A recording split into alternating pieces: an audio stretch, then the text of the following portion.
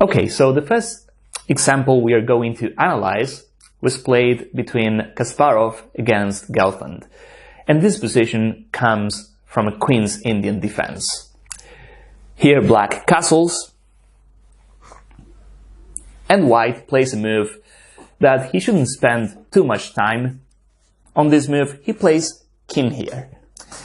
And this move is important for white, because as you can see, the bishop is on this diagonal, and by placing the king on a safer square, white is increasing his possibilities of getting an advantage. Another thing we see in this position is that white has more space. The only issue white has is that position of his king.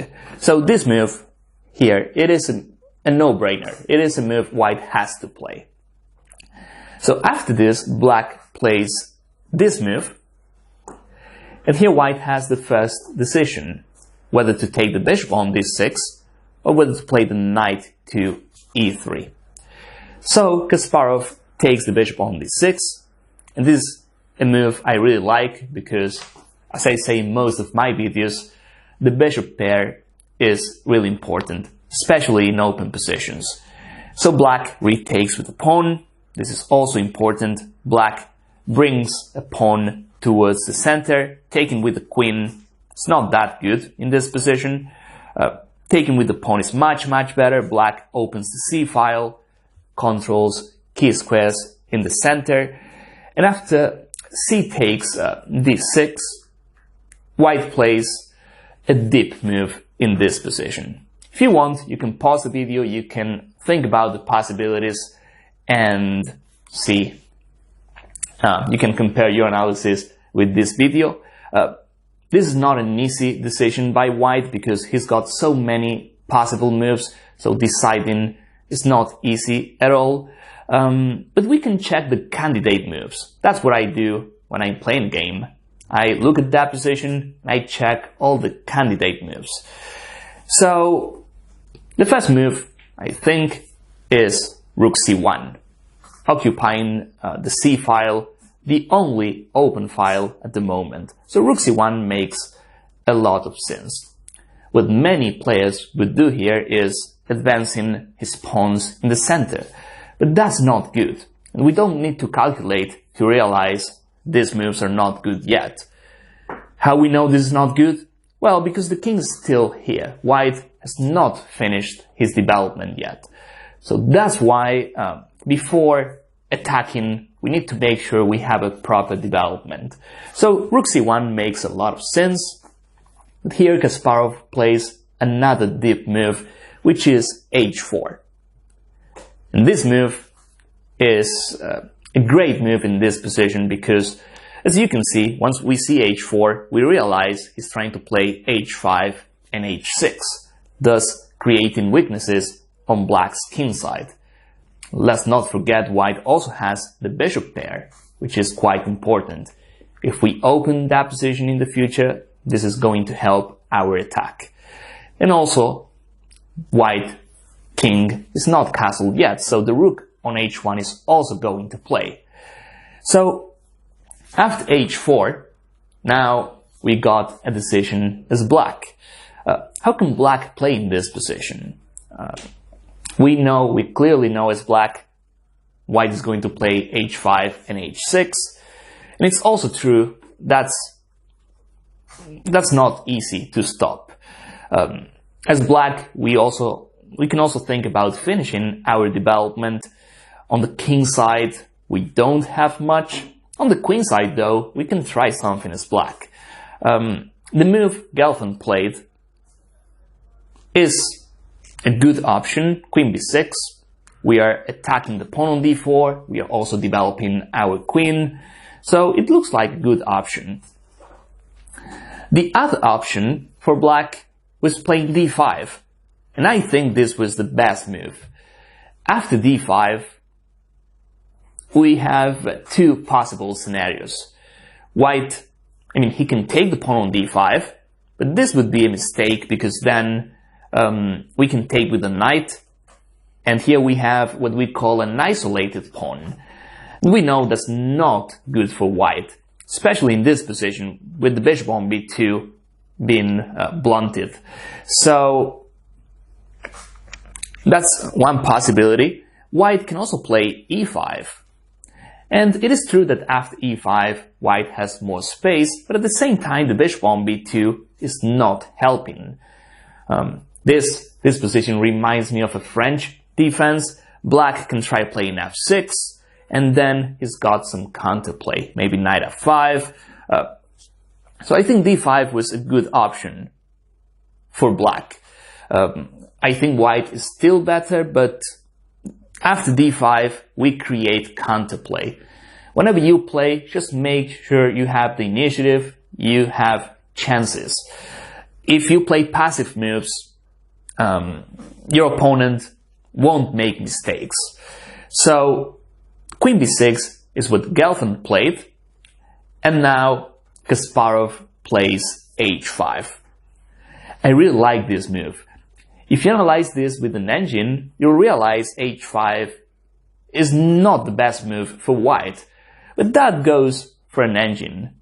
We are talking about humans, no matter how strong they are, and in practical chess, moves like h5 are quite strong. Because white is going to have a strong attack even if black takes the pawn on d4. If black takes on d4, that position is going to be open, the bishop on b2 is going to be powerful, and in practice this is much easier to play as white.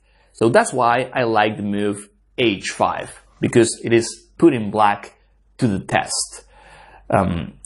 White, of course, can play other moves, maybe knight f3. He can try protecting the pawn on d4, but again, h5 is much better from a practical point of view.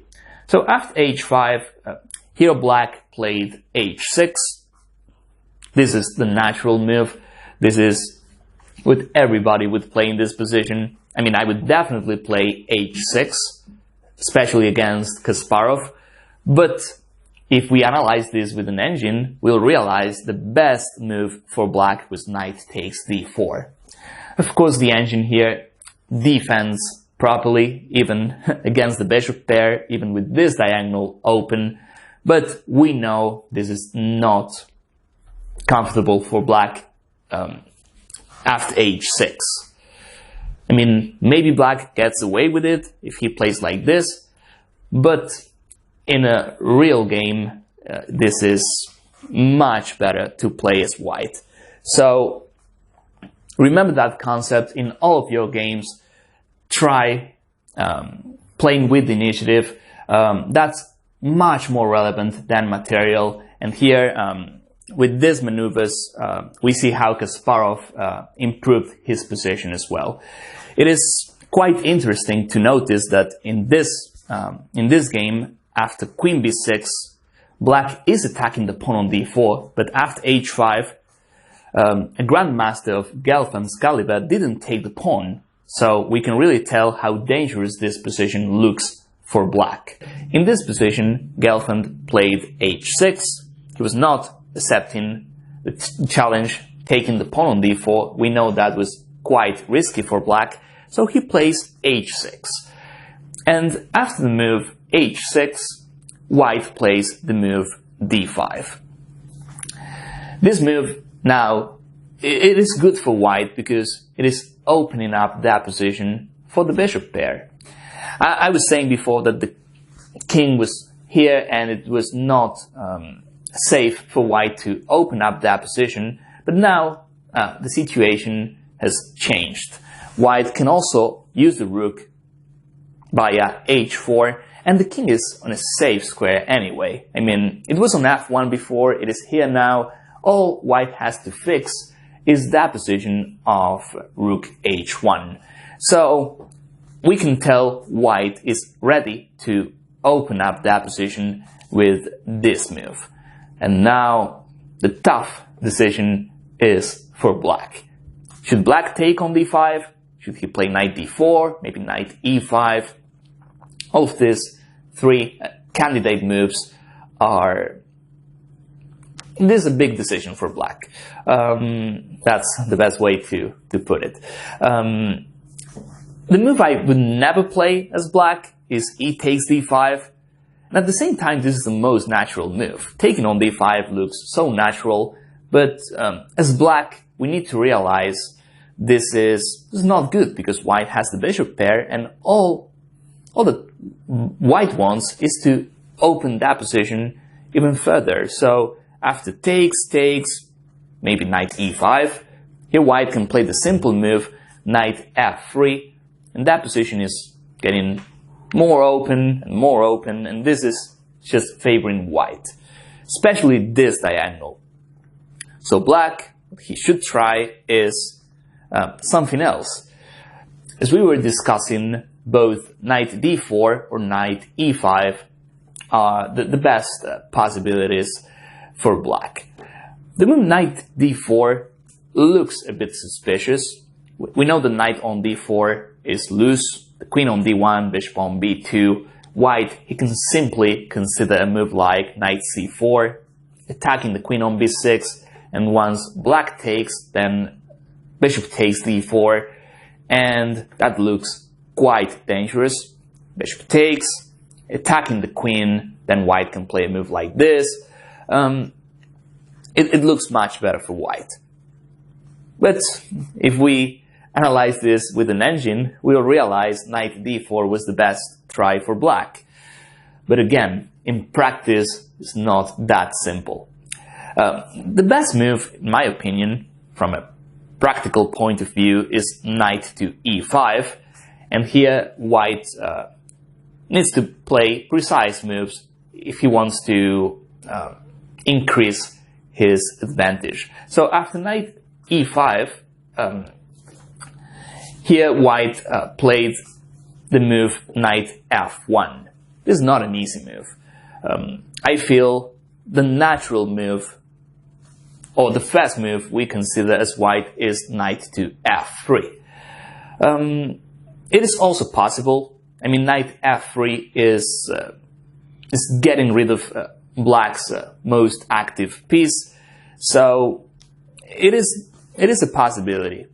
Why knight f1 is better? Well, because we are not really interested in trading too much as white. White has more space, it's got the bishop pair, and this knight on e5, we can try playing f4 in the future, and black is lacking space. So that's why knight f1 is a better move. Before we continue with the main game, have to add another variation after knight d4. We saw knight c4, which is good for white, but there's another variation I wanted to analyze, which is the simple knight f3. I saw some interesting scenarios after this move, knight f3. Black here has to take. Bishop takes f3 looks quite good. We also create more space for our king. And after bishop takes f3, black plays the move e5. This makes a lot of sense because black is trying to close that position to stop white's bishops. And now after e5, we have another key moment. If you want, you can pause the video, try finding the best continuation for white. We're not looking for tactics, we are looking for a positional line for white, a plan. And here white plays this move. I really like it. If that position is closed, white has room to maneuver on the king side, and black has to play this move just to stop this pawn advance, and another deep move by white, bishop to c1. These maneuvers, I mean, we learned this by analyzing all of these games played by great players. And once you see games like this, you get used to moves like bishop c1. This is a great move. The bishop on b2 is useless. So after bishop c1, we relocate the bishop to e3, and possibly bishop f3 goes to e2. So all of a sudden, white is not attacking on the king side is closed, but white is gonna dominate on the queen side. Maybe something like queen d2, king here, the rook goes to c1, and again, the bishop pair is what's going to decide this game. So this variation is quite interesting. Let's just set up the other position. Okay, so in this position, after the move knight e5, white plays knight to f1, and here black plays the move b4. I have to say, I really like how black is trying to create counterplay in this game. After b4, he's trying to play knight d3. He's also activating the bishop on a6, which was a bit passive. So here I think it is quite instructive to see how Kasparov improved his position. He plays the move bishop d4. After bishop d4, black played the move queen a5. This is another great example of how we need to be aware of all the possibilities. Here after bishop d4, if I'm not paying attention, I would only consider queen moves, because of course my queen is under attack. However, there were other possibilities like bishop e2. Remember this, you have to always consider in-between moves. Bishop e2 is not good in this position, but we definitely have to think about it. Here white can simply ignore this by playing queen d2. Maybe if bishop takes b6, black can take the queen on d1, and then we play an endgame. But again, what the concept here is, we have to pay attention to all the possibilities so we don't miss them. I mean, bishop e2 is not good here, but it could be in other positions. So after bishop d4, Gelfand plays the move queen a5. Now white plays the move knight to e3. It is also interesting to notice that even if black plays the move knight d3, the knight is not doing much there. It looks like a great outpost for the knight, but it's not doing much on d3. So black plays the move rook a c8. I also like this move, occupying the c-file. And another great move by Kasparov, rook to h4.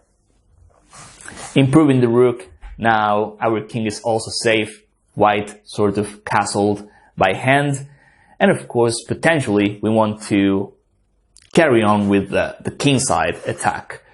So black played the move rook c7, trying to double up on the c-file, but as you can see all the key entry points like c4, c3 and c2, those squares are under control, so doubling up on the c-file does not pose a threat to white. And after rook c7, white played the simple queen d2, and here we'll finish our analysis. After queen d2, white simply has a clear advantage. a3 is now on the table. We can also think about moves like this, but most important, black has no counterplay. It is key to see how Kasparov improved his position since he played the move king here, and since then all he's done is improving his pieces to its maximum value.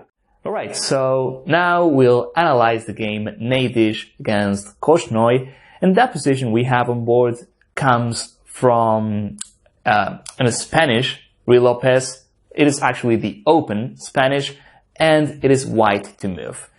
In this position, Nadish played the move knight to b3, which is one of the main theoretical moves in this position. The other possibility for white is to play the move knight f1. And theory aside, I really like the move knight f1 because we know knight f3 is usually the best defender of the king side, but having two knights is even better. I can just play knight here, I can deal with this bishop by playing h3. If I have the knight here, I'm also guarding this square, so the move knight f1, it is a move white usually plays when it comes to the Ruy Lopez. And maybe even knight e3 is a possibility as well. So white played the move knight b3, and black here plays the move knight to e6. I think that's the best move for black. Taking on b3 would just help white. We take with the pawn on a2, white opens the a file. As you can see, this is simply helping white. So knight e6 is much better. Here we see something, a good positional concept. The knight on e6 is the best piece to blockade the pawn on e5. The pawn on e5 is not a passed pawn yet, but it could be in the future. So the knight on e6 is not only stopping the pawn, it is also controlling key squares like f4 and d4. If white ends up with a pawn on d4, this knight on e6 is targeting the base of e5. So after knight e6, white played knight b d4, and now black simply takes. White ends up with a pawn on d4, and this is the key position of this game. There are no tactics yet, but positional decisions are also important. They are as relevant as the tactical ones. So after c takes d4, black played a move which is not obvious. I think the obvious move here is bishop takes knight. This is the first move we consider as black. Because after bishop takes f3, if white takes with the queen, then the pawn on d4 is hanging. But the problem of this move is that white simply takes with the pawn. And here you might think white's kingside is weak, but this is not the case. Once we take with the pawn as white, we got these two powerful bishops. These two bishops are putting an eye on the king side. This pawn is going to help. If I play f4, I can play something like bishop e3. King here, the rook goes to the g file, and this is much better for white. Never underestimate the power of the bishop pair. So we're not going to take on f3 as black. That's not required in this position. The pin is powerful, so we'll leave it that way. The move black played is this, and this is some good prophylaxis as well. Blocking the bishop on c2, and then in the future we might have bishop takes f3. There's no need to play it right now. So this is a necessary move for black, just to stop white's counterplay on the king side.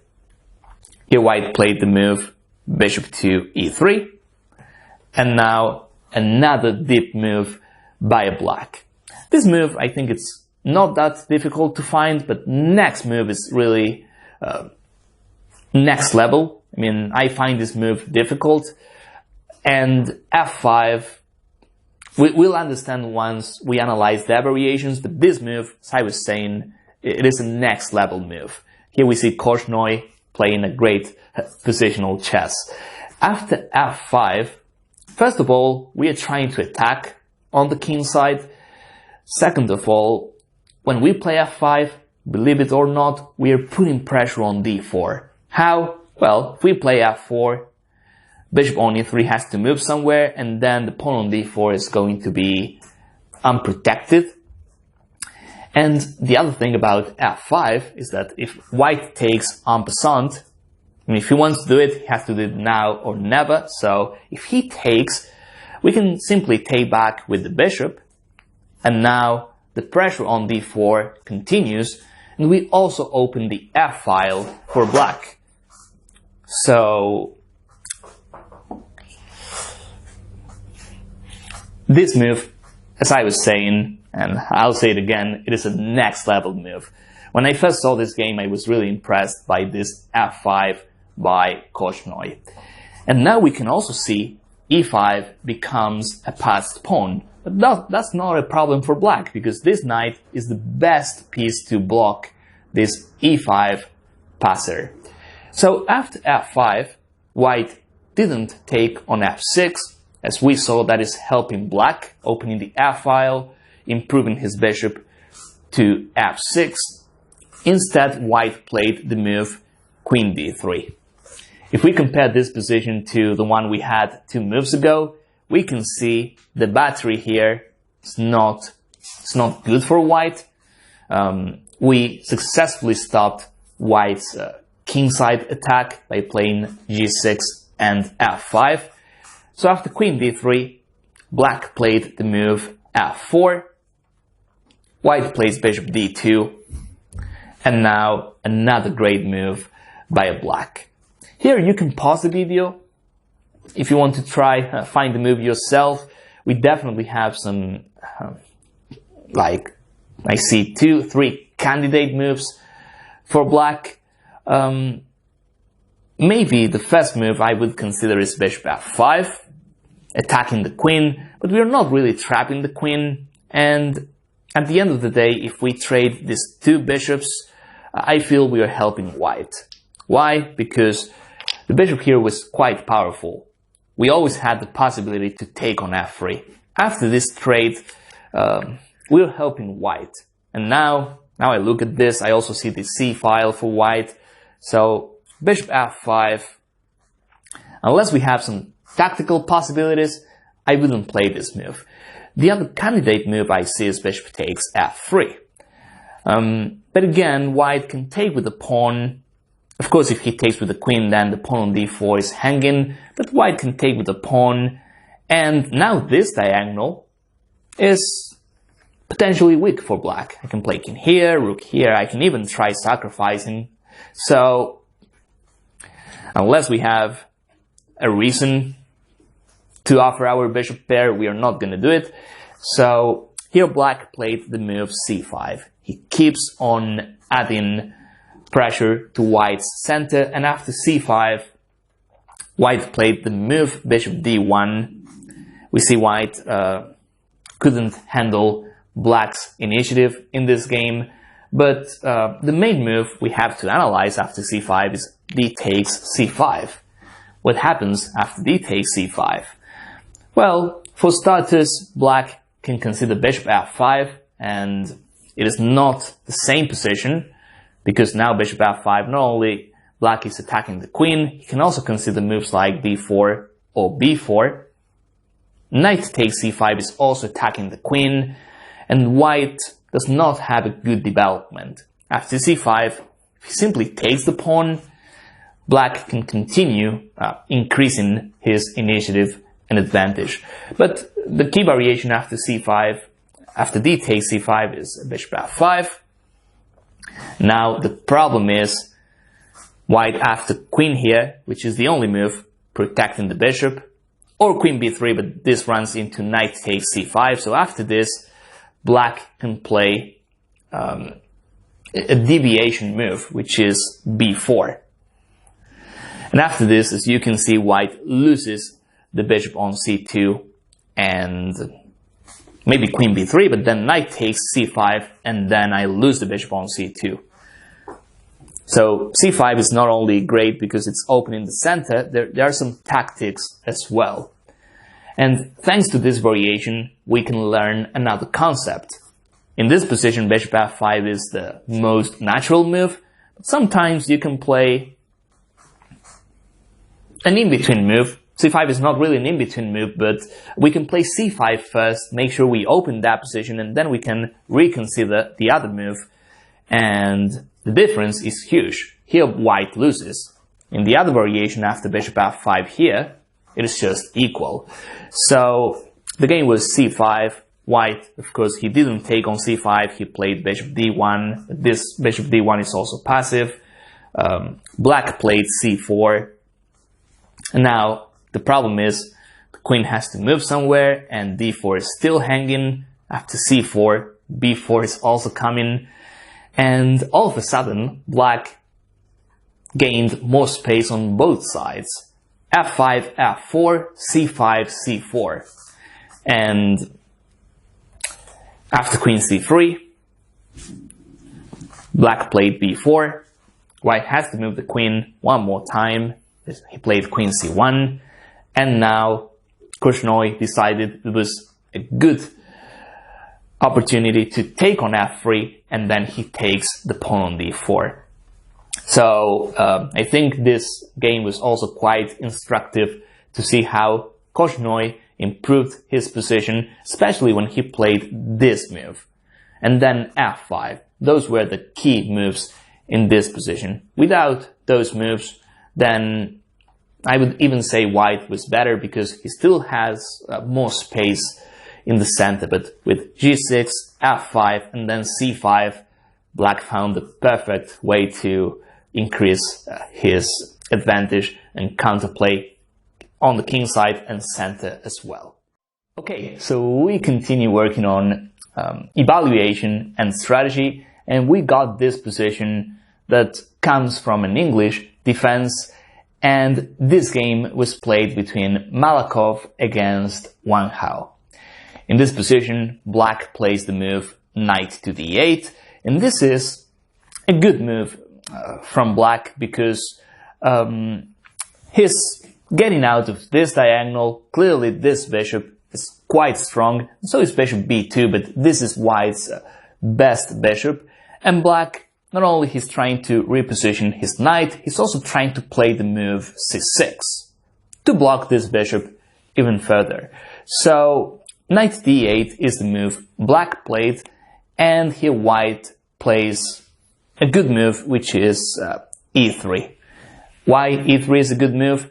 Well, because it keeps white's position flexible. Here, the main advantage, as I said, is white's bishop pair, and in order to increase the advantage, white needs to open that position.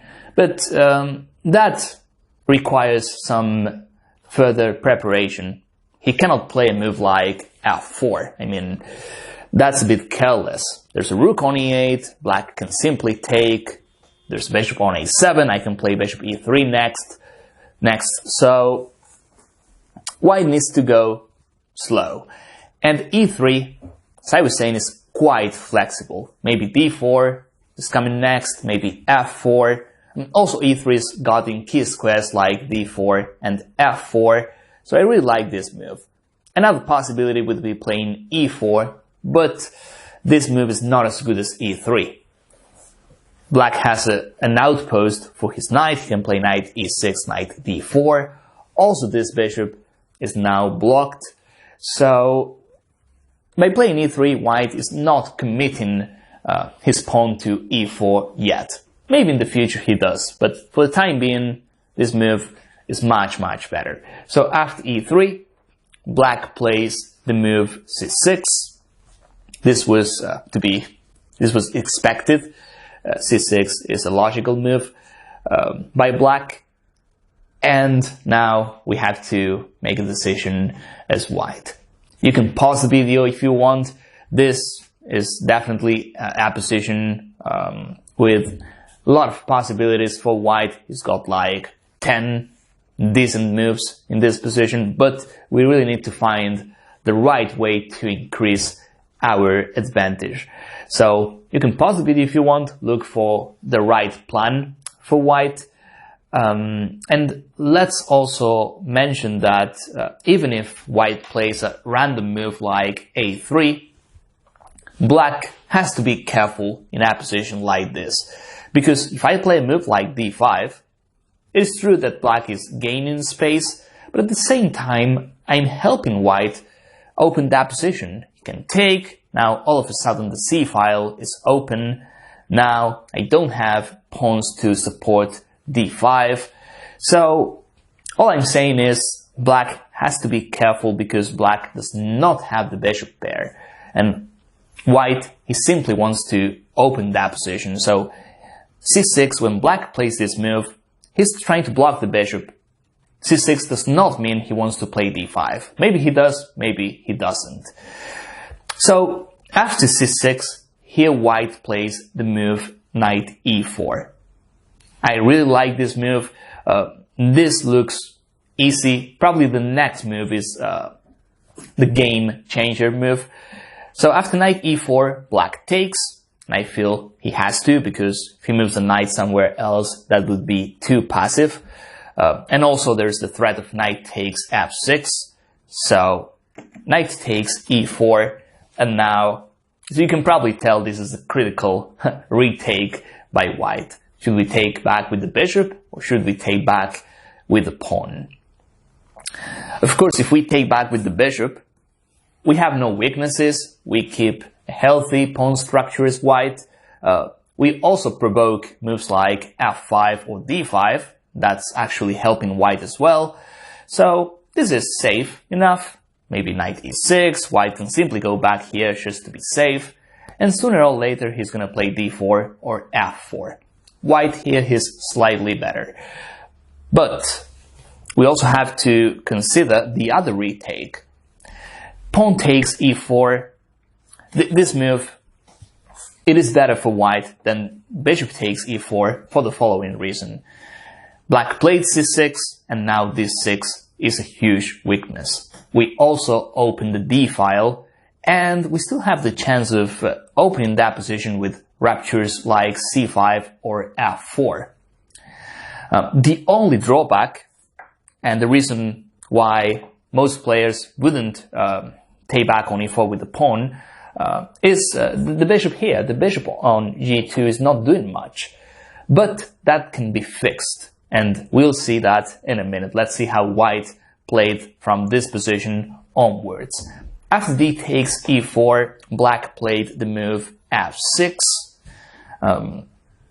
It doesn't look like a good move, but he has to play the move knight f7 to guard d6.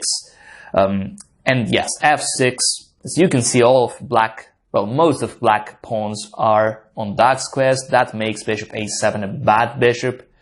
If I had the bishop on e6, f7, then this is a great bishop because I have a lot of space to maneuver, but right now my bishop on a7 is not good. And he plays f6 because he has to play knight f7 in order to protect d6. So rook f d1, simple, knight f7, and now another great move by white h4. The good thing about h4 is that not only it prepares bishop h3, it also stops this move by black. We basically stop black's counterplay on the king side, and then we have the perfect setup for white with both bishops being active, a clear weakness for black on d6, and the pawn on e4 is also helping. There's no d5, we got f5 under control. e3, as we played before, is also great because there are no outposts for black pieces. So after h4, we'll see a couple of more moves. Queen e7, white played queen e2, another move I like. We are entering the king side via h5. So rook to d8. We see that material is equal, but difference is made by white's pieces. White's pieces are way more active. Bishop h3. White, little by little, he improves his position, and now another dubious move by a black, g6. The problem of this move is that white will have, it is gonna be easier for white to open the king side now. It is also true that if black does not play this move, then white can simply play bishop here, then queen g6 maybe. Black is clearly missing the light square's bishop, and that's why white is taking full advantage of it. So I said this move is dubious, but in practice I think black has to play it. White played h5, and now there's no way to support this pawn. Once black moves this pawn, then f5 is going to be a chronic weakness. So black played this, white took the pawn, and well, the game is longer than this, but we can tell white is close to winning this. Even if black takes the pawn on e4, doesn't make any difference. We can play this. And the good thing about this game is that white does not have to go crazy in order to win here. We can just play a simple move like this, and rook h1, black is full of weaknesses. If we play natural moves, we'll just win because he has no counterplay, and the only counterplay he has, if he touches any pawn, is gonna make things easier for us. So this game, I mean, I was surprised, captivated when I first saw this game, because we start from a natural equal position, but all of a sudden, after the move knight e4, especially after retaking the d pawn, white was clearly better. So definitely a good positional example from Malakhov. Okay, so we continue working on evaluation and strategy, and that position we have is from the game Karpov against Saijun, and this comes from an English defense. So here it is white's go, and he castles. And now black played h6. And this move, it looks okay. I mean, black is controlling this square, he's preparing to castle kingside. It looks like a good prophylaxis move. However, h6 is a mistake. Black, he needs to castle as soon as possible. And that's a basic opening concept. And here Karpov shows why h6 was a bad move. After h6, here white plays the great move bishop to c5. So after bishop c5, black can't castle. If he wants to do so, he has to play moves like knight to e7, even bishop f8. But we know these moves are not good for black, because even if white takes on f8 and black takes like this, his kingside is full of weaknesses, and he's missing his powerful bishop on g7. So after bishop c5, black plays the move bishop to e6. He's developing a piece, but I'm concerned as black, even if I play queen d7 and queenside castle, I would be concerned about white doing a pawn storm on the queen side. So bishop e6, here white plays rook c1, which is a natural move. This is also a natural move in the English opening, or also the dragon Sicilian. Here white is playing a dragon with an extra tempo. So rook c1, black plays queen d7, and here Karpov plays the move b4. I really like what white's doing here, b4, a4, gaining more and more space on the queen side. And most important, black still has the king here, so the real issue for black is to find a way to castle kingside. After b4, I would never castle queenside, because white's pawns are just too close. I mean, a4, a5, b5. There's a rook on c1. This is what I call a next race, so it's definitely not good for black. Here black plays the move rook to d8. The idea of rook d8 is to play at some point the move knight c8, but without the rook on a8. Maybe knight c8, knight e7. Here we get black's plan. He's trying to castle kingside, but he's gonna lose like 1, 2, 3 moves to get there. And the thing is, if he plays knight c8 right now, the rook on a8 is gonna be passive. That's why he plays rook d8 first. Rook d8, Karpov plays the move a4, gaining more and more space on the queen side. Especially now, because black's king is still in the center, that gives us the right to attack as white. So a4, black plays the move knight c8, white plays b5, and now knight 6, e7. Okay, so in this position, white can still attack, but he needs to finish his development first. That is a concept I learned from analyzing a lot of Kasparov, his games, where he always makes sure he brings all of his pieces into the game before attacking. And this is the same. Queen c2. This time it's Karpov doing this, not Kasparov, but they're both great players doing applying the same concepts. Queen c2, preparing rook fd1, and then all of white's pieces are prepared for the attack. So queen c2, black castles, white, well, here white could have played rook fd1. That's the move I would play without thinking much. However, white has a better move in this position. And you can pause the video if you want to, and try finding the best continuation for white.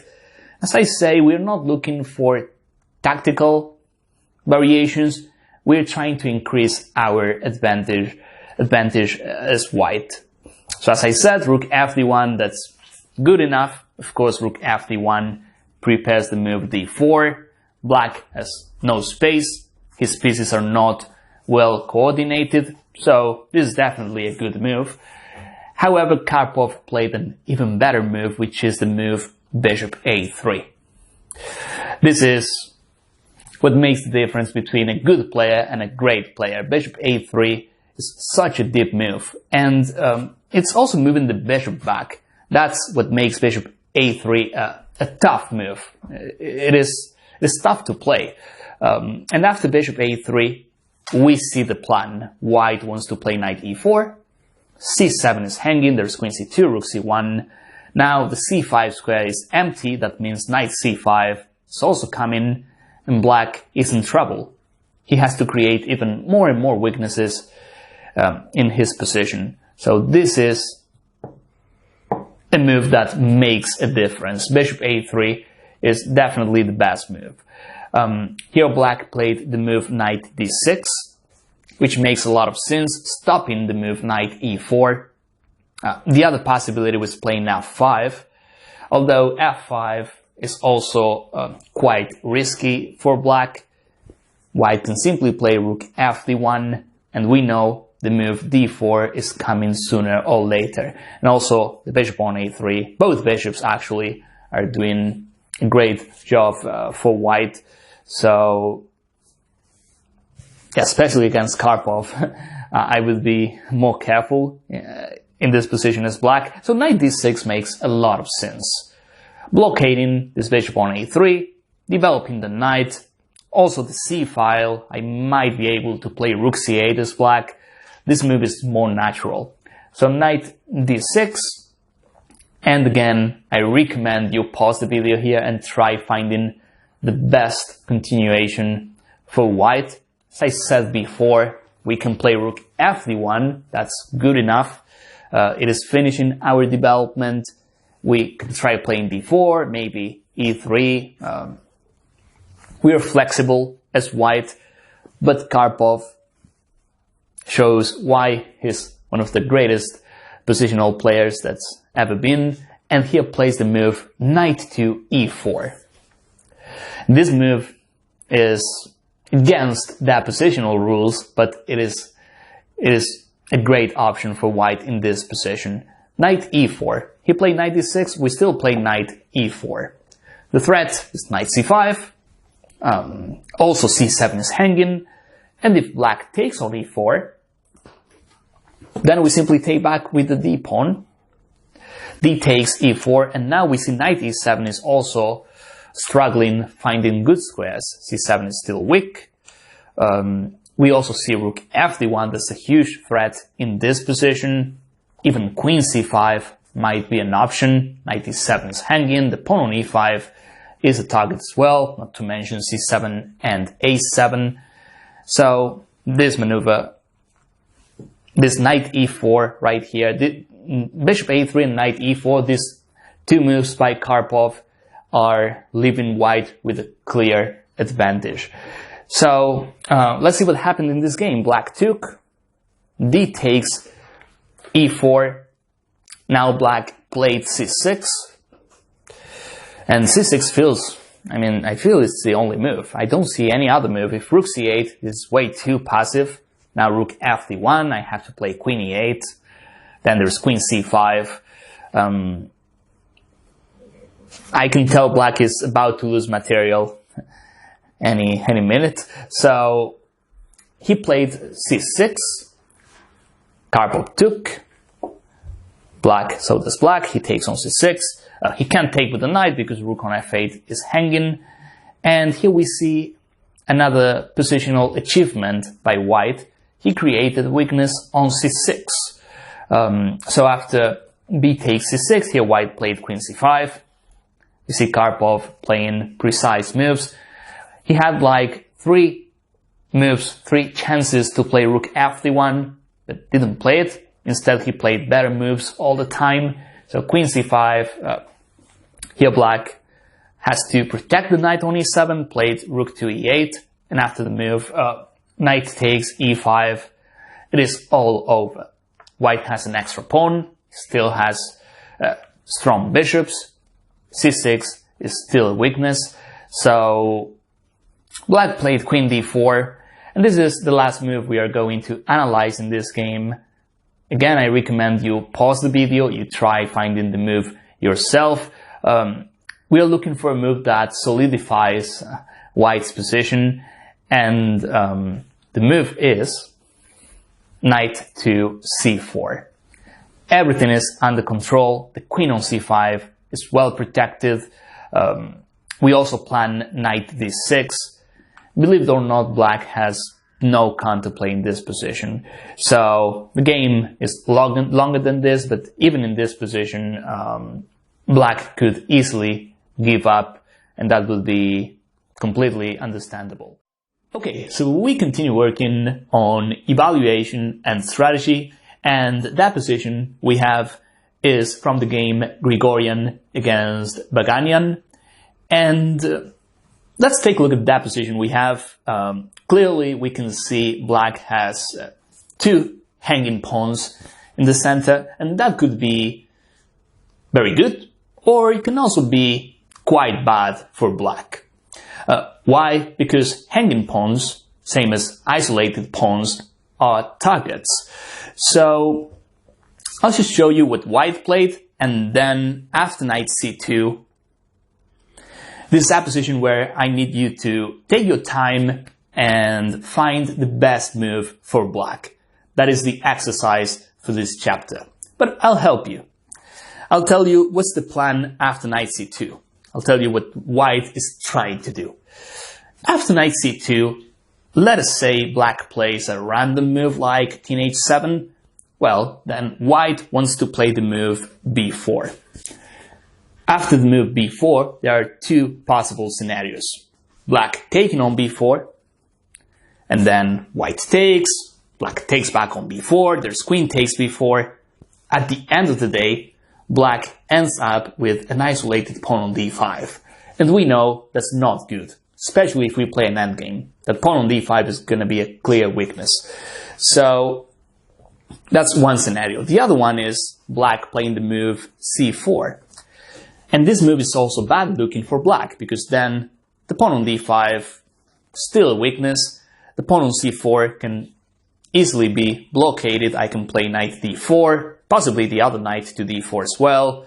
And the other thing is white just created an extra pawn on the queen side. I have an extra pawn if I play a4, b5, what we call an outside pawn. But what really matters here after c4 is the fact white can easily blockade these 2 pawns, especially the d4 square becomes an outpost for any of white's knights.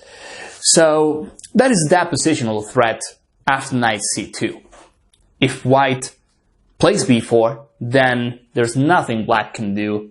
He's gonna have weaknesses. Whether he takes, whether he plays c4, or if he plays anything else, white is gonna take on c5, and again, d4 is an outpost for white, and the d5 pawn is isolated. So that was white's threat when he played the move knight c2. I can also tell you that after knight c2, black cannot play the move queen takes b2. Because then we play rook a b1, he moves the queen, and then the bishop on b7 is hanging. So in this position, after knight c2, take your time and find the best continuation for black. The idea is to play against this b4 move by white. So you can pause a bit if you want to. I'll just make a little pause and then I'll just tell black's move.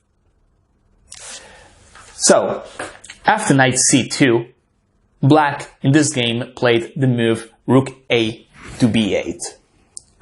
And this is not a direct way of stopping b4, but placing the rook on the b file is going to help. Black is using activity to stop white's b4, and also to make use of his hanging pawns in the center. So rook a b8, here white didn't play b4, now we'll see why. Instead he played the move rook to b1, but if he played b4, then he's in trouble, because black can simply take. Now knight takes b4, black can simply take, queen takes b4, and now the move bishop a6 is simply winning material for black. The pawn on e2 is hanging, so is the queen on b4, and once I move the queen, then there's rook b2, and of course black is doing great here. He's going to be up a pawn, to say the least. So this line, if we go back to this position, where black plays the deep move rook a b8, white can't play b4. He has to play the move rook a b1. But the problem after rook a b1 is black can take the lead with the move d4. See, in this game, black uses activity to defend and to stop white's idea of playing b4. So what's the problem if white plays b4? Well, the problem is there's knight d5 and then knight c3. And all of a sudden white is in trouble. b4 is not playable, he cannot even play e3 because the knight on f3 is hanging. So, in a nutshell, we can say white is lacking space, he's running out of ideas, knight d5 is coming, black has a strong attack on the king side, and all of this is thanks to this move rook a b8. Without this move, there was no way to stop b4, and if b4 happens, we know white is much better. So let's see this again.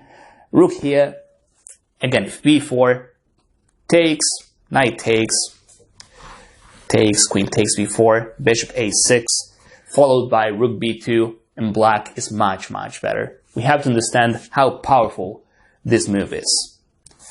And the other variation, as we saw, after rook b1, d4, knight d5, knight c3, if b4 happens, this is also much better for black.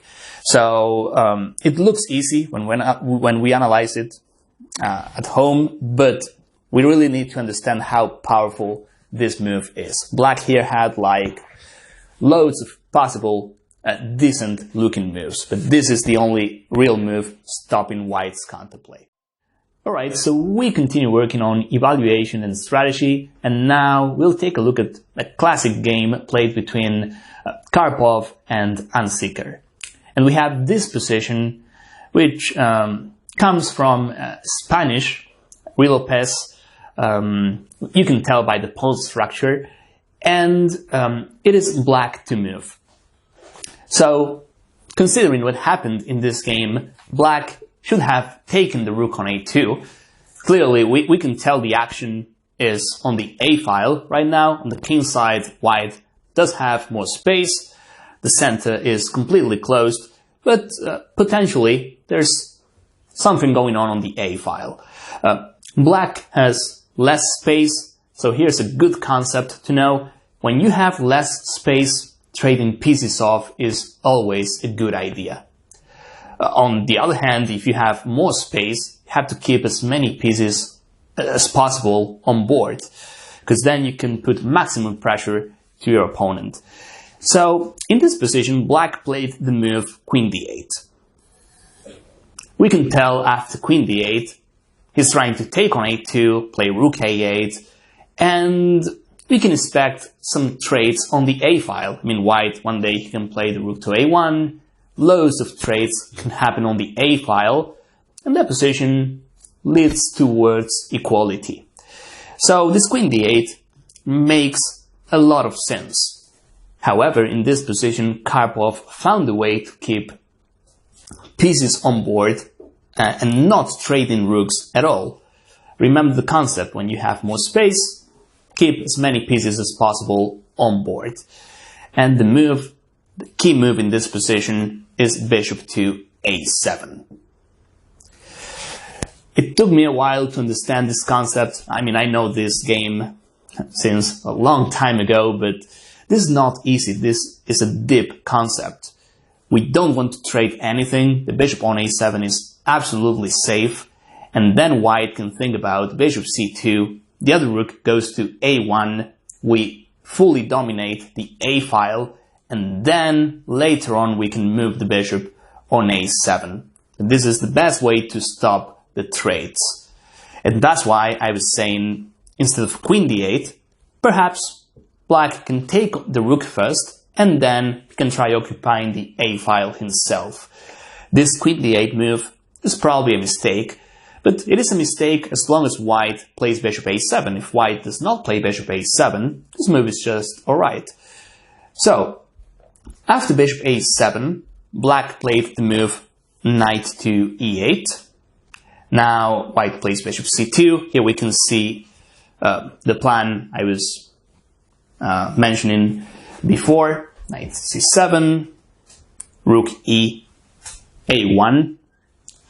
It's all about dominating on the a file. Queen e7. Black here, he can't do much. He cannot even play f5. But even if he could, it would be too risky for him because he's got no pieces on the king side. So here the best strategy for black is to sit and wait. So he plays queen e7. Now Karpov plays the move bishop b1. This is one of those games where the best we can do is see how white improves his position. There's not much to analyze. Bishop e8. Again, black is simply waiting. Knight to e2. I like all these maneuvers Karpov is playing. We might even play a move like this, and then the knight comes back to g3. So black plays the move knight d8. This is the best example I found when we talk about space and not trading pieces off. Look at this. Black has most of his pieces on the first and second rank. There's no space to maneuver. I cannot move my knights, I cannot move my bishops. That's why white has to keep pieces on board. Now Karpov played knight h2,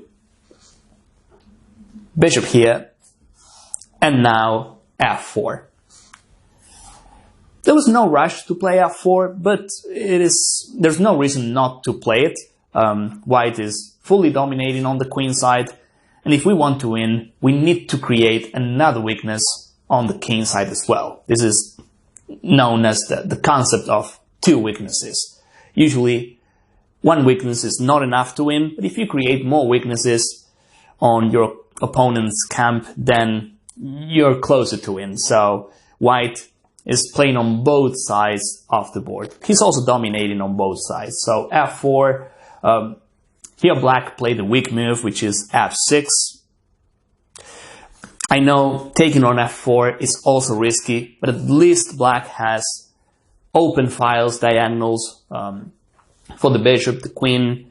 I feel taking on f4 was better, but f6 is just too passive. It's not going to work. We are not offering white any chance of making a mistake.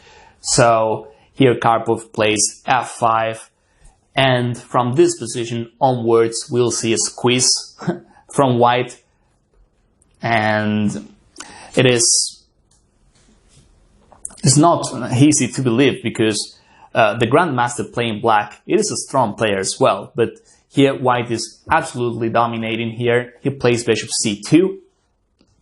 Step by step, white is improving his position. Now he's planning bishop d1, knight here, and then we got h5 and g4 under control.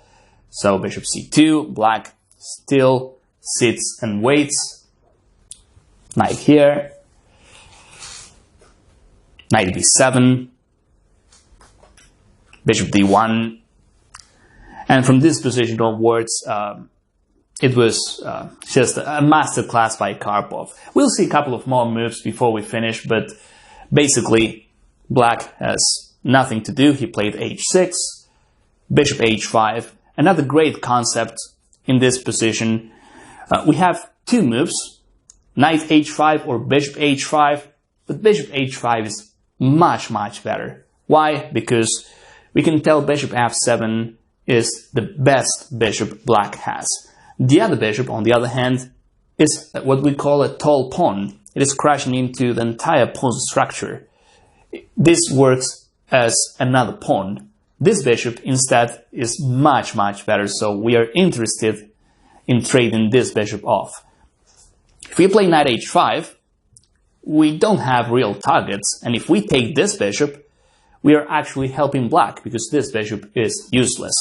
So bishop h5 is what Karpov played, black played queen e8, white played queen d1, and in this position white is absolutely dominating. You can check the rest of the game, you'll see it on the PGN files, but the key position when white played bishop a7 and how he improved all his pieces, that's what I was really trying to show you in this video. So I hope you found this useful. I hope you could learn something. I want to see you guys in my next chapters.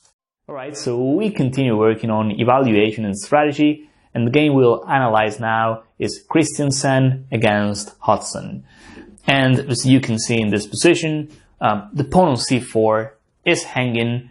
We got a structure that could happen in a French defense, some Sicilians as well. 3 against 2 on the queen side, an extra pawn for white, and an extra pawn for black in the center. For some reason, this reminds me a bit of the hedgehog setup as well. So, white in this game played the move b3. He has to protect the pawn. There was no other way to protect c4. I mean, knight a3. It's passive, and it's also running into bishop takes a3. So, white played the move b3.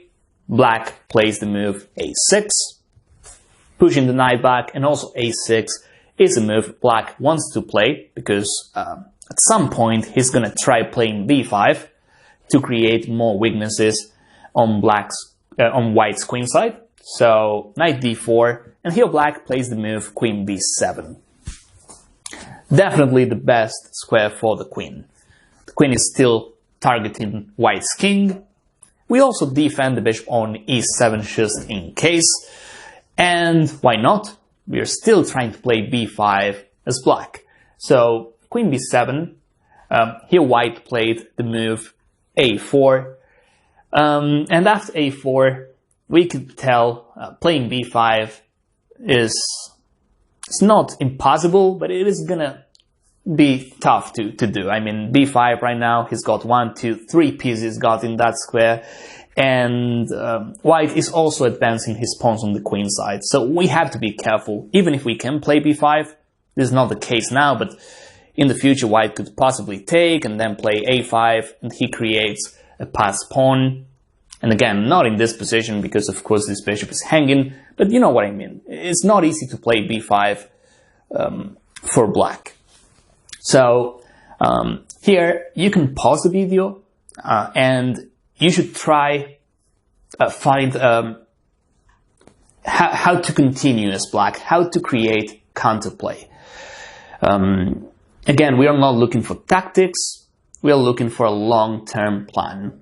And then now we will continue analyzing this game. I think black found the right moves in this position, but it's not obvious at all. After a4, black plays the move bishop to f8.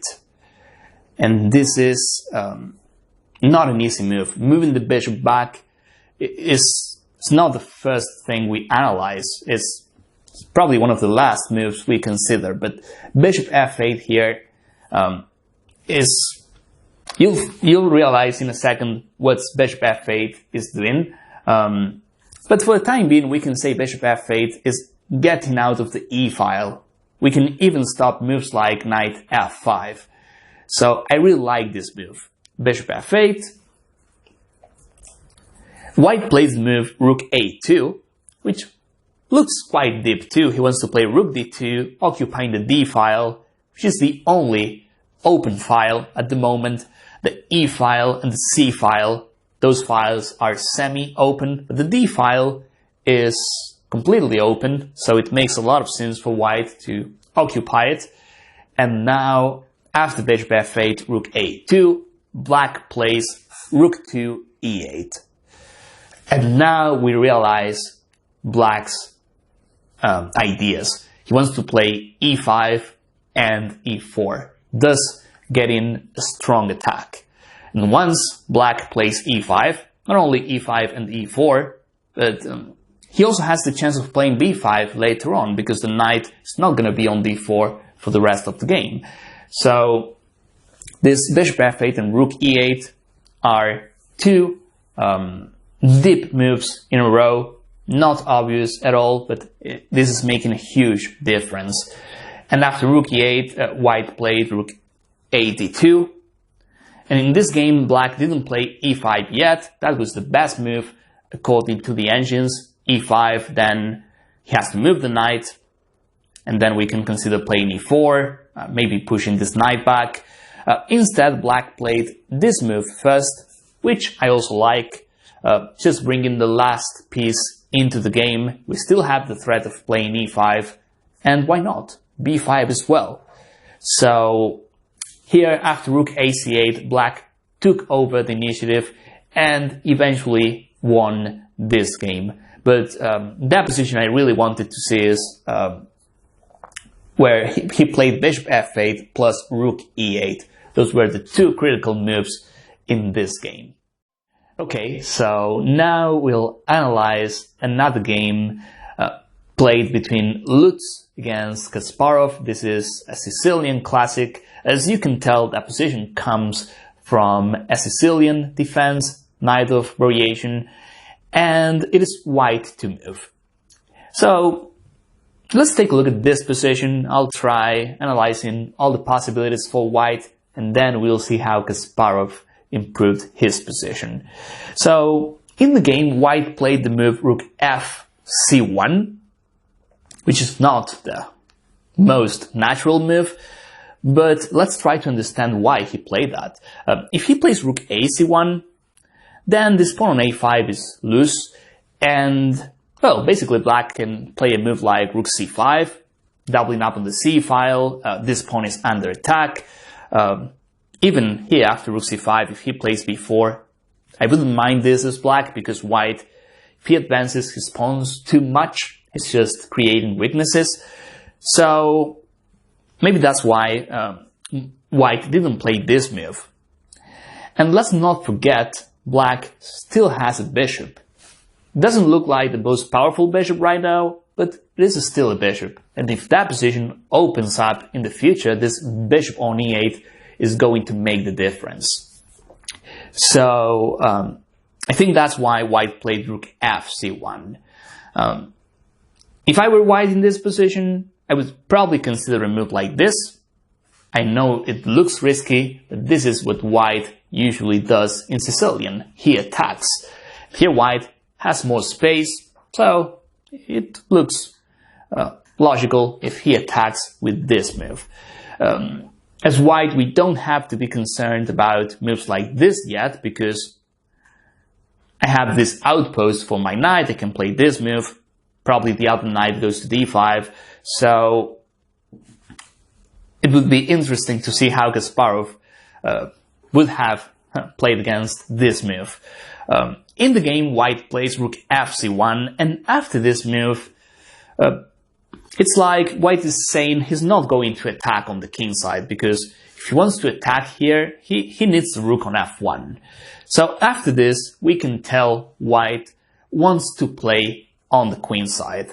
So after rook fc1, here black finds a good way to improve his position. So of course you can pause the video, try finding it yourself.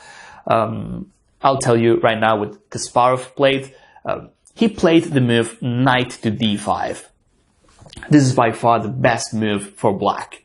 Why? Because, as we said before, he's got a bishop, and if we play an endgame, that bishop eventually is going to be a stronger piece for black, better than these two knights. So, in other words, the endgame is good for black, so trading queens off is a good idea. And also, black does not have too many options here. e5 runs into knight f5. That's too passive for black. This would be a mistake, playing d5 in this position, because then we just play e5 as white. Now I realize this is losing a piece for black. This knight does not have squares to go to because the queen is hanging, but tactics aside, d5 is also a bad move, because then bishop e8 has nowhere to go to. We're basically closing potential diagonals. So d5 is not a move for black. This is much better. And now after knight d5, white has to trade queens off. If he doesn't, then he's losing the initiative. And also, there's no kingside attack for him. If he plays a move like this or this, he can possibly take. Also, knight b4 looks quite interesting for black. And black is taking over the initiative. So, after the move knight d5, Lutz decides to take. Black takes on e7. And all of a sudden we have this pre-endgame where this bishop is going to be an important factor. As we'll see right now, after knight takes e7, white plays this move. I like this move. The king is a value piece when it comes to endgames. Possibly king here, king e3. And black finds the right way to improve his pieces by playing e5. Previously, this move was a bad idea. Right now, that position is queenless, no queens on board, and black tries opening that position as much as he can for bishop e8. It's also worth pointing out that white knights, they don't have good outposts, so he plays knight to e2, and now f5. So in 2-3 moves, black took over the initiative, and now we can tell this bishop is quite powerful, controlling both sides of the board, and we haven't even moved our bishop. So we can tell Kasparov here, he was not only calculating, he was also using concepts. He traded queens off, then he played e5, f5, opening that position at the right time, and now white is in trouble. The engine says king f2, but that's not an obvious move. With all this action in the center, it's not easy to play a move like this.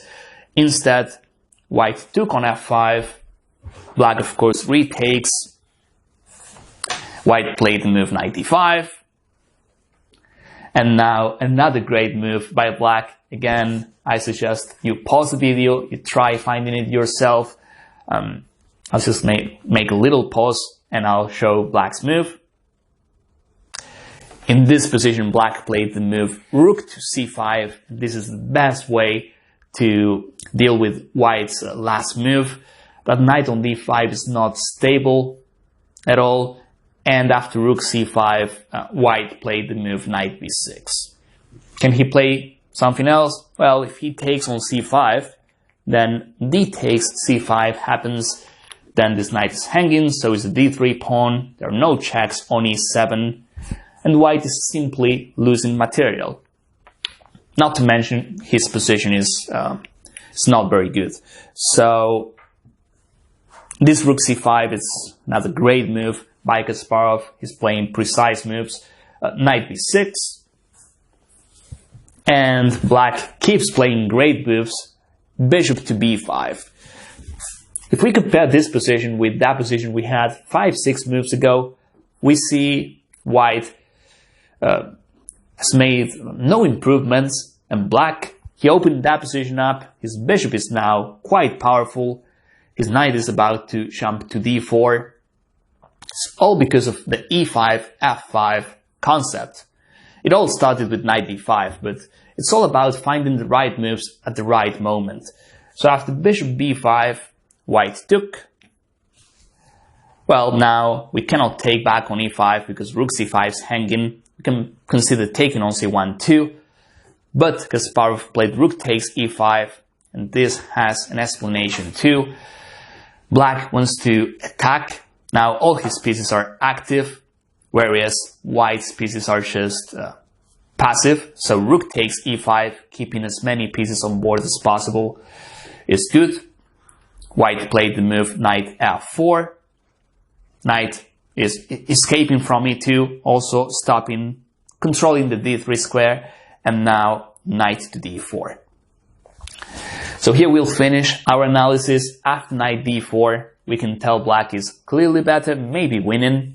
Knight b3 is happening. This knight is not stable. This move is coming too. Then there's knight e2 check. In this position, we understand that a bishop is always potentially better if that position gets open.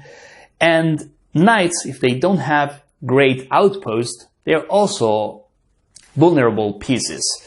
So after knight d4, the game goes on, but as I was saying, white is already in trouble.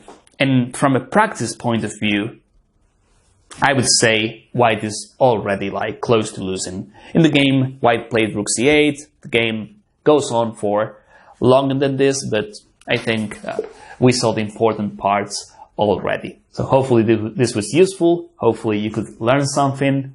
I'll see you guys in my next chapters.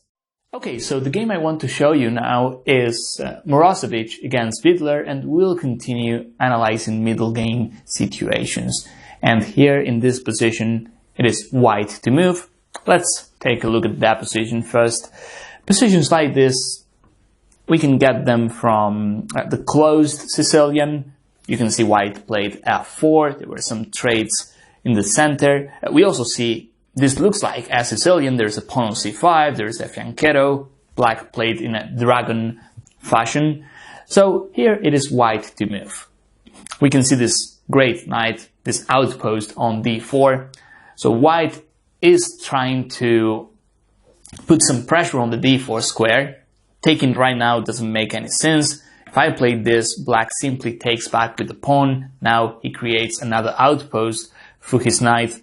Not to mention he wins the bishop pair. Another possibility would be knight takes. But again, black can simply take back with the pawn and he gains space. This knight has nowhere to go to. I had to move the bishop, wasting the tempo. So white, he wants to put pressure on d4, but in order to do so, he needs to first get rid of the c5 pawn. So the move he plays is white dip, rook to b1. I really like playing these rook moves, especially when we get out of these diagonals. So rook b1 is quite good because I also prepare the move b4. You can tell that black can play a move like b6 to protect c5, but that's not easy because there's a bishop there and this rook is also hanging. So that's why after rook b1, Morozevich played rook b1 and Fiedler played the move rook to b8. Both players are like using the same strategy, getting out of bishop's diagonals, and here white played the move b4. I really like how white's playing so far. As we were saying, putting pressure on c5. So here black took the knight on f3.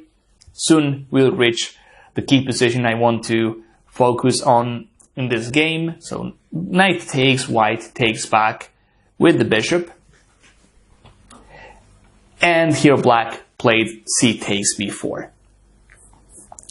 It looks like the only move, because if black plays b6, then white simply wins the pawn after b takes c5. So c takes b4, and now white has to make a decision between rook takes b4 or bishop takes a7. So that would be the first exercise. I know we are analyzing this from the black's point of view, but still, even if you look at this from the black's point of view, you can analyze what's going on with bishop takes a7 and rook takes b4. That's the first exercise. Decide which move is better and why, and then you continue watching the video. I'll do the 5 seconds pause, and then I'll continue talking. Okay, so in this position, Morozevich played the move rook takes b4. I really like it. Bishop takes a7. It's good looking at first glance, but the problem is black simply plays rook to a8. Rook a8 is not the problem. The problem would be black's next move, which is queen to a5, and all of a sudden he's activating his position too much, and he can even play queen takes a2 next. So with this variation, we can just delete bishop takes a7 and just play the move rook takes b4. Not to mention that now we're still attacking the pawn on a7. So here black played the move b6. So if you take a look at this position, you would think white has a better pawn structure because of his center. We can also see his bishops are quite active. Most of white pieces are more active than black's, but we also see black with a solid foundation and basically no weaknesses. If I had to choose between both pawn structures, I would definitely pick black because, as you can see, his pawns are better. White, on the other hand, well, this pawn is not isolated, but it is a potential weakness in the endgame. d3 is definitely backwards right now, and if he plays d4, then we have what we call hanging pawns. So this pawn on f4 as well, it's like white's pawns are just too advanced, and that's not good. Especially if black has no weaknesses, especially if black plays an endgame. All of these pawns, advancing pawns too much, that means there will be weaknesses in the outcoming endgame. So after b6, white does play d4, and here black played the move knight to f6. Another move I would consider here, and I think it's better, is bishop b7. Not because the engine says this move, just because we keep on trading pieces off as black. My dream position after bishop b7 would be something like this. Just get the queen out, the rook to c8, possibly a move like e6, just to stop white from advancing even further. And also this bishop is not as good as bishop g7. Clearly we can see this bishop is crashing into the pawn chain. Bishop f3 was white's best bishop. So why not bishop b7? We keep on trading pieces off, and that's what black wants to do. So black played the move knight f6. Morozevich plays the move knight c3. Not a good move. This knight on a4 is not doing anything, so by playing knight c3, white improves this knight. And here we have the second exercise of this video. How can black play here? Take your time. We're not looking for tactics yet. We're looking for a positional long-term plan. As I always say, imagine this is a real game. You need to find your continuation as black. Take your time, then you compare your analysis with this video. I'll make the 5 seconds pause, and then I'll continue talking.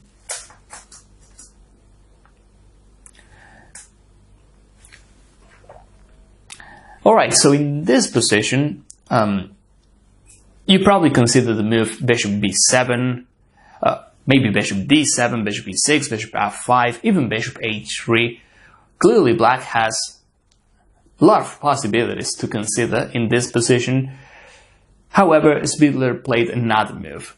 But first let's see those bishop moves.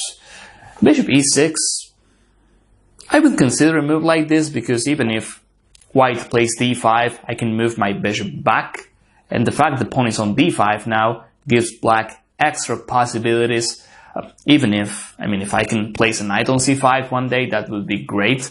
And this pawn on c4 is also backwards. So bishop e6 is worth considering. So is bishop f5. I don't see any issue with that move. Bishop h3 is a good way of developing a piece and attacking something at the same time. So definitely with this move, black wins a tempo. Bishop b7, the move black could have played before, he can still do it with bishop b7. But the move Spiedler plays is even better. These are the moves we usually don't consider, but after analyzing games like this, hopefully we can pay attention to moves like h5. This is a great move. Think about it, white's kingside is not... It is okay, but this could be better. And now, not only we can think about bishop h3 and all of those moves we saw before, black can also consider a move like this. So, worst case scenario, we can also play something like h4. If he takes, we don't care, because his kingside is going to be weak.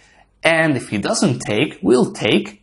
And then, again, his kingside could be better. So, h5, great move. And it's incredible to see that after h5, the assessment goes from equal to much, much better for black. Clearly, there's no way to stop this move. And if white plays something like this, well, he's starting to play passive moves. So that's why this h5 is a game changer for black. So okay, here Morozevich plays the move d5. Now, black plays this move, attacking the bishop, attacking the knight on c3. Now, white has to play bishop d4. Bishop d2 is way too passive. I can even consider bishop d4 check. So, white plays bishop d4 himself. And now, another great move by black. This is the last exercise of this chapter. Take your time, in 5 seconds I'll continue talking. So in this position, we shouldn't take the bishop on d4, this is not good enough. After queen takes d4, now our king doesn't look great. And the fact we don't have defenders on the king side could easily give white the chance to play something like bishop e4 and f5, or even knight here and knight g5. So, it's kind of an only move, but at the same time a great move for black e5. We defend in an active way, and the key is after pawn takes e6 en passant, he takes on d4, and black just wins a piece. So by playing e5, white has to take. We play knight takes e5. Again, we are trying to get the bishop pair. White plays this move. Apparently bishop here was better, but this is not great looking, especially when black has moves like bishop h3. So white played this move. Black plays bishop here, developing a piece, attacking the queen. Queen d2 is what white plays, and now the simple move rook c8. All of a sudden black is much, much better, and we can also see these two pawns, they advance too much, and probably because of this center white has, weak center, that's the reason why black got the advantage in this game.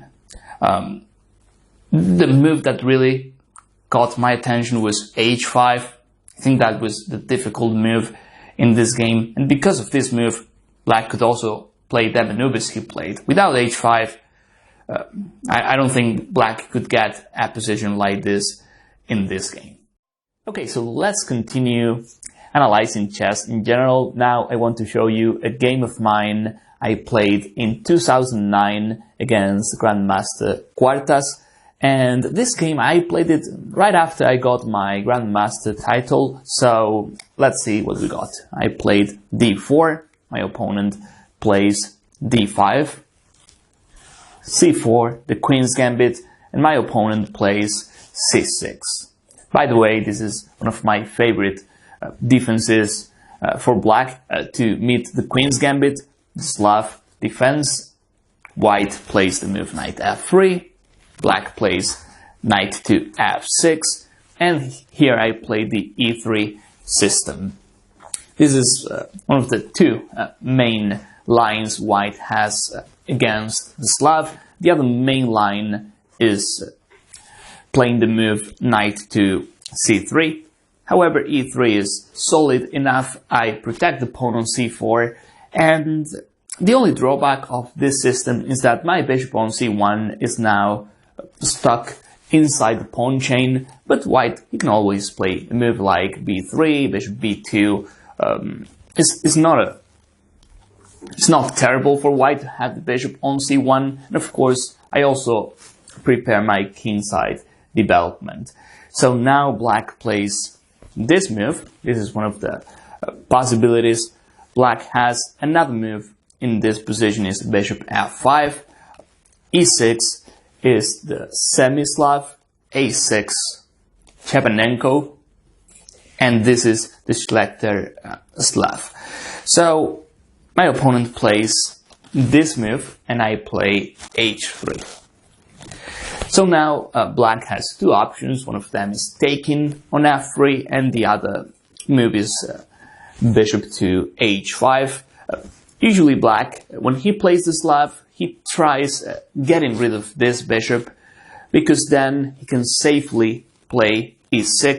As you can see, if this bishop was on c8, it would be a bad bishop. However, this bishop is gone, so black places most of his pawns on light squares, thus making bishop f8 a great bishop.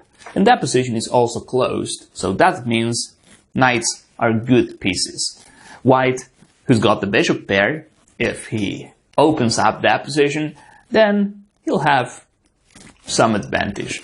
So let's see, before we move on with this game, instead of bishop takes f3, this is another possibility for black, and against this line I like playing aggressive with white and fight for the bishop pair. I mean, try getting the bishop pair with a maneuver like this, and black, he has to let his bishop go. If he plays a move like bishop e4, I can always play moves like f3 or even knight here, e6, knight e5. This is the main position in this line. White plays aggressive chess and he gets the bishop pair. So coming back to this position, after bishop takes f3, queen takes f3, e6. Here I play the move bishop d3, knight bd7. Black has quite a solid position. It is, in lines like this against the Slav, it is tough to get an advantage for white, so usually the advantages white gets are micro advantages.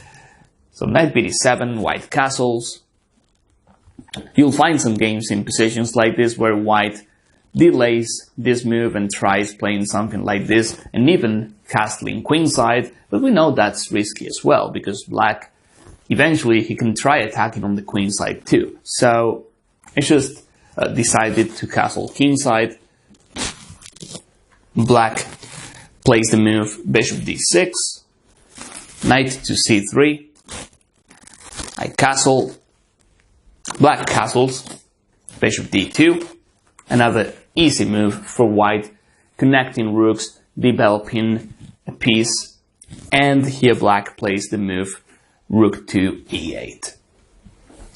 So as we can see, both sides are getting their pieces out. And now after rook e8, I played this move, queen to d1. This is not an easy move. And actually, I played this move because I knew it beforehand. Otherwise, I would probably play something else.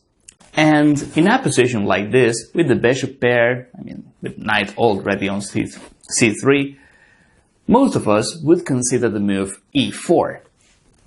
But this move is a mistake. especially after the move rook e8. Let's see why. And this is also like the concept we've been discussing in this course of attacking without having a proper development. White has some development, but he still has some pieces which are not doing much. And e4 here, as we were saying, it is a mistake. Black, well, he can take on c4, he can even trade some pieces off, and he's close to equality. But after e4, Black has an even better move, which is e5. And as we'll see, our queen on f3 is not doing well there. In fact, it is a target. And now we understand why I played queen d1 in this game. Because the queen has nothing to do on f3. So after e4, e5, let's see some variations. If white takes on e5, well, this move is begging to be played. Knight takes e5, attacking the queen, attacking the bishop, queen e2. Now, I can take on d3 for starters, and then take on e4. That wins a pawn for black. Even d4 looks great. And now bishop on d3 is a tall pawn. So this doesn't look good for white. Taking on e5 is just too passive too. Allowing knight takes e5 is not a good idea. What else can white play after e4, e5? Maybe this, but then I can play this move first, and then knight to e5. At the end of the day, I'll take the bishop on d3, the other pawn on e4. The problem for white after playing e4 is that the d4 square becomes a potential outpost for black pieces. So c takes d5 is not good. Maybe e takes d5, trying to open diagonals for my bishops, but then e takes d4, and again, this is suspicious to say the least. If knight e4, well, if knight e5, then there's an in-between move, knight takes f6, but I can take first, and after bishop takes, I can play knight to e5, and again, this queen on f3 is not stable. And worst case scenario, I can play c5 as black next, and I can tell my knight is much better than white's bishops. This looks scary for white. So that's why this e4, white is playing e4 too soon, without any preparation. So that is the reason why I played the move queen to d1. And we'll see how this move pays off. Queen d1, black here, he has to play a move like queen e7, a6. I actually had positions like this as black, and I had no issues equalizing as black, but you have to play it slow. a6, queen e7, perhaps rook c8. Black has a lot of useful moves in this position. It is true, as I was saying, that white has a bishop pair, but it is a closed position. If there's an advantage, it is a micro advantage for white. It is what it is. We are playing black, we are trying to equalize in the opening. And white just played a great move, which is queen d1. He might play queen c2, bring his rooks to c1, d1. It is a game. My opponent here after queen d1 makes a mistake, which is playing e5 anyway. Last move we said e5 was powerful, but that was because white played e4. Now, I just played queen d1. I'm not touching my pawn structure, I'm not committing my pawn structure, so e5 here is a mistake. Why? Because black is attacking without a proper development, and he also doesn't have the bishop pair, so by playing e5, he's actually helping white. So, in a move, everything can change. The assessment of that position, the structure changes. So now e5, we'll see, is it's not good. Now I take on d5 first. If I take on e5, well, then this is better for black. Knight takes, and then he's likely to win a pawn. So after e5, I took on d5. He takes as well, and now I played queen b3.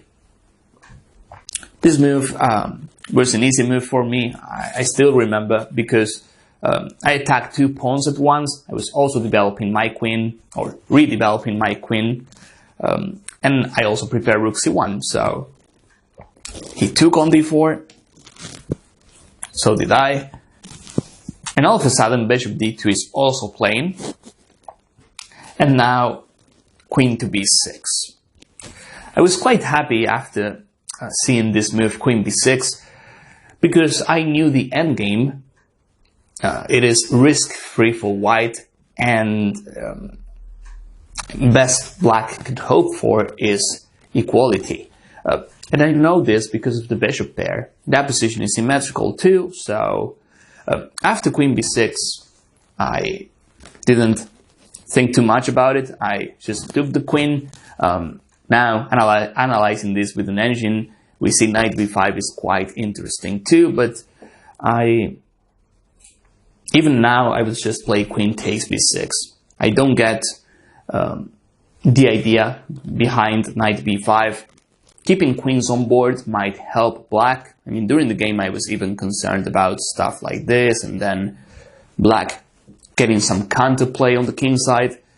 So, as I always say, we have to be practical. If we trade queens off, we'll play an endgame where white is the only one with real chances. Another thing I've noticed here is that my bishop on d3 is great because it controls 2 possible entries on the second rank. I can play rook c8, my rook is on e8, but that bishop on d3 is stopping both moves. So queen takes b6, knight takes b6, and I think this is the key moment in this game. If we don't think too much, we would play just a shallow move, a quiet move as white, but here is where we need to play precise. I don't want to give too much clues about this position, but take your time and find the best continuation for white, the best decision. Okay, so in this position, I'm not gonna lie, I thought about moves like rook e1, playing this, even b3, I thought about this just to stop knight c4, but then I realized then b4, a3 are potential weaknesses. Rook c1, as you can see, there are loads of quiet moves, safe moves for white. But this is, as I like saying, a now or never move. Knight b5. We have to attack this bishop, and this is a great opportunity to do so, because if he plays something like this, or bishop f8, then we have a fork on c7, that's winning the game on the spot. If he plays bishop b8, well, then his pieces are, as you can see, boxed on the queen side, and we can still improve our position as white. So we have to play this before he plays a move like a6. Despite having this queenless position, we can still attack. Not to mention that if he plays a move like this, I would take this bishop without even thinking, and then these 2 bishops against 2 knights, this is close to a decisive advantage for white. I'm not scared to say so, because I know these 2 knights are easy to control. I can play moves like this. Knights, they don't have good outposts, and my bishops are just going to kill it. We need to understand that the difference between bishops and knights in endgames, especially in open positions. So, of course, my opponent tried something else. He played the move knight c8. I'm thinking about it, I could have taken the bishop on d6 and played that endgame we were discussing, but I thought rook ac1 was even better, because not only I can take the bishop next, I can also play knight c7 if I really want to get his bishop. I'm trying to play rook takes c8, and win material. That's why I played rook ac1. It is a natural move, and it is also a threat. So my opponent played rook d8, and now another position where I want you to take your time and find the best continuation for white. I think decisions like this are tough because white has a lot of great looking moves and most of them are good. So that's why this decision is difficult. Okay, so in this position, I remember I thought for a while, of course I was considering knight takes d6 all the time. That's a safe and stable advantage for white. Knight c7, I also thought about this move, but then he can play something like rook b8, knight, I might have to go back to b5. So probably the other move we can consider is rook e1. It's always useful to bring another piece into the game, but I decided to play this move. It was a dilemma for me because I knew taking the bishop on d6 was very good, but at the same time I realized this bishop is not doing much. My knight, on the other hand, is quite good. So it was tough not to take that bishop on d6. By playing this, I'm also creating new threats, and black plays the move bishop to e7.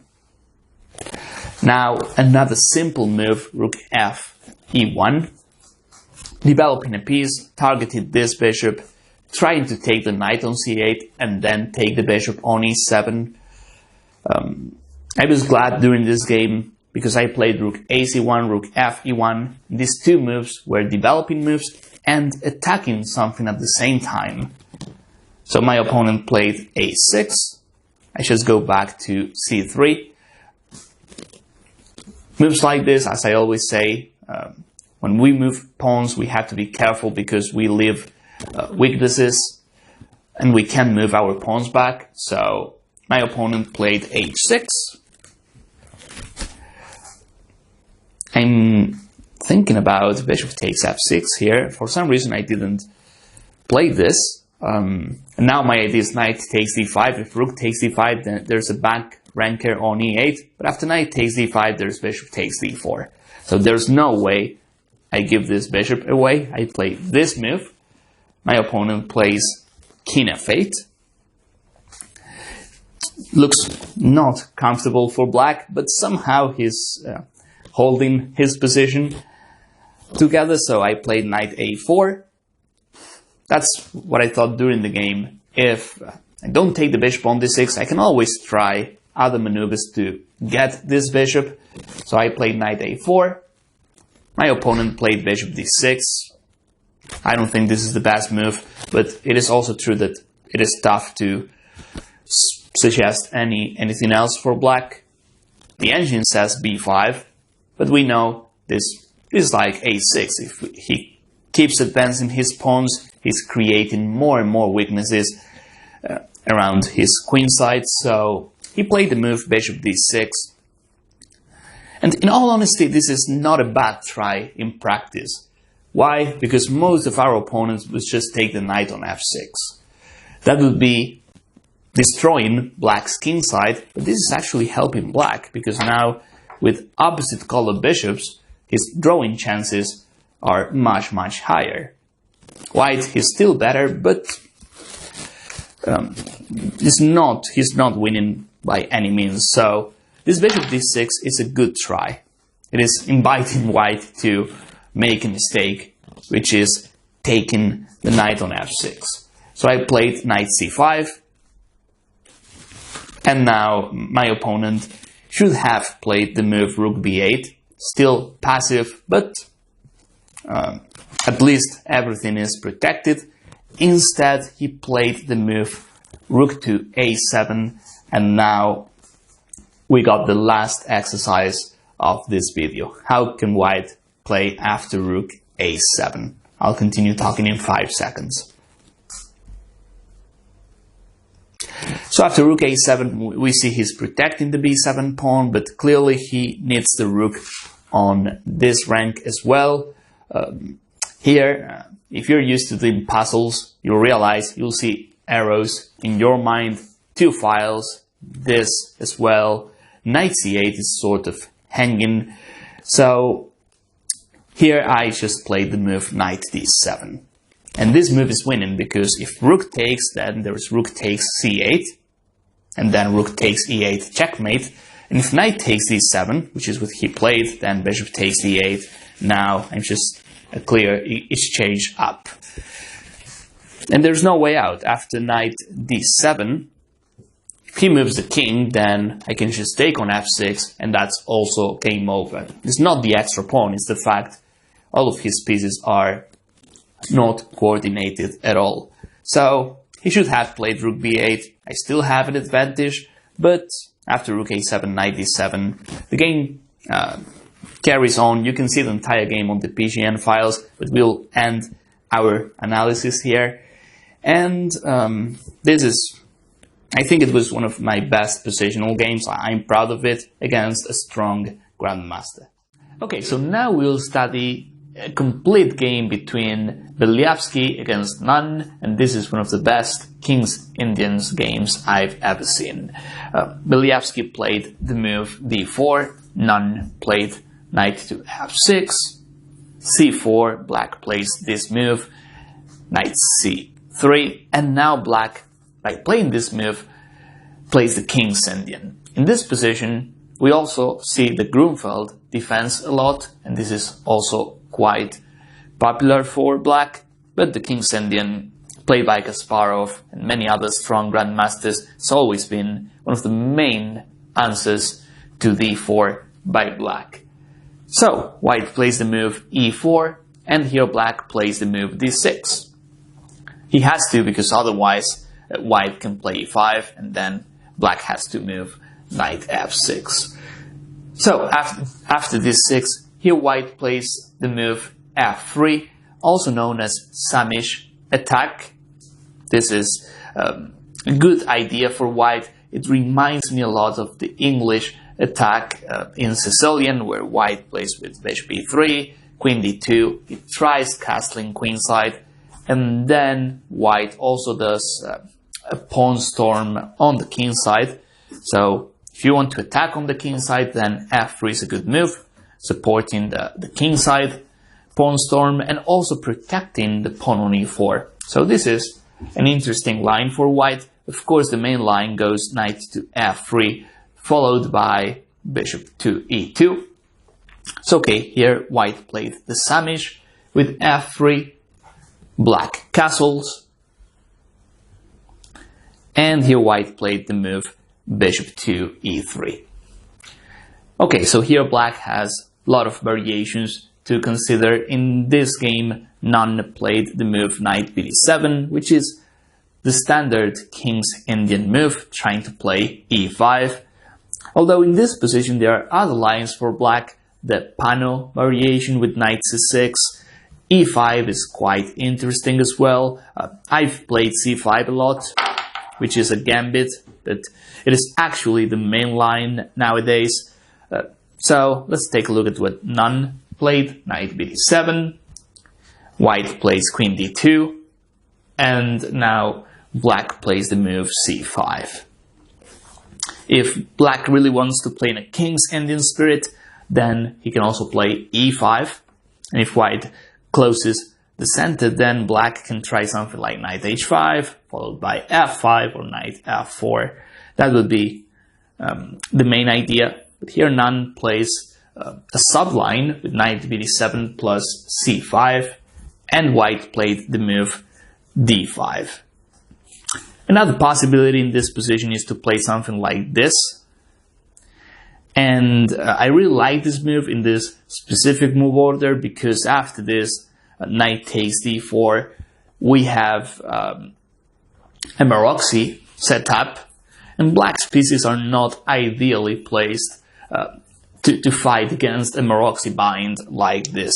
So, knight e2, I think it is the best move order against this line black played, but we are not gonna focus on the opening too much. I really want to see the middle game of this game, so d5, here none played the move knight e5. I really like it because now it's not easy for white to play a move like knight e2, that the pawn on c4 is hanging. And it's also true that if white plays a move like f4, then this looks quite good for black. Getting the bishop paired, the pawn on e4 is also hanging in a lot of variations. So after knight e5, here white plays the move h3.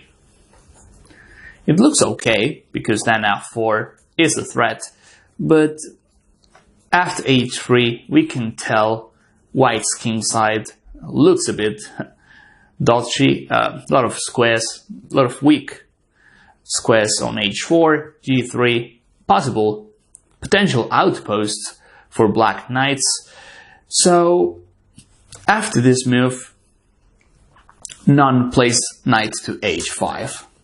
I really like what black's doing in this game because we are inviting white to advance his pawns as much as he can. And we know the rule. Pawns, they can't go backwards, and each pawn white moves, the more weaknesses he's going to have. So h3, as we were saying, not the best move for white. Knight h5 is really good, and here white played bishop to f2.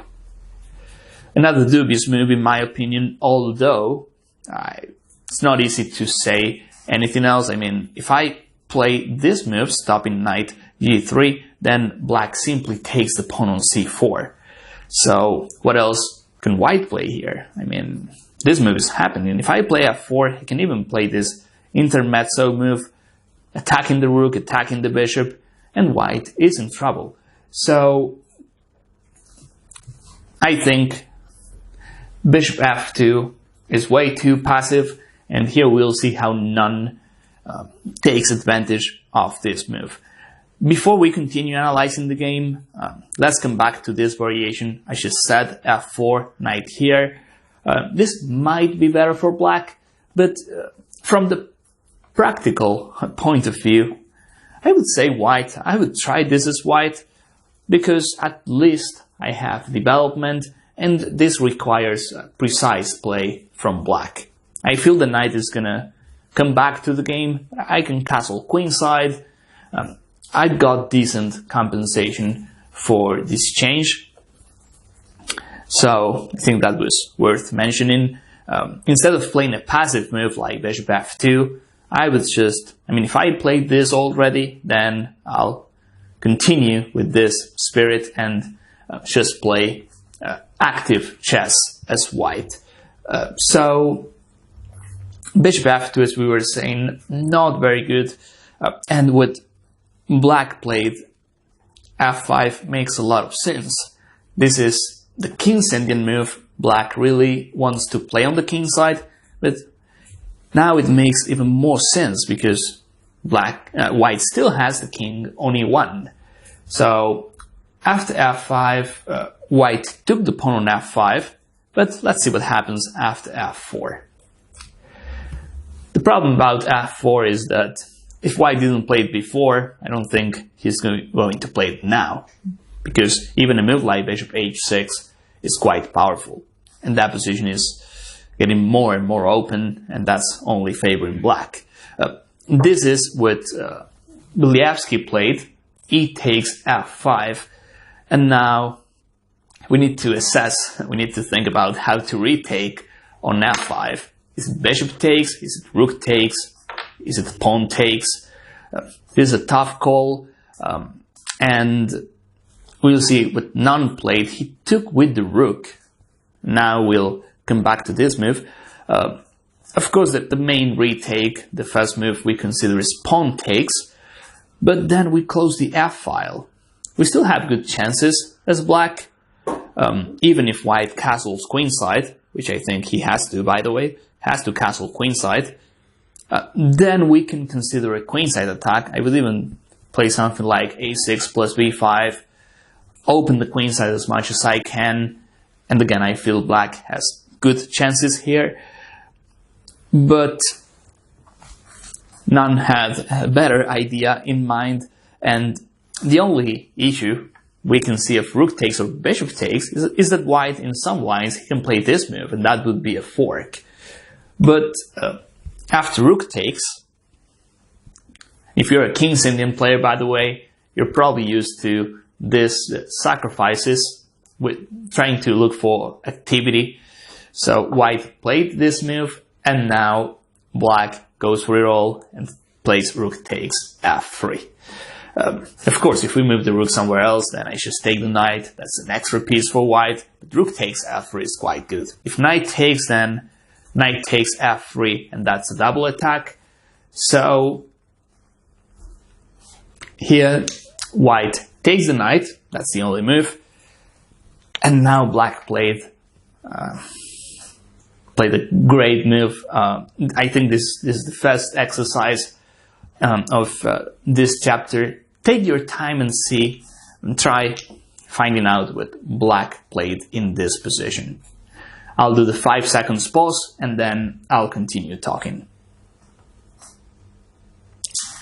So in this position, after pawn takes h5, it's not that easy to find a move for black. White has a lot of pieces on the king side.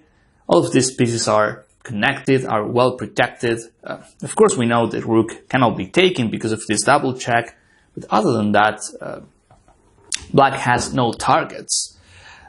So that's why finding a move for black is not easy. And we also have few pieces in the attack, so how to continue here? The move black played queen f8. If you thought about this move, then well done. It's not only bringing the queen into the attack, it's also stopping white from finishing his development. Knight takes, we know it's knight takes f3. Let's think about moving this bishop. If I play this move, knight d3 check for starters, and then I take on f2. Even this move wins as well. If queen takes f2, then knight d3 check. So here we have the first clue. This bishop is guarding d3, it's also guarding c4. So bishop e2, I also take this bishop.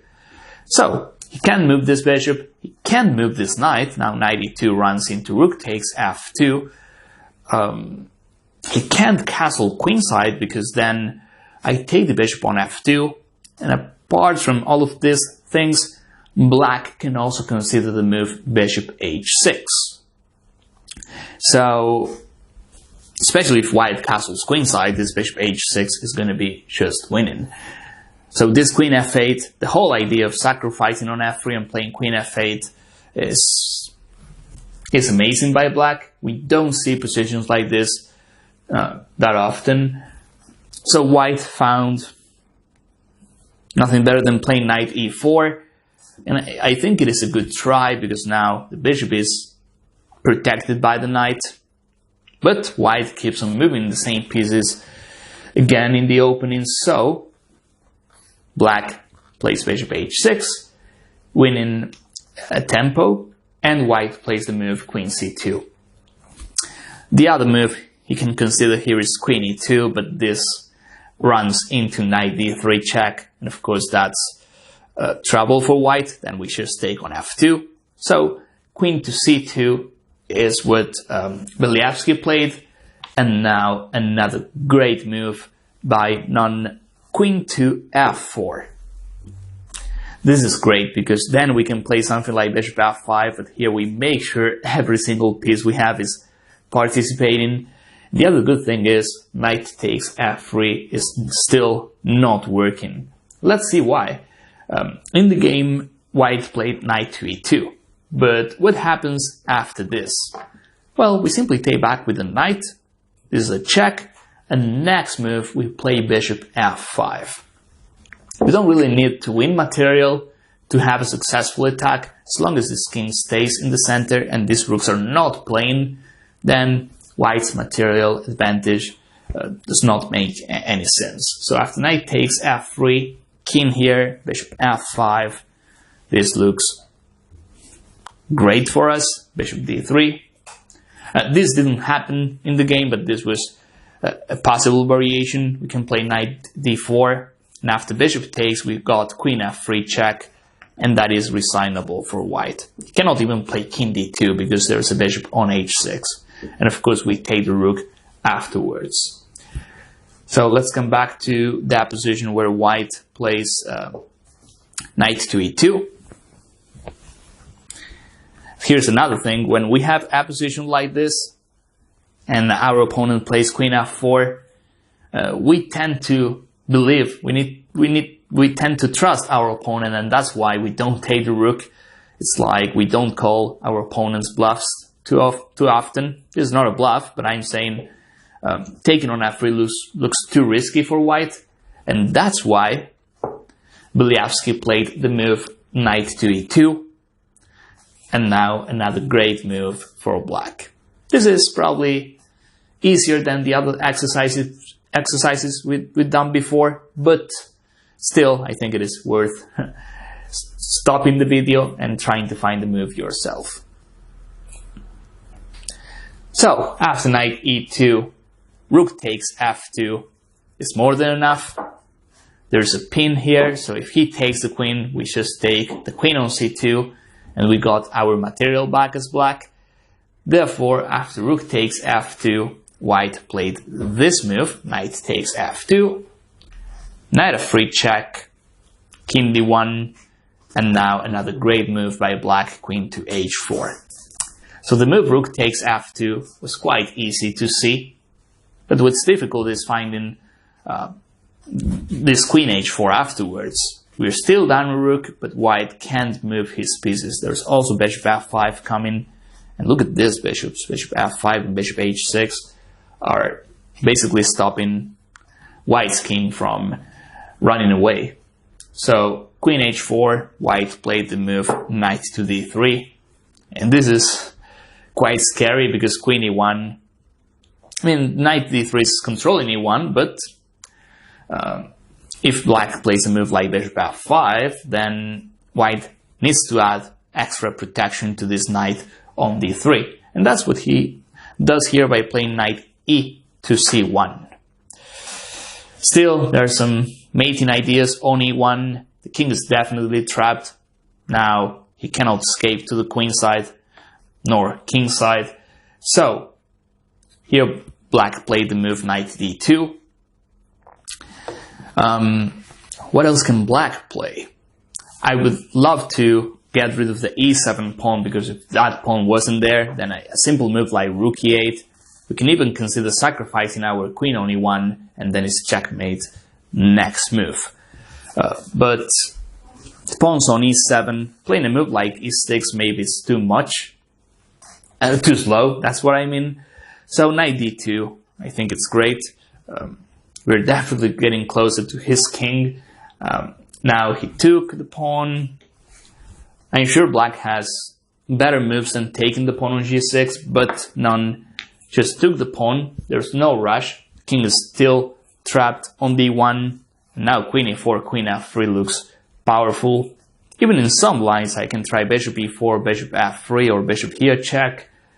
So white played this. Knight takes c4. Now knight e3 is coming. Let's see the end of this game. This is close to being resignable for white, but we're still analyzing this because white still has an extra rook. So I always say we need to be precise. Until we make sure we have a decisive advantage, we need to play precise moves. So queen f2, knight e3 check, king e2. This is probably only move. King e1, I just take the bishop with check. King d2 runs into a discovered check by the knight, so king e2 and queen to c4. What a nightmare this is for white. All these bishops, this knight, there's nothing white can do with the extra rook. Bishop f3. Another great move by none, rook to f8. As I always say, this is a Kasparov concept in most of his attacking games. He makes sure all of the pieces are participating. Probably queen c2 is not winning yet, so that's why black plays rook f8 first. Rook here, black played knight c2. This knight was on d2, now this knight is on c2. It came all the way from h5. And each move this knight played was a threat. So now knight takes a1 and knight d4 check. White decided to play king d1. His position is defenseless anyway, but yeah, rook b1 also loses to knight d4 check. He played this, and after bishop takes d3, White had enough and resigns in this position. What I really like about this game is this f5 by none, and the sacrifice with rook takes f3 and queen f8. And I can tell you that was not home preparation, because it was a soft line from the Samish, and also White played some suspicious moves like h3 and bishop f2.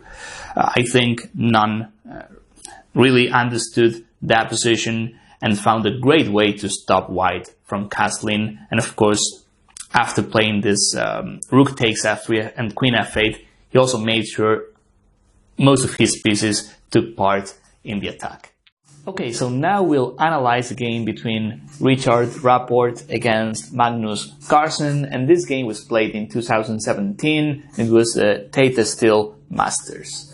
So, Rapport plays the move knight f3, and Carlsen plays the move d5. I really like the opening Rapport chose against Carlsen because it's an easy to play opening for White. I've actually made a deep dive course on the double fianchetto. Right now, we can say White started the game with the Reti opening, but soon he'll play the double fianchetto. So here he plays b3. So I was saying this is an easy to play opening. White is deviating from theoretical grounds, and he's just trying to play a simple position. So here Black played the move bishop to f5. The idea when Black plays like this is to get the bishop out before playing the move e6.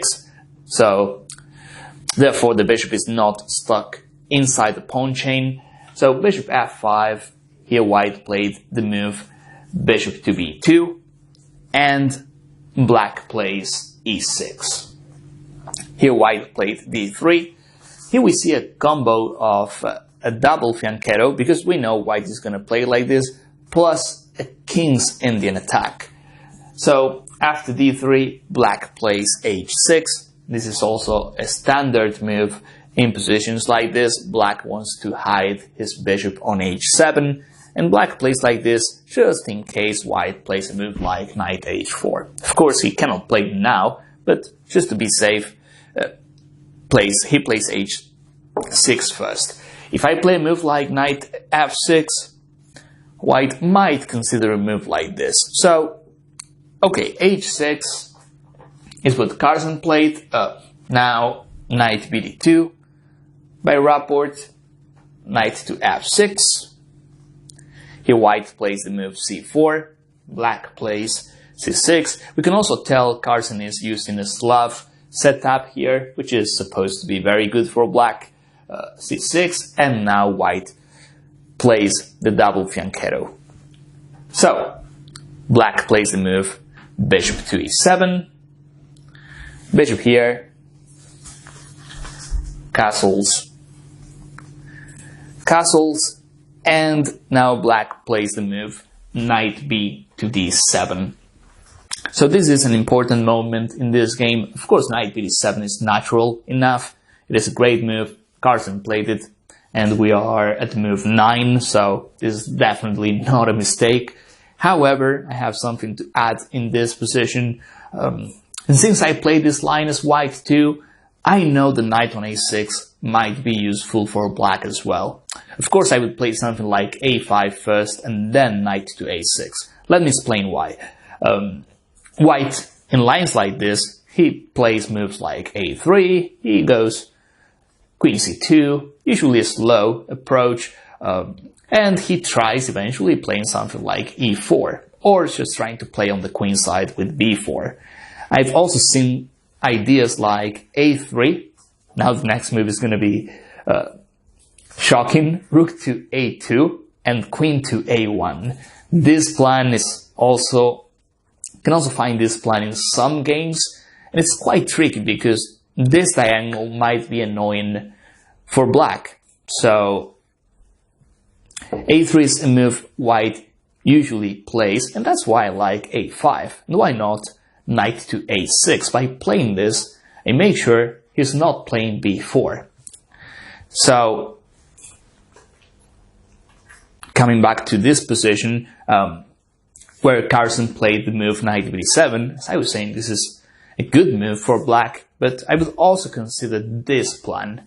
So that's why I wouldn't play knight b7 just yet, because I feel the knight on a6 is better in these lines. But knight b7, of course, is quite good. Rapport plays the move a3, and black plays the move a5. So, in this position, white, he can still try the plan I said before with rook a2 and queen a1. Maybe it's a bit superficial, especially against Carlsen, but as I was saying, that plan, you can see it in a lot of games. So, another move I would consider is queen c2, maybe. e4 I cannot play yet. Black has too many pieces guarding that square. So, let's see what Rapport played. He played the move queen to b1. And this is another deep move in this position.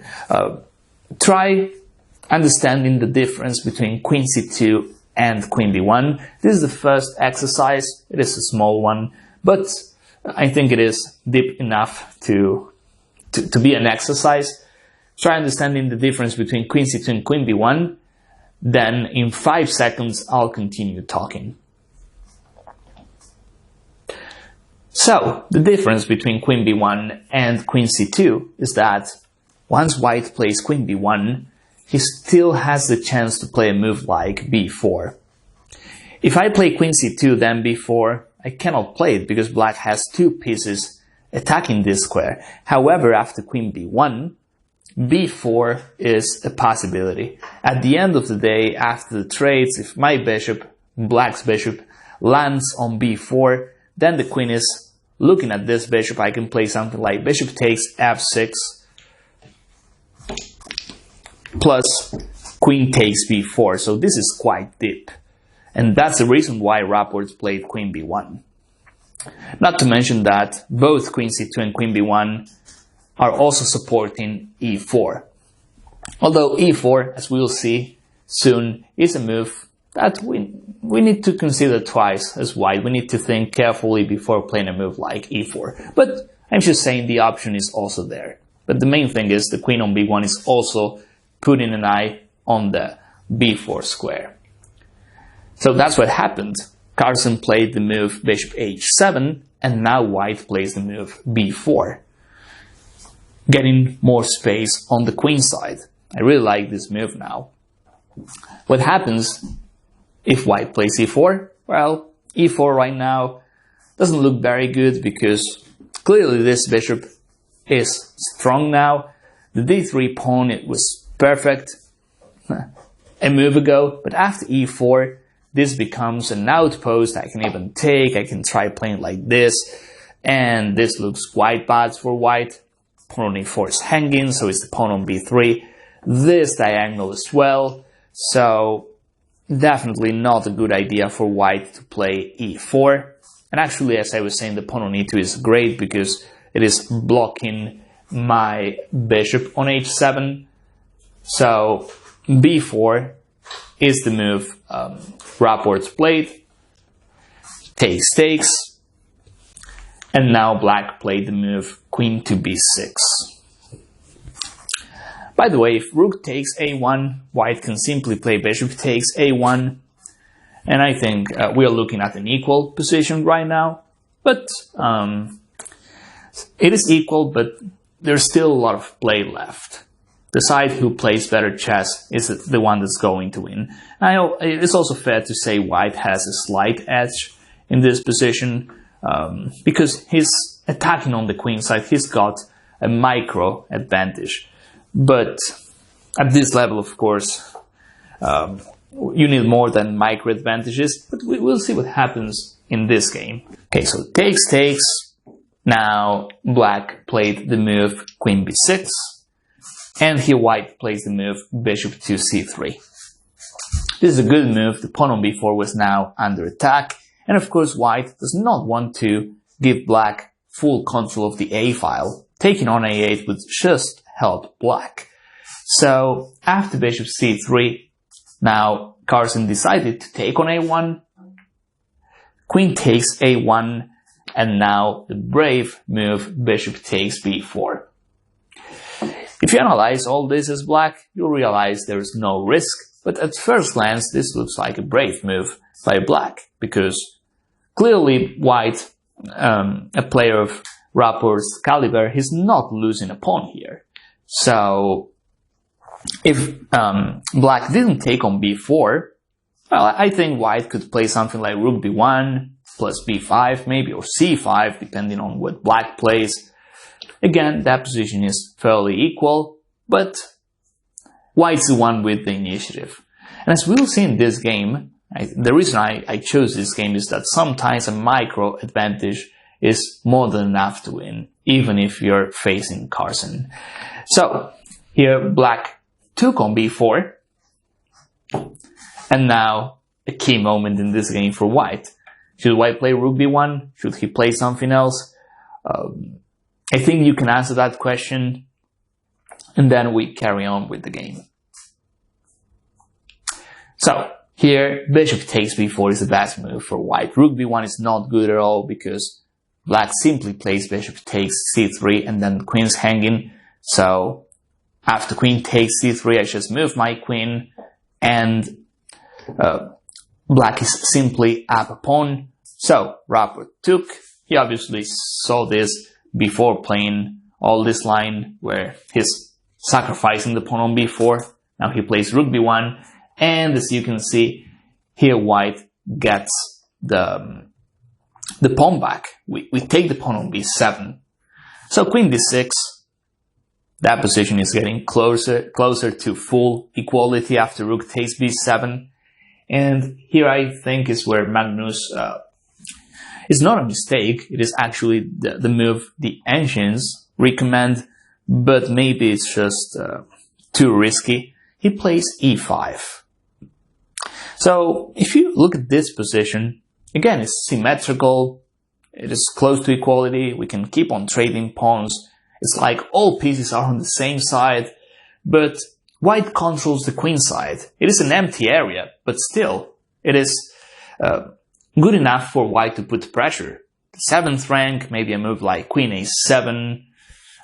So that's why e5, I mean, it is the move the engine recommends, but maybe black can play something else, even a move like rook b8, trying to trade as much as black can. It should be just equal. Another move the engine says is c5, and I like it because after all we are trying to get the pawn out of the h1 a8 diagonal. We also stop moves like queen a6. So white's advantage is not enough here. He doesn't have targets. Knight d7 is well protected, c5 is well protected, d5 is well protected. I mean, it is just equal. Black hasn't made any mistake yet.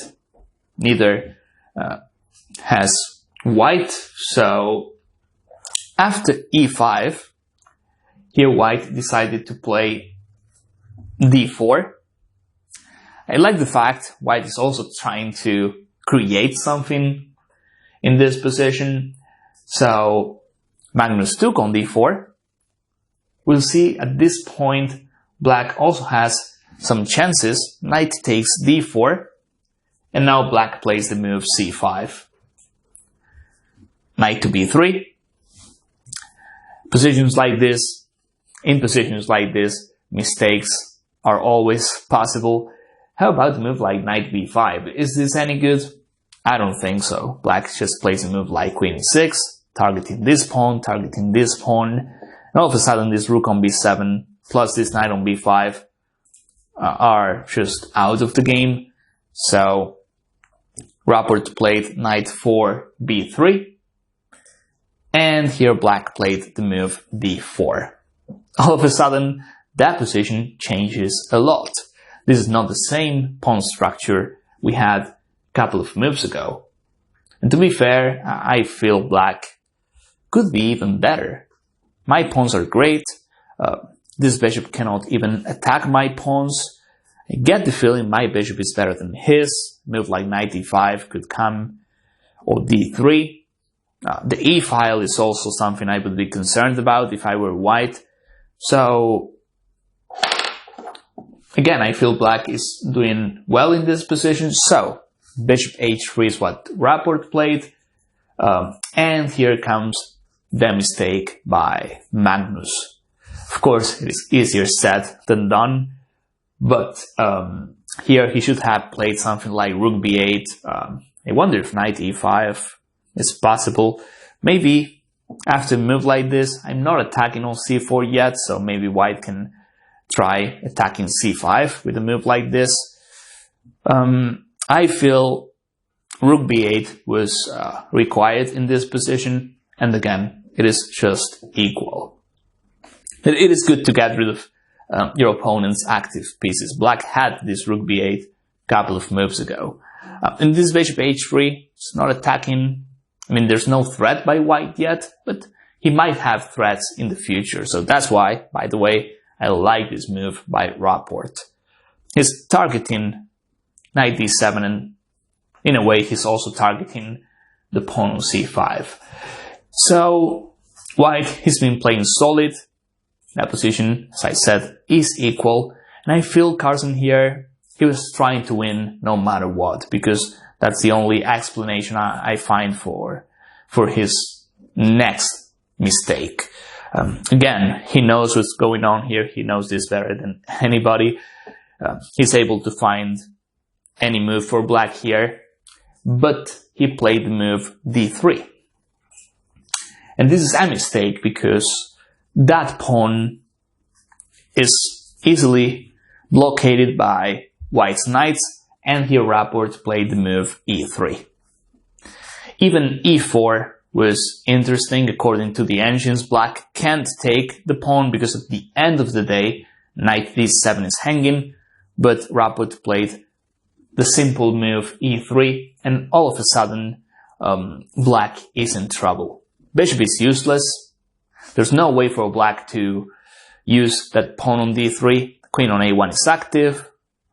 It's all of a sudden white's pieces are doing a lot, and black's pieces are just too passive. Even if I play a move like knight e5, a move like f4 by white is quite powerful. There's no knight f3 check.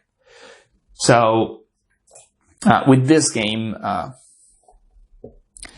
we can tell that depending on that position, we have to be careful. We cannot just try to win no matter what.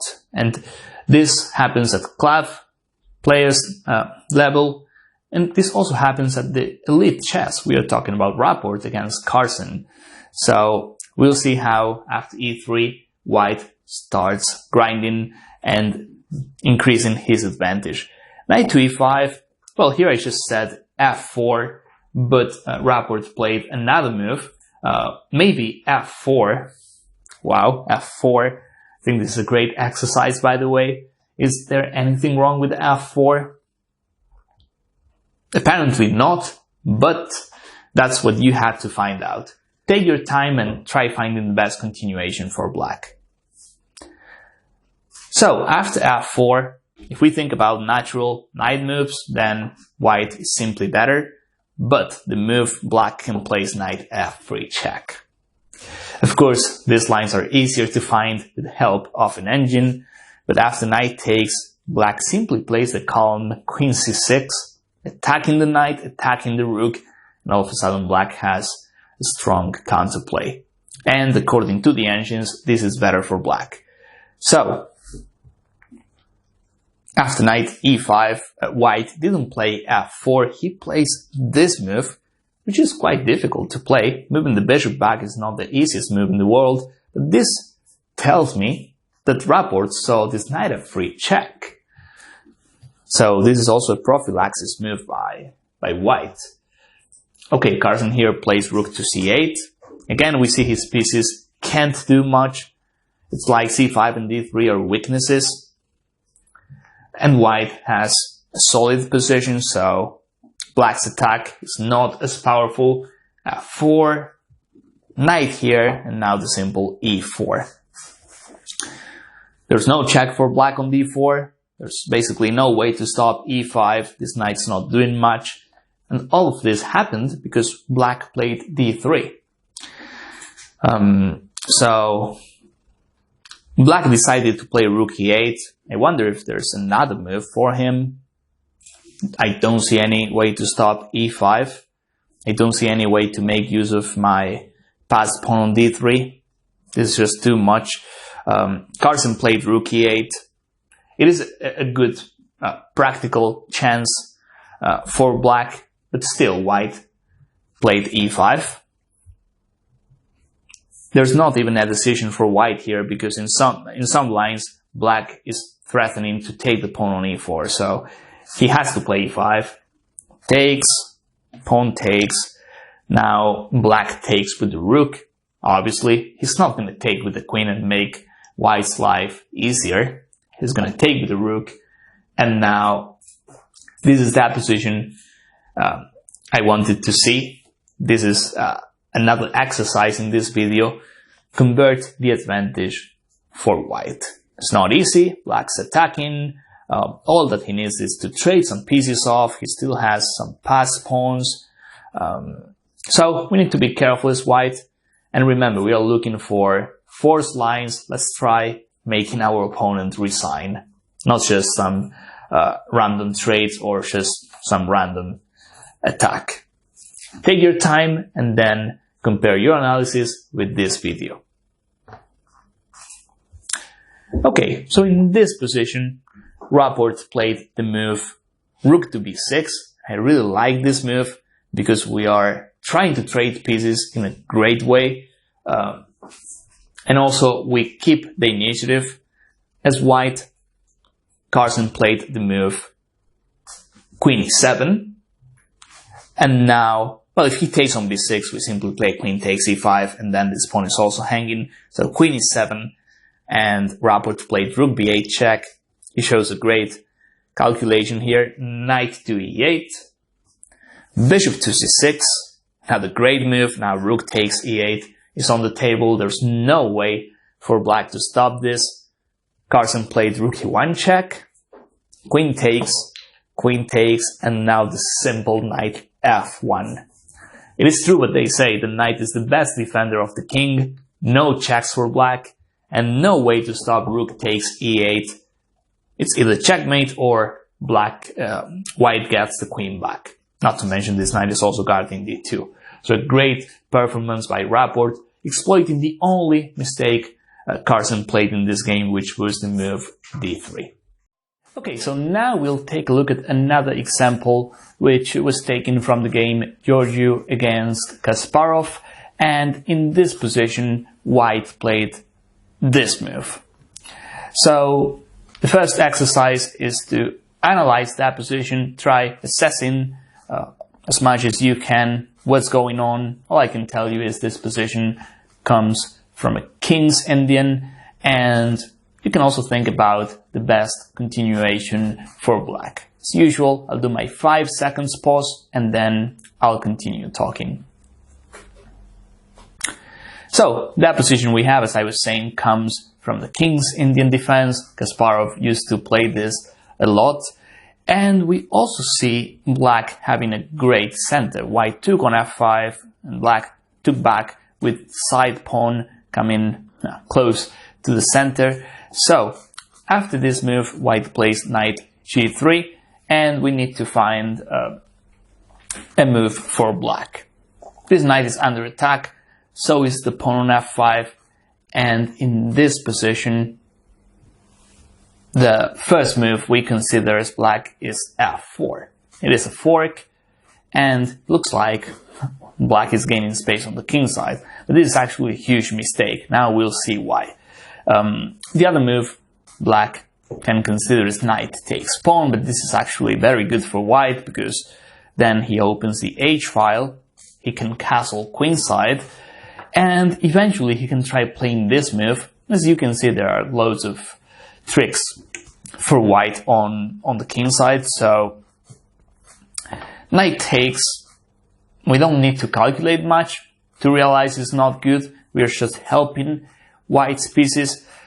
So let's take a look at f4. What happens if black plays this move? I have to take the knight, that's the only move, and now black has got two options. If he plays the natural retake, knight takes h5, I can simply move my bishop to f2, and then I can occupy the e4 square for white, and that's the problem for black. He's got no counterplay. This bishop is quite bad, and the most important thing is white has the e4 square available for a minor piece. So that's why f4 is not good. Let's see the other line. After f4, knight takes h5. This move is also possible. And here white takes the knight on f6 with check. Black can take back, possibly with the bishop. The idea is to meet the move queen takes e3 with a move like this, but still white has an extra pawn. Black has some compensation here because at least this bishop has some open diagonals, but it is fair to say white, if he places the knight on e4, then he's got an extra pawn and he also has a solid position. So f4 by black is not very good, as you can see, at least from a positional point of view. This was the other option. And then what else can black play? f5 is also a target. So the move Kasparov played, it's not only a move, it's the plan. e4 is great. And now we'll see why. White has to take the pawn on e4. In the game he played knight takes h5, but if he takes, the idea is he cannot occupy this square with one of his minor pieces. And before seeing what happened in this game, knight takes h5, let's take a look at f takes e4. If f takes e4, we can always consider taking on e4, open more lines against this king. Knight takes knight, I don't think that's very good, to be honest. As we said, we just open the h file. So possibly a move like f4. We are sacrificing another pawn, but in return we can get a powerful attack. If bishop takes, I can play knight takes, and after queen takes f4, knight takes d5, I can play there. That looks great for black. So the thing is, after pawn takes e4, f4, white should play the move knight takes h5. As we'll see, that is transposing into the game. So to see this variation again, Kasparov played the move e4. Georgiou took on h5, knight takes h5. Here we have to check just in case pawn takes bishop, but then I take on f6 and I play queen takes d3 next. There's not much there for black, so knight takes h5. Now white takes on e4, and he has to, otherwise I play f4 and e3. So f takes e4, and now black plays f4. So this positional pawn sacrifice was great by Kasparov, and now, as we can see, white cannot occupy the e4 square with a minor piece. That's not all. I mean, black also has this open diagonal for his bishop. So that's why I really like this position. He had the pawn on e5, I mean, he still has attack, but this might be even better for black here, because again, this bishop is quite powerful. So let's see the pawn sacrifice again, and then we move on with this game. e4 is what black played, knight takes h5, f takes e4, black plays f4, and now white plays the move bishop f2. So here Kasparov played this move. I really like it, because then white is not able to castle queenside. And the good thing is, if he castles kingside, we still have an attack as black. I can even consider a move like bishop e5, rook f7 and rook here, or queen g5. This looks very good for black. despite the fact he's down a pawn, it is, I mean, if this is the first time I see this position, I wouldn't tell white has an extra pawn. It's like I'm not noticing it. So this move by Kasparov, it's not only the pawn sacrifice, it's how we continue. This is great. We stop him from castling queenside, and again, if he castles kingside, we will have a strong attack. If he plays h3, then he's creating more weaknesses on the king side. So it is good to play a move like this. We are inviting white to create weaknesses with h3. And this is what he played. Black plays the move bishop d7. White castles. He castles queenside though. He's not castling kingside after playing h3. We know this could easily backfire. We can play f3, knight f4, bishop e5. It's even worse when white has the pawn on h3. So h3, bishop d7, now white plays this move. But this move is also risky because the queen side, as you can see, is also open and black has a lot of possibilities there. In this position, if we analyze this with an engine, you'll see white has a slight advantage. But from a practical point of view, I feel black is much better. That's my opinion. In fact, the engine recommends knight here, but the move Kasparov plays is much better. We can still play this in the future, but we can also try queen f6 in a lot of variations. Queen f6 is really nice, attacking on the king side, also targeting white's queen side. So after queen f6, white played bishop e2, black plays this move, white has to take, pawn takes, and okay, the king is on b1, white played king b1, I just forgot to mention this move. It makes a lot of sense, by the way, because otherwise bishop f4 traps the queen. But yeah, this is the last position of this analysis. Rook ac8 is the last move, and as you can see, black is dominating. It's all about the bishop pair. As you can see, we got the bishop pair when black played this move, and I cannot see where white's extra pawn is. We know it's here, but it is not helping white. So in this position, we get a good example of how engines assess a position. It says white is slightly better because he's got an extra pawn, but we can clearly see here black has much better chances. Look at this bishop on f3, crashing into the entire pawn structure. It is just blockading the f-file. And black, of course, has attack on both sides of the board. So, just before we finish this video, let's see the right move order. Let's see that position where white played this king b1. Just to... Okay, so here, there's this position after queen f6. So, bishop e5. Okay, I got the right position here. Bishop e5 was our last move. Here I forgot to show king b1, so this is the right position. Queen f6, now bishop e2, knight here, takes. So now this makes a lot of sense, bishop f3, and now rook ac8. So here's where our analysis finishes. A great example by Kasparov, and of course, all that matters is initiative, much more than material. Hope you enjoyed this one, and I hope to see you guys in my next chapters.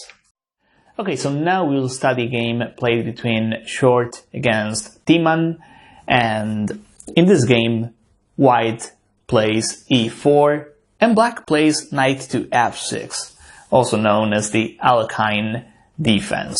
White plays the move e5, black plays knight d5, d4, this is the main line, d6, and here white plays the move knight to f3.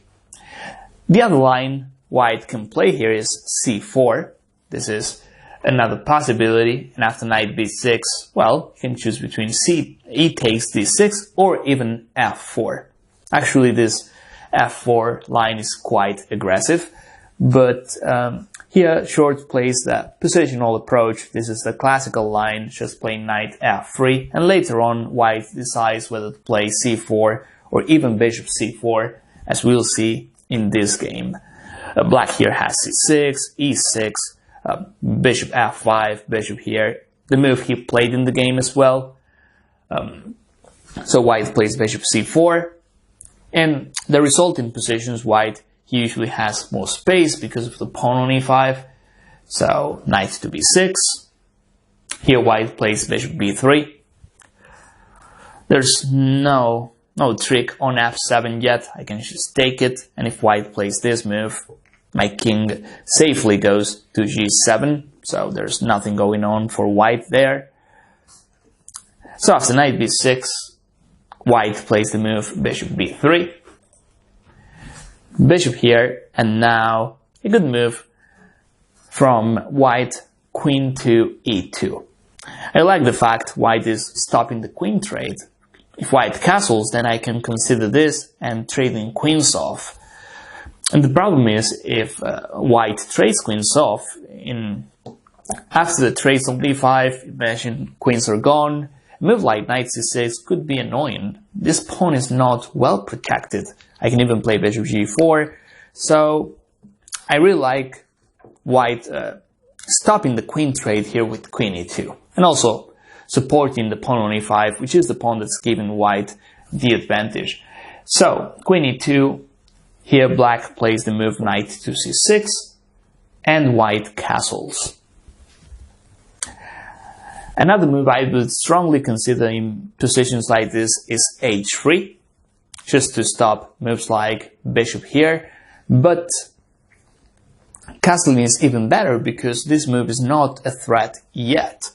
If black plays this move, we know the bishop is loose there, so moves like this are possible, and after king takes, white simply plays knight g5, and then queen takes bishop.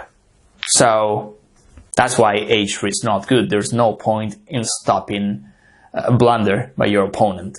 So white castles, so does black, and now short plays the move h3. Of course now this was a threat. Bishop takes f7 was no longer working because my rook is there, and this move has to be played in order to stop this move by black. If black plays this move, if this was allowed, then the pressure on d4 and e5 is just too much. So h3, now black played a5, a4. Looking at this game, this reminds me a lot of my game against Andreikin. We have, the structure is quite similar. This was an Alekhine, but this looks like a modern or Pirc as well. And the action on the queen side resembles my game against Andreikin, a5, a4, c3, bishop, c2. You'll also find that game in this course. So black decided to take. Black, he really needs to start freeing his position here, so this is a good step to try and get more space. So d takes e5, and now black plays the move knight to d4. This is a good concept because when you're lacking space, what you need to do is trade pieces off, and that's exactly what black's doing here by playing knight d4, and white has to take. Playing anything else would be just too passive, and we would leave black with the option of taking on f3 or even knight takes bishop on b3. So knight takes d4, queen takes d4. Now white has to play the move rook to e1. So we can see there are no easy ways of protecting the pawn on e5, so this is good. f4 is not even possible because of the pin. But there's another move a lot of players would consider here, which is playing e6. But this move is a mistake. Because black, for starters, I can just play something like f5. And look at this bishop. It is useless. Black, on the other hand, has this diagonal. And basically, It's like the d3 Carson played against Rapport. You probably remember that game. And if you haven't, please check that video in this course. It is the same concept. This pawn is going to be a weakness. And if black is greedy, I think he can also take the pawn on e6.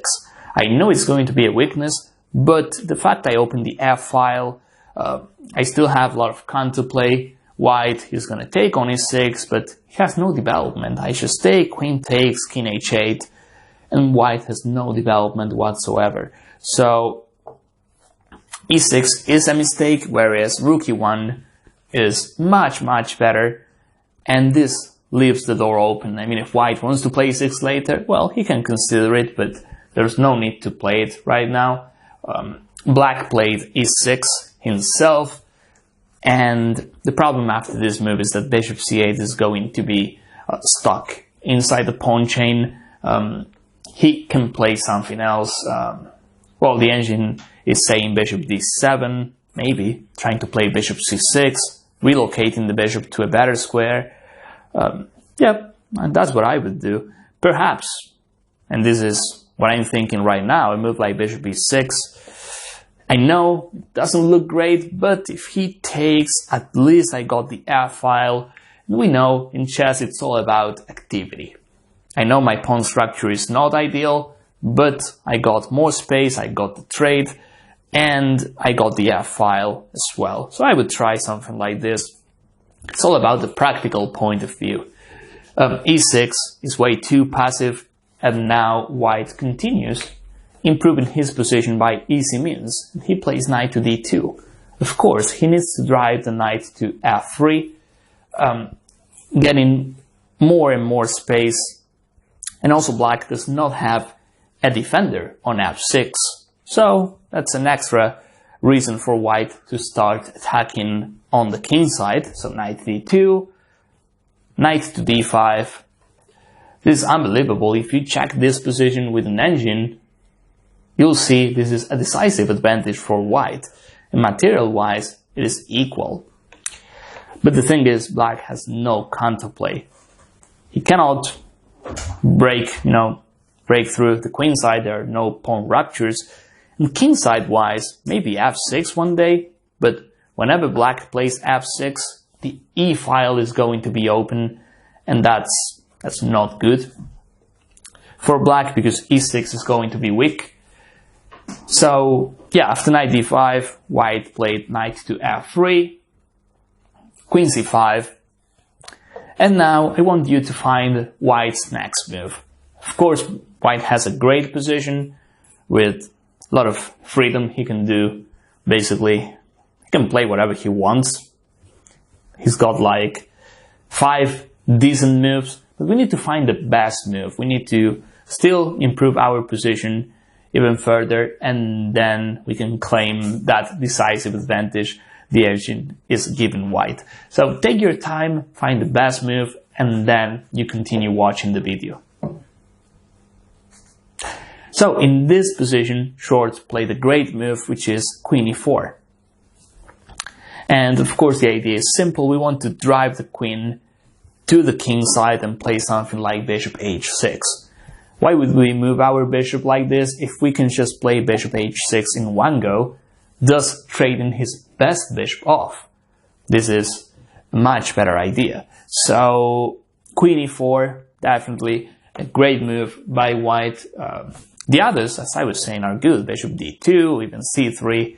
We can play calm moves, but since black has no counterplay, we need to start driving our pieces to the king side. And I like what Timan tries here. He tries the move queen b4. It is good because black, he needs to trade queens off as soon as possible. And this is also a good trick in practice. I say trick because white, if he wants to, he can win a pawn by playing bishop takes d5. But we know this is a bad idea because after this, queen takes d5. Yes, white does win a pawn, but then black gets all his pieces out. So this is definitely not what we are looking for in this position. There's no way we take the knight on d5, and there's no way we let black get his bishop out. So here there are some options. White can of course play queen e2, but I mean that will be a repetition. Black can also move his queen back. So Short decides to play the move bishop to c4. This is a great move as well, because now black plays knight b6 and white plays the move b3. Let's see what happened here, because this is instructive. After queen e4, queen b4, white is not accepting the free pawn, because as we said, that helps black a lot. Instead, he plays this move, which looks weak, but now we'll see the idea again. After knight b6, he plays b3. He's not moving the bishop, because then we get the queen trade, and that's exactly what black's looking for. However, after b3, white is going to have a weak pawn structure, but he keeps queens on board, and we also get rid of his best piece. I'm saying knight b6 or knight d5 is black's best piece, because it's the only active piece at the moment apart from black's queen. So that's why I really like this maneuver by Short. Not to mention bishop a3 is also a threat now. So okay, black takes. Now b takes c4. And black plays the move rook to e8. He needs to stop bishop a3. So by playing this line, we see white leaves all of those weak pawns on the queen side, but it doesn't really matter. We got rid of the only active piece black had, and now we carry on with the king side attack. He's got no defenders there. So now another great move by Short. See, it's not all about attacking, it's not all about playing moves like bishop a3 here. Rook d1, we make sure that bishop stays on c8, and then we continue the attack. Queen c5, queen h4. Black plays the move b6. Well, it was a matter of time before black tried getting his bishop out. Bishop e3. Even better than bishop a3. Now we have this bishop controlling both sides of the board. So queen c6, and now bishop to h6. So black has only move here, bishop h8. When I say only move, I'm serious. If he plays anything else, we can take, we can play knight here, or even queen f6. He's defenseless on dark squares, so he needs to play bishop h8 and keep this bishop there. So now rook to d8. White is clearly making progress here, occupying the 8th rank. Now, for instance, after rook d8, well, if he takes, then queen takes d8 is checkmate. Well, queen e8, queen takes e8. But if it's white's go, he can even consider a move like this. So this is definitely dangerous for black. After rook d8, black plays the move bishop to b7, and now rook a1. Full domination by white in this game. I mean, black can probably take once on d8, but he cannot take 2 times in a row, because then queen takes d8 is checkmate. So black decides to come back here. Doesn't see any other move. He plays this, and now rook to d7. Good timing from white. We can also leave the rook here, but since white got all of his pieces in a great square, and now he continues the attack, it's also good to play something like this. After all, these rooks are not doing anything, so if there's no tactic here on the 8th rank, I can always come back, and I've got 2 great targets like c7 and f7. Now, it is black to move, but if it was white's go, he can take the bishop and play queen f6, and queen takes f7. So black is in a bad situation. He played rook f8. Takes. Great achievement by white, trading best defender of the king side off. So takes, king takes, and now this move as well. White had other moves too, but I mean, it is not changing the structure or the assessment of this position. This is what I call the rook lift. The rook comes here, protecting c4 just in case, but what we actually are trying to do is queen f6 check, and maybe the rook comes to f4 or h4, depending on what black plays. So rook here. It is a sad position for black in a way, because having a bishop and not having any counterplay, you don't see this often. Usually with the bishop you should be able to do something, but here black can't do much. He plays this move because he wants to play bishop c8. If he plays it right now, then the rook on a8 is stuck on the queen side, so rook a e8, queen f6 check, king goes back, and now h4. Okay, so far so good. White keeps dominating on the queen side, king side as well. Now he's just trying to play h5 and h6. So here black plays the only move to stop h5. There's no other move. There's no way to trade queens off. There's no queen e4. There's nothing for black in this position. So he plays h5. Alright, so this is the last exercise of this video. We need to find the best plan for white. We're close to winning this, but we need to find the right plan. Take your time and you continue analyzing the video after you got the right move. I was meant to do that 5 seconds pause and then I'll continue talking. Okay, so in this position, the first move we look at as white is this. It will be great, but the problem is this knight on f3 is hanging, so that's the problem. We are losing a piece, but other than that, I mean, this would be winning because we can take on h5, and if he takes, we can even afford playing something like this. But yeah, that's the problem. Advancing runs into queen takes f3, and black simply wins material. We cannot really play rook f4 because this rook's hanging, so we need to find something else. We need to add more attackers. We can't really move the knight unless it's knight e1. If we move the knight somewhere else, then checkmate. So Short found another way of bringing more pieces into the attack. White's pieces are doing great. They don't need to be moved. The king can help, and that's the right plan. There's nothing stopping white from playing the king march to h6 and to just finish the game off. So king h2, black tried rook c8, now the king comes to g3. Rook c8, as you can see, black can move his pieces. King f4, absolutely dominating on dark squares. Bishop c8, now it's too late. The rook here doesn't matter.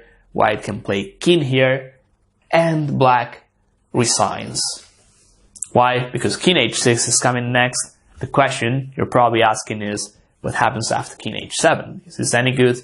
Well, we can play rook takes f7 to say the least.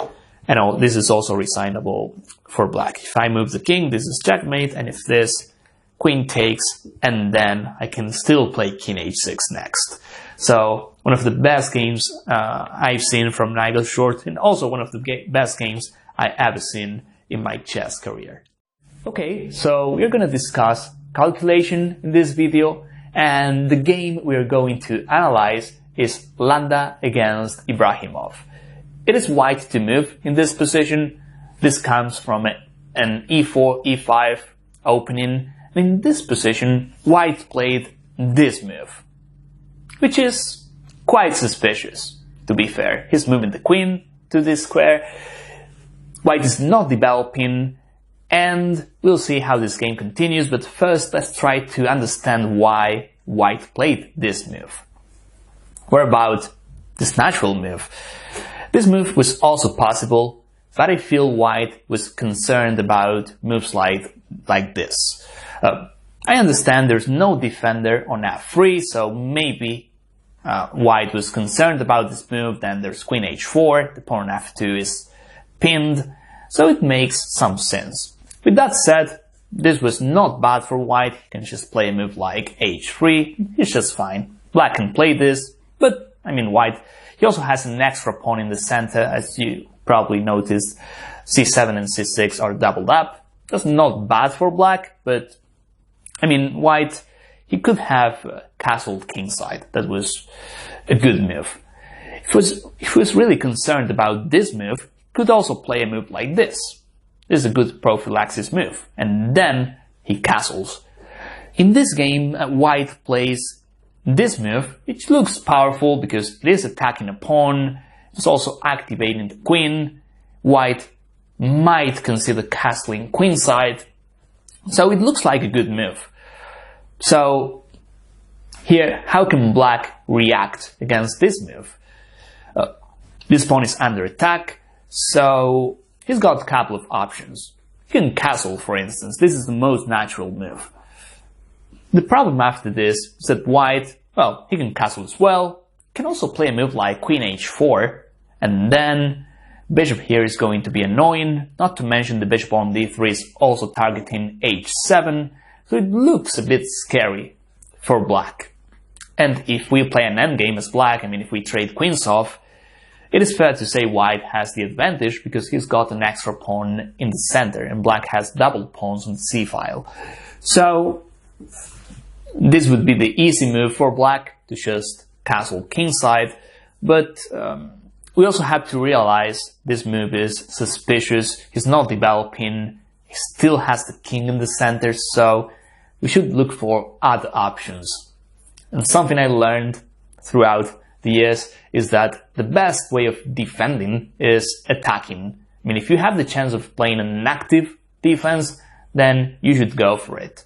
Of course, you can pause the video now. This is a position where you can pause the video and try analyzing that position yourself. Then you compare your analysis with the video. I'll tell you in 2-3 seconds what black played. He played the move h6. And as I was saying, this is the best way of defending. That is an active move. And of course, we need to calculate what happens if he takes the pawn. There are other options as well. We'll see those in a minute. But first, let's see what happens after queen takes pawn. So this is probably the most difficult part of chess when it comes to calculating. We cannot rely on concepts. We need to analyze as much as possible. We need to be precise. And after queen takes pawn, black has some possibilities. The first move we look at is rook here. Of course, that's the most natural move. White can take the pawn on h6. That looks like the only move. And now, you probably saw rook takes pawn. That is possible. But the best move, this is a common tactic, bishop takes f2. This looks great for black. In fact, if I take king takes bishop, then there's knight here, double check, black wins the queen, and it's game over. The thing is, white here is not, I mean, this is not binding. You can just move the king here, and the game goes on. Black is still doing great, but black is not winning the queen. So, after queen takes pawn, here, this is good. But the thing is, this move is even better. It looks like the same variation, but it is not. When we play chess, we really need to be aware of move orders. They're usually not the same. So after bishop takes, white has two options. He can take the bishop, or he can just move his king somewhere like e2, f1, let us say king f1. Now the difference is, we haven't played this move yet. That means we have a move like rook h7, and this is successfully trapping the queen. The queen has no squares, I cannot come here, I have no squares for my queen, therefore white can resign. And of course, if I take the bishop, after bishop takes pawn, if I take it, then there is rook here, and then after queen takes h6, there's knight check, and it's all over. So, I know this looks easy, but when it comes to a real game, after queen takes pawn, most of us, I mean, I would play rook here. If I'm not paying attention, I would just play that move. I see queen takes, I see bishop takes f2, And yes, black is doing great. I mean, after king f1, black is better, but it's far from clear. In the other variation, if we play bishop takes f2 first, black is simply winning. That's why being precise is important, because it makes a real difference. So bishop takes f2 wins, rook here, black is better, but he's not winning. So okay, let's see other options. Another move white can play, and this is actually the move white played in the game, is queen here. So after queen here, the game continues. We know he's not taking this pawn yet, otherwise he would have done this on the previous move. He plays queen here, and black continues with his active play. In the game, he plays this move. I like this fearless move because white has no pieces on the king side. Now bishop d6 is a threat, so we can see this queen is in bad shape. We can even try trapping this queen. And now castling kingside looks quite risky for white. If he tries castling queenside, well, it's going to take a while. In the meantime, we can still try attacking this queen. So queen here, black played this move. White played h4, which is not a good idea. I understand he wants to gain some space on the king side. He's trying to create weaknesses. He's got no development, and the queen is just too weak there. Black played knight h5, queen f3. Black closes that position on the king side, and he keeps on winning tempo and improving his position. Queen e2, another great move by black, queen e5. Now we are planning knight f4. Would be great if we win the bishop there, because bishop d3 is bad. Bishop c1 is the only good bishop for white. So white played this move. Black played bishop e6. And all of a sudden black is much better. He's ready to castle queenside. And as you can see, his position is much better. So this is what happened in the game, but that position I really wanted to see is the following one.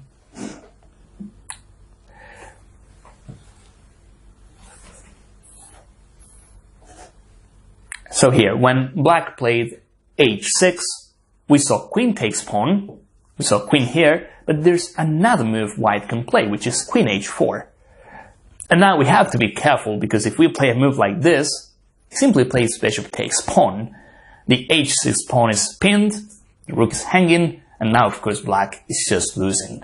So queen h4 is probably the most natural move for white in this position, and the way black deals with this move is not obvious at all.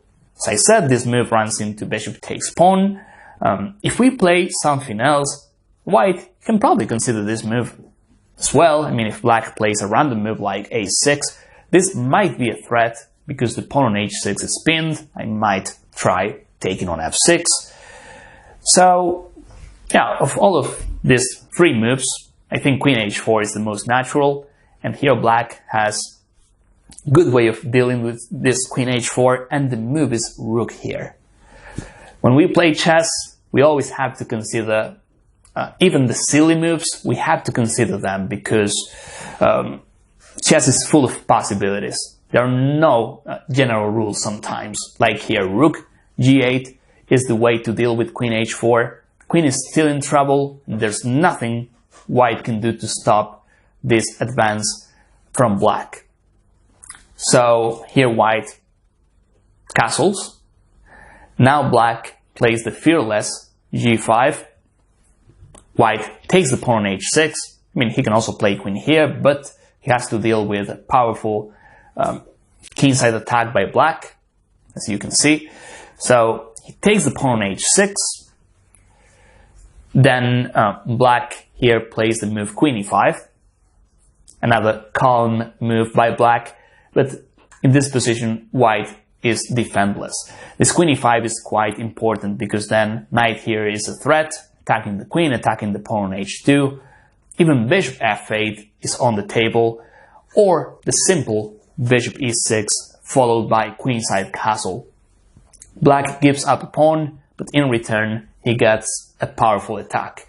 And in this position, after queen e5, I don't see any defense for white. This queen is lacking squares. White cannot play f4 because this is under a pin. So basically, white is close to losing this, because his whole idea, starting with queen g5, is wrong. Going after material in the opening, when you don't have a proper development, that's not the way to play. So if white plays like this, what black should do is what he did. Play power chess, play with the initiative, and remember, that's also the way to defend if you have the chance. Activity, initiative is what really matters, and that's what we get out of this example. So I hope you found this useful, hope you could learn something, and of course I want to see you guys in my next videos. Okay, so we continue working on calculation, and that position we got on board is taken from the game Koshnoi against Chapanon. Let's talk about that position we got here. As you can see, this comes from a Nimzo Indian defense. Can tell so by looking at the pawn structure. As it usually happens in the Nimzo, white gets the bishop pair, but black usually gets a good pawn structure. He's ahead in development. But we can also tell that because white's king is still on e1, black's king is already castled. So in this position, black plays the move c5. It is a natural move, opening up this diagonal, trying to take on d4. The c file is potentially open. So after c5, here we need to find a move or possibly a plan for white. As usual, I recommend you pause the video, spend some time analyzing this position, and then you compare your analysis with the video. So after c5, we have candidate moves as white. Of course, we think about attacking the queen, and probably c4 is the first move you consider here. After c4, black simply moves the queen, like queen h5. This is not easy to deal with for white because this is a threat. Castling kingside is too risky here. So also after c4, there's knight c6 and knight b4. So maybe this move is good for an engine, but for us humans, it's not that easy to play. And let's not forget, white's king is still on e1. So attacking when you don't have a proper development is not good. Another move I would consider as white is the move knight e5. I know this looks risky, but we also know that if black sets the gambit, then white can simply castle queenside, or even play a move like rook f1, and then he castles queenside, and this file being opened gives white a lot of possibilities. So this is, in practice, it looks like a good gambit for white. So c4, knight e5, there are other moves. I mean, white can definitely castle kingside, but maybe he was concerned about moves like queen h5. But here, I feel white can defend with moves like bishop e2, can even move the knight, but it is fair to say black looks good here after queen h5. So let's see what Koshnoi played. He played a move we haven't even analyzed. He played the move e4. So after e4, we know black has this square under control.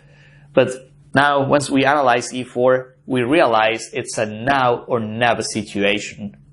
So Koshnoi, who was probably playing the opponent, who was not only playing that position. e4 is quite tricky.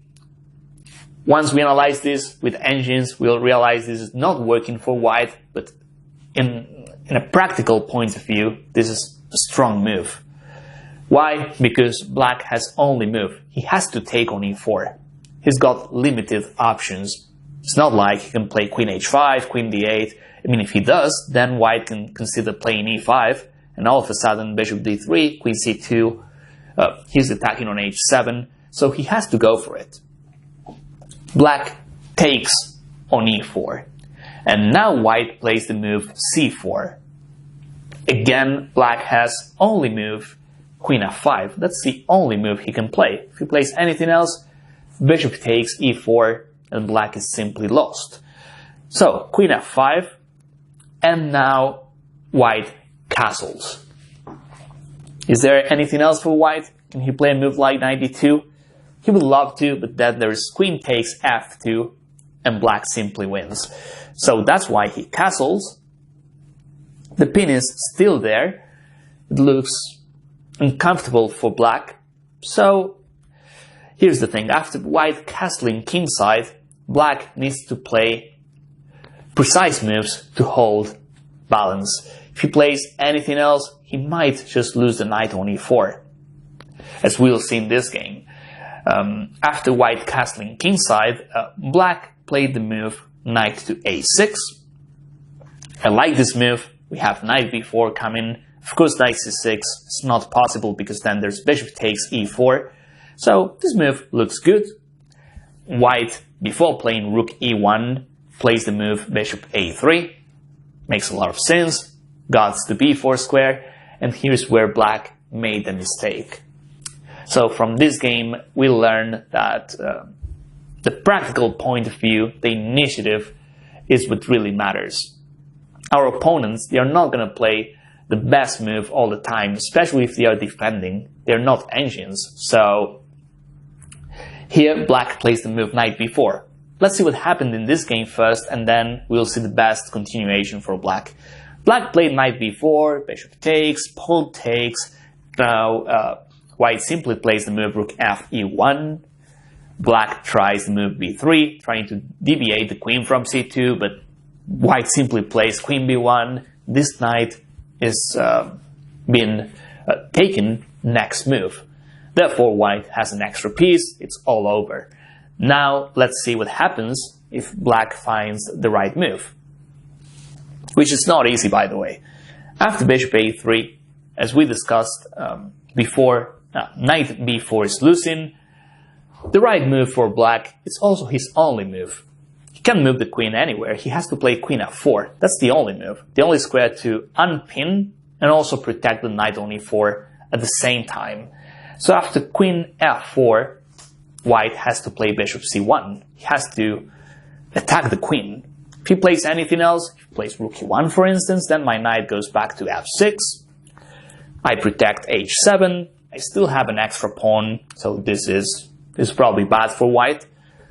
So, queen f4, bishop to c1, and now black can play queen f5. It looks suspicious, but the trick is the bishop is no longer on a3, and this is a threat. White has to play bishop a3 again, queen f4, and by playing this, the game is a draw by repetition. Let's see if white tries something else. For instance, here after bishop c1, queen f5, if he tries a move like bishop d2 maybe, controlling the b4 square, here black can play c takes d4. Now knight ac5 is coming, so knight takes. Queen here, this is an important move, not only protecting the knight but also targeting this pawn on g2. f3, and now black plays knight a c5. Now after white takes here, we can take on d3, there's bishop takes e4, we are also attacking the pawn on g2, even rook a d8 might work in this position. So not only black gets his material back, he also gets a good amount of pawns, and of course he's doing much better in this position. So in other words, if black played queen f4, the game is a draw. In practice, he played knight b4, and as we saw, white kept the extra piece. So we see a player of Korchnoi caliber playing e4 there, which was not the best move, but in practice, he's putting black to the test, and it worked. So we always need to consider moves like this in our games, because they are likely to work. Alright, so we continue studying calculation chess, And this time we'll analyze the game played between Adianto against Luna 1. And as you can see, we have a position, a Benoni position, and it is Black's turn. He plays the move Rook to B8. So in this position, and as I'm a d4 player, I know some of the approaches White can take in this line, and there are some possibilities. The first move we consider is a5. It is true that Black is not playing b5 yet, because there's knight c3, bishop e2, a4. b5 is not happening yet, but still a5 is a good way of stopping it, and even if Black plays b5, White can just simply retake, take on b6, en passant, and then there are some weaknesses for Black on the queen side. It's also true that Black, by playing b5, he gets some queenside counterplay. This bishop, the rook on b file, he has an active position. So this is what usually happens in Benoni setups. So a5 is an option. There are other possibilities, like trying to establish a knight on c4 for White, but since there's a knight on e5, that's not so easy. The other move White can consider here is playing f4. This is an aggressive move, and Black probably plays the move knight e d7. I still think White is better, he's got more space, but he also needs to be careful. e4 needs extra protection, and if he plays a move like this, then I must just play b5. And okay, this is what usually happens in that Benoni.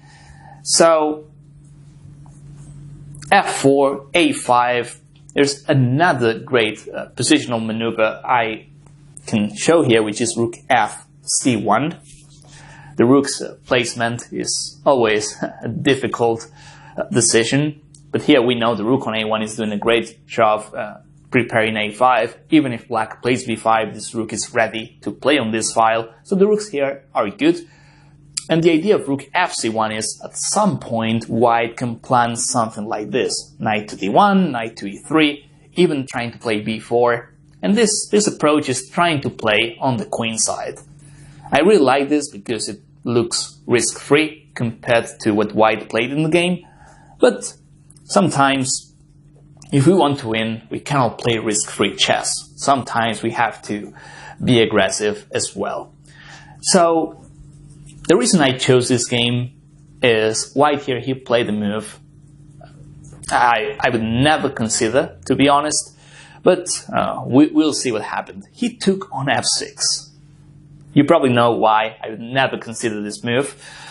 White simply gives his bishop pair away, and this is his best bishop. It's not like we are offering bishop e2. We are getting rid of our best bishop.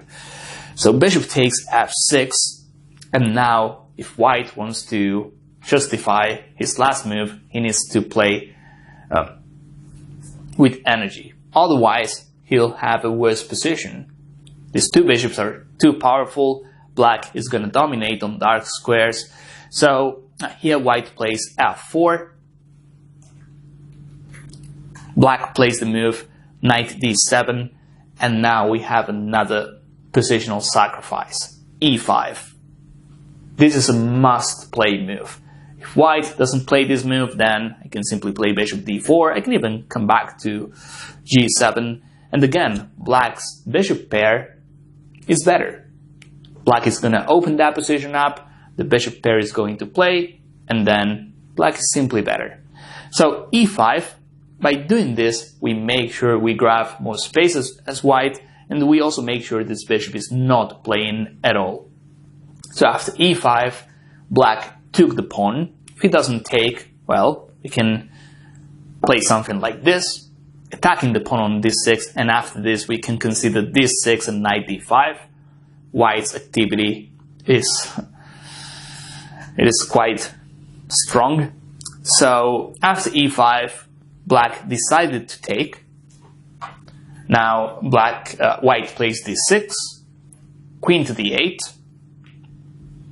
Another great move by White, knight to e4, and now Black decided to play this move.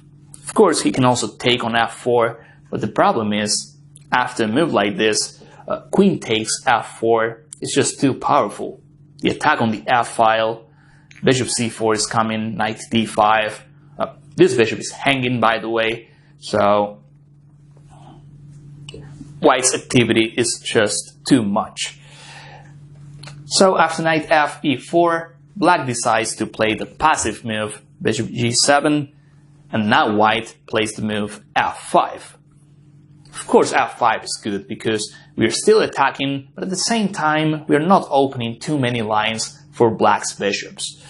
Taking on e5, it is interesting, but then we give black the move he needs. Now the knight is in the game, so is the bishop. This bishop is still playing, so we don't really need that. Black is also lacking space, despite having an extra pawn, so this move is much better. Black took. Here we can consider in-between moves, but rook takes f5 looks just too powerful. Knight to f8, and yes, this is the critical position.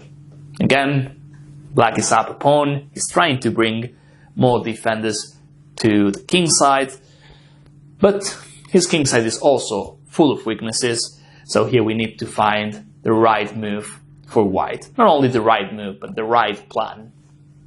And you can probably guess the move white played in this game, but it's not only about guessing the move, because if we sacrifice material and it goes wrong, then we just lose. So when we sacrifice, we need to have some guarantees. So after knight f8, here white played the move rook a f1. And again, this is not a tactical sacrifice. This is a positional one. Even if he takes on f5 and we do this, bishop takes, rook takes, black's light squares are just too weak. Bishop c4 is coming, all we need to do is to bring the queen over to the king side, and he's lacking defenders. So, in a way, this move is easy to find. As I said before, we need to be sure, because otherwise we are just giving material away. It was also possible for white to play a move like rook f3 or rook here, but this is what white played in this game. Bishop takes, rook takes. Now black decides to play the move knight to e6, and all that black needs here is to bring more pieces into the game, and then he'll just be fine. But talking about bringing pieces into the game, white plays the move knight d5. He's getting closer. Knight f6 is now a possibility. And here's where black makes that mistake. Believe it or not, he still has chances. I mean, black played the move knight d4. I mean, I don't blame black for playing this. It looks like a good move, but he had to play something like rook f8. The problem about this move is it is just too passive. And I get the feeling not only knight f6, but knight e7 check, it looks just winning for white. In the game, black played the move knight d4, knight to f6, and now we need to calculate these variations. Well, we know king f8 is not any good. Bishop takes, runs into knight takes f6. This is also easy to see because the queen is coming here, or h6, and black is absolutely lost. So the other variation we can see is what happened in the game, which was king h8. And here is where I recommend you pause the video and try finding the winning lines. Again, we need to be precise. We cannot play like random moves. And what white played in this game is rook to h5. Of course, if we play something like rook f2, we still have compensation. I still think we have a powerful attack because it's not easy for black to get rid of those knights. But rook h5 is much better. The variation we need to see is that after bishop takes, there's queen h6, and there's no way to stop the checkmate, even if black takes the bishop on e2. His position is hopeless. We can play even king f2, king f1, there's no difference. There's checkmate here, and knight takes f6 is also happening. So After rook h5, black played knight takes e2 check, and now the solid move king f1, another key move. I mean, you can easily see rook h5, but after knight takes e2, it's not as easy. Now, rook takes h7 is a mating threat. Of course, we don't want to take the knight on e2, because then the queen is not able to come to h6, and now I can simply play bishop takes f6, I map a rook. So, this variation, rook here, knight takes e2, rook h5, knight takes king f1. This is precise from white.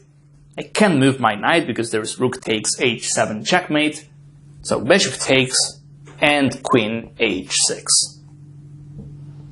So here we saw a combo of precise moves by white, and then this is over. Here black resigns, of course, there's checkmate, or I take the bishop on f6, and there's nothing black can do. Even after this, I can just take the bishop, and this is, of course, resignable for black. So in this game, when I saw this game, I realized I was doing something wrong, because I would never consider the move bishop takes f6. Sometimes even those silly positional moves are possible. And of course the f4, e5. What we saw next, it's an incredible performance by white. Okay, so this position we have now was played between Grigorian against Kasparov, and it is white to move. We see this position, white is being under attack, and we also see a concept, and I like pointing this concept out. We have opposite colored bishops. That means that the attacking side has the advantage, because as we can tell, white does not have a dark squares bishop. The same goes for black. I mean, if I had the bishop on e6, this would be really annoying for black. So opposite colored bishops usually favor the attacking side. There's the rook here, but it is white to move. He plays this move, which is quite annoying. Closing this file, now the queen on h4 is under attack, and there's also the huge threat of knight f6 check, and white wins material. So black's next move, it's easy and hard to play at the same time, and here we'll see Kasparov making a mistake. First, he takes the pawn, and this is probably the only move he has. I mean, if he moves the queen, then we simply play knight f6, we take the rook on e8, and it's game over. So, rook takes, this is a good move, and now white takes the rook on g3. If he plays knight f6 check, then we can simply play king h8, knight takes e8, and then there's bishop takes e3. Despite being down a rook, black is winning because this is a huge threat. In some lines we can even take the bishop or knight f3 check. We have a lot of possibilities as black. So this move Kasparov played looks good, and as I was saying, it's also the only move in this position. So this was that position.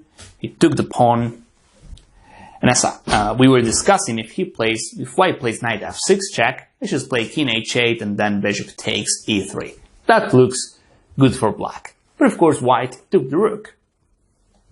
It is extra material for him.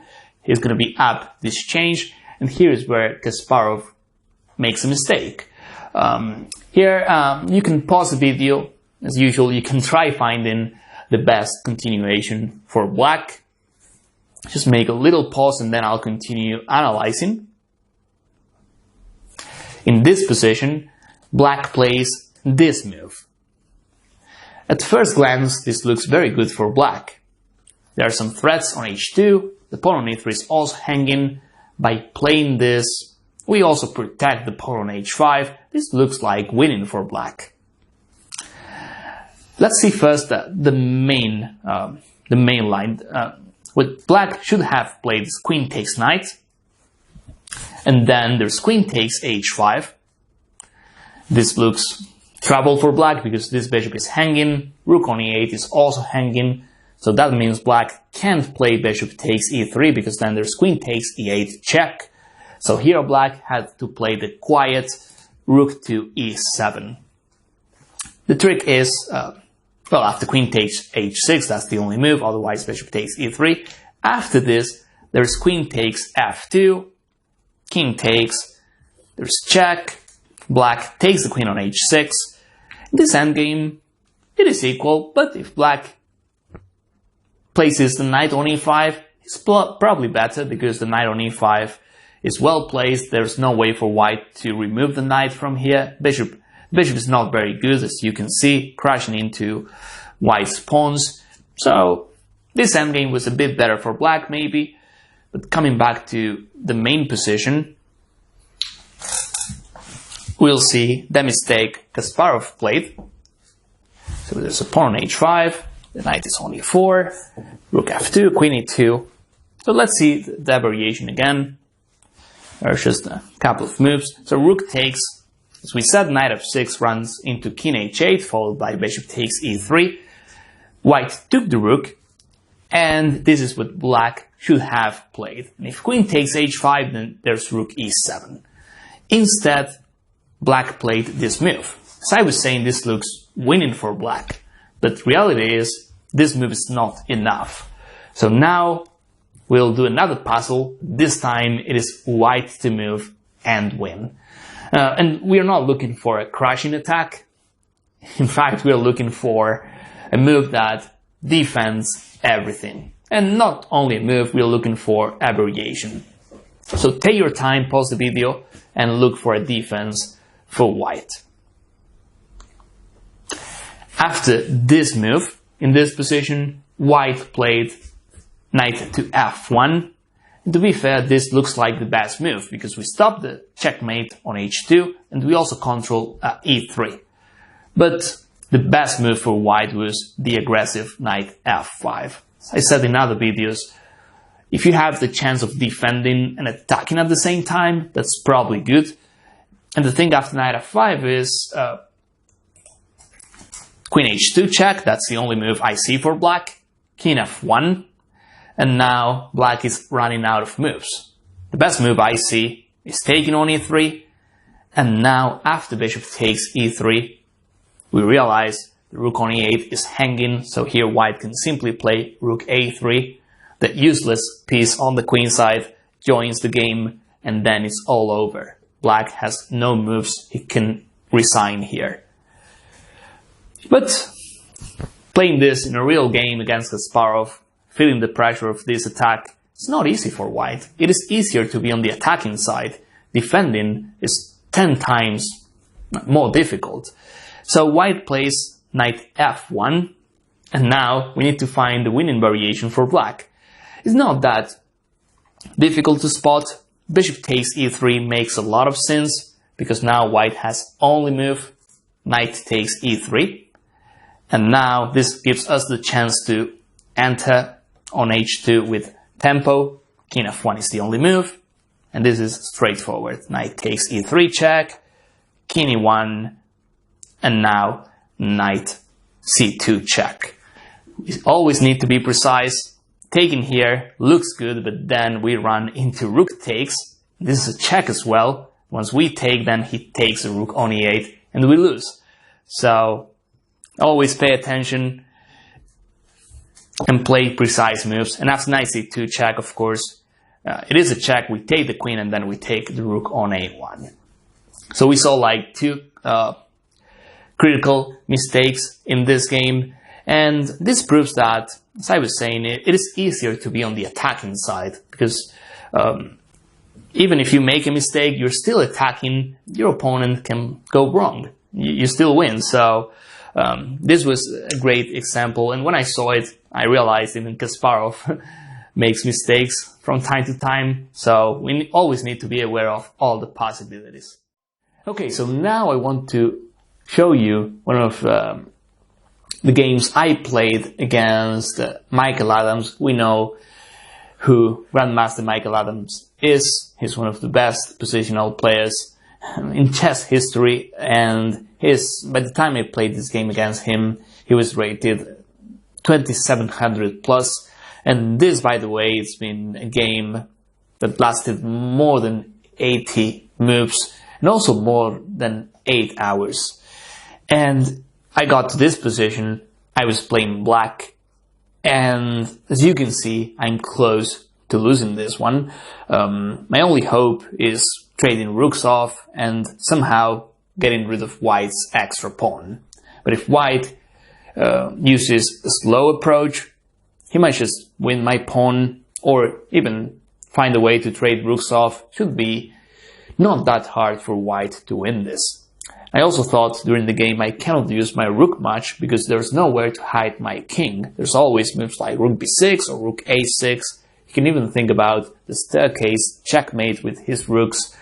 So I honestly didn't know what to play as black. I think my last move in this position was bishop h7. I was just using a waiting strategy. And here, after so many hours playing this game was played in Gibraltar, the time control there are actually 2 time controls, so imagine how long those games could be. And my opponent played f5. So after f5, there is a chance for black to save this game. Instead, he should have played something like rook c5, just take a slow approach, and I feel long-term white should win this. When he played f5, clearly he wants to play king e3 and take my pawn. This move makes a lot of sense, blocking my bishop on h7. And of course, if I play something like rook d3, trying to cut this king off, then white can play rook b6 check, and then he advances his pawn. He's winning this. So f5 looks like a winning move. Now, I want you to pause the video and find the best continuation for black. And let's see if we can save this game. Okay, so in this position, I set up a trap by playing this move. Now, white cannot advance this pawn because then I just get rid of his last pawn and then my drawing chances are much higher. Instead, he played king e3. Now, I play the move rook f6 and he takes the pawn on e4. Still, this looks like a clear and a clean win for white. So here's where I play rook takes f5. This is the move that draws this game. If I play bishop takes, of course, he just takes, rook takes, he takes with the other rook, and that's a win for white. So rook takes f5 is different. Now, he has to take the rook. If he doesn't, then I'll just take his rook, and I'll play a bishop against rook endgame, which, in theory, that's a draw. So now he takes my rook, and now I won't take the rook on f5. If I do, then he just takes, and he wins, because he's got an extra rook, of course. So I play this move. And now, believe it or not, this bishop is good enough to hold this against 2 rooks. Let's see the options in this position. If white moves the king to d4, king to e3, king to d3, or even king e5, then I just play bishop takes f5. And white cannot take my bishop, and this position is a theoretical draw. What else can white play? He can move the rook. He can move the rook on the 5th rank. But while he plays this, I'm not going to move my king. I'm going to just play bishop here. I'll never take the rook, because then he just takes back, and he's got the extra rook. So I'll just play bishop here. He's going to move the rook. I'll just play bishop h7. One day, he'll have to move the king, and then I'll take the rook. He can even play rook e5, and then I still play bishop g6. I'll play bishop h7 and bishop g6 all day long.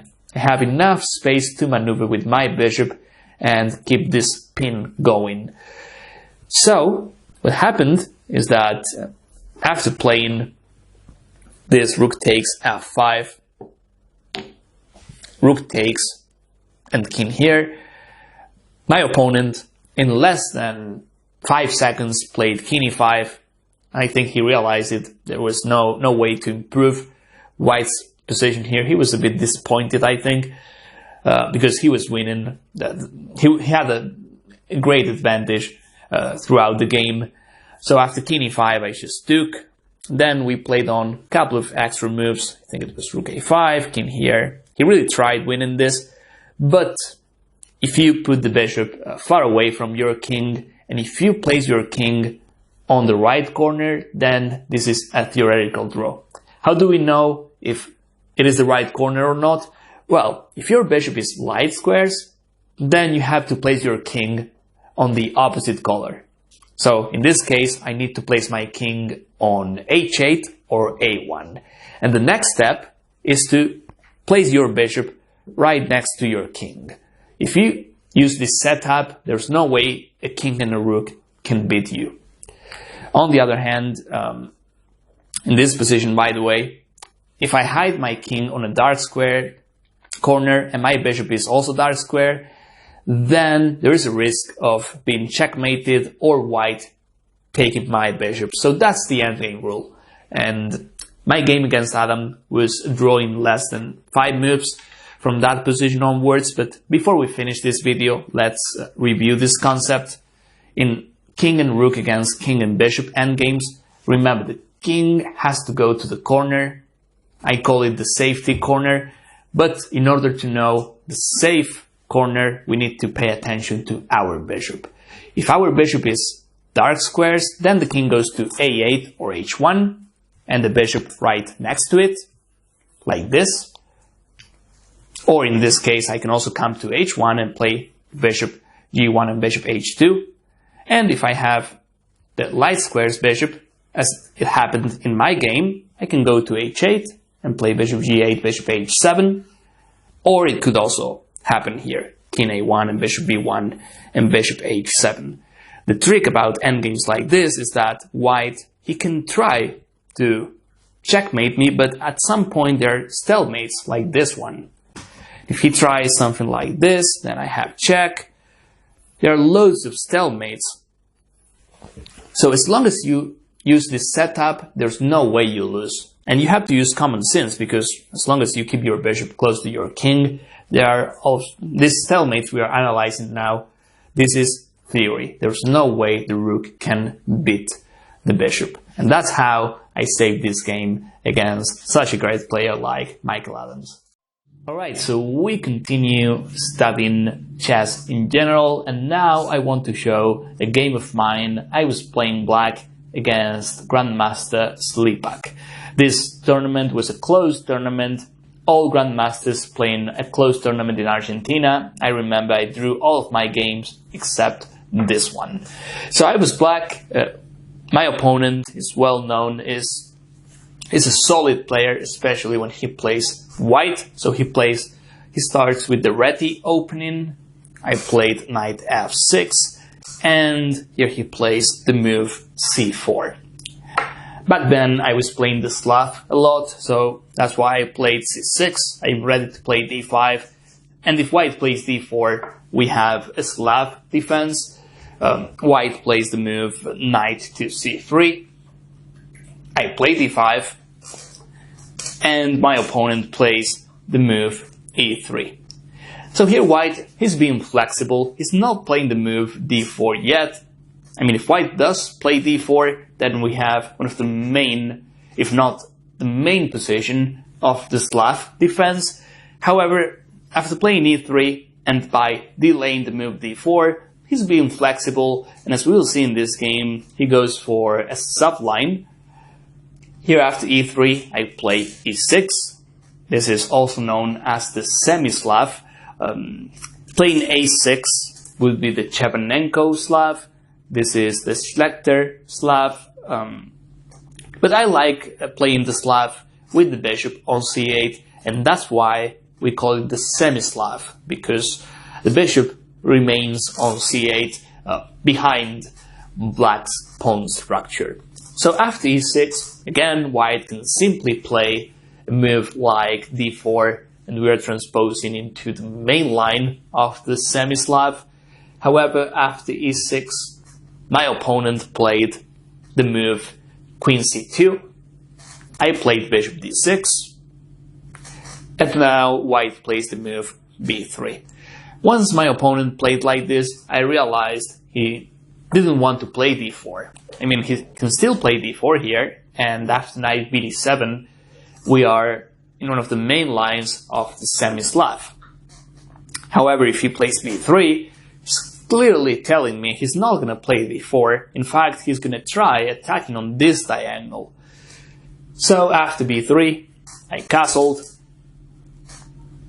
My opponent plays bishop to b2, and now this was a key position in this game.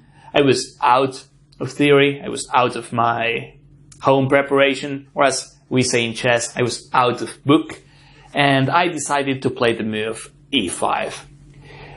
My reason was, if he's not playing d4, if he's not guarding the center, then I have to go for a move like this. And I'm also opening a diagonal for bishop c8. Of course, I could have played something like knight b7, maybe b6, trying to play bishop b7, but I was concerned about white castling queenside, maybe playing moves like this. And the bishop plus the rook here, he can develop an attack on the queenside. This is an original idea. It's not played that often.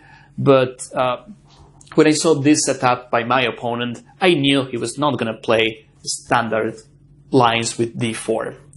So that's why I played e5. Again, trying to punish white's move order. If he doesn't play d4, then I'll just occupy the center with e5. So I think here is where my opponent made a mistake. Not the move itself, but the idea. He took on d5. Then I take back with the pawn. I think this is another key move. Taking back with the knight is not as good because then there's no defender on the king side. White can even consider playing something like this. Then, depending on what black plays, he can try this or castling queenside. So taking back with the pawn is much better. And also the c6 square is now free for the knight. So c takes d5. And now my opponent played the move knight b5. So the reason I'm showing this game is because this position has something in common with other videos we've seen already. And here we see white, he's attacking and he hasn't finished his development yet. I know taking on the bishop on d6 looks great for white. He's also targeting the pawn on e5. So the whole approach with c takes d5 and knight b5 makes a lot of sense. But the problem is his king is still here. And he's not likely to queenside castle because the c file is now open.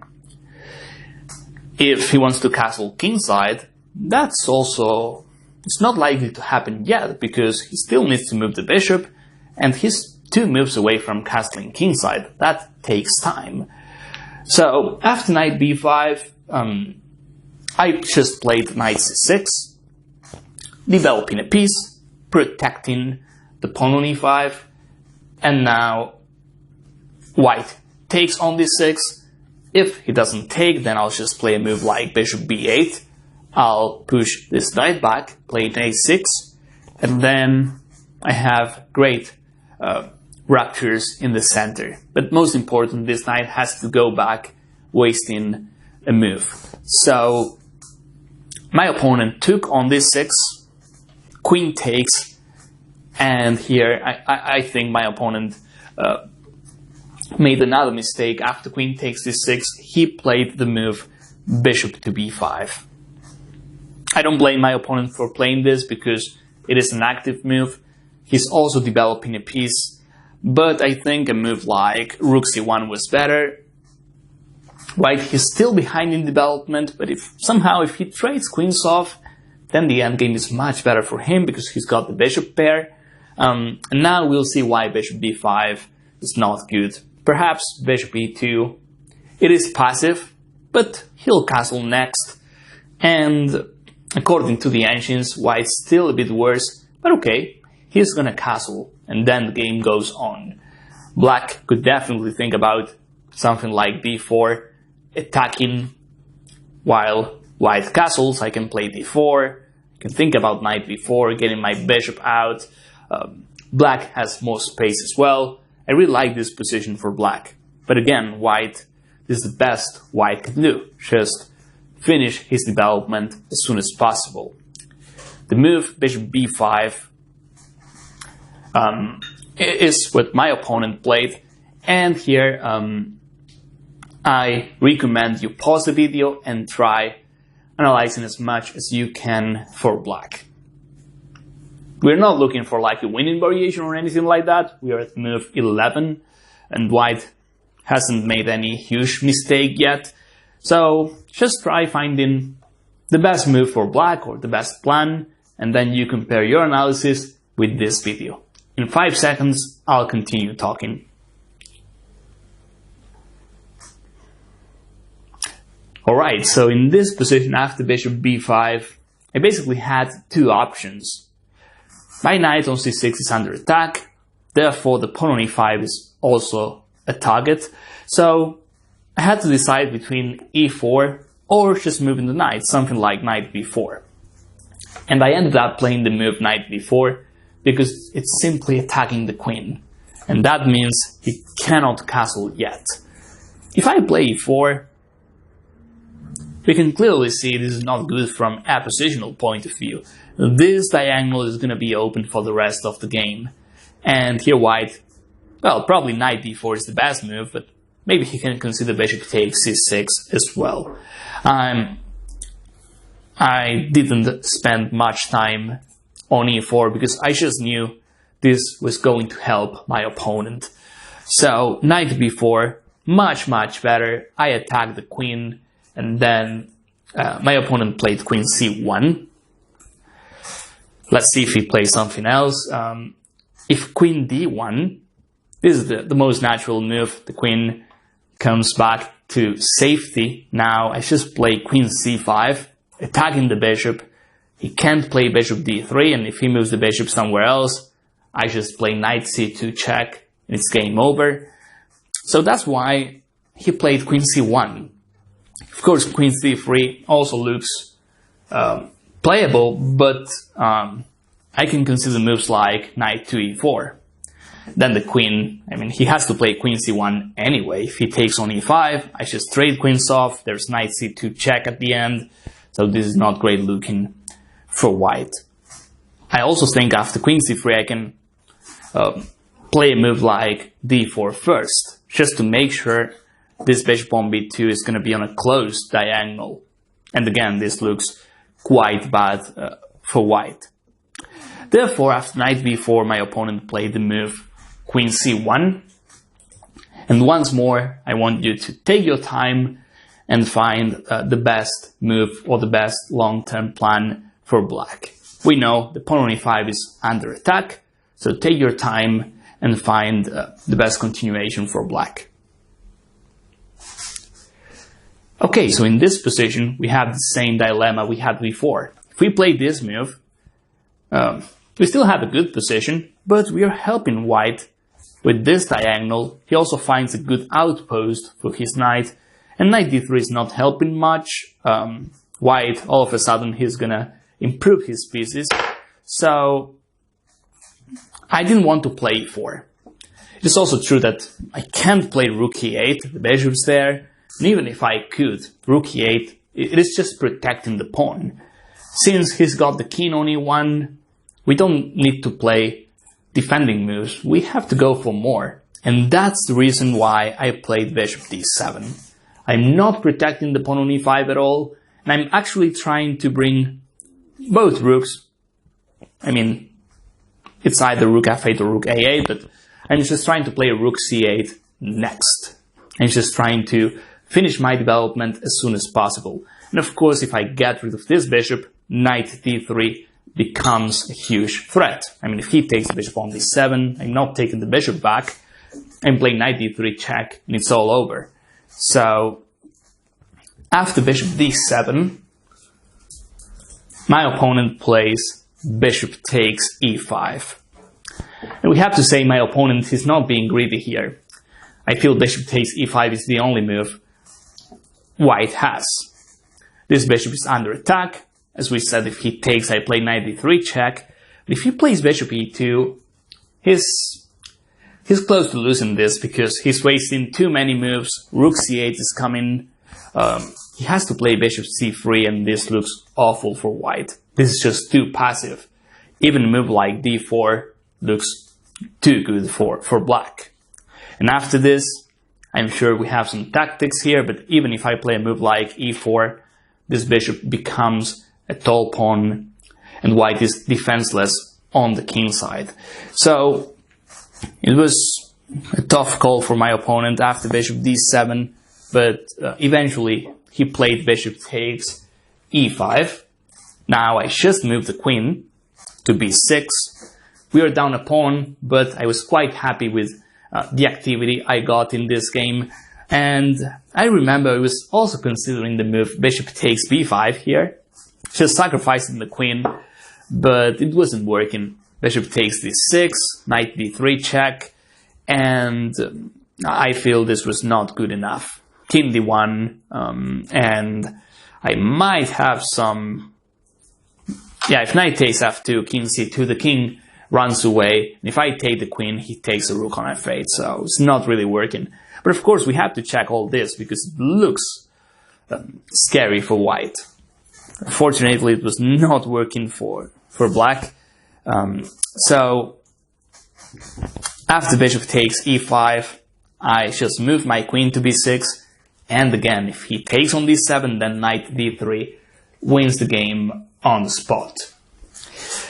Now my opponent plays bishop e2. He has to. If he takes on f6 first, then I just play bishop takes b5. This bishop is still hanging and knight d3 is coming next. So bishop e2 is or bishop f1, but bishop f1 is not a move our opponents would play, to be honest. White is never going to castle, so bishop e2. Now, I played rook f c8, and I think this is also important. The other rook can go to c8 as well, but I just wanted to have the rook on a8 in case I play a5 and a4 in the future. So, rook f c8, I really like this move. Bishop c3, and one more time we need to find the right continuation for black. Remember that white is just one move away from finishing his development. He is up pawn, so the clue, I can tell, you probably know this, we need to stop white from castling. Think about it, and then in 5 seconds I'll continue analyzing.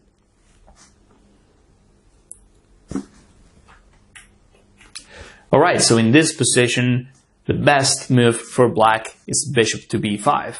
The only move that stops white from castling kingside. Now, if I take the bishop as white, then queen takes b5, there's no way to stop knight d3. Well, there is, but only for one move. Now, black can play something like knight d7, or even knight here, and eventually I'll play knight d3. But most important, his king is still on e1. So, bishop b5, as I was saying, is the move to stop white from castling. And even if white plays a solid move like queen d1, I can play knight d3 check for starters. And with opposite colored bishops, I don't mind being down a pawn here as black because I know it's gonna be tough for white to finish his development. So these were the possibilities I was considering during this game after bishop b5. And my opponent here, he played a3. Now I played bishop takes e2. Knight d3 check was also interesting because then I get a position like that variation we just saw, but bishop takes e2, I thought this was much better because now there's just two options for white. King takes, this is quite weak because I have queen b5 check or queen a6, followed by knight d3 and knight e4, and all my pieces are just entering white's position. And the other option after bishop takes e2 is what he played, which is pawn takes b4. He can't take on b4 with the bishop because rook on c8 takes the queen on c1. But here I saw bishop takes f3. This wasn't an easy move because, of course, I wanted to keep that bishop. But what I saw is after pawn takes, now I have a good move to make sure his king is going to be completely open for the rest of the game. I'll give you the chance to find it. In 5 seconds, I'll continue analyzing.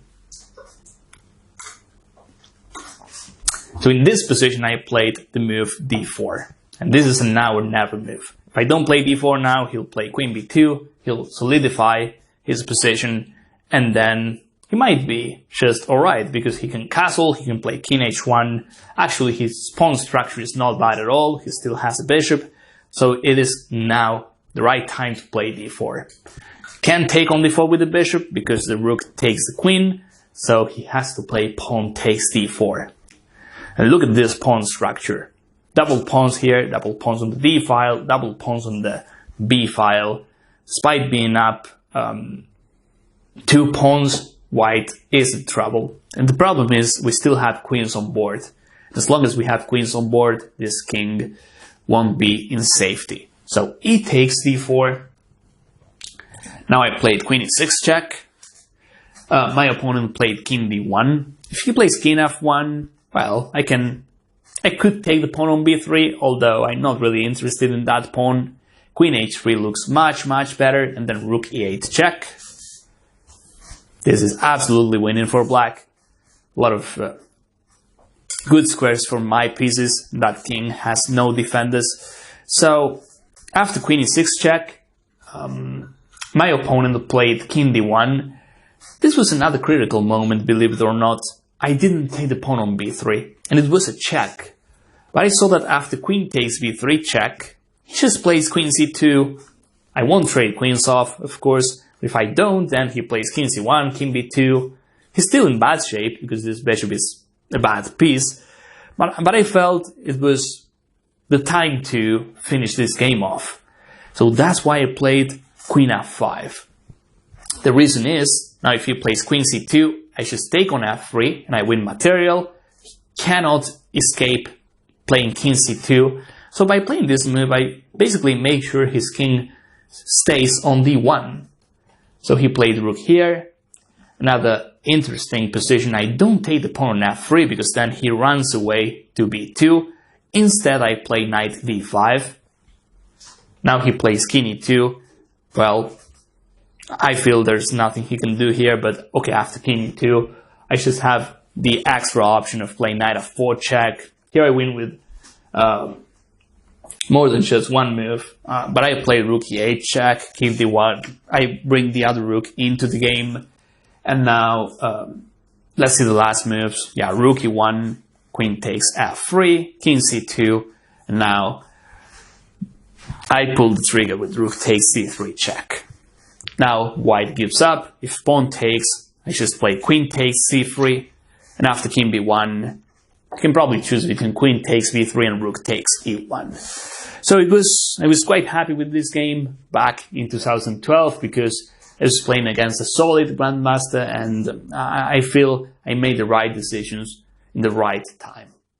Okay, so now I want to show you a game of mine against Grandmaster Baez. This game was played in Gibraltar 2017, and I was playing white. So I started the game with b4. This is what I usually play. Knight f6. I played c4, and my opponent plays g6. So far, we can tell it's going to be a King's Indian unless he plays a quick b5, and that would be a Grunfeld defense. And that usually happens if white plays knight c3. Here black decides whether it's going to be a King's Indian with bishop g7 or a Grunfeld if black plays d5. However, in this position, I didn't play the move knight c3. Instead, I played knight f3. Black plays bishop g7, and now I played this variation, which is, in my opinion, one of the best, if not the best line against the King's Indian, the Fianchetto variation for white. I really like this for white because usually in the King's Indian defense, black attacks on the king side, and this is not happening in this line. Of course, when we do the fianchetto, white has extra protection on his kingside castle, and so does black. So my opponent castles kingside. I of course place bishop here. Black plays with d6. This is the move black usually plays when he plays the King's Indian. I castle, and now here black has two main lines in this position. One of them is playing knight bd7, trying to play with e5, and the other move, the move my opponent played in this game, is knight to c6. This is also known as the Pano variation of the King's Indian. So I played knight c3. Not the only move in this position. There's another line which is playing a quick d5. Actually, I played this as white at least twice in my career, probably more. But I think knight c3 is better. It is the main line. And now black, again, he's got at least 3 or 4 main moves to consider in this position. One of them is rook b8. The other move is a6. I would also consider bishop f5. And the move my opponent played in this game, which is bishop here. I'll just tell you something which I think is quite important. If you play this line as white, against moves like this, where black tries playing a quick knight e4 and occupy the center, you can always think about moves like knight e1. These are things you learn by analyzing games. If you're playing this position as white, if you don't know the move knight e1, this move is hard to find over the board. But if you know it, it is much, much better. I mean, it's easier as well. You control the e4 square and then you prepare this move as well. So that is the best way to deal with moves like bishop f5. However, my opponent played this move, and now I played the move bishop to e3. This move is... It feels like this move goes against the opening rules. I'm placing my bishop in front of my e2 pawn. But the thing is, I'm playing against black's plans when I play the move bishop e3. He just played this move. That means if I attack his bishop, he's going to take, and he wants to put more pressure on d4. He's likely to play a move like knight d7. So that's why I play bishop e3. Since his bishop is here, he's not going to play a move like this. And also when I play bishop e3, I'm developing a piece, I'm preparing a move like rook c1. So this is actually a deep move, and I knew this move beforehand. So that was quite helpful in this game. So bishop e3, now my opponent played the move queen to d7. And both queen d7 and queen c8 are playable in positions like this.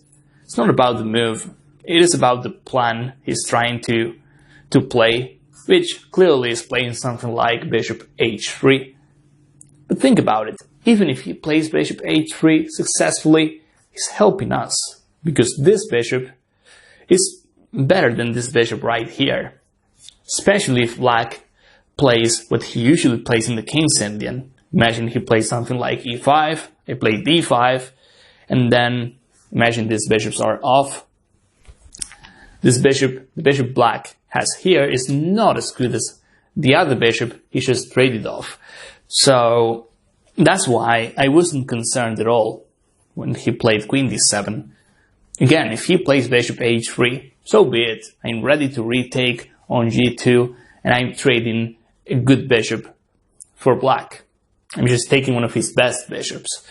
So after queen d7, here I could have played d5, but I thought I'm opening this diagonal for no reason, so that's why I played the move rook c1.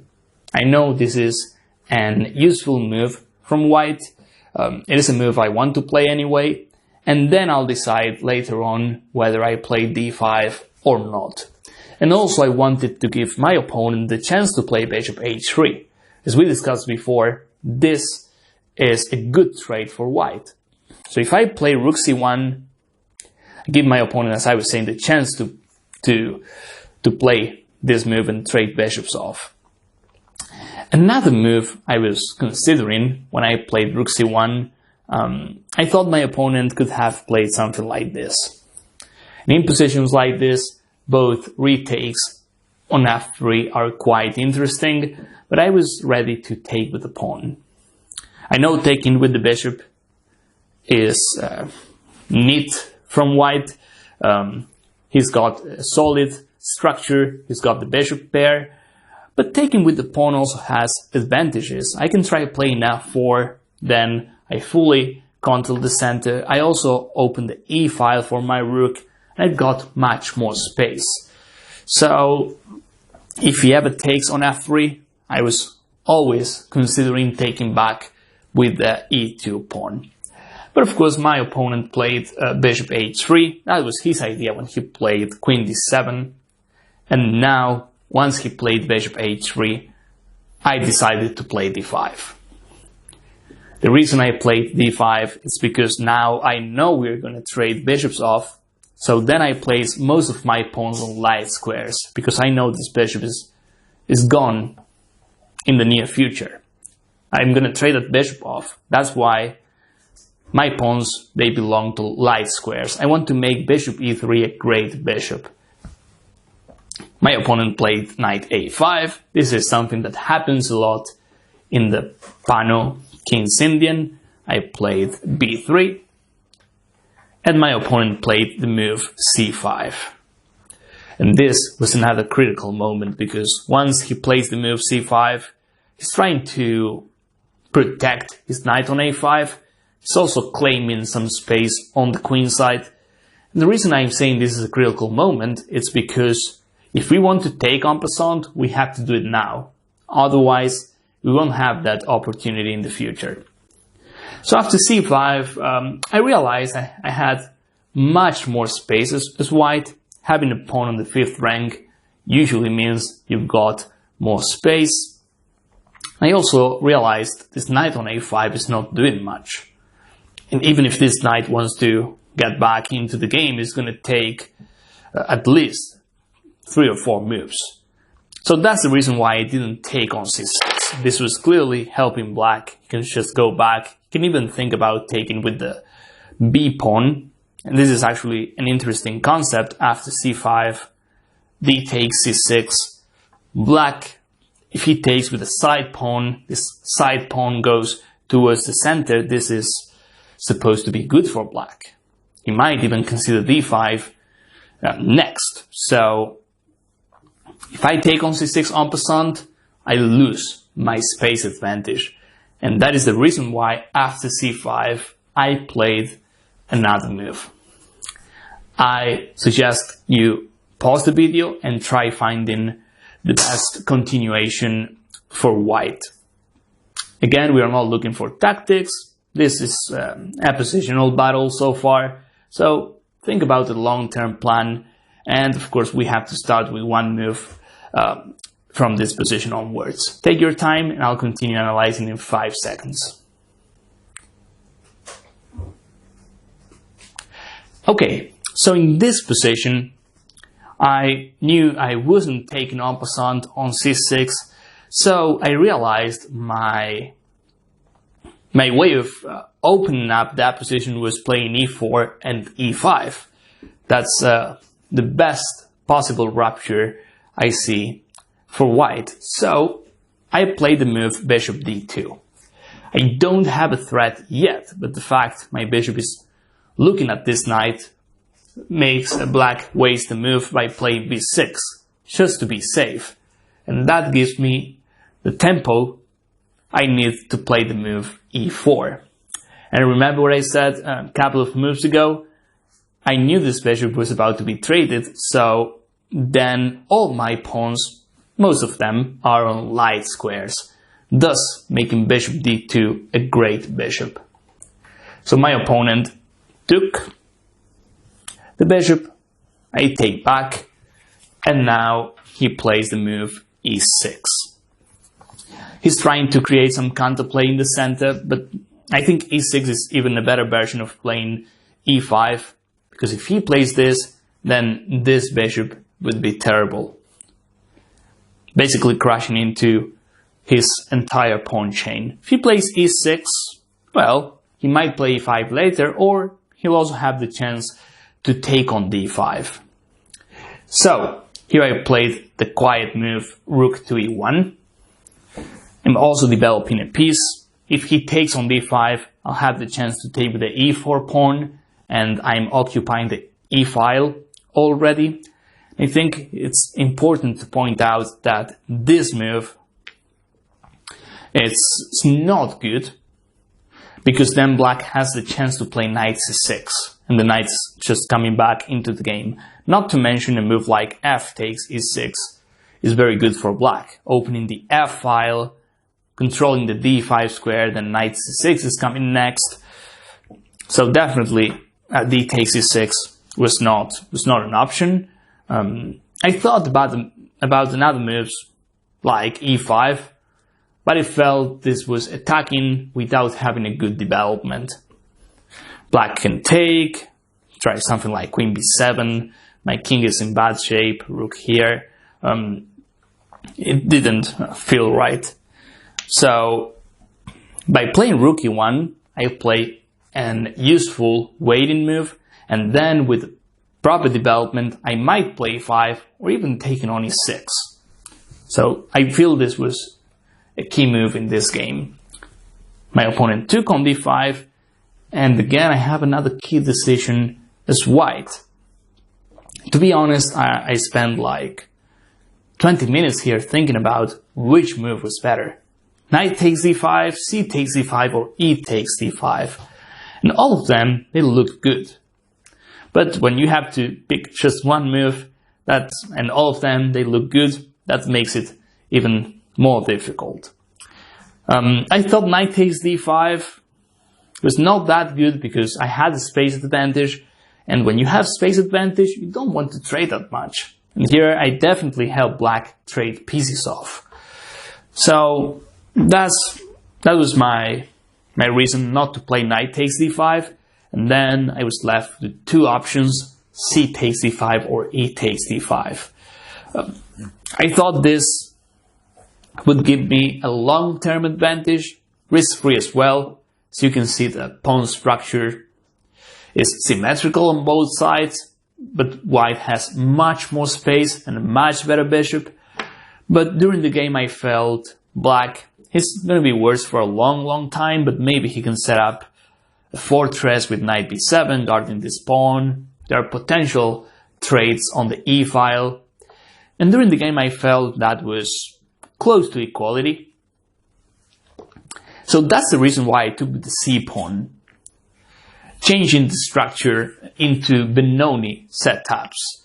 And by doing this, I have more winning chances, and that's why I took with the c pawn. I think that the big decision was between knight takes and c takes d5. So after c takes d5, my opponent played rook f e8. He's not ready to play a move like b5 because, as you can see, the knight on a5 is going to be loose. So he played rook f e8, and now another important move for white's strategy, h3. Black, if he wants to improve his position, he has to trade pieces. He is lacking space, so if you want to improve your position when you don't have space, you have to try stuff like this. So that's why I played h3. By playing a move like h3, I'm limiting his options. He has less and less space. Same as knight a5, this knight does not have good squares. Even if he plays knight b7, this knight has no good squares to go to. So I think that was a good move. After h3, he played rook a d8. At first I didn't understand this move. It took me a while, but of course, now I'm looking at it, I can tell he's trying to stop e5. It's not a direct way of stopping e5, but if I ever play e5, he's gonna have the rook on d8, the queen on d7, knight on f6, so clearly he's trying to stop me from playing e5. So he played rook a d8, and one more time, I think we need to find the right move for white. Take your time, we're not looking for tactics, that position is full of strategy as you can see, and take your time and in 5 seconds I'll continue talking. Okay, so in this position I was really trying to play e5. I didn't think it was any good because he simply takes and he plays something like queen b7. All of a sudden this pawn is going to be, it is hanging and I feel he's going to take it next move. So I had to play something else. I also wanted to move my knight in some variations, but then the pawn on e4 is also hanging. So it was a tough call. This move was not easy at all. If I play something like queen c2 maybe, then he can start considering b5 and b4. Now he's got a proper development. So that's why I played the move queen e2. This was not an easy move because I'm placing my queen in the same file as the rook. And I was also thinking about moving my bishop somewhere, but I felt the bishop on d2 was already doing something, so this queen e2 move was tough, as I was saying, placing the queen on the same file as the rook. I stopped b5, and he played queen b7, and now I play queen d3.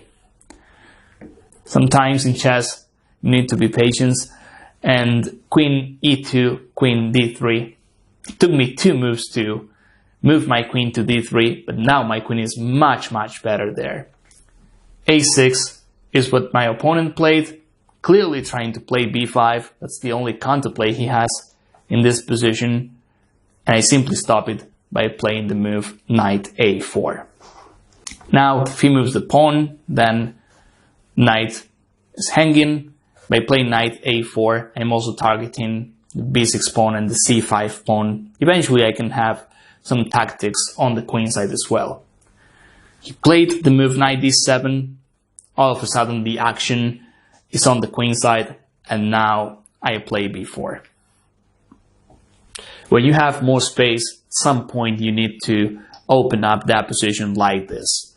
I think the game, black lost this game because of this knight. As you will see in a couple of moves here, c takes b4, only move, play something like c4, I can just move my queen away, and then the knight has no squares, so c takes b4, bishop takes b4, now he plays bishop f8, and he has to move like knight c5, I can just take, then I take the other knight on a5, and he's gonna lose at least a pawn, or probably both pawns, the pawn on c5 and the pawn on a5.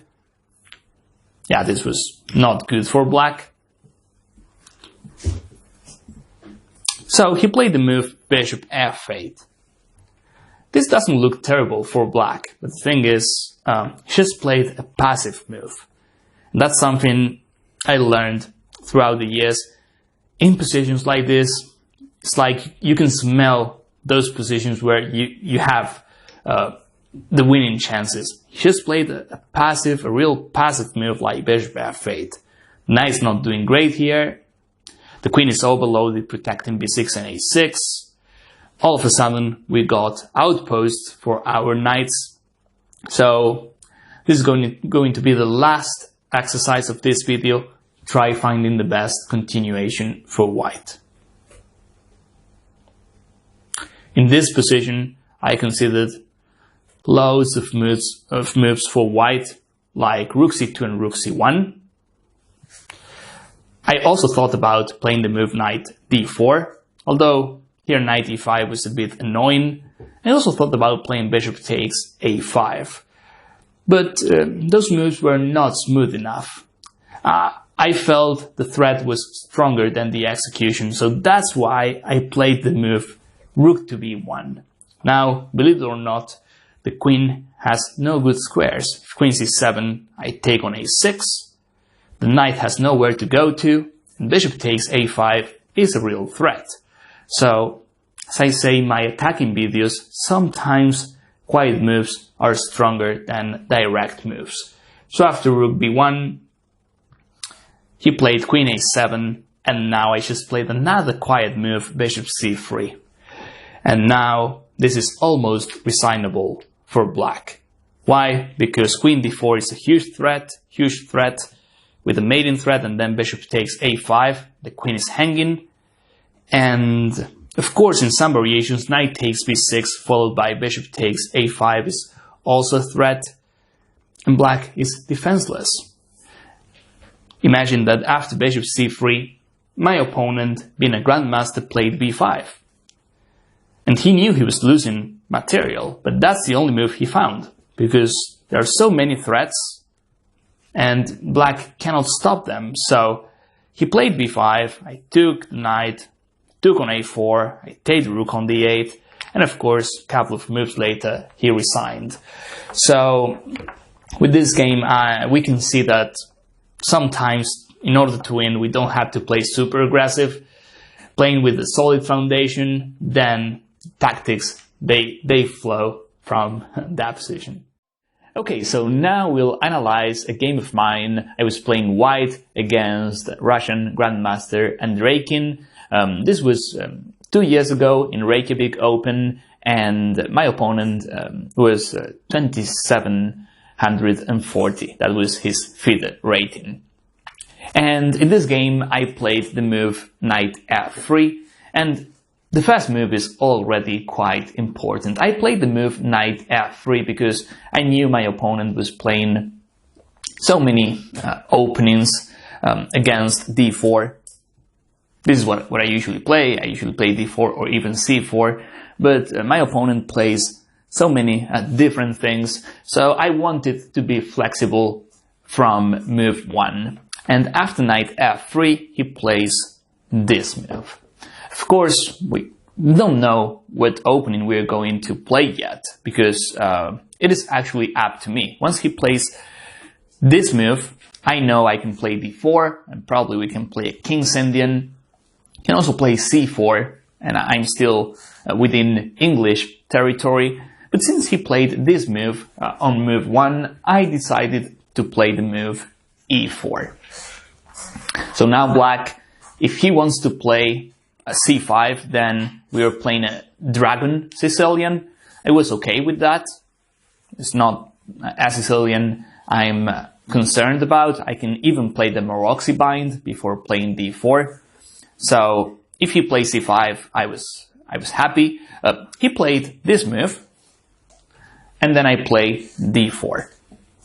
Now he plays the move d6, and as you can see, we are in a Pirc, or also known as modern defense. I think, to be precise, this is still a modern because he hasn't played the move knight f6 yet. If he plays knight f6, then we can call this a Pirc. So after d6, I decided to play the move bishop c4. And I played this move because I saw Carson playing this system a lot.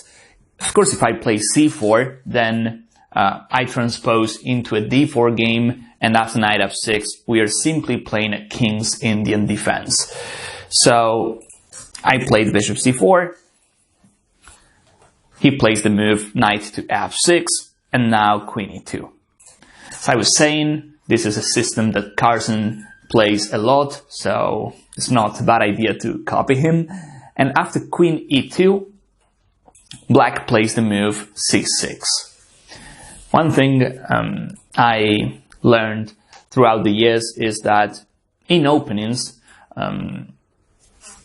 we have to play precise moves all the time. Like here, my opponent plays c6. He's not castling just yet. And altering the move order, in this case, is helping black, because If black castles, then white has a lot of possibilities here. However, if black plays the move c6, white has to play the move bishop b3, which is the move I played. Why? Because if white castles, then not only black can play d5, and all of a sudden he gets rid of white's center, he can also consider the move knight takes e4, followed by d5, and then he gets the bishop pair. I know I can play bishop takes f7, this looks like a good in-between move, but we know this is also good for black. He gets the bishop out, he can play h6, he can castle by hand, and at the end of the day, black's bishop pair is much better for him. So, what I'm trying to say with this example is that when you play openings, try analyzing as much as you can, try paying attention to subtle details like this. Just not play in autopilot, that's the concept. So he plays c6 before castling, and of course I play bishop b3. I was aware of these possibilities. So bishop b3, he castles, so do I, and here he plays this move. So I think he played like this because he was trying to play an unbalanced position. Of course he can try something like this as well, trying to play e5, but as you can see, after a move like knight bd7, black does not have space, and a move like e5, I can even follow with e6, and this looks very good for white. a5 is another possibility, and my opponent ends up playing like this in the game, but first he gets rid of his passive bishop on c8. This is something that happens to black in a lot of openings. Bishop c8 usually lacks squares, so after bishop g4, I decided to play the move knight bd2. And I've seen this move before, but I think it is important to understand why this is the best move for white. I really need the knight on f3. I need to replace the knight on f3. Playing h3 is not as good because, of course, he's going to take, queen takes, and then I don't have the chance to bring my knight to the king side. Of course, white is still doing good here, but it's not as good as playing knight bd2 first. In other words, there's no rush to play the move h3. And of course, we know he wants to get rid of this bishop, so I feel this move order is quite precise. My opponent played a5, and now I decided to play a4. I remember I spent like 5 or 6 minutes on this move, and looking back, I feel I spent too much time. I was wondering maybe a3 is better, but I feel I should have played a4 quicker. The thing is, both a3 and a4 are good. Even c3 was possible. I don't think black has anything on the queen side. I don't see any tricks on this diagonal, and potentially this pawn is a weakness. So I don't know why I spent so much time on this move. I just feel a4 is good enough, and I also stop his queen side expansion. So what I'm trying to say is sometimes you cannot find the most accurate move. a3, a4, c3, all three moves are good for white, so do not waste too much time, just be practical. And a4, I feel it is good in practice because, as I was saying, we stop his queenside expansion. So here my opponent plays the move d5, and again I can tell he's trying to create an unbalanced position. He's 2740. He needs to play for a win, especially as black. So d5 is really trying to create an unclear position. This is not the standard way to play this line. From a Pirc or modern, even a King's Indian setup, you would expect a move like knight b7. I would play h3, bishop takes knight, knight takes f3, e5. Then I was planning to play d takes c5, and here we have a symmetrical position, if knight c5, bishop c2, where white has the bishop pair, no weaknesses, and my opponent, he knew in this position his winning chances were low, because the chances of white making a mistake here are pretty low. His position is good, no weaknesses, bishop pair, symmetrical position. So what I'm trying to show you here is my opponent plays d5 because he wants to avoid symmetrical lines like this. So d5, maybe this is not as good as playing knight b7, but the move itself is trying to break the symmetrical position we have on board. So after d5, again here I spent a lot of time deciding whether to play e5 or e takes d5, and that was another mistake because clearly white has to play e5, occupying the center, advancing the pawn, getting more space. This is a move I have to play. The reason I'm saying how many minutes I spent on some moves, it's because at the end of this game I was running out of time and I had to make quick decisions at some point. So, okay, here he plays knight b7, I play h3, he takes. Doesn't have any other move. If bishop e6, I can play knight here, so takes, knight takes, and now another move. He played very fast e6, a move he has to play, otherwise I play e6 myself, so e6, and now I play the move c3. So this position, now I look at it, it looks like it came from a French defense or even a Caro-Kann. Black got rid of his bad bishop, and then he can try playing c5. This is actually the move he played, and we have a strategical battle where white with the bishop pair is supposed to attack on the king side. Black, on the other hand, wants to attack on the queen side. So after the move c5, this is the first exercise of this game. How to play as white. We have a decision to make here, whether to take the pawn on c5, that changes the pawn structure for the rest of the game, or whether to just play something else and let black take on d4, maybe play queen b6. This is a critical decision because white's next move is gonna define the pawn structure and possibly how the game plays out from this position onwards. So take your time, decide whether to play d takes c5 or not, and if you don't play d takes c5, then you have to come up with another move. And also take into account that if you take on c5, not only knight takes c5 could be an issue, but the pawn on e5 becomes weak. So you can pause the video if you want. I'll just make a little pause of 5 seconds and then I'll continue talking. Alright, so in this position after c5, I decided to take the pawn, and this was a huge decision. As I was saying, after this move, we have the pawn on e5.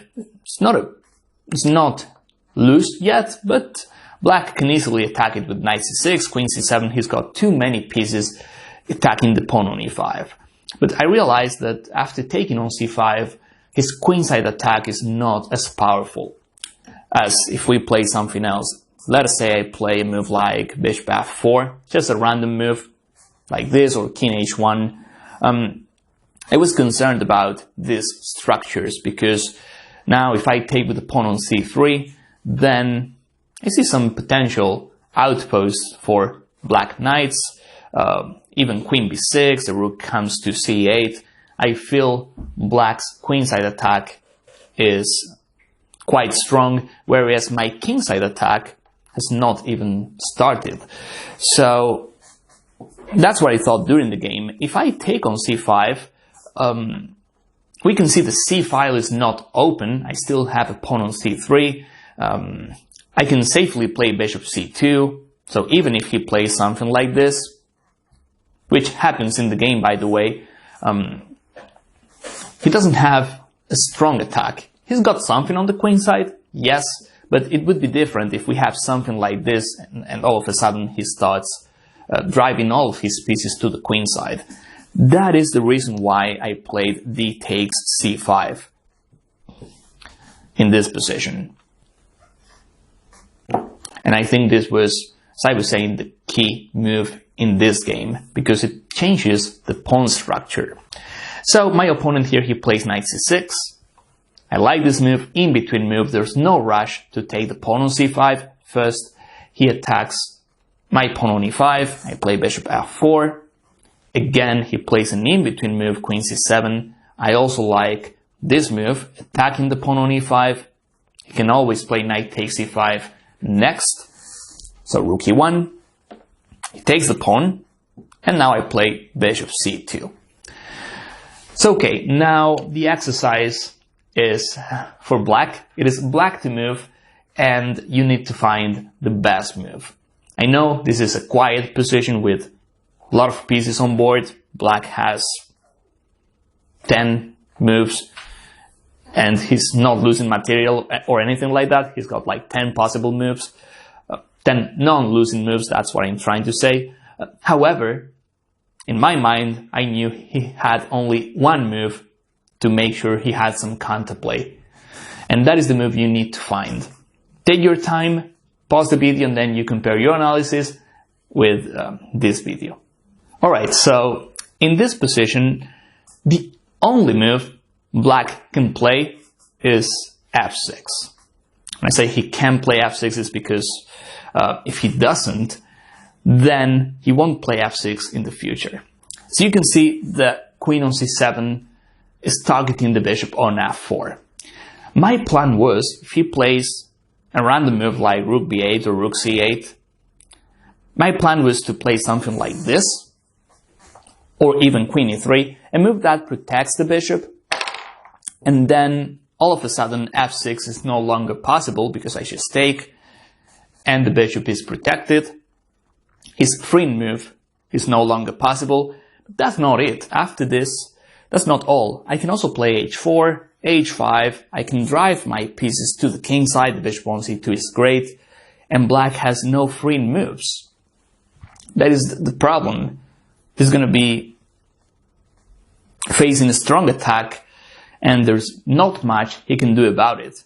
My position is stable. My pawn on e5 is just too powerful.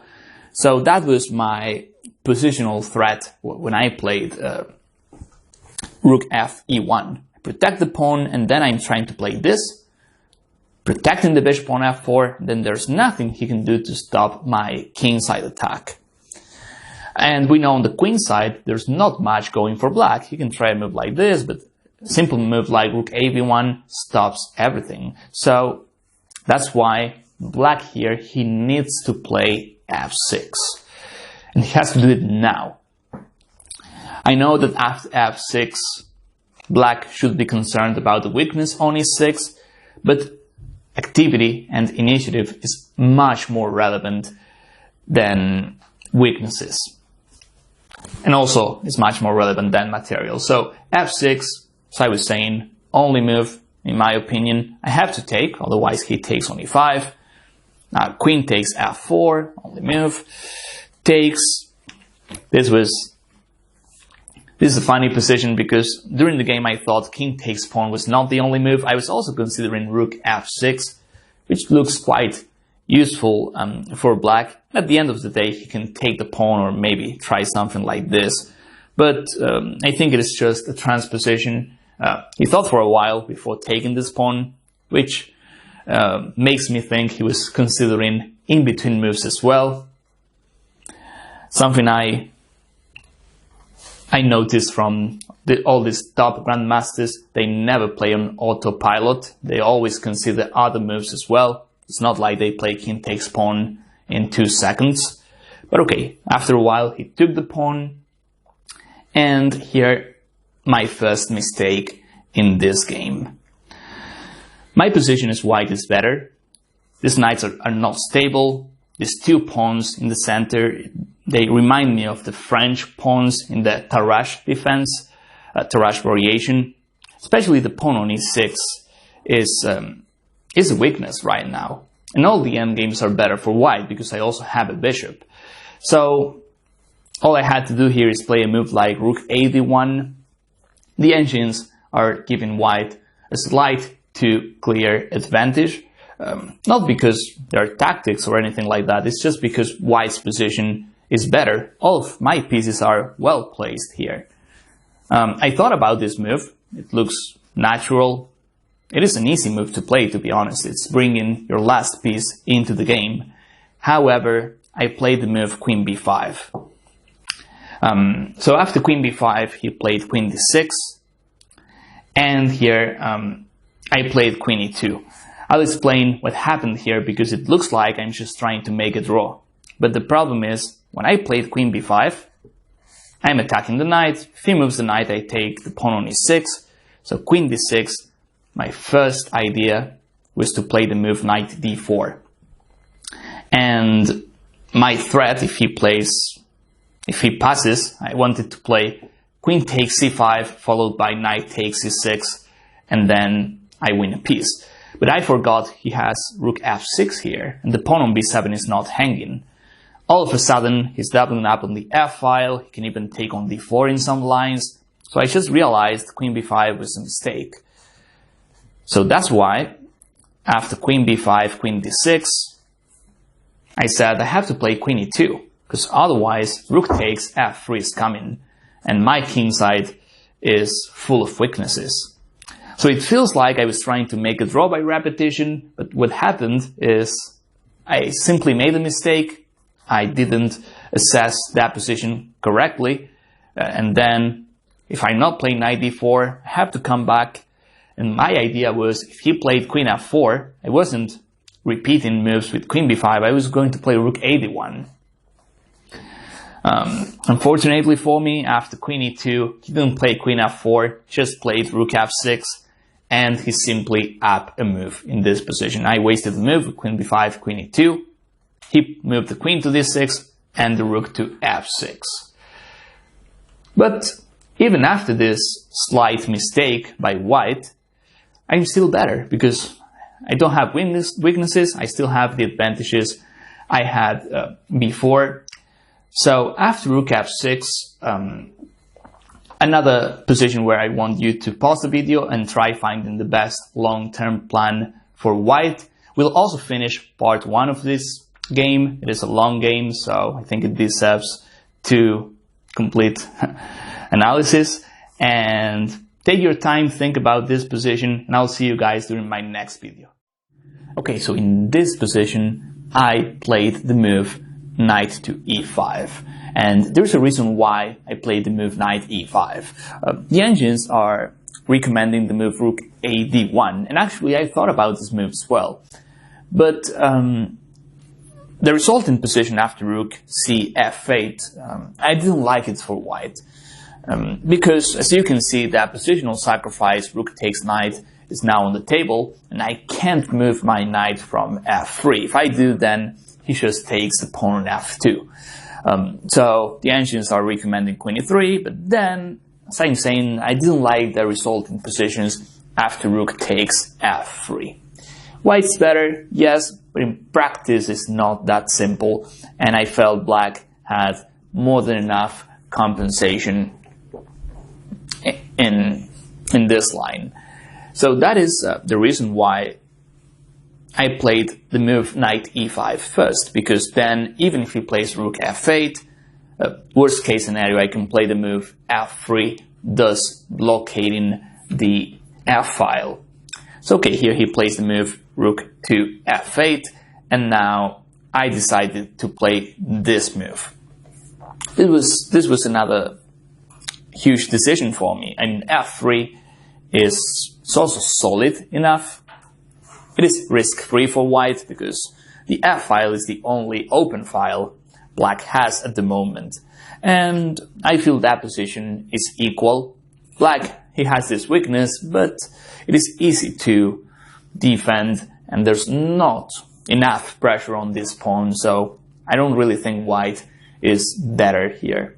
Chances are equal, and potentially my bishop in an endgame is better than his knight, but this move is also attractive because I attack the rook, I also protect the pawn on f2, and why not?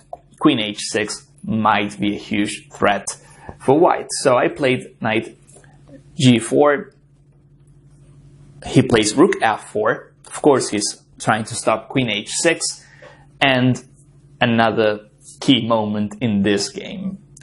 The exercise is the following. You have to decide between this or this. Both moves are defending on the king side, but you need to decide which one is better. And by the way, let me correct this. The queen is on e2. I forgot to remove the queen from e3 on the previous variation. Let's see this again properly, so not going to take much. When I played knight e5, rook here, then I played this. The queen was not on e3, so this, rook f4, and now we have to decide between this or this. And by the way, this queen h6 trick I was mentioning earlier, it is still possible in the game because I can always play queen e3 or queen d2. So this is how the game was. And now here's where we need to do the exercise. This or this. Decide between those two moves. Take your time. I'll do a 5 seconds pause and then I'll continue talking. So, in this position, I thought about this move. I really wanted to play it because if he moves the rook, then I can play queen d2 or queen e3, and then queen h6 is quite annoying for black. In fact, if my queen comes to h6, I also have sacrifices, my bishop, so this looks quite good for white, but believe it or not, this move loses. And now we'll see why. What I played in game f3 is much better because then the knight comes back to f2, my king is rock solid, and there are no good sacrifices for black. By playing this move, I basically stop black's counterplay on the king side. So I realize here my opponent is giving me the chance to play a losing move, and that's why he played rook f4. He could have played other moves as well, but he plays this because now this move is tempting for white, but it is actually losing. So let's see why this loses.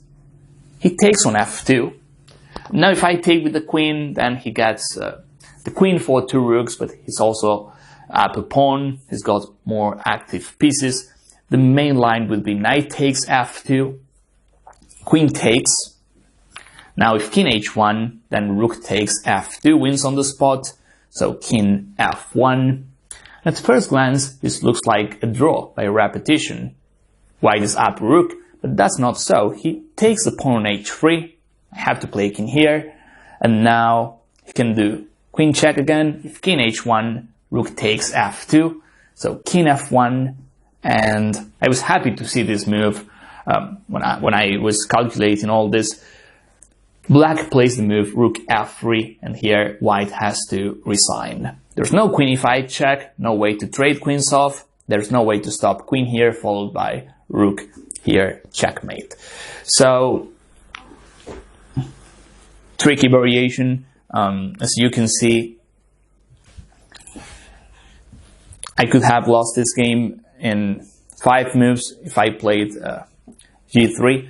So I'm glad I played f3 actually. It's also not about calculating, it's about following your intuition. This move looks suspicious.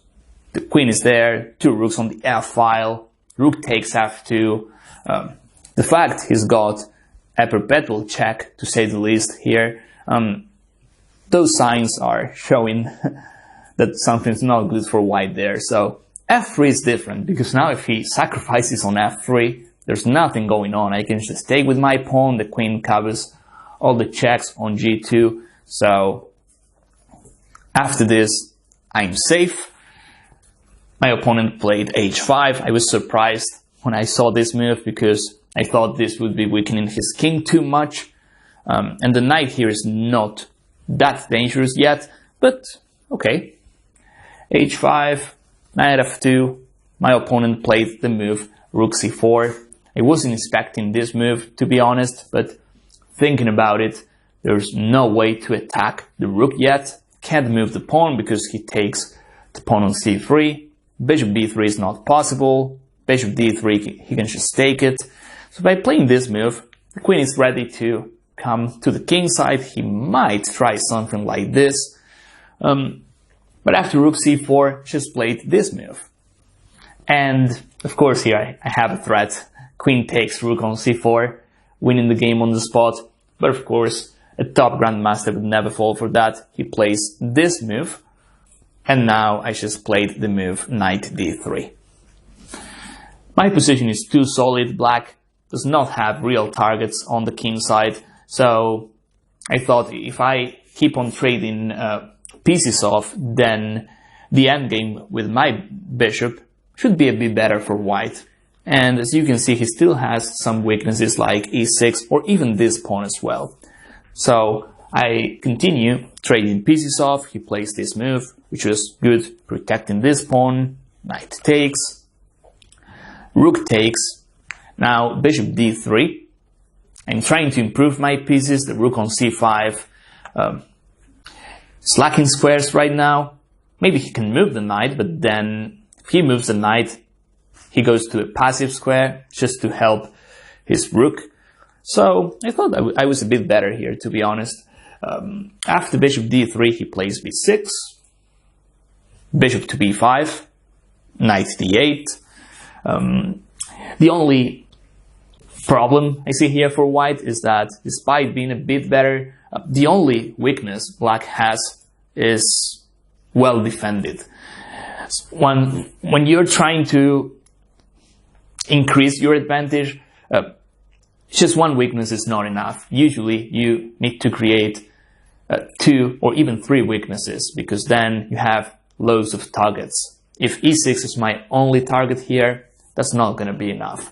So he played the move knight to d8. I played queen f2. I remember my opponent thought for a while here, but ended up trading queens off. Thing is, if he moves back, then with queens on board, this h5 could be expensive for black. So trading queens off, I think it's good. King takes, knight b7, trying to relocate his knight. Rook e5, knight d6, bishop d3. Like the fact my bishop is always controlling this knight. Knight f7, rook e2, and here he played h4 and offered me a draw. I thought for like 3 minutes. I had 5 minutes left. We're still at move 35, and there was a time control at move 40. So I took the draw because, first of all, it was a great result. I didn't think I was better at all, and I had no time, so it was definitely worth accepting. And I wonder why he offered me a draw here. When I analyze this with engines, they say 0.00. It's like complete equal position. So, I don't know, maybe my bishop potentially is better than this knight. And as you can see, this is what I thought during the game, potentially I can create a passer on the queen side. I was also concerned in a position like this, one day he could place a knight on f4. There's no way for me to push that knight back. So I was surprised by his draw offer, but I was sure I was not worse by any means. If he offered a draw, maybe he just saw that position was equal and he didn't see any real chances when 2700 player offers a draw. It's because there are no real chances left. So an interesting game, a lot of key decisions to be made, and I hope you enjoyed my analysis. I want to see you guys in my next videos. Okay, so we'll see another game of mine I played this year in a closed grandmaster tournament in Canary Islands, and I was playing black against FIDE master Napoli. So white opens the game with d4. During this tournament I decided to play the Slav defense as black, so I played d5. Usually I also play the move knight f6 just to be flexible, because I also play the King's Indian, Grunfeld. Sometimes I also play the Nimzo with e6 and bishop b4. But as I was saying, in this game I decided to play the Slav. So my opponent goes for the Queen's Gambit with c4, and I played the move c6. White played knight c3. I played the move knight f6, knight to f3, and here black has a choice between, I would say, 4 main lines. e6, the semi-Slav, which is one of my favorite in this move order. a6, also known as the Chebanenko Slav, the selector, which is doing the fianchetto here. And the main line of the Slav is playing d takes c4 in this position. So I decided to play the semi-Slav, and we call it semi-Slav because black decides to keep his bishop inside the pawn chain. So I was saying the main Slav, usually black takes, white plays a4 to stop the move b5, and then black gets the bishop out before playing the move e6. That is the main difference between the Slav and the semi-Slav. In the semi-Slav, black simply keeps his bishop on c8, but of course this bishop has potential, maybe b6, bishop b7, or possibly d takes c4, b5, and then bishop to b7. So after e6, my opponent played the move e3. The other main line here is playing bishop g5, and you probably heard of the Moscow variation, which is h6. Black plays like this, and then he takes the pawn. This is an aggressive line, sharp line for both sides. There's a lot of theory to study here, so most of white players, they play e3, which is solid. White protects the pawn, and then he just continues developing his pieces. The only drawback I see when white plays e3 is that this bishop on c1 is also trapped inside the pawn chain. So after e3, I played the move knight b7, and here white plays the move queen c2. This queen c2 line is also known as anti-Meran variation.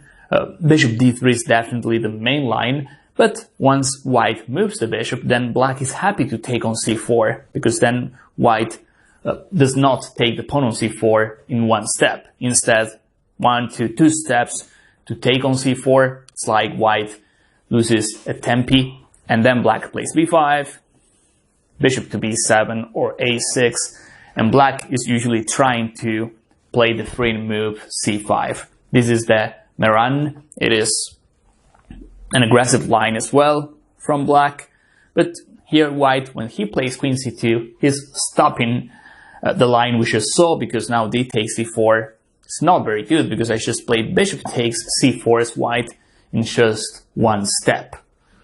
It's like white has an extra move, which is queen c2. So after queen c2, I played the move b6. I played b6 here because I saw a game of Carson, a really good game he played recently. The other main move, and the move I usually play as black, is bishop d6. But b6 is solid enough. It's a move I also like because black does not need to know much theory. Just plays bishop b7, maybe bishop d6 or bishop e7. Both moves are possible. Black castles kingside, and he got a solid position. That is the approach I like using in most of my games, because nowadays in the opening theory is so advanced, it is impossible to win games in the opening. So I just want to get a good position out of the opening, and I'll try outplaying my opponents in the middle game. In the middle game or end games, in those areas is where the game is decided. So b6, I get all my pieces out, I get a sound position out of the opening, and then the game begins. So b6, here the main move is bishop e2. Even b3 is also interesting for white, because now he's ready to take on c4 with the b3 pawn. So these are the main moves. However, my opponent played the move bishop d2. I play bishop b7, and now he plays the move rook to c1. I think this is okay for white, although if I were white, I would just move my bishop and castle first, just to be safe. I think, as we discussed in other videos in this course, we need to castle first, play it safe, and then we can think about a queenside attack. So after rook c1, I play bishop d6, and here is where my opponent plays the first mistake in this game, which is playing e4. And we know this concept. He's attacking without having a proper development. That's why instead of bishop d2 and rook c1, it was better to play bishop e2 and kingside castle. And this e4 right here is attacking without having a proper development. Whereas black, he's got almost every single piece out. He's just one move away from castling. And as you can see after e4, white is likely to move his queen twice, even 3 times.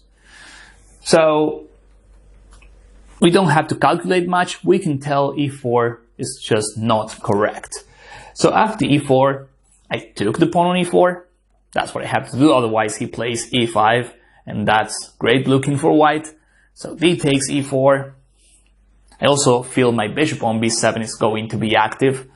So knight takes e4. I took the knight.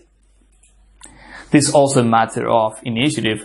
If I don't take on e4 and if I play something like bishop b7, well, then my opponent is going to play bishop d3, and he's got the initiative. He's got the lead after bishop d3. That is why I take on e4. He has to take back, and now it is my go again. I decide what to play as black after queen takes e4. And here I decided to play the move knight f6. I think knight f6, of course we're attacking the queen, but my main idea was to remove the queen from this diagonal so I can play c5, which is the freedom move for black. And usually when black gets c5, then he's got 2 nice bishops on b7 f3 diagonal and d6 h2. So that's why I wanted to play knight f6. Now thinking about it, another good move is queen c7. I really like this move, supporting the bishop on b7, and then c5 is also, I don't see how can white stop it. And perhaps, I don't think, black might castle queenside. Usually it's better to castle kingside in positions like this, but since this king is still on e1, maybe castling queenside, playing a quick c5, I feel black is ahead in development. It is visible in this position. So knight f6 is what I played, and now key decision for white. It's not an easy call because each move, I mean, all of the options are risky. I feel I would move the queen close to my knight on f3, because if I go something like queen c2, then c5, and there's always the risk of bishop takes f3 or bishop e4. This pawn on d4 is also loose, and if I have something like this. Even knight here is a threat. So this looks quite slow for white.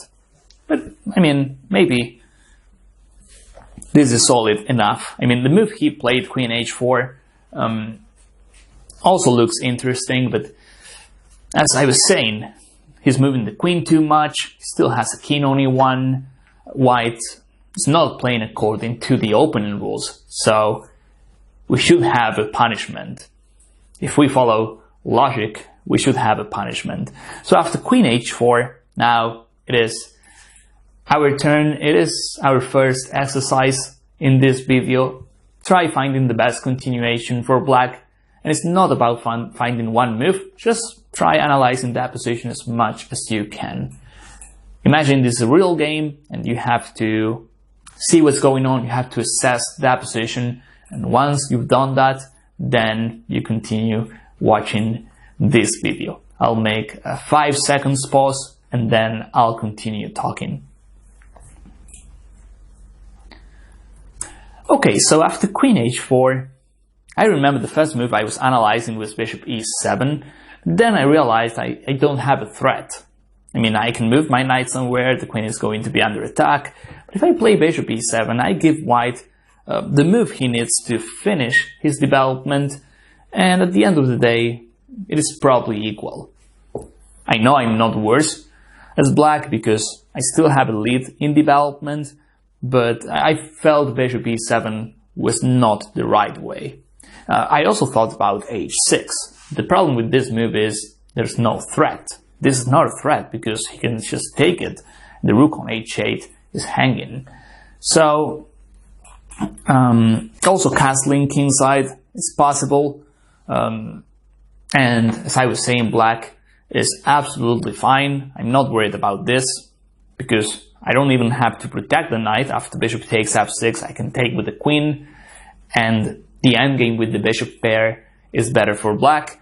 So I could castle, but then he plays bishop e2, he castles as well. So I was getting the feeling white was close to equalizing. So his opening mistake was not being punished. So that's why I said I have to play c5 right now. I have to open up that position before white finishes his development. This is the right moment to do so. So I played c5. My opponent played the move bishop e2. The engine is also saying d takes c5, but this is way too risky. Bishop takes, now f2 is the target. A move like knight e4 is also likely to happen.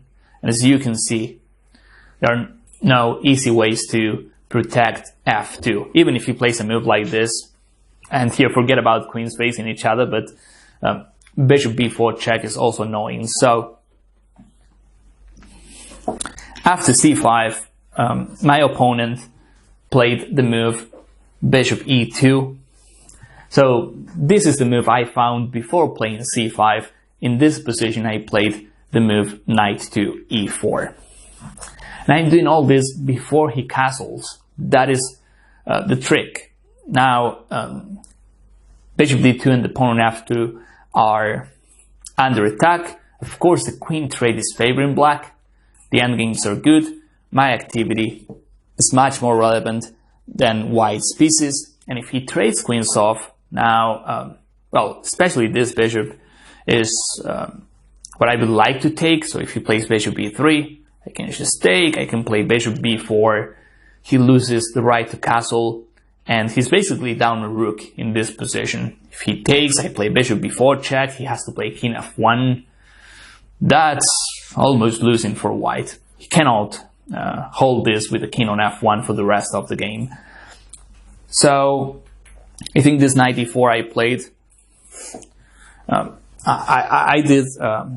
I played the aggressive moves on the right position.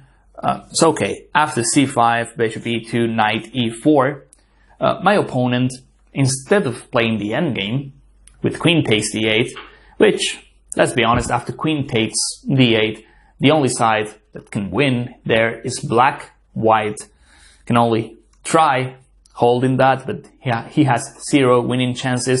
Instead, my opponent played this move, which is worse than queen takes d8, but in practice, it is a better option for white, because at least he keeps queens on board and he might have some attack. So here I castle. Solid enough. I knew white's attack was not good because he's attacking with few pieces. He still has the king in the center, so I was not afraid of the queen being here. And probably years ago I would be concerned about castling kingside, but as you study more and more chess, you realize these big attacks with no pieces, they are not likely to work. So then you play fearless moves like this more easily. So I castled, he played the move bishop to h6. Now I play queen f6. Simple. I stopped the checkmate, I developed the queen, he still has the king on e3. So this looks basically winning for black. But he plays the move bishop e3, it's not over yet. After bishop e3, he's gonna castle next. So again, we need to act right now as black if we want to get the advantage. We have to make sure the king stays on e1. So that's why I took on d4. And now he played the move bishop takes d4. The other option was knight takes d4, but here we have the simple bishop b4 check, and we know he has to play king f1 there, and his position is just hopeless. He can't, as I was saying, he can't play with the king on f1, and this is even worse than the other position because there are queens on board. So here rook a d8, and or even knight d2 check. That looks quite powerful. So after c takes d4 in this position, my opponent plays the move bishop takes d4. This makes more sense. Alright, so here I've got another decision whether to play e5. I also thought about playing queen h6, which is attacking the rook. But queen h6, he can play bishop e3 for starters, or he can also castle kingside. I didn't see anything special for black there. It was easy for me to play bishop b4 check because this is a move you don't need to calculate much. Just know after bishop b4 check, he loses the right to castle. So after bishop b4 check, he plays the move king f1, only move. And then I played the move queen to h6. Now it's different. I attack the rook, he can't castle, therefore he plays the move bishop to e3. Okay, so now we have the next exercise in this video. Try finding the best continuation for black. 5 seconds, I'll continue analyzing. Okay, so here, first of all, we need to consider queen moves. Of course, I thought about queen f6, but then bishop d4. We might have a repetition here. I was not interested in repeating moves. The other move I can play is queen here, and actually this is quite good for black because the endgame, as we said before, it is risk-free for black. Only black can win here. This king is in bad shape, but at the same time, white, in a queenless position, he has more chances of somehow trading everything off and improving his king, bringing his last rook into the game. He's not absolutely lost. He's in a bad situation, but he's not lost at all. So that's why, after bishop e3, if I played this, well, I have to repeat positions, or I have to go for this and play an endgame. So I said, moving the queen, I mean, if I don't see any other move, I'll play queen here and just play that endgame, which is better for black. But, as I always say, we have to consider in-between moves. in-between moves are powerful because our opponents are not expecting them. So that's how I found f5. And it is a good move because if he takes on h6, we play pawn takes queen and then he loses a piece. The reason I found f5 is because I really wanted to activate my rook on f8, so that made it easier to find f5. So I played f5 and my opponent played queen f4. Another move white can consider is queen takes e4, but then I take, and once he takes on h6, I take on f3, and that's also winning a piece. So queen f4, and here is the move I had to see before playing f5, and this is the move. This was a risky enterprise for black because I'm just pushing my pawns in front of my king. That's not safe. But again, with the king on f1, I just knew I had to attack. Because the king's here, I know the endgame is not my best option. It was good enough, but I just knew this deserves to be punished. And that's how I found this move. And now the trick is, if he takes the pawn, he can only take with the knight, then I have bishop d6. And as you can see, that queen on f4 is going to be trapped in the middle of the board. After this move, white, he could have played the move queen e5, but the problem is I can just play bishop d6, the pawn on e6 is being protected, then I can just move my queen to a better square, and my pawns are just too much. He's got no space, he's got no pieces, even rook a d8 is great looking here, and white is just lost. Material is equal, but he's got no counterplay and no way to improve his position.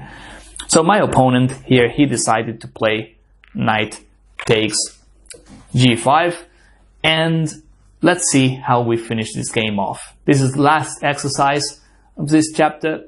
Take your time, try analyzing as much as you can, and as I say, try analyzing complete variations. And then you compare your analysis with this video. We'll finish part 1 here, and I'll see you guys in part 2.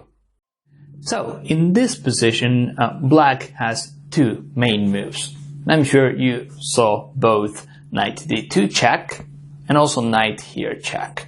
Of course, I can't take the knight, because then he simply takes my bishop on b7, and then there's this annoying pin. Plus, I'm not improving my position as black if I take this knight. So clearly, with the bishop on b7 and the queen on f3, I want to take that queen. So, as I was saying, both moves are winning the queen, but we need to decide which one is better. Knight d2 is good enough. It's not the best move. Now we'll see knight here is better, but after bishop takes f3, white can play both knight takes f3 or bishop takes.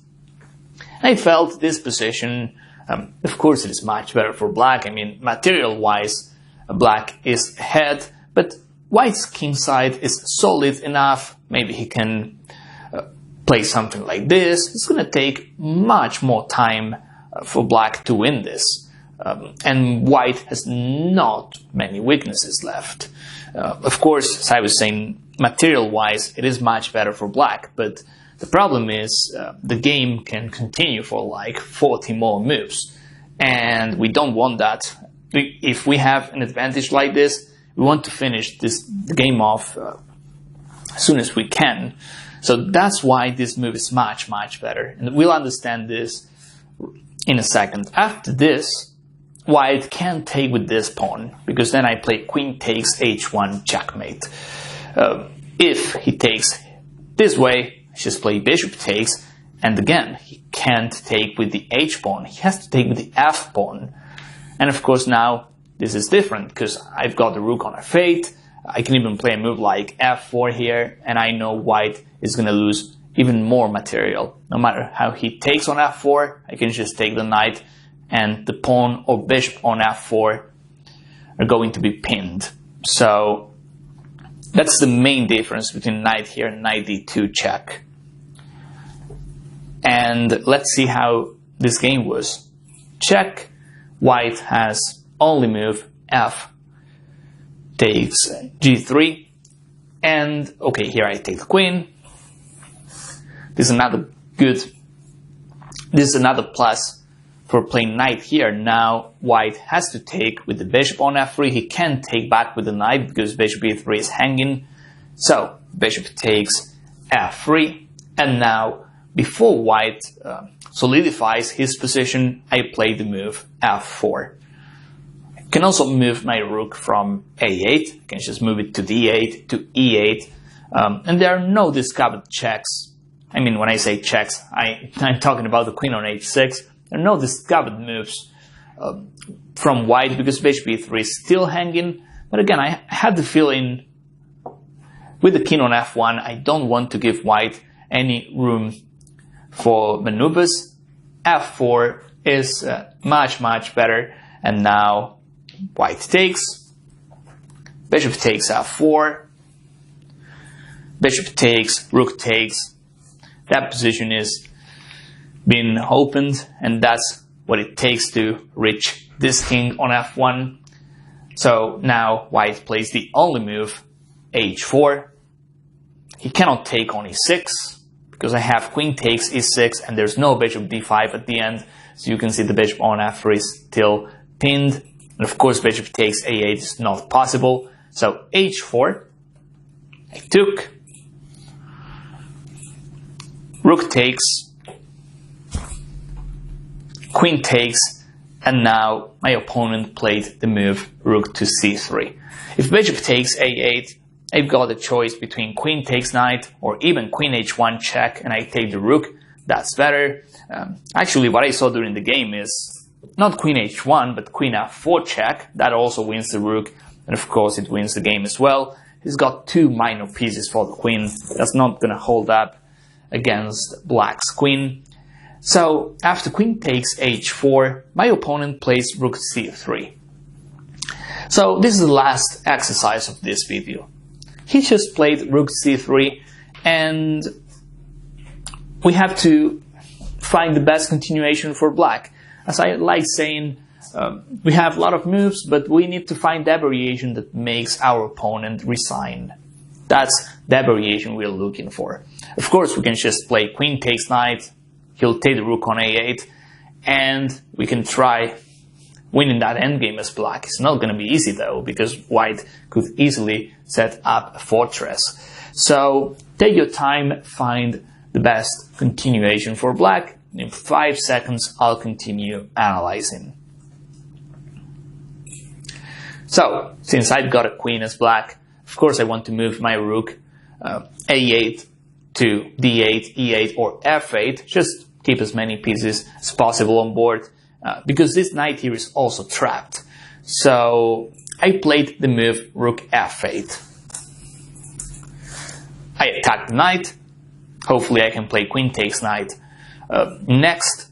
So now he's left with basically two options, taking the pawn on e6 or playing knight e4. Knight e4 loses to queen takes e4, and we'll see after knight takes e6 what happened. This move was probably his only move, but of course after this he can resign as well. Even e5 is winning.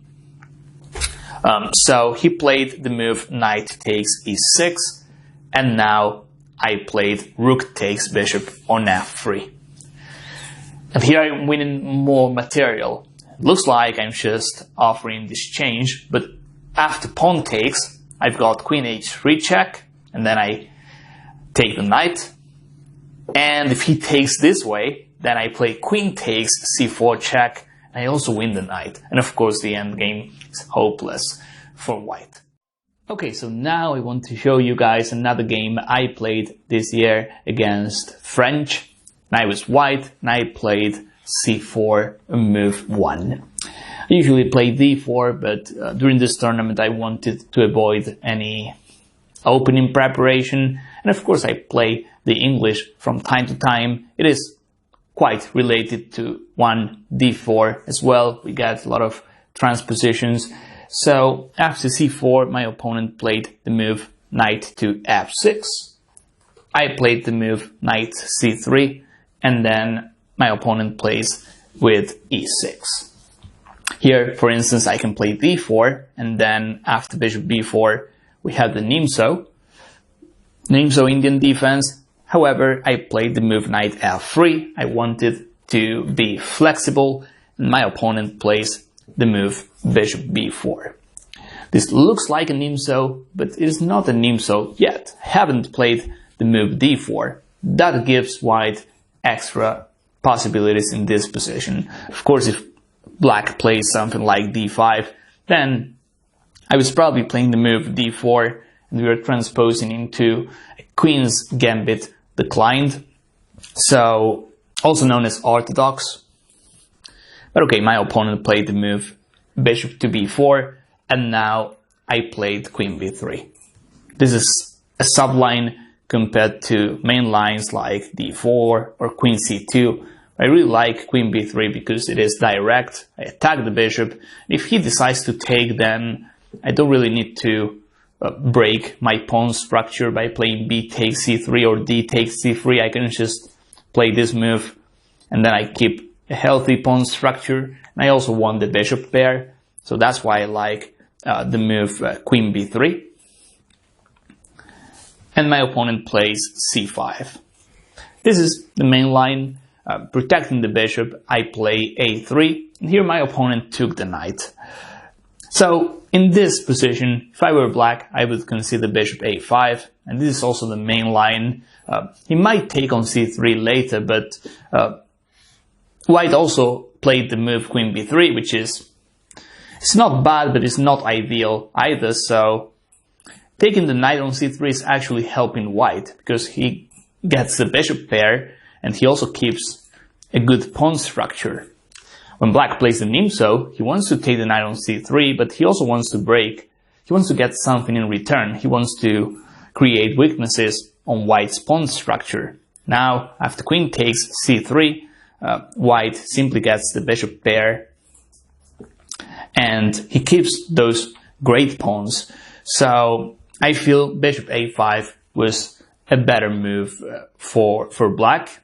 Here I would probably play this. I do the fianchetto, I castle, and of course the game goes on. I think chances are equal.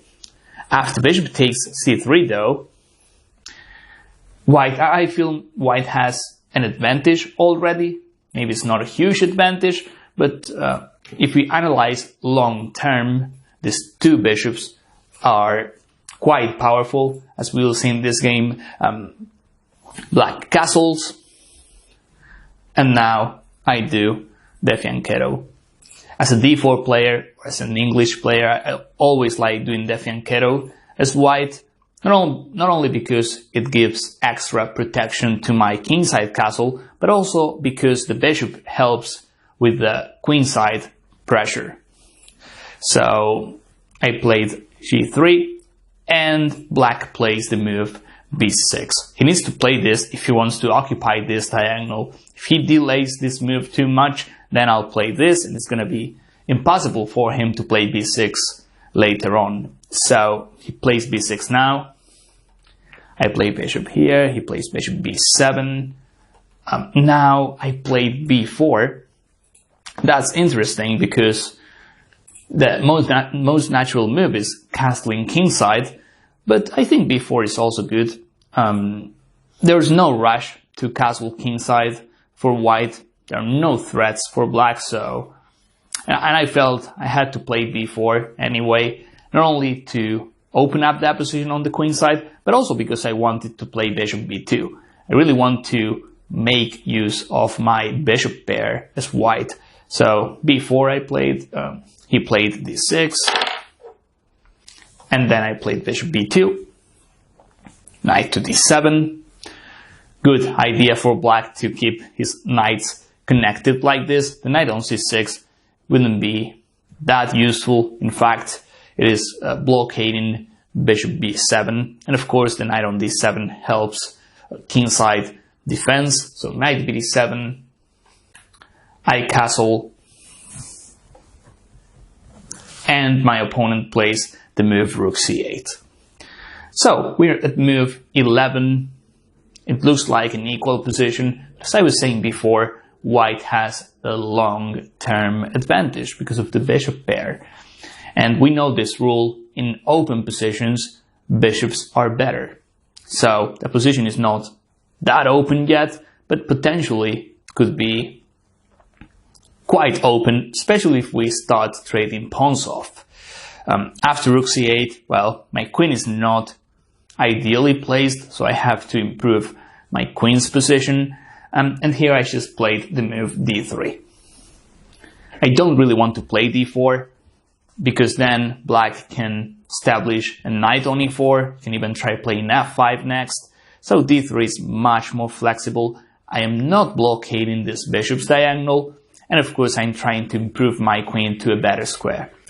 So d3, and here I think, well, my opponent didn't play the move I thought he played. He played queen c7 first. I don't think this move is very good. If I were black, I would probably place my queen on e7. But okay, this is not as relevant as the next move. I just played queen d2. And now he plays the move d5. So this is a mistake in my opinion. Why? Because it simply helps white open up that position. And black, he's missing that dark square's bishop. So if he plays d5, again, he's just helping white. It's not that white's winning after d5, but it's his chances of opening lines are much, much higher. Perhaps black has to play something like h6, has to go slow, and he has to be extremely careful, because again, these two bishops are powerful, but this is far from being clearly better for white. If I play d5, I'm helping white a lot. So this is what my opponent played, and of course I was delighted to take on d5. And now this is another tough call for black, how to retake on d5. He took with the bishop. Of course, taking on b4, by the way. Let's see in between moves first. I just take on e6 and I win a pawn at the end. So it's knight takes d5, bishop takes d5, or e takes d5. This is probably the worst of the three, because I see black with a useless bishop on b7 right now, and also he'll have hanging pawns if he takes on c5 with the b6 pawn. If he takes with a piece on c5, then d5 is isolated. And not to mention white still has the bishop pair. So hanging pawns are usually good in positions where black is attacking. But here, there's no attack for black, there's no bishop pair for black, and hanging pawns are likely to be weak. So that's why after d5, so pawn on b4, there are two pawns here. So c takes d5, black took on d5 with the bishop. Knight takes d5. There's probably not a big difference, because white, he can consider e4 after both recaptures, and we can even transpose into that position we have in the game. But I feel knight takes d5 is even riskier, because now this bishop looks really powerful. So he played bishop takes d5, and now I played rook a c1. e4 was quite interesting as well. Although I felt this was so natural, I had to play this first. I wanted to make sure all my pieces were participating in the game, and then e4 still a possibility. The engine really likes e4. So rook a c1. My opponent plays queen b8. Well, this looks like a move black has to play. And actually, I remember why I played rook a c1, because I was hoping my opponent played queen b7. And then e4 is even stronger, because he has to play bishop c6. So he played queen b8, which is quite precise. Bishop's here on d5, so queen b8. And now if I play e4, well, he can play bishop b7 or bishop a8. I did play e4. He goes back to b7, and now another key position in this game. I played the move h3. It's not the only move, of course, but I felt Black had no useful moves. Maybe he can think about rook fd8 and that's it, but he's running out of useful development moves. So h3 is good because not only I stop knight here, I can also think about attacking on the king side with this move later on.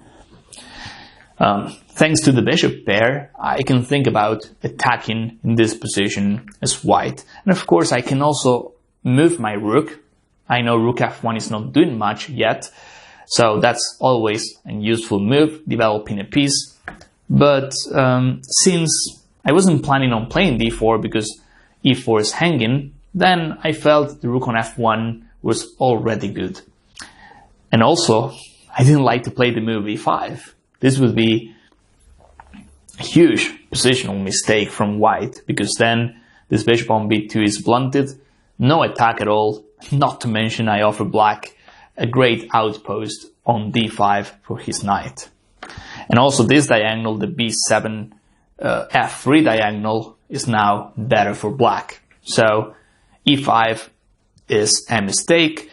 As I was saying, the rook on f1 might be useful. I mean, on f1 I don't really have to move it, so I feel this move was precise because it helps me attack on the king side. So he plays rook fd8. Now I played rook fd1. Maybe advancing like this is also possible, but we always have to be careful. The queen is on d2, it is on the same file as rook on d8, so I decided to play this move. And here Black makes another mistake. It is fair to say his position is worse, but material is still equal. There are not too many weaknesses for Black yet, but now with his next move he creates a lot of weaknesses.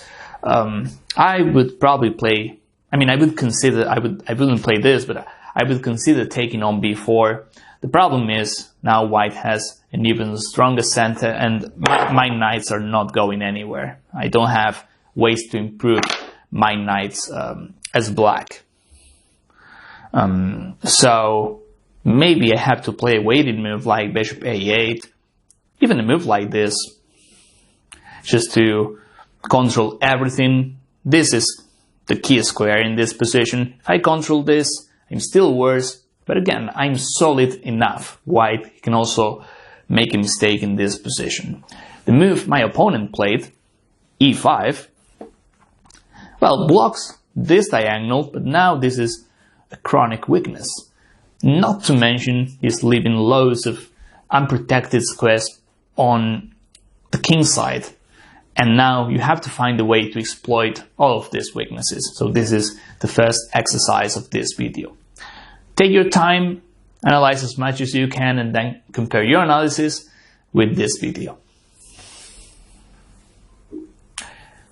Okay, so after e5, I thought about queen here. That was the first move I saw.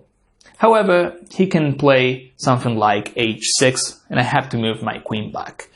I have to say, maneuvers like this, they look silly because you're wasting a move, but you're also creating more weaknesses. So even if you move the queen back, not to d2, I would play my queen to e3, then we lost the move, but he's got two pawns on h6 and e5, and you know this rule, this quote, you advance your pawns, they can't go back. So when you move a pawn, you need to be extremely careful. So even this move, which is not the best move, is good for white here. Attacking the pawn on e5, he plays h6, I simply go back. Even here, I see the pawn on h3 is great because Black can't play this move. So this would be good for white. However, once he plays this move, as I said, there are weaknesses in Black's king side. And that's why I played the move knight to h4. This is a direct way to exploit this mistake. if he plays this move now, for instance, well, he's stopping knight f5, but we know one day this diagonal is going to be decisive, and it's going to be decisive in white's favor, especially if I manage to play f4. So he didn't play this move. Instead, he played the move knight f8. I played queen here. Now it's different, because if he plays h6, I can just take the pawn on e5. So he plays rook to e8, knight f5, and now he plays the move knight to e6.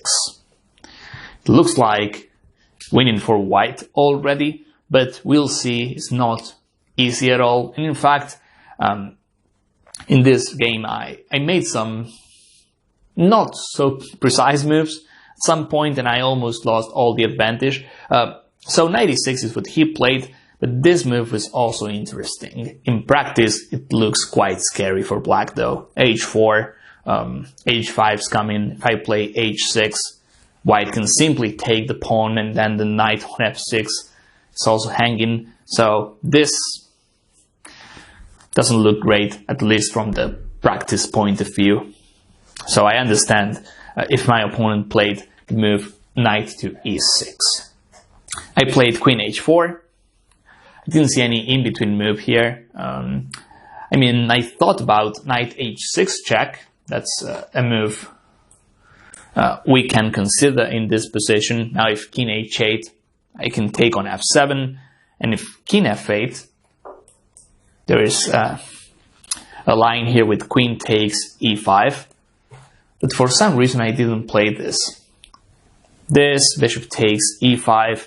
Now of course if I take the knight, bishop takes f6 and white's winning, but here I saw rook e d8, and for some reason during the game I didn't play this. It is much better for white. It is a healthy extra pawn. I still have the bishop there. I can safely play knight f5. Sometimes during a game we have so many options, and it is tough to say why you didn't play something as simple as this. But as you can see, for some reason I saw knight h6. That's a move you always analyze, but I didn't go for this.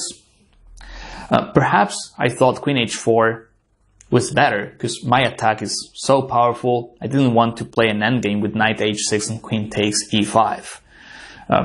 So maybe I overestimated my chances. Here I can just take a pawn with knight h6, queen takes e5, and in a queen-less position with the bishop pair, long term white should win this. So queen h4 is what I played.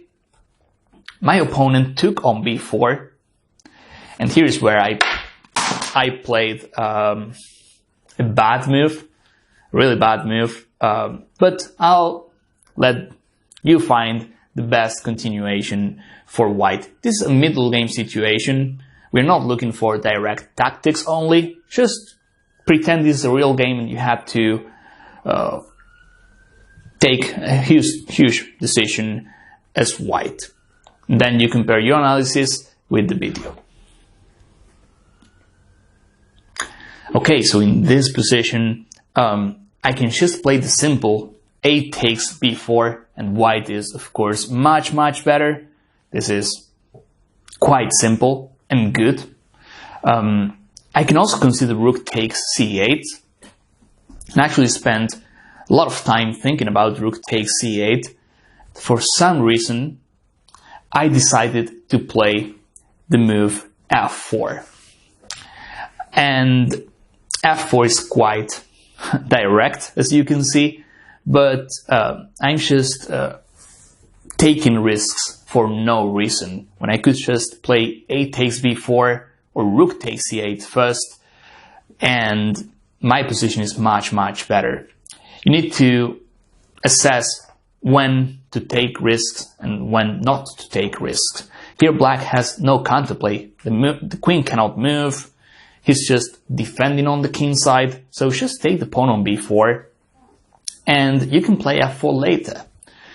I overestimated my chances here. I played f4, and after this the game is much more complicated. I give black extra chances he doesn't deserve, and as we'll see, the game is full of unclear lines, and that's what we're going to study during the next chapter. We'll finish this chapter here, and I'll see you guys during part 2. So, as we saw on our last video, in this position I played the move f4. As I was saying last chapter, this move, there is no need to play this move at all as white. That position is so simple. After pawn takes b4, I can just take the pawn on b4, I keep all the pluses for white, and then I can play f4 next. I'm giving my opponent, when I play f4, I'm giving him a necessary counterplay. The other option I had was rook takes c8. And, well, if he takes with the rook, then I've got knight e7 check. If bishop takes c8, then I can just take on b4, and black pieces are even more passive. The line I didn't see properly was queen takes c8, and now if knight d6, then there's queen c2 for black. He still has the pawn on b4, so here we see the unnecessary counterplay I was talking about. The move I have here is bishop takes e5 though, and my attack is just too powerful. But during the game, I was just thinking about f4, and I think this has to do with the psychology as well. When I'm playing lower rated opponents, I'm still playing against good players, and sometimes if you're trying to win, if you are trying to push that position, it's not going to work. Sometimes you have to just play that position and that's it. If you over push, that's not going to help you. And that's part of the psychology as well. And that also goes to openings you choose depending on your opponents. But that's something you gain with experience. And see, this was played this year, and I still played a terrible move in this position. And I say f4 is terrible because the other two options I had were so simple. There's no decision for white here. I just made it difficult after d4.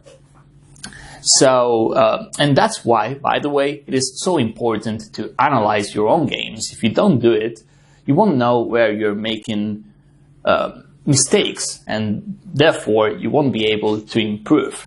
So, okay, in this position, I played f4.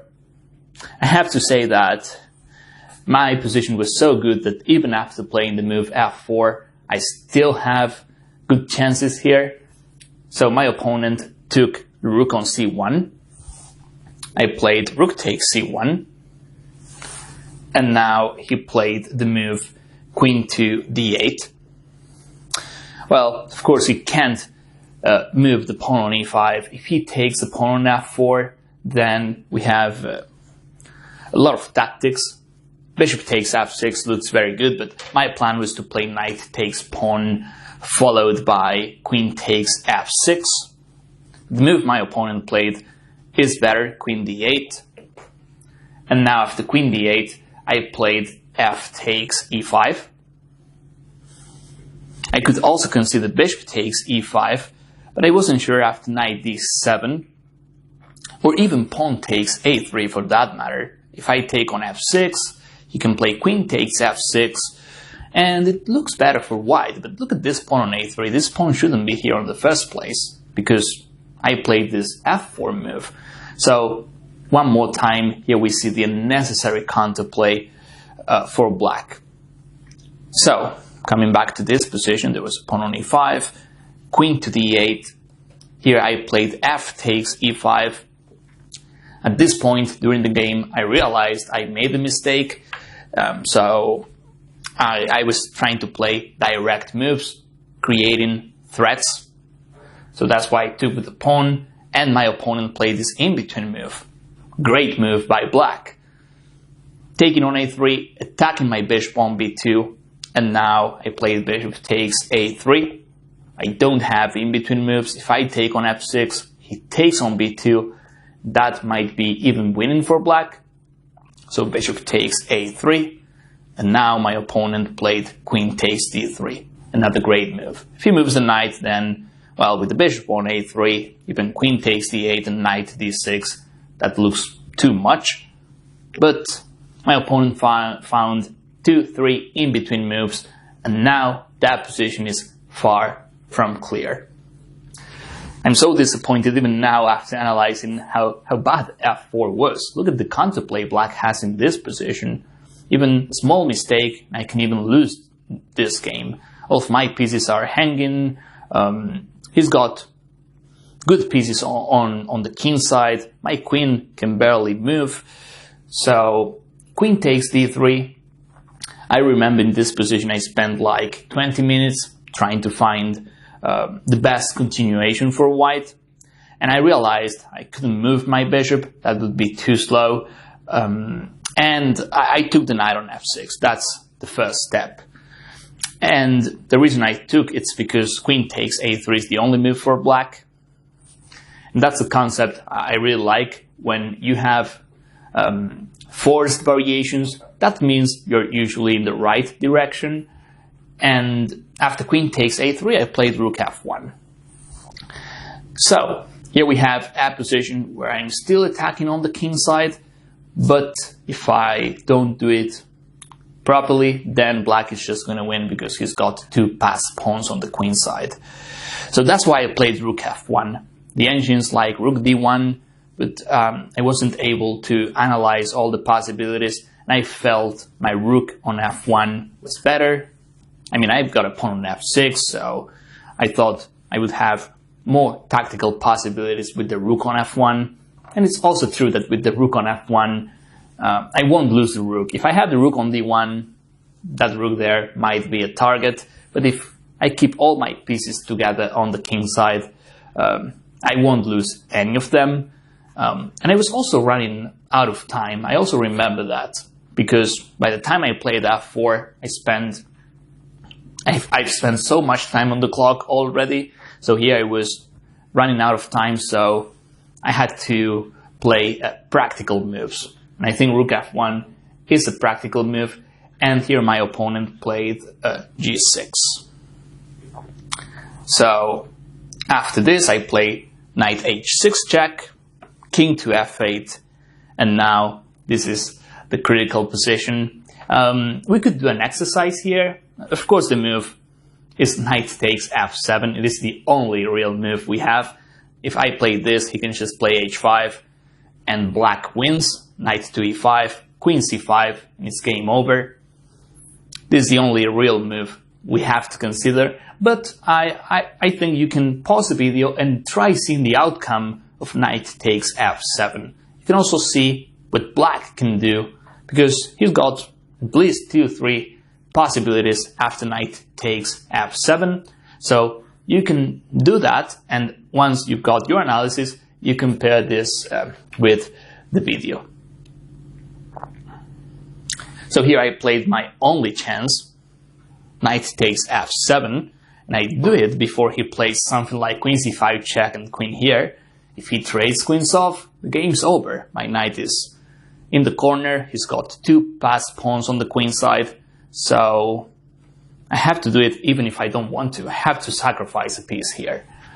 So knight takes f7, and here my opponent played the in-between move, queen c5 check.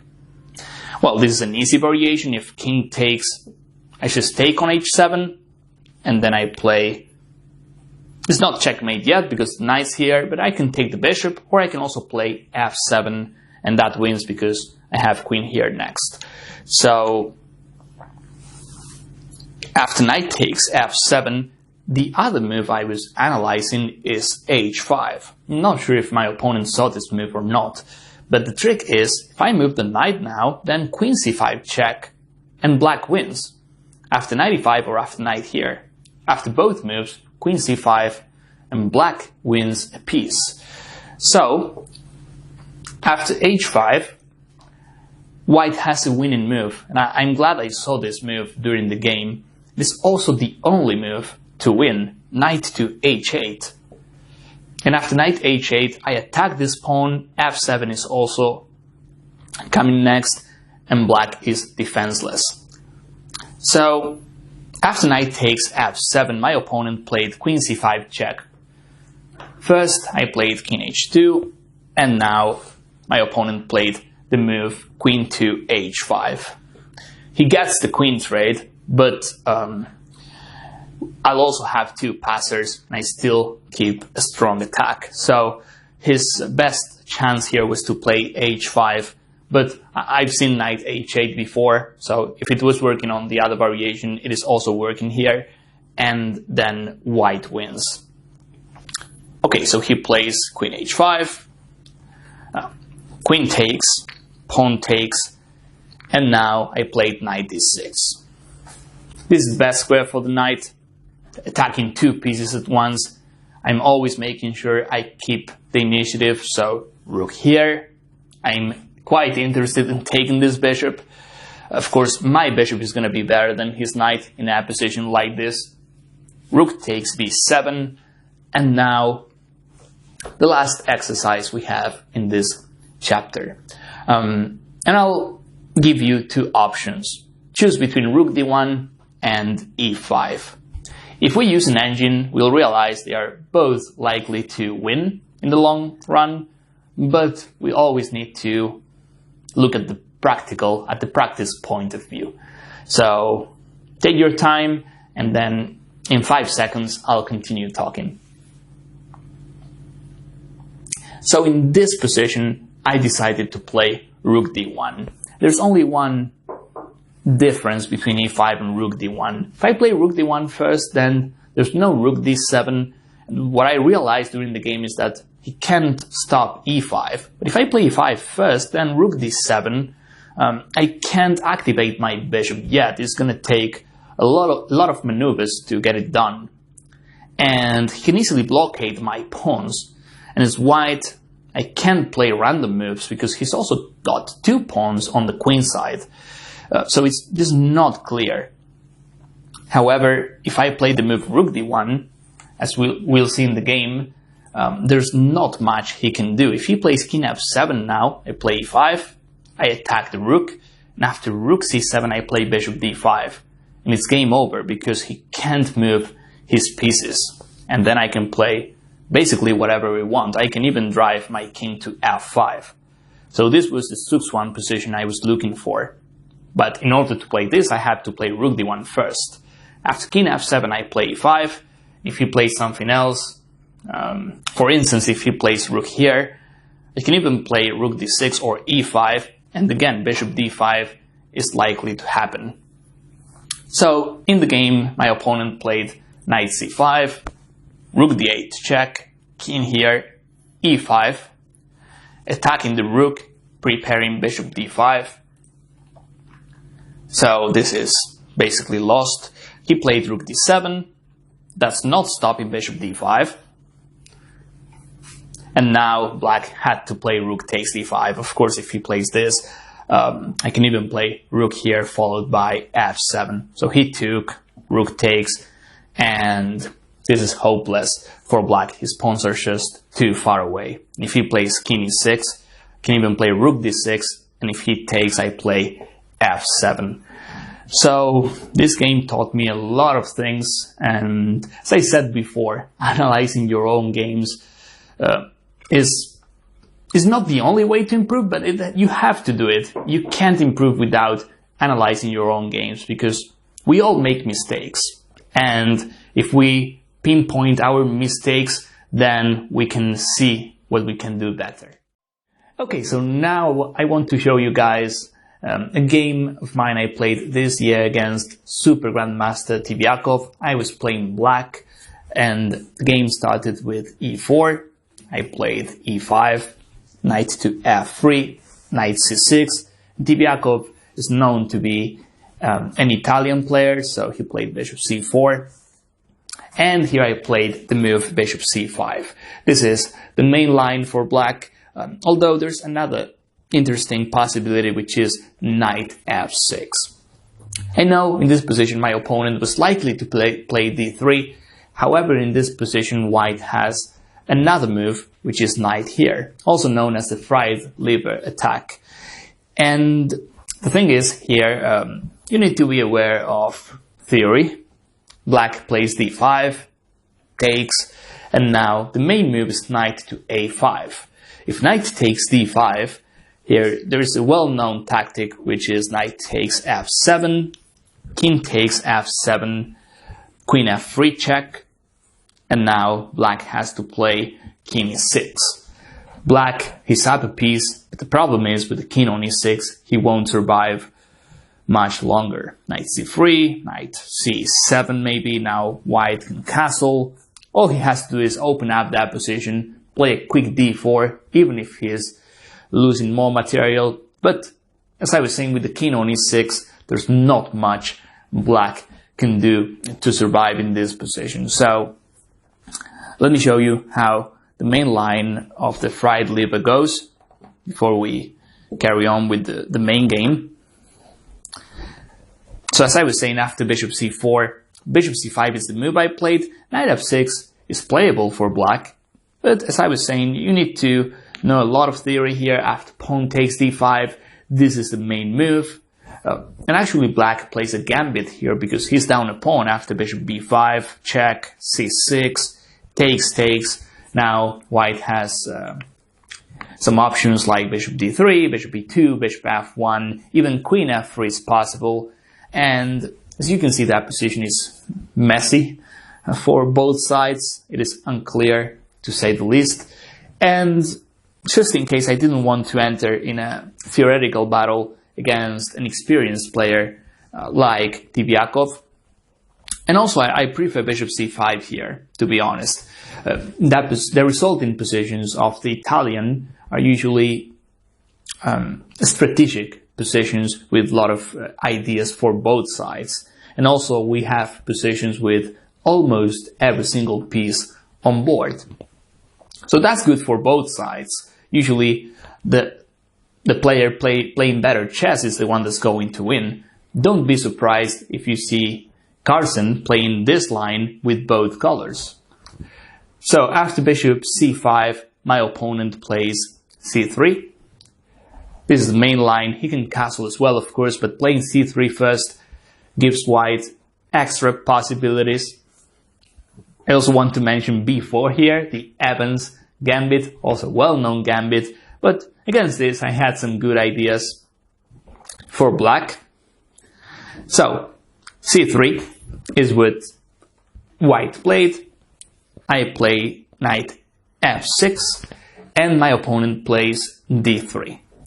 This is by far the best approach for white. In this position, and I cover all these lines in a deep dive that you'll find soon on the iChess store. Here I say in this position that white has two main approaches. He can play the aggressive approach, and that means playing a quick d4, or he can play d3, which is a slow approach. And this is like a Ruy Lopez setup by white. He just protects the pawn on e4, he castles, he can try this. The typical maneuvers we see in a Ruy Lopez from white. Slow approach, but also the best approach he can use in this position. d4 would be the aggressive approach, and after pawn takes, here there are two main lines. One of them is playing e5, and here we have some heavy theory after d5. Or c takes d4, bishop b4 check, and now white can play a gambit, which is knight c3. There's also knight bd2 or bishop d2, but these positions are usually simplified. Black plays a quick d5, and he's equalizing, and sometimes he's even getting an advantage out of the opening because d4 pawn ends up isolated. So those are the two approaches white can play in this position. Like the slow approach, which is the best approach in my opinion, and a quick d4, which is quite aggressive, but if black knows theory here, he'll equalize, or as I said, he might even get an advantage out of the opening. Of course, my opponent played d3. I played a6, and this is something I've seen Carson playing a lot. And when it comes to Italian, we'll see loads of different move orders. A6 is playable here, so it's D6. I can also castle, that's the most natural move. But in a lot of Italian games, we see black delaying this move because in some lines, he can also try attacking on the king side, for instance. And he was also trying to stop pins like this. And what I'm trying to say is, if I play A6 now, if he plays a move like this, I can still play bishop E7 if I want to. So that's why I played A6, also because my bishop has an escaping square on A7 in case he advances his pawns on the queen side. So A6, my opponent plays bishop B3, another useful move when it comes to Italian. He wants to hide his bishop on C2 in case one day I can attack this bishop with knight A5 or B5. So here I played D6 and he castles. The reason I played D6 is because my king is still here, so if he pins the knight on F6, I can just go H6 and G5 with a strong attack for black on the king side. And the thing is, my king is still here. If I had my king here, this would be risky for black. Still playable, but risky. But since my king is on E8, this pin is not annoying at all. So after D6, okay, he castles, I play bishop A7. I don't really want to talk too much about the opening because the Italian, we could be talking for hours we could be talking about all the possibilities. That's what I was trying to say. So after he castles, I play the move bishop A7. This is another move I see a lot in this position. The bishop on C5 is not under attack. However, playing bishop A7 is always useful because we stop D4 by white. I don't think he's going to play it right now, but if I have the bishop on A7, D4 is definitely weak because then E4 is hanging. If I have my bishop on C5, this could be annoying because he's attacking my bishop. So this is always an useful move for black in this position. So here I was expecting knight bd2, h3, rook e1, all the typical Italian moves in this position. And against those, my idea was to play the move knight e7, knight here, and then I castle kingside. The resultant position is a position with chances for both sides. However, my opponent played the move bishop to e3. So after bishop e3, I remember I thought for a while whether I should take or not. And at the end, I decided to castle. Because I've seen games like this, and if white takes, this is not an issue for black. I can simply take back. My rook can always go back to a8, and black is absolutely fine. So that's why I decided to castle. Also, if I take the bishop on e3, then he takes back with the f-pawn. And that structure is seen a lot in the Italian, but the fact I opened the f-file, I feel that's helping white, to be honest. That's why I castled first. My opponent plays knight bd2, and now I felt I was running out of useful moves, and I played bishop takes e3, which is an okay move. It's not bad. We need to understand that bishop takes e3 is played in positions like this, but I feel I could have played something like h6, even knight e7, just played solid, carry on with my original plan. I was thinking about a move like bishop b8, which looks a bit awkward, but if I play this and this, all of a sudden I play c6. It is a position with every single piece on board, and my bishop can always come back to c7. The resulting positions of the Italian opening are tough to analyze because with so many move orders, so many possible setups, it is tough to know what's going on really. So I took on e3. I thought this was good enough. Pawn takes, and then I played bishop e6. This position is almost symmetrical.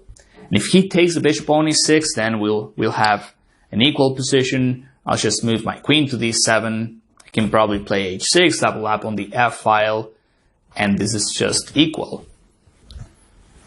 This is as equal as it could possibly be. And another thing that happens a lot in the Italian is that if white goes after the b7 pawn, usually the queen gets trapped on b7, so moves like this are not an issue. So I took on e3, he took back with the f pawn, I played bishop e6.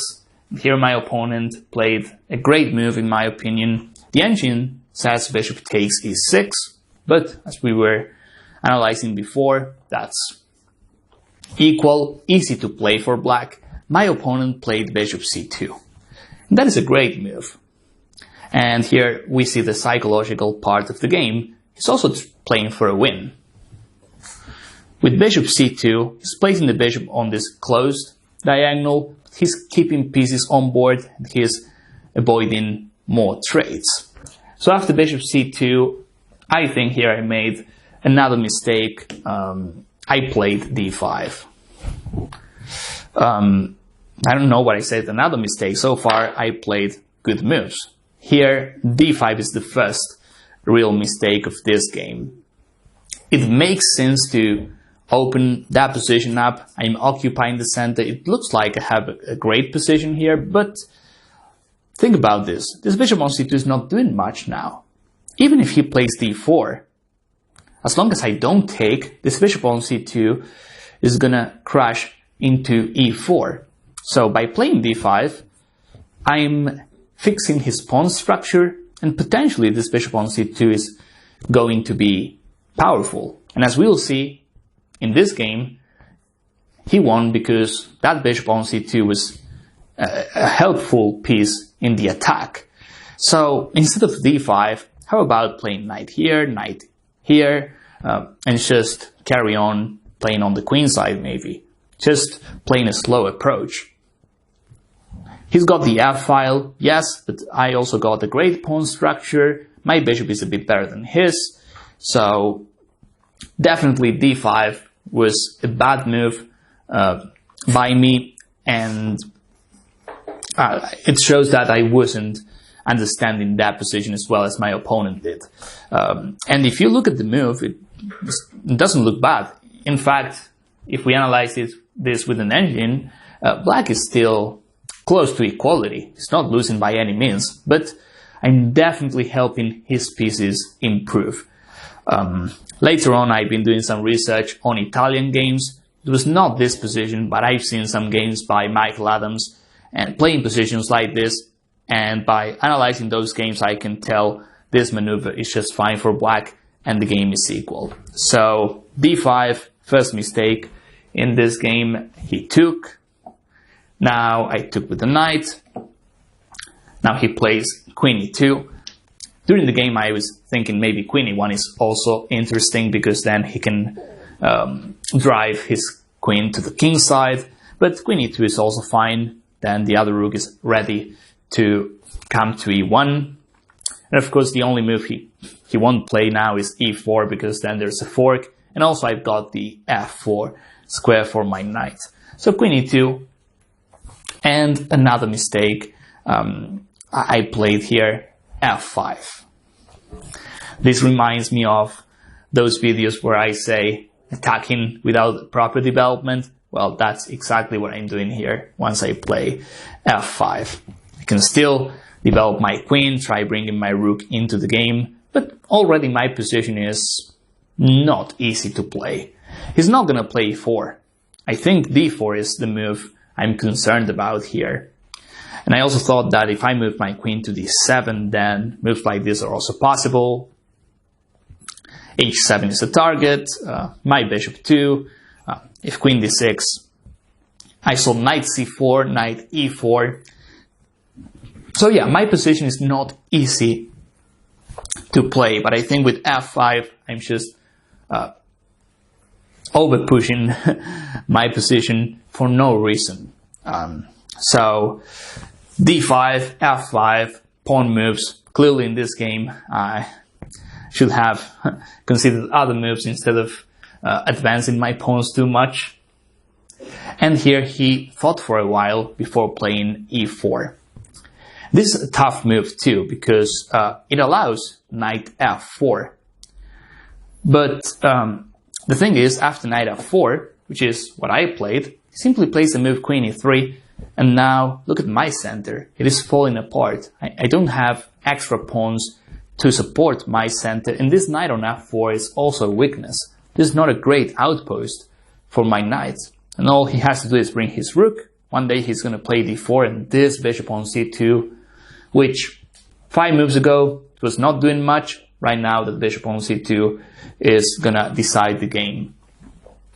So knight f4, queen e3. Now I played the move queen f6. So now here we have the first exercise of this video. I want you to take your time and find the best move for white.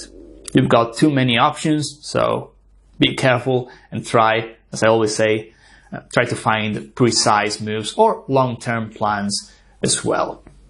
In 5 seconds, I'll continue talking. Alright, so in this position after queen f6, as I was saying before, my position is not stable at all. This knight on f4 looks great, but it is not stable. If he plays d4 one day, e5 is under attack, so it's a knight on f4. So the move my opponent played is a deep move, and it's a great example of prophylaxis. He plays king h1. And I don't know if I had a threat actually, but I really like king h1 because the only tactic I might have is queen here. So just to be safe, he played king h1. He could also consider taking on f5, even playing d4. But d4 right now reminds me of my previous moves, d5 and f5, attacking without the proper development. So this king h1, this prophylaxis, I think it was great by him. And now another mistake from black. Now, before we finish this part 1, think about the best continuation for black. You're not looking for a winning variation, just a move that offers black good chances. And with this, I'll finish this chapter, and during part 2, we'll continue analyzing this game. Thank you. So, in this position after white playing the move king h1, now it is black to move, and of course that position is not stable for black, as we were analyzing before. This knight here looks good, but actually it is a target. The pawn on e5 is the only one protecting the knight, so there are so many ways white can try attacking my knight on f4. So in a position like this, variations aside, the best I can do as black is bring my last piece into the game with rook a d8. However, here I had the great idea of taking on e4 and help white bring the knight to e4, attacking my queen. So we have to realize how bad the move f takes e4 was.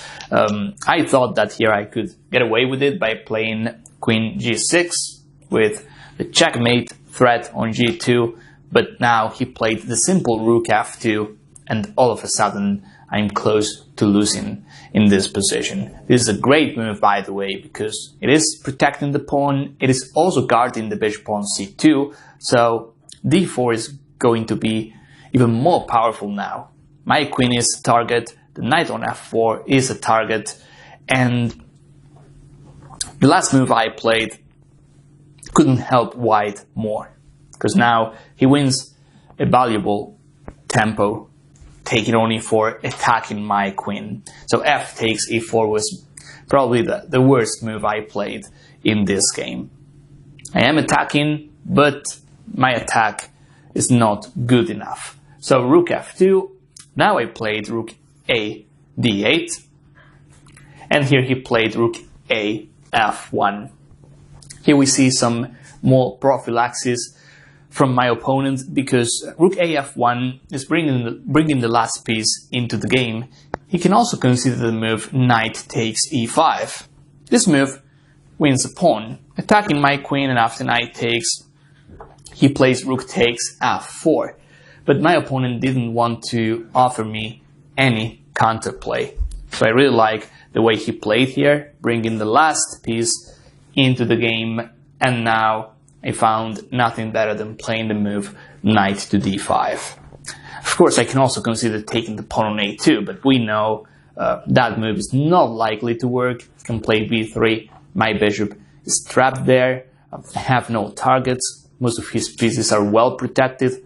They are ideally coordinated as well. As you can see, all of his pieces basically. So I played the move knight d5. And here he played queen c1. During the game I was concerned about queen c5, and honestly I don't see any way for black to deal with this move. If I play b6, he takes the knight on c6. I can move my knight on d5. This move is a threat, by the way. Not only attacking the queen, but after knight takes e5 there are also checkmates on f8. So I got the feeling my position was falling apart here. And the other problem I had was the pawn on e5, which is isolated. And that was my fault. d5 was alright, was not the best move, but d5 was alright. f5 was a mistake, and f takes e4 was even worse. And that's how I got this isolated pawn on e5. So this move was quite annoying, but the move my opponent played was also good. Here I played h6. I have to play h6 because moves like knight h4 could also be annoying, and d4 is happening as well. So I played h6, and now white plays d4.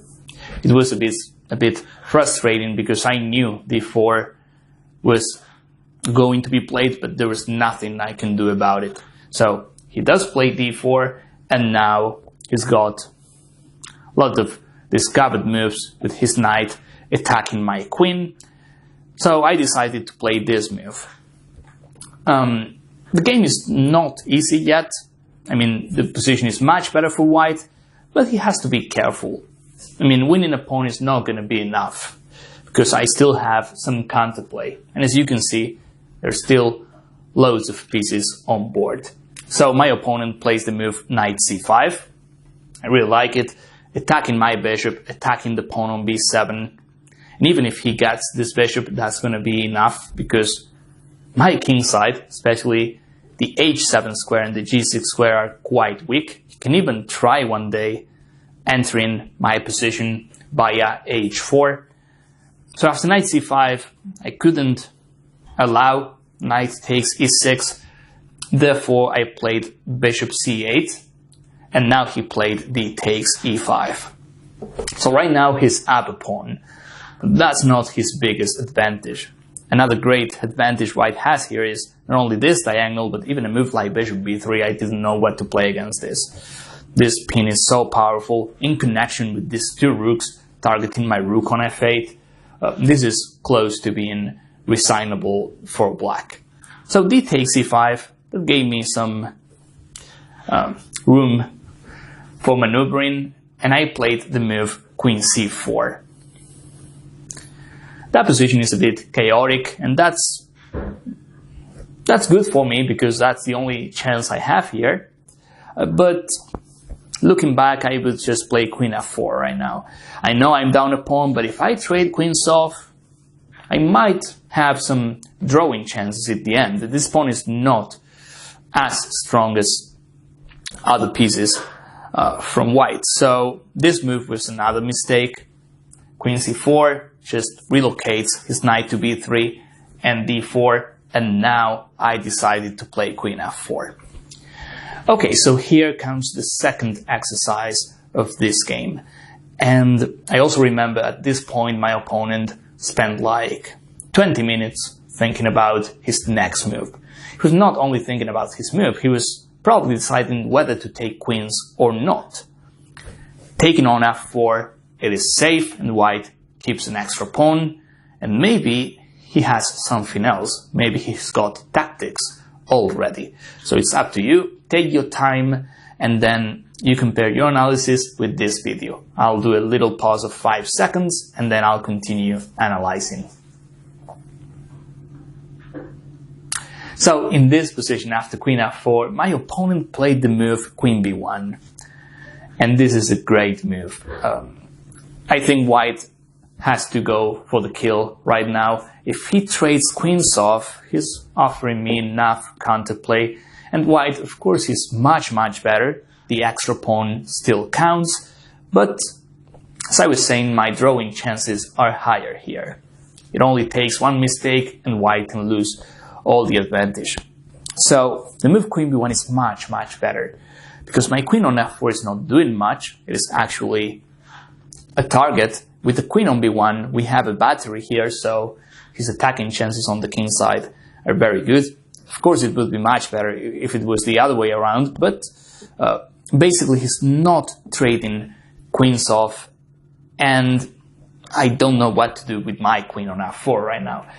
So here, I knew I was losing. To be honest, if I played knight e3, but I didn't see anything else, and I played knight e3, which looks active enough, but according to their computer, after queen b1, I have to play a move like bishop f5. I have to try and trade more pieces off. But this looks quite scary, considering white has 2 rooks on the f-file. This is what the computer recommends for black. Knight e3 loses on the spot, and this is the last exercise of this video. How white wins after knight e3, that's what you have to find out.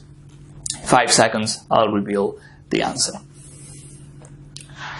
Okay, so after knight e3, white does not want to move his rook. This is quite dangerous for him actually. I can take the bishop, or I can even play a move like this, and he has to be careful not to be checkmated on h2. I suddenly get the pawn back on e5. So rook f1 is not the move. The move that's winning for white is the amazing knight h4. And after this is resignable for black. Let's see the variations. If queen takes h4, then he plays bishop h7 check, king h8, rook takes f8, rook takes. At the end, he plays rook takes f8, checkmate. So we know queen takes knight is not possible.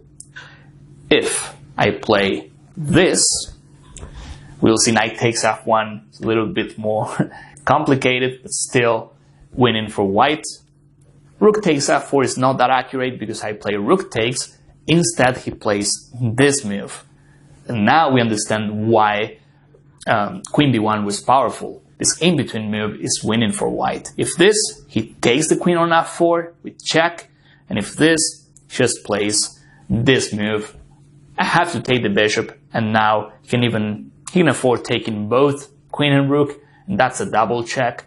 I think taking the queen is better, of course, but basically I'm losing here as black. So the last variation we can analyze here after knight h4, my knight's on e3. This is the move he played. Queen takes f2 is the other move we need to analyze. And now white does not take the queen. He plays the in-between move, bishop h7. And again, if king f7, rook takes f2. And if king here, this is what happened in the game. He plays knight here, check. King takes h7. Now, knight takes f8. I play king here, and it's not over yet. If he plays rook takes queen, then I play rook d1 check, and he's still winning, but that requires a good technique by white. Instead, he played queen h7, and then I resign. If king takes f8, then he takes the queen with check. But we always have to be precise. That's what we say in every single video. Even a small slip like rook takes f2 and the game goes on. You never know what could happen in an endgame like this. We also saw in this course the game I saved against Adams with just the bishop against 2 rooks. So that's why white has to be precise, and that's why I always say we need to do tactics to find always the right move to win. Okay, so now I want to show you a game of mine I played in 2008, and it was against International Master dos Santos. This game was quite important for me because it was in the tournament I made my last grandmaster norm. So I basically had to win a lot of games in order to actually become a grandmaster. And my opponent was rated 2440, and I was playing white. So back then, in 2008, I was playing d4 a lot. My opponent played the move knight to f6. I played c4. Nowadays, I play the knight f3 move order a lot, although c4 is definitely the main move. And my opponent plays the Budapest gambit with e5. I take on e5. This is the best move for white. Of course, you can also consider moves like d5, but this is actually what black is looking for. He wants to play bishop c5. His bishop is outside the pawn chain, then he can safely play d6. And if you think about it, he's already got 2 pieces out, whereas white has got all of his pieces on the first rank. And in this position, there's a well-known trick that if white plays a move like this, then black can simply play the move knight e4, and once white takes the queen, then there's bishop takes f2 checkmate. But this doesn't happen often in the Budapest because white, he takes the pawn on e5. So here my opponent plays this move. There's the other line, which is knight to e4, but this move is connected to d6. Usually black plays in a gambit mode, but my opponent, who's a positional player, plays this move, and I feel he chose the Budapest to get me out of main theory. So here I play bishop f4. This is another important move for white against the Budapest. This is the best way of protecting the pawn on e5. The other move is knight to f3, but here's the difference. If I play knight f3 first, he plays the move bishop c5, and now I have to play the move e3, which is okay for white, but the problem is my bishop is on c1, it is inside the pawn chain, and then I'll have to play something like b3 and bishop b2. So if I really want to play with my bishop outside the pawn chain, I need to play bishop f4 first, and then I can play e3 and knight to f3. So the main line here goes knight c6, white usually plays knight f3, now black has bishop c5 or bishop b4 check, followed by queen e7. That is the main line, but theory has proved white is always a bit better, to say the least. So here my opponent, after bishop f4, he plays a sharp line, which was quite popular by then, but nowadays it's not played too much. He played this move. So I was saying this is quite sharp, but I don't think opening the king side like this is good for black. I played bishop here. Now knight to c6. And here I thought, should I protect the pawn on e5? He's likely to take it anyway. If I play knight f3, he's going to play bishop here, queen e7. I know black is getting the pawn back. So instead, I said, I'll just develop my pieces, and if he gets the pawn back, that's alright. In the opening, and that was my approach back then, and it is still my approach now. In the opening, I don't want to win material. I want to get my pieces out, and then once I have a good development, I can start attacking. So I don't really care about the pawn on e5. I just want to get my pieces out. And I played knight c3. My opponent took the pawn on e5. And now I played the move h4.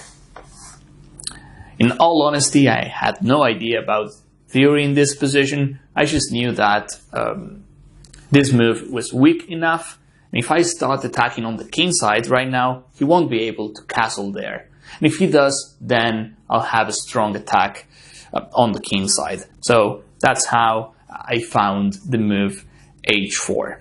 Not to mention that if he takes, then I can win more and more development tempi as white.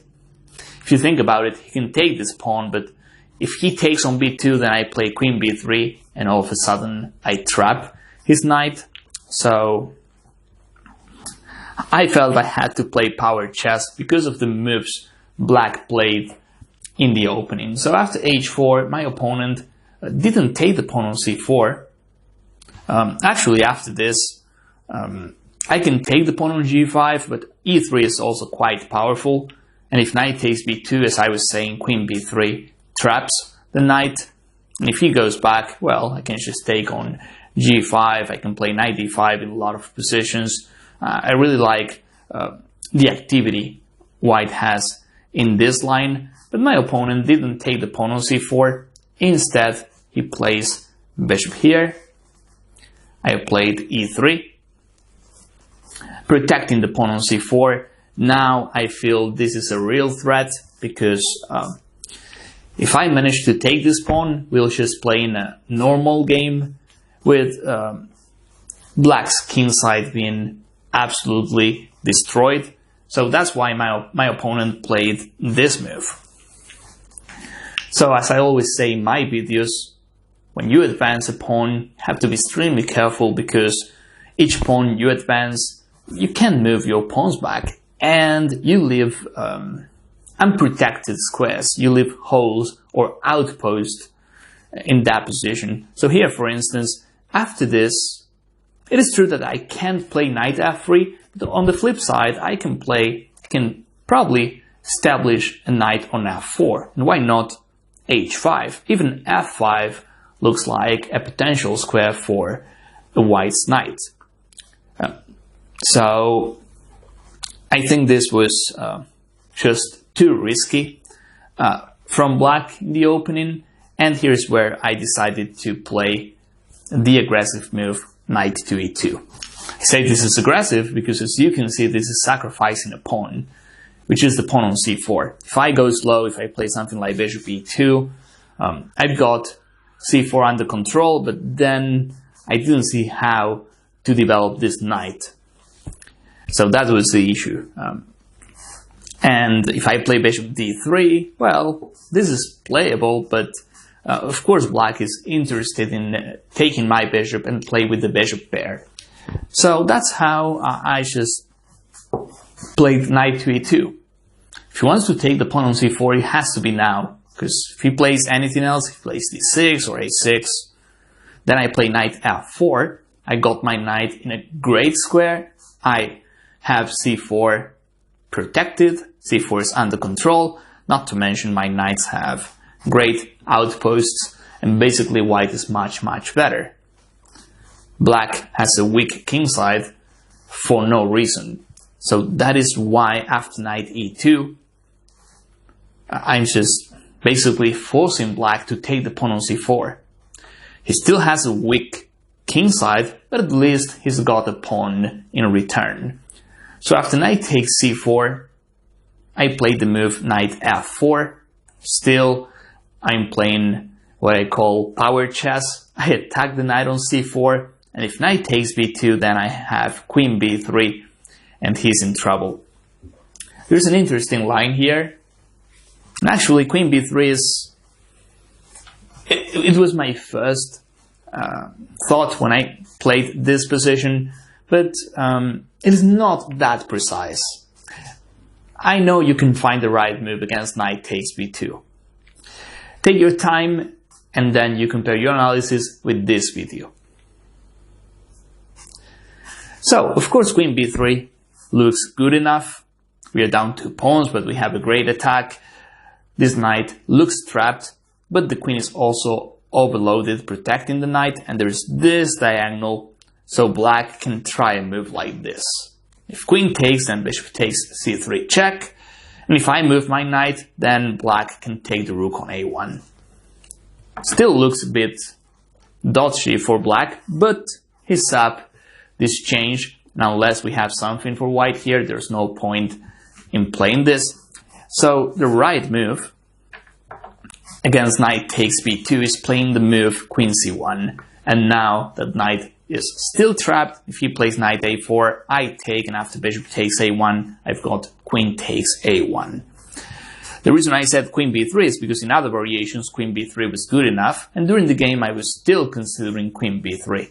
But once he played this move, I'm sure I would check for other possibilities just in case, and this is just winning for white. Queen c2 would be also suspicious because I can still try the same trick, and rook a1 is hanging at the end of the day. So black just takes the pawn on c4. I play the move knight f4. My opponent plays the move knight 4 e5. The pawn is on d7, by the way. Okay, so now I play the move knight h5.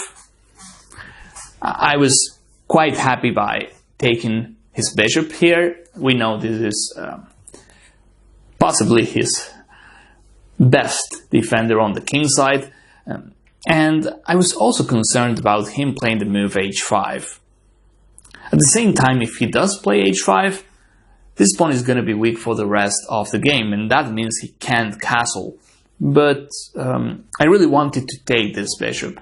The engine says h5 was even stronger for white, and it probably is, of course, but I just wanted to take this bishop, or at least to have the chance to take this bishop. Since I'm down a pawn, I really need to have the bishop pair. I need facts to know I have compensation. h5, I don't have a real threat yet. I know I'm winning space on the king side, but this wasn't clear enough for me. So I played knight h5. My opponent castles.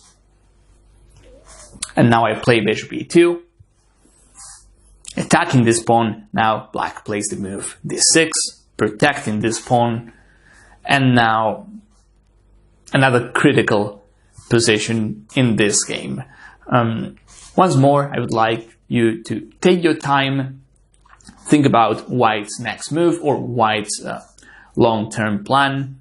It is not easy. We have a lot of possible moves. We really have great chances on the king side, but when you have a lot of possible moves to play, when you have a lot of possible moves available, it is tough to decide. So take your time. I'll just make a pause of 5 seconds, and then I'll continue talking. So in this position, after black played the move d6, I considered this move, but then I thought there was no attack on the h file, but of course castling is quite interesting. I was trying to find other waiting moves for white. I thought about rook c1 maybe, but then again I have to play something like castling kingside at some point, or taking the bishop as well. I need to play a direct move at some point. And I was really struggling to find the right move for white, because if I castle, as I was saying, then my attack on the h file is over.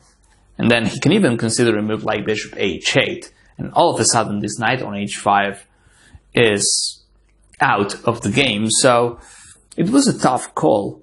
When you don't have direct variations, you need to follow your intuition.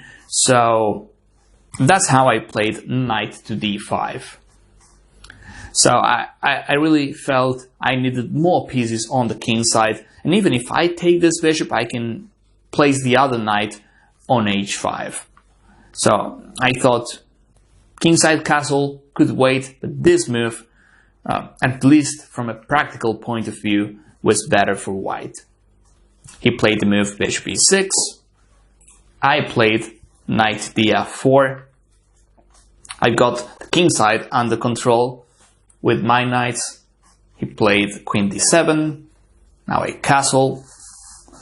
Kingside, he plays the move f5, and as you can see, black is quite close to solidifying his position. He still has an extra pawn. If we don't act quickly as white, then we'll just be down a pawn with no compensation. It was a bit... it is tricky to assess this position because you can tell these bishops are good, but if you think about it, my bishops are not doing much at the moment. And black is just one move away from playing a move like this, and he also keeps his bishop there. So after f5, I just played the move rook c1. To be honest, at this point I wasn't calculating much. I was just making sure all my pieces were taking part in the game. I wasn't concerned about the move like bishop takes a2. That was exactly what I was hoping for. I played b3. And I know that the bishop will be eventually trapped. So rook c1, it's probably the third time in this game I sacrifice a pawn. He plays bishop f7, and now another pawn sacrifice. I'll just show you what I played b4. I'm trying to open as many lines as possible on the queen side. And not because black has a bad development. In fact, I feel black has a good development here. What makes me play a move like b4 and trying to sacrifice as many pawns as possible is the fact his king side still has weaknesses. So I played b4, and now he played the move a6. Now, let's see if you find a subtle difference, subtle move order in this position. Is b4 a good move, or should we play something else before? You can think about it. This is sort of an exercise. It is like a question. Should we play b4 now, or should we play something else before, and why? Think about it, and then you continue watching the video. I'll make a 5 seconds pause. Alright, so in this position, the idea of playing b4 is good. Now we'll see what happens after knight takes b4, by the way. But I should have played this move first. I had the chance to take this bishop for like 10 moves, and I didn't. So during the game I felt I could take this bishop at any time, but it is not true. He can still play bishop h8 in a lot of lines. So I had to take this powerful bishop, and then I can play b4. In the game, I forgot to take the bishop, and I played b4 without taking the bishop, and here he can just play a move like this. And the engine is all of a sudden saying black is a bit better. White has strong compensation, that's true, but he kept both bishops, bishop f7, bishop h8, so it was key to take this bishop first and then play b4, and in that scenario white has a clear advantage. So I played b4. Now let's see what happens after knight takes b4. He played the move a6, which is passive, but it is okay, stopping b5. Knight takes b4, runs into knight takes, king takes, and now I was hoping to play a knight move and then play bishop takes e5 check. As you can see, this queen, especially the pawn on d6, is pinned, so I was hoping to play knight h5, this, bishop takes e5 check. He has to move the king somewhere. Possibly this, it looks silly, but it might be better than playing the king here where I can just check it. So this, then I move my bishop to a safe square. This is much better than g3, and I just knew my bishops were just too powerful. So this was the variation I was trying to play during the game. But of course, after a6, I had to come up with another idea. So right now we'll finish this part 1 here, and during part 2 we'll continue analyzing this game. Okay, so we continue analyzing my game against Dos Santos, and as we said in part 1, I played this move, which is actually a mistake because black has the opportunity to play the move bishop h8, thus keeping both bishops, and of course after b5 he can play knight d8. White still has compensation, but I should have played the move knight takes bishop first, and then I play b4. That was the right move order. So after b4, my opponent played the move a6, but we know bishop h7 was the right move. Let's see what happens if he plays the move knight takes b4. So now I'll take the bishop, king takes, and now my idea was to play the move knight h5 check. He has to take, and then I'll play bishop takes e5 check. It is tough for black, but he has to play this move. Playing this or this is even worse because now he's exposing his king to more checks on the b3, g8 diagonal. So this move was the idea, and now white has a lot of moves, but I was just trying to play something like this, and I just knew that sooner or later I'll have checkmating possibilities. He's down a bishop, and his position is a mess. Let us say black plays a random move like a5 or a6. Here we have a nice variation with e4. We need to open that position as much as we can. Now if he takes, my idea is to play queen d2, attacking the knight, and we also have a checkmate here. So he has to play a move like this, and now white has the amazing move rook to c5. What a move. This is a threat, and black can't take the rook because queen is hanging. So I just knew variations like this were possible because his king is there, he's down a piece, his pieces are not coordinated. But most important, I think his king plus the fact I've got the bishop pair, that was just too much. Even if I have to give away another pawn, I'll do it. So coming back to that position, we have in the game where my bishop was here, my knights were f4 and h5, bishop here, knight c6, knight e5. So knight takes bishop was correct. I played this move, and my opponent played the move a6. So during the game I realized I had to take the bishop, so after a6 I got the chance to take, and I'm glad I did, because clearly if I play something else, I'm sure my opponent would have played bishop h8. So b4, a6, I took the bishop, he takes my knight, and this is another interesting position. The engines are just saying a move like queen c2 or queen d2. White is down a pawn, but just by playing the simple queen d2 plus rook f d1, white's positional superiority is really impressive in this line. There's not much black can do, especially on dark squares. So all I had to do was play a move like queen d2, and that was it. However, I was still trying to sacrifice pawns, and I played the move a4. In practice, I think this is a great option for white from a practical point of view, but if we analyze this with an engine, it's not that simple. Black, he should have taken, he didn't, but he should have taken the pawn on b4, and again my plan was to just play knight h5, and after bishop takes, we were just playing the same line we saw before, with the only difference of a4, a6 moves being included. But other than that, it is the same position, same concepts. This was that position I was looking for. Just have a bishop here, make him play a move like this. And I just knew in practice this was much better for white. So that was the reason why I played the move a4. Because otherwise there's just no need to sacrifice another pawn.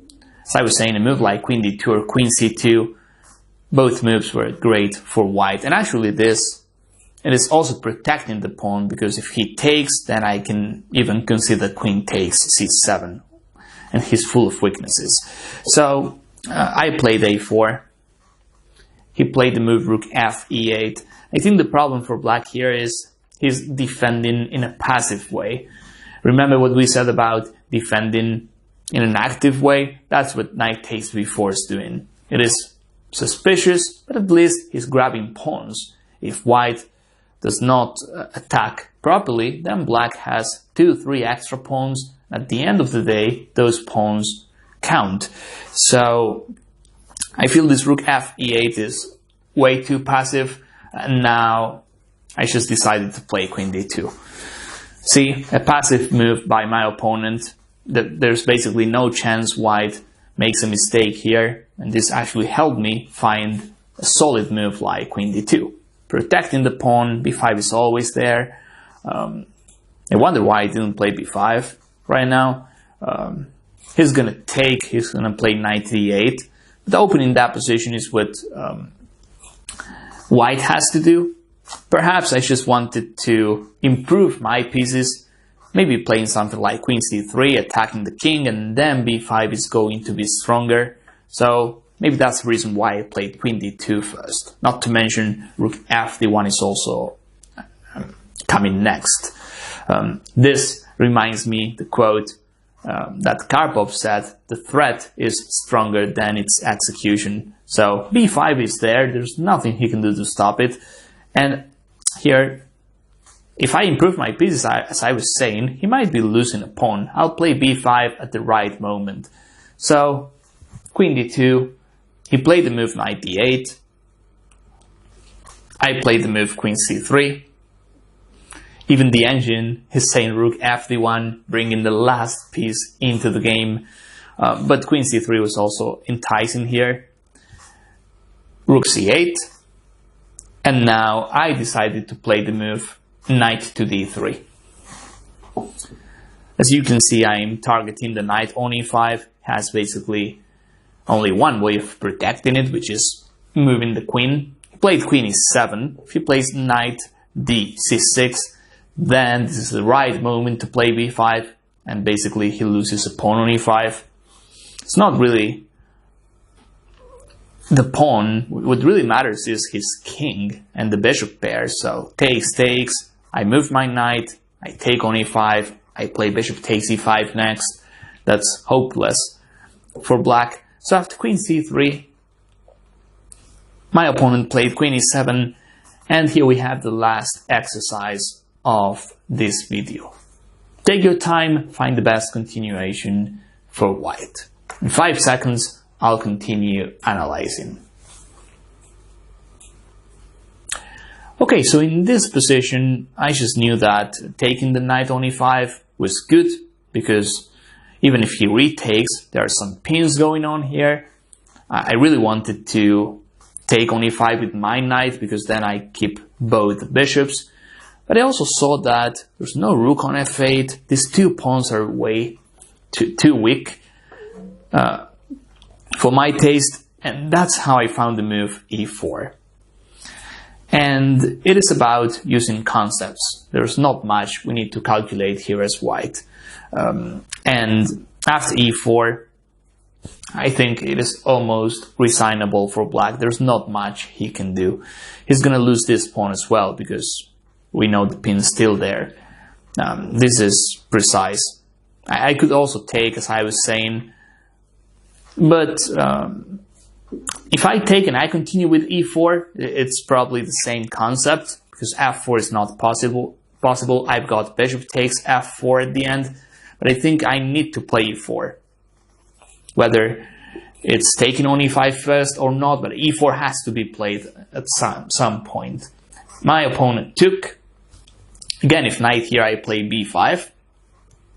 So my opponent took on e4, and now I take on e5. But look at this, his pawns are absolutely weak. I take this pawn, and I feel he's gonna lose the c7 pawn as well. He's basically losing all the pawns he won in the opening.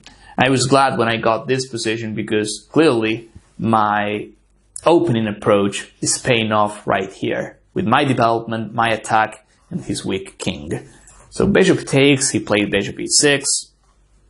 The other moves are even worse. If knight here, I can even take with queen, or bishop takes and bishop f6. That looks winning. If I move my rook, the endgame is probably winning.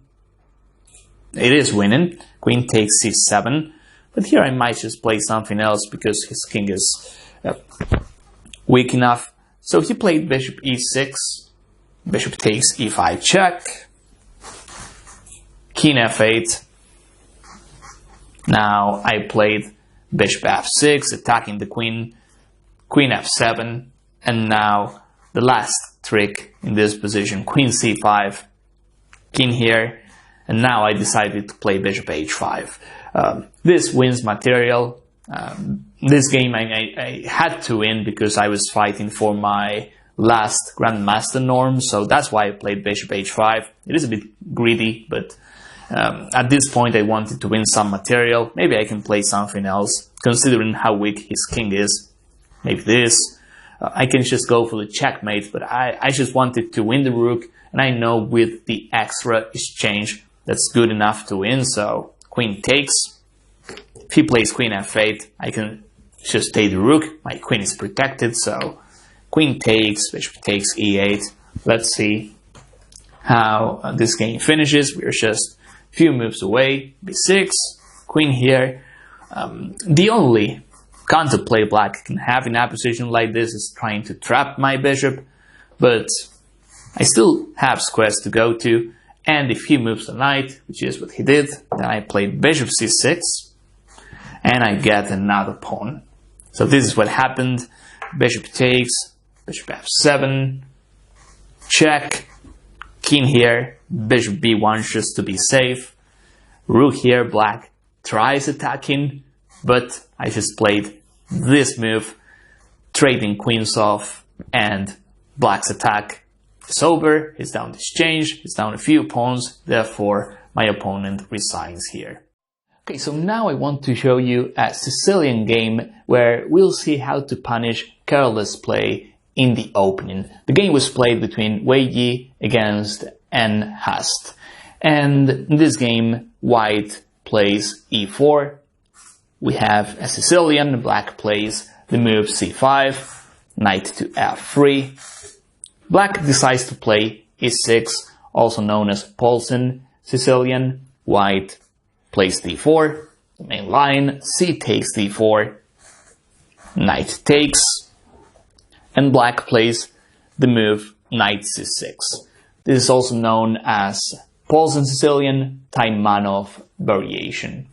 So okay, here white plays knight c3, black plays the move queen c7. This is not the only option, black can also play a6. This is actually the line I like playing as black, but queen c7 is the main line in this position, and white plays the move bishop e3. You'll see in a lot of Sicilians, when white plays like this, of course he's trying to castle queenside and then fire a kingside attack. And usually when there's a bishop on e3 and the pawn on f3, we are talking about the English attack.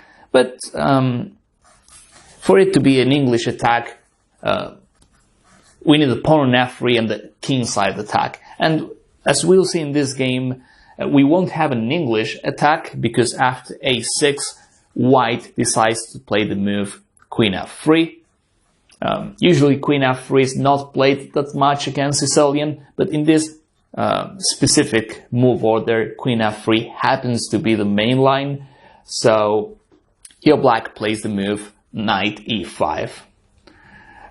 This is not necessarily a mistake yet, but I think the concept is already wrong because he's moving the same pieces twice in the opening, and we know that's not good. When black plays this move, he's not developing at all. He has to play a move like knight f6, for instance. Even d6, which is a common Sicilian move, would be better. Although in the Paulsen, I have to say black is usually trying to get his bishop out first. But usually he ends up playing d6, and then we have what we call the Scheveningen setup. So as I was saying, knight e5, the idea is not correct. Of course, white is going to move the queen somewhere, and then the knight on e5 is a target. So that's the first mistake I see in this game from black, moving the same pieces twice in the opening. That's usually not good. Now white plays the simple move, and black has to be extremely careful now, because that queen on c7 is hanging, the knight on e5 is pinned, so here black plays h5. So, as you can see, this is against the opening rules. I understand black is trying to play h4, maybe he has some tactics, but this is not going to work most of the time. This is against the opening rules.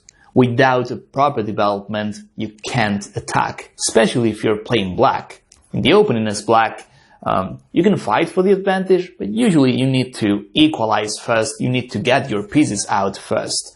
So that's why h5 is also a mistake. White simply castles queenside, he keeps on developing his pieces. Black plays h4.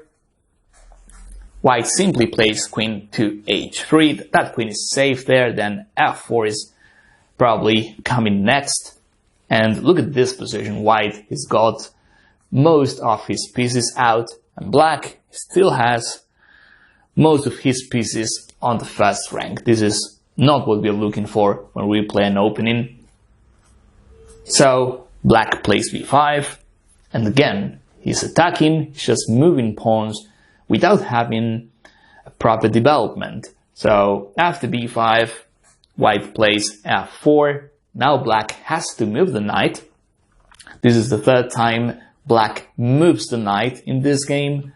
Of course, white takes the knight. Not only taking the only active piece by black, white is also developing his bishop and connecting rooks. Black takes the bishop with the queen, and now white decided to play the move f5. So, calculations aside, this is common sense. White has a much better development. All he has to do is open up that position to attack this king as soon as possible. Because of this h5 and h4, we can also tell black won't castle kingside, and if he does, that's too risky for him. If he castles queenside, that's also quite risky. But we know playing with the king in the middle is not a good idea either. So after f5, I really like this move by white. Black plays bishop b7. Well, he's getting some pieces out. That's good. White played rook h f1. And black plays the move e5. I like what black's doing now. He's still far behind in development, but at least he's trying to close that position. And that's good, because he needs to find some safe area for his king. That's why e5 is better. If he just takes on f5, he's gonna lose in less than 10 moves. The e file is open, the d file is open, so is the f file. So this is the best move for black. White played the move knight to b3, and now black played queen c7. He keeps on moving the same pieces over and over again in the opening. So you can see here it's not only about the specific moves black played, it's about the concept of the mistakes black played in this game. It's about moving the same pieces over and over again. Knight e5, knight c4, queen c4, queen c7. The other opening rule he broke was playing h5, h4. Well, b5 was a typical Sicilian move, but the timing was not good. So okay, queen c7. Now white played the move king b1. I'm not sure if this move is necessary here. I mean, usually when white castles queenside in Sicilian, we know king b1 is a great move, because then white controls every single pawn in front of his castle. However, in this position with this development, maybe white, he can try something else. In fact, if we think about black's next move, knight f6, it would be good to play something like this. Now if knight f6, we can consider taking it, and if he plays f6, then we are happy to go back, and black's position is not good. In fact, there is no knight f6, knight e7 looks quite suspicious, so I would consider this move as white, and of course we also stop black from castling queenside. King b1 is what white played, and now another mistake from black. This mistake is not obvious to spot. He plays rook c8. And at first glance this move looks great because we attack on the c file. Even if my queen was somewhere else, I can consider playing rook takes c3, destroying white's castle.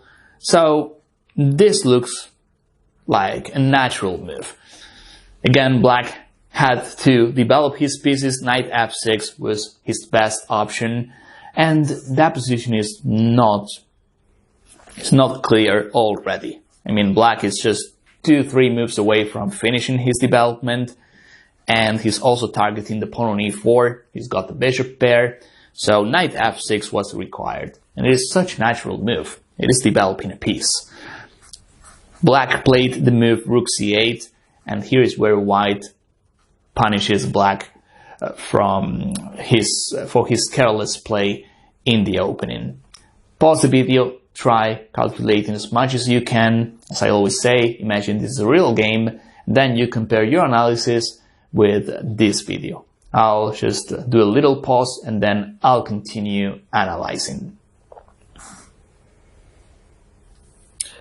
Okay, so in this position, after black playing rook c8, it was the last chance for him to play knight f6. So here white plays f6 himself. This is great because by doing this, we make sure the f file is going to be opened for the rest of the game. So here black takes the pawn. That's the best he can do. If he takes with the pawn, by the way, then he's full of weaknesses, and our position is much better. Knight takes f6 is the main move, and here white sacrifices with rook takes f6. We do all this because he has no development and his extra material is still sleeping on the initial squares. So pawn takes, and now d7 is a clear target. There's a rook on d1, queen on h3. The only piece protecting d7 is queen c7. So here we have a deflection with bishop b6. Simple enough. The queen has to stay close to the d7 pawn. Of course, if I take, then there's queen takes, d7 check. So black played the move queen c6. The problem is white can still attack this queen with knight a5. And again, has to be on the lookout for the d7 pawn. So queen e6, only move, and now white simply wins material with knight takes b7. Now we got two minor pieces for the rook, so this should be more than enough, and we still have an attack. Black has no development. He played rook b8, and now another great move we should find here. You can pause the video and try finding this one as well before I say it. After rook b8, thinking about it, we have to be careful because both knight b7 and bishop b6 are hanging. The last move we would play as white is queen takes e6, because then the attack is over. Once queens are off, then there's no attack. I feel white can still play this position on, but without queens, then black has great chances. His pawns are good now. He controls key squares in the center, so queen takes e6. We won't consider this move. I don't really see good moves for knight b7. This bishop is hanging at the end.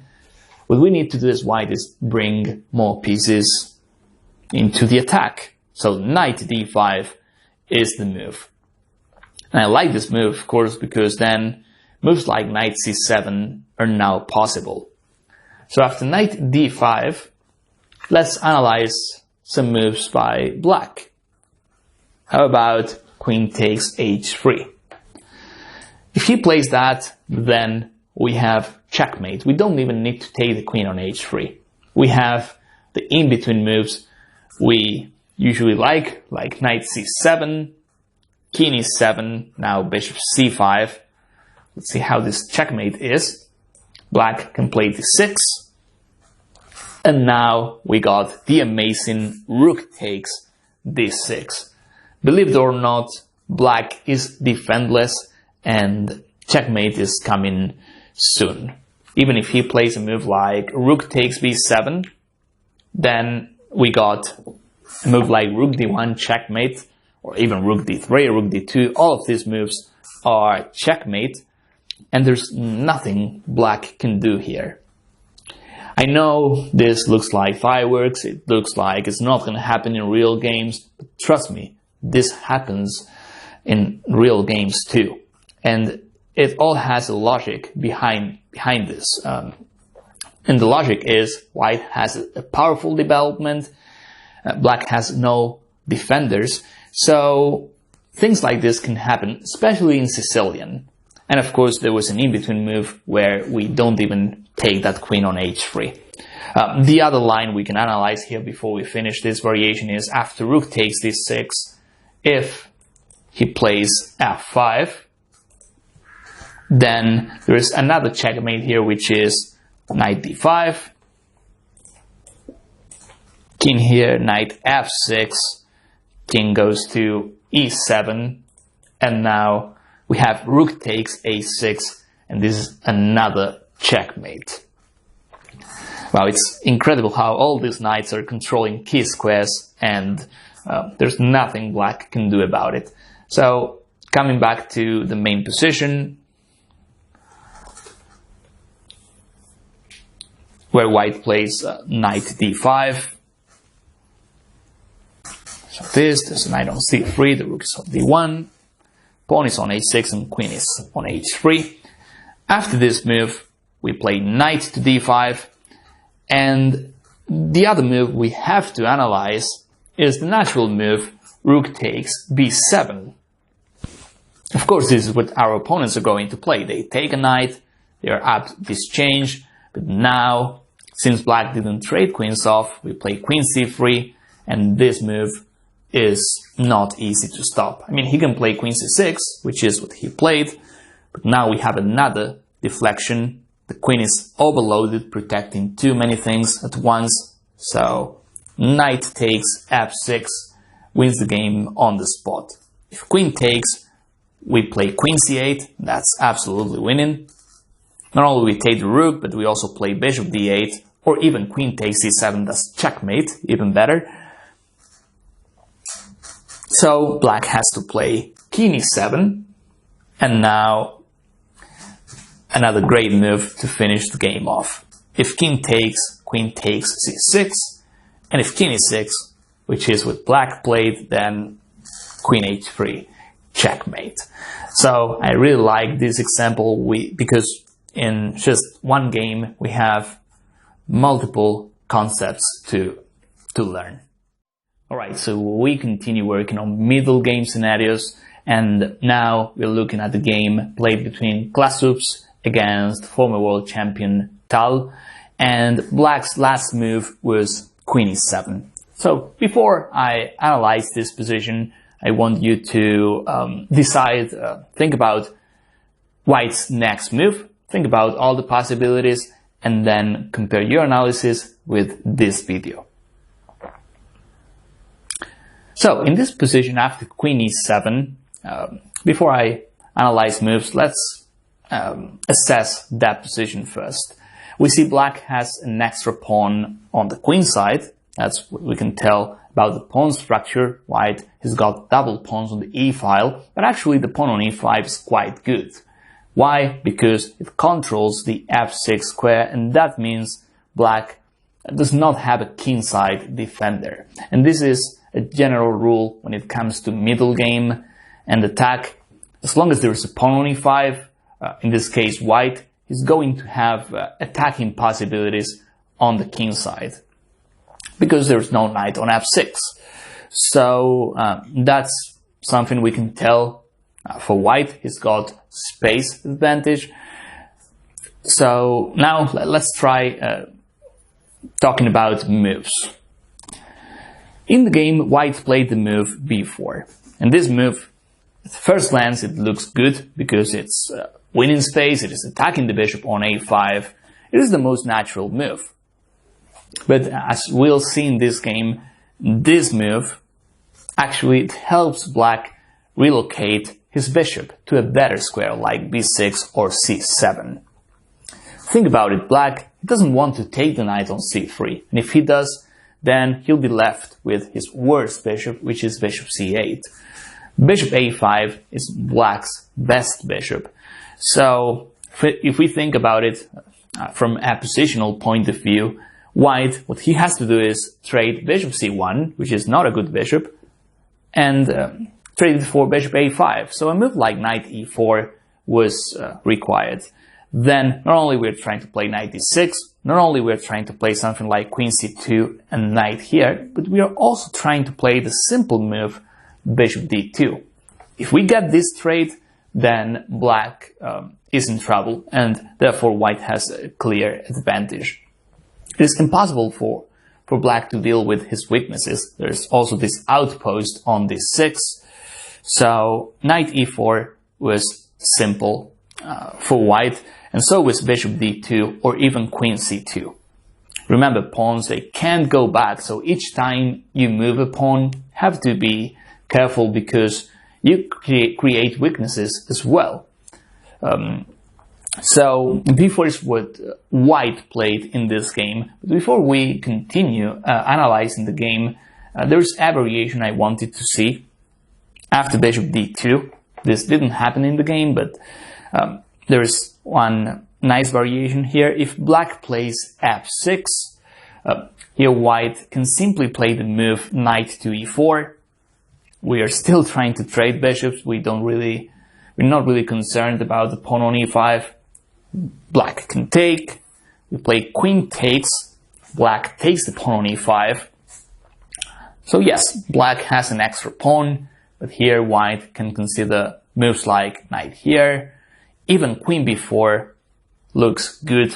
I really like queen d6. This is the move I would play in this position, trading his most powerful piece, and he's clearly behind in development. I feel white is much better. Despite being down a pawn, all that matters is white's activity. So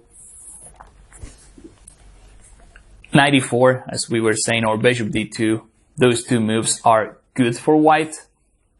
And the reason I'm showing you this game is because a move like b4 is so natural, but it's wrong at the same time, because we help black.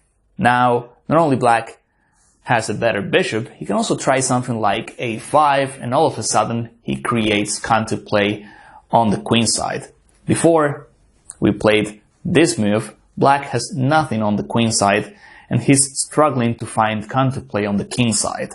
So b4, black played bishop b6, and still white, he can still try playing on the king side. That's where his advantage is. King side also, as we discussed before, there's an outpost on d6. What I don't like about this position for white now is the fact I can't trade bishops off. That's what I was trying to do, or what I would be trying to do in this position. So after bishop b6, white plays the move queen b3. Okay, after queen b3, we know we are trying to stop something like f6. But here is where Tal shows his talent. Because he's got no space to maneuver his pieces on the queen side, there's nothing he can do to get bishop c8 out, so he plays f6 anyway. And I like this because it is a free move. Even if he gives a pawn, he'll get space for his pieces, and he'll also get activity. Remember, activity, initiative, that's much more relevant than material. So if we have to sacrifice a pawn to get more space, we'll do it. That's why f6 is a great move.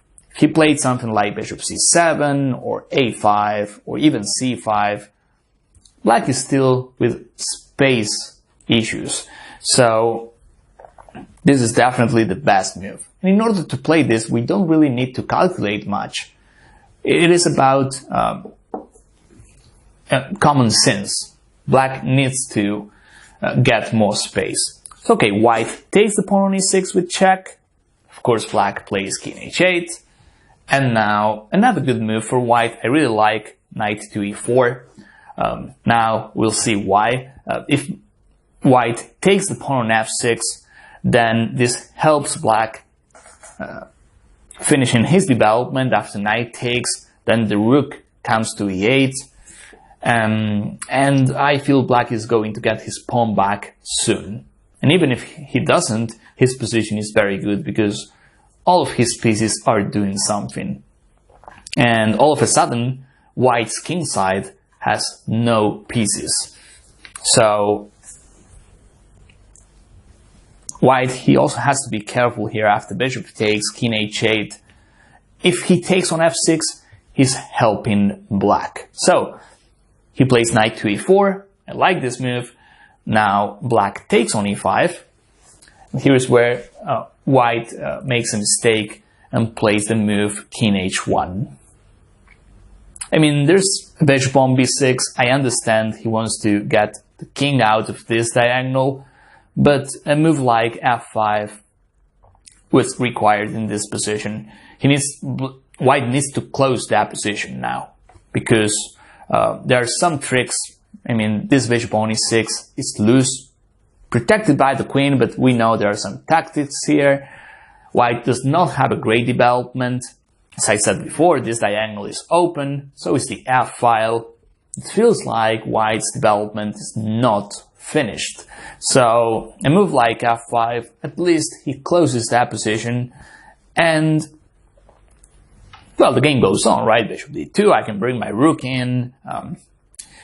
I think black is doing good here, but after f5, we have a game with chances for both sides. King h1 is like a passive way of defending that position. We know that playing passive moves can be expensive sometimes. And this is one of those times. After king h1, black takes on f4, so does white. And now Tal plays the simple move, knight to f6. So this waste of a move by white playing king h1 leaves him with serious problems here. And after knight f6, white played the move knight here. I wonder if he can play something else. If he takes a knight on f6, then we have the in-between move, bishop takes e6, and white loses a piece. Looking at this position, I think about 10 moves ago, when white had this easy bishop d2 plan, or simple plan, is not easy, but all of this is happening because he played b4. Look at black's pieces. All of a sudden he got all of this counterplay. So after knight f6 here, white played this move. So knight takes f6, bishop takes. If bishop takes c8, then black can consider an in-between move like this. Now that bishop is hanging, knight f2 is also coming, so this is also trouble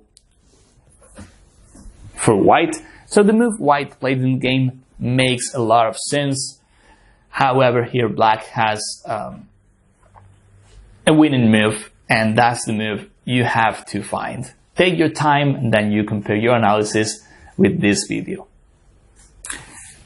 In this position, after knight g5, black played the move knight e4, and this is a great move because we are basically getting rid of the only two active pieces white has in this position. And worst case scenario, we will have the bishop pair. I mean, if white takes the knight, then I can play bishop takes e6.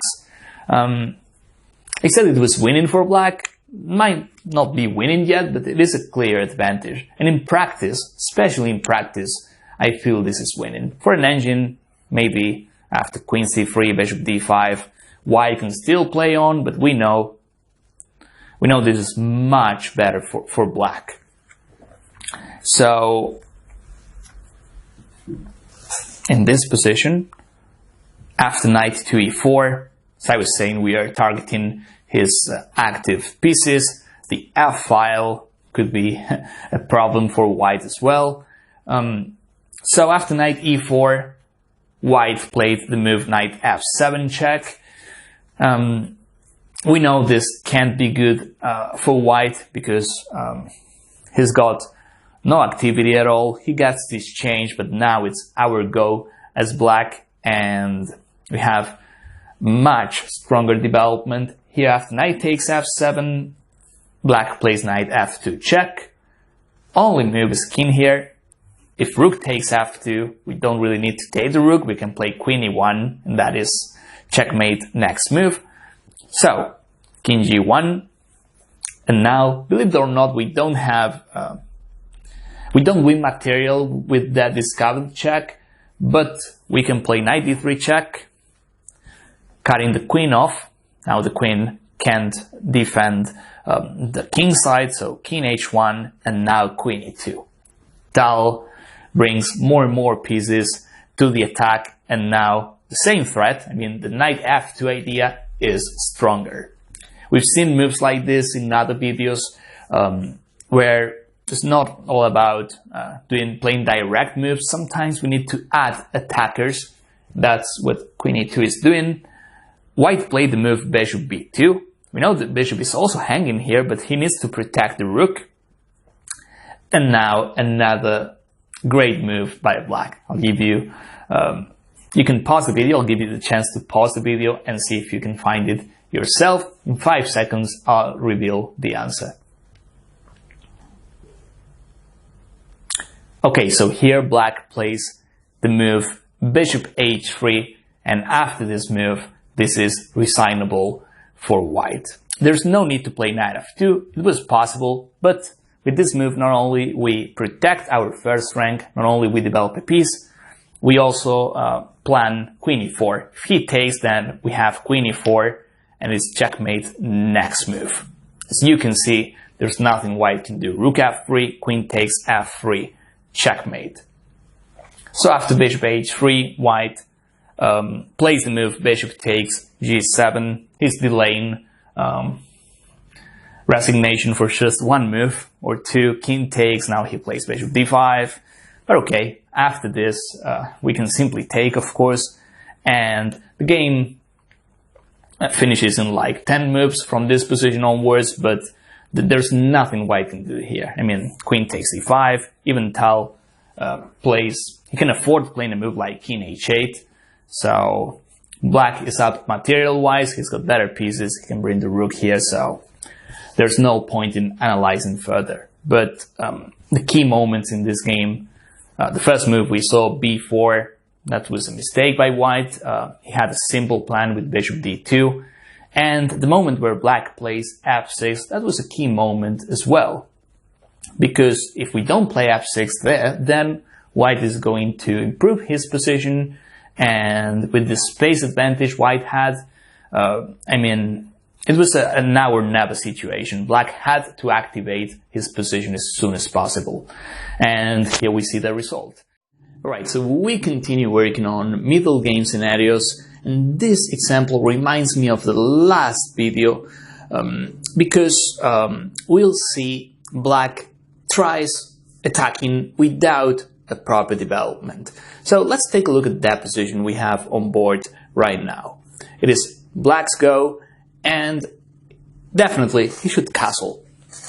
That's the move he has to play before thinking about playing any other move. Why? Because, well, clearly the king is in the center, as you can see. Black's position, his minor pieces are not ideally placed. As you can see, the knight on c8, it is protecting the pawn on d6, but black's pieces are not, as I was saying, ideally placed. So All black has to do here is castle, and little by little he can try fixing his position. We can also tell, and this is a fact, white's much better because of the bishop pair. He's got more space in the center as well. Even endgames are better for white if we happen to trade queens off because of these two bishops. So long term, white has the advantage.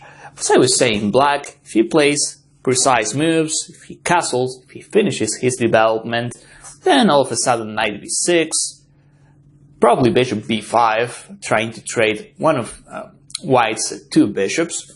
Then black can reduce the pressure, and he can do so by trading some pieces off.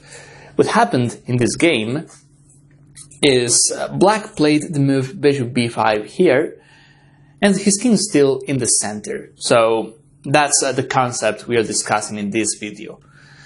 Mistakes we can avoid by using common sense and by finishing our development before doing anything else. Bishop b5 is a mistake, and here white has a way of punishing black for his last move, and that is the continuation you have to find. Stop the video, pause the video, and look for the best move for white. Not only a move, but as many variations as you can. In 5 seconds, I'll continue analyzing. Okay, so in this position after bishop b5, black is trying to trade pieces off.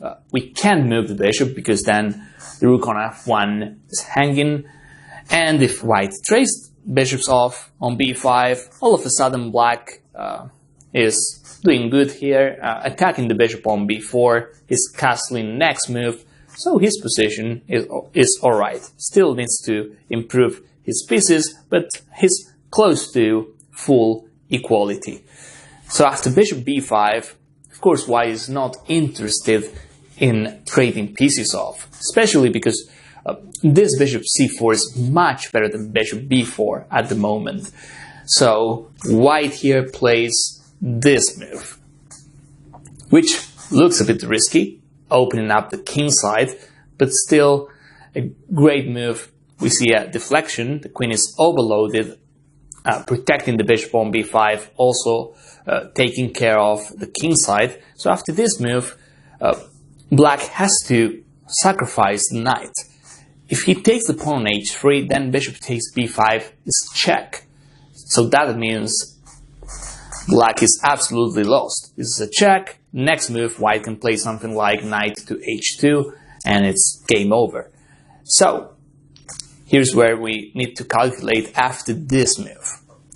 And this is the move you have to see beforehand, because otherwise this is not working for white.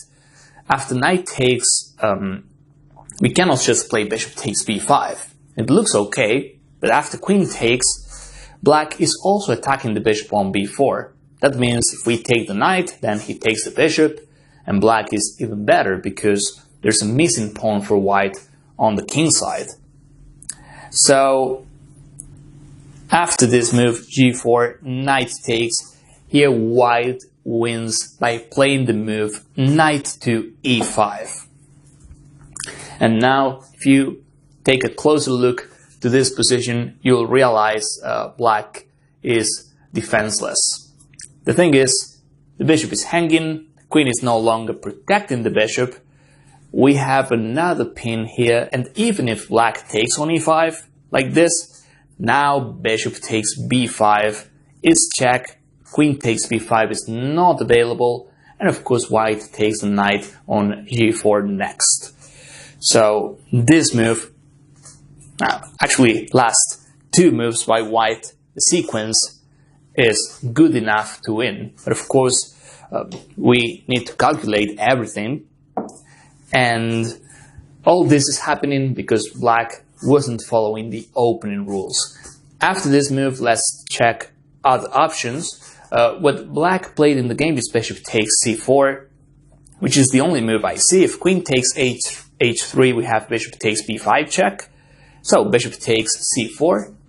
Now white simply takes the knight, here's the trick. Queen is under attack, so is bishop c4. Black, he can try creating some counterplay on the h file, but it's not gonna work. Again, the king here is what makes white win this game. So knight, actually black played queen h4. If queen h3, by the way, we can just take the bishop. And if h5, we can be smart enough to close the h file. But in the game, black played queen h4. Knight takes c4. Black plays h5. Now we see why he played queen h4. If we advance the pawn, he just takes it. But here we don't need to protect that pawn. We can just play queen f3. And after pawn takes, we can just play queen here. And white is absolutely winning. We stop the checkmate. The queen is also ready to come to b7 if necessary. We have an extra piece. And this is all over. So another great example of what happens when you attack without having a proper development. Alright, so we continue analyzing middle game situations, and we have a position that comes from the Caro-Kann defense, and it is black to move. I chose this example because this is one of the mistakes I was making since I was 2200 up to grandmaster level. I was making loads of mistakes that can be avoided. And when I see this position, I think about those mistakes. And this move, black plays queen e6 check, is one of them. And I'll try to explain. It is true that white is a bit better in this position. The Caro-Kann variation that happened in this game where black has to take on f6 with this pawn. I mean, it is how the opening is. Black knows he's a bit worse, but it is always close to equality. It is nothing that's winning for white. So, black here, what he has to do is finish his development.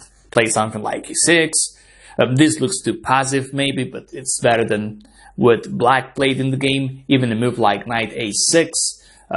It is moving the knight to the corner, but okay, it is developing the knight. Sometimes you have to just play simple moves, especially in the opening, especially when you're playing black. You have to get all your pieces out, and then you think about attacking. You can't attack without a proper development. So that's why I don't like the move queen e6. It is attacking with basically no pieces. Bishop f5 and queen e6, they are not enough. So after queen e6 check, white has basically three options. He can cover the check with bishop e3, which is what he played in the game. King f1 is not good. White loses the right to castle, and actually if I know my opponent is going to play king f1, then queen e6 is actually a good move, because if he plays this, then I can even go back to d7, and then he lost the right to castle. I think black was counting on queen e2, but then queen takes e2, king takes. I can even consider taking the pawn on c2, and an endgame is okay for black, because without queens there's no attack for white. So queen e6, this is like the blitz move everybody plays, and we don't have to play moves like this, especially as I was saying, if we don't have development. So white here plays bishop e3. So, despite queen e6 being a bad move, black can still improve his position, can still develop his pieces. I would play knight e7, now my queen is not there. And that would give queen e6 an extra point. Maybe bishop here. Even, I wouldn't play this bishop here yet, but in the future I might move the bishop here. So, black is not lost by any means. What he plays now reminds me of queen e6. He plays the move bishop to h6. And this is attacking without a proper development. We know the bishop on h6 is loose. There is a pin here, but the bishop here is not protected at all. And now white has a winning combination. You take your time, pause the video, try analyzing as much as you can, and then you compare your analysis with the video. In this position, white plays the move d5. And after this, black is absolutely lost. And he's lost because in just 2 moves, he throws all his opening possibilities away. So after d5, let's see the possibilities. If queen takes d5, this is the easiest variation. Then queen takes d5, pawn takes d5, and at the end of the day, the bishop on h6 is lost. What else? Pawn takes d5 is not helping much because white can play the move knight to d4. And now all of a sudden everything is hanging. Queen e5. I can take the bishop on f5. Now if queen takes f5, there's bishop takes h6. And if bishop takes e3, then simply knight takes. You can argue that black has d4, but that's not helping. There's bishop takes b7, and white is still winning. So let's see if we have more lines here after d5. Black can try other moves. He has to stay on the e file though, because if he plays queen d7 or queen c8, then white simply takes the bishop on h6. So what black played in this game is queen e4. And it looks like he's still holding the pin on the e file, but the problem is there is knight h4. This is the same as knight d4, the knight d4 we saw before, but here we need to also protect the bishop on g2. So black played after knight h4, well, he played bishop takes e3. That's his only practical chance. If he plays queen e5, we've seen this before, just knight takes f5 and it's all over. So bishop takes e3. Now we take the queen. Bishop takes e4. In this position, we're close to winning. I would even say this is resignable for black, but this is where we don't have to chill. We have to play the best move and make our opponent resign. If we start playing shallow moves, then black might have some survival chances. All he needs is to get some pieces out. For instance, if we play this move without even thinking, it's not easy yet. Bishop takes h1. Let us say I keep playing shallow moves. Black gets his pieces out, and you never know. He might play a rook and bishop against queen and hold that. So in positions like this, when you have a winning advantage, is where you need to focus and find the best moves. Let's see how white did that in this position. He played this move, and this is the best move. We are not taking the bishop, we are not moving our rook on h1, we'll attack the bishop on e4, and why not, we'll have the threat of playing queen c8, checkmate as well. So after queen there, black played the only move, which is f5. Now let's see how white wins this game. Knight takes. Now after knight takes f5, black takes the rook on h1. Now there's no checkmate. However, we play this. Knight takes e3, queen c8 is still a threat.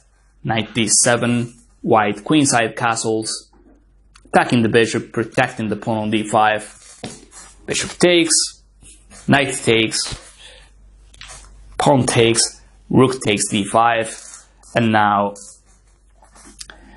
after knight f6, we have queen d4, and this is winning for white. Rook on h8 is hanging. Black does not get his material back, and black played e6.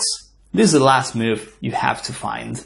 Of course, you can move the rook almost anywhere, and white has a winning advantage, but just try finding the move that makes your opponent resign. Just find the winning move, and then it's over. And white has the chance of doing so right here. Take your time, pause the video, and in 5 seconds I'll reveal the winning move for white. Here we just play queen d4, and this is resignable for black. We attack the knight, we also attack the rook on h8, and there's nothing black can do to stop both threats at once. As I was saying, we can just move the rook, it's also winning, but we don't want to give our opponent any chance of surviving. So queen d4, it's all over. Okay, so now we'll take a look at the Sicilian position, and this game was played between Yemelin and Nepomniachtchi. Not the Nepo we know, the 2700. This game was played in 1996, so I think that was good to clarify. Okay, and in this position, as usual, and it usually happens in Sicilian, we have a pawn race on both sides of the board. In this position, we can also see the queen on b7 is not well placed for black. We can also tell white's attack is faster than black's. And it is black to move in this position. He played the move rook e8. Let's try to find out why he played the move rook e8. In a position like this, with most of white pieces putting an eye on black's king side, black has to be extremely careful. Not to mention white can also consider what I call a rook lift and just checkmating black on h7. But there are other moves. Since the rook is on this file, white can consider moves like bishop f6. Black cannot take because then the g file is open, or even moves like queen h6. This move is easy to miss, but of course if black takes, then white retakes, and it is checkmate. So, as I was saying, black has to be extremely careful. Black cannot play a move like e5, because then he's full of weaknesses, such as the d5 square, for the bishop or even for a knight.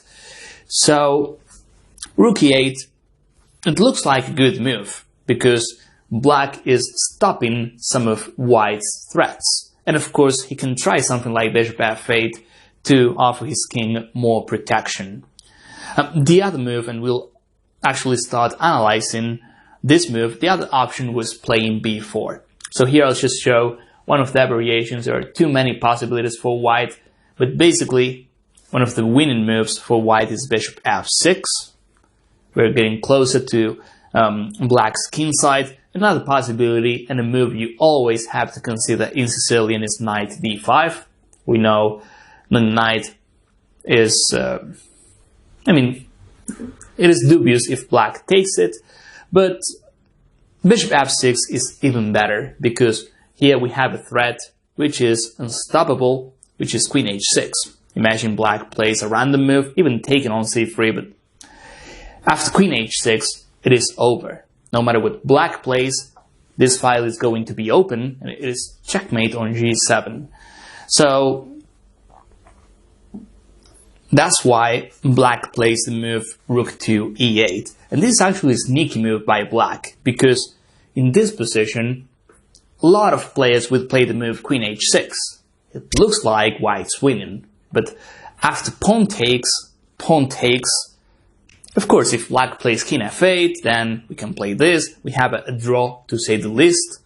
But that's not the problem. The problem is, in a position like this, after queen h6, a move like check is easy to miss by white. And once white takes, the king runs away, and all of a sudden black is just winning. He's got an extra queen. So, as usual, we need to be precise. Only one move, and then all the advantage is gone. So after rook e8, white, he's got the advantage. I can even say he's close to winning, but he needs to play precise moves. So you can pause the video here and find the best continuation. As usual, imagine this is a real game, and you need to find the best move or the best long-term plan, and then you compare your analysis with this video. In this position, after rook e8, the best move for white was doing the rook lift, rook here, and then rook h4, and there's not much black can do. In the game, white played another move, which is rook here. It looks like the same as the previous move we saw, however, there are some differences, as we'll see in this game. After rook g3, black took the bishop on b3, check. White took with the a pawn. Of course, he doesn't want to take with the c pawn, that would be opening his king. So he takes with the side pawn. And here black played e5. It looks risky for black, but at least he's stopping the move rook h3. That's why this move was better, because now white can simply play that and it is game over.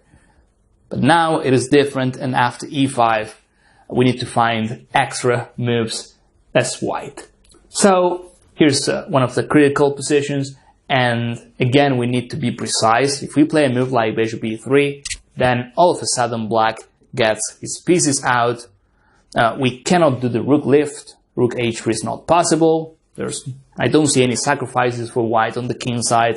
And black, on the other hand, he's placing his rooks on c-file. b4 is coming.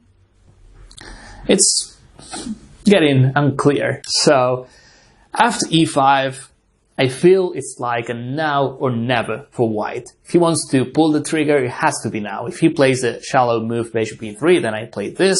I stop knight e5, and the game is way more complicated. So that's why, after e5, here white plays the move knight d5. As I said before, this is a now or never. And of course, we are not trying to take the bishop, we are trying to play knight f6 check.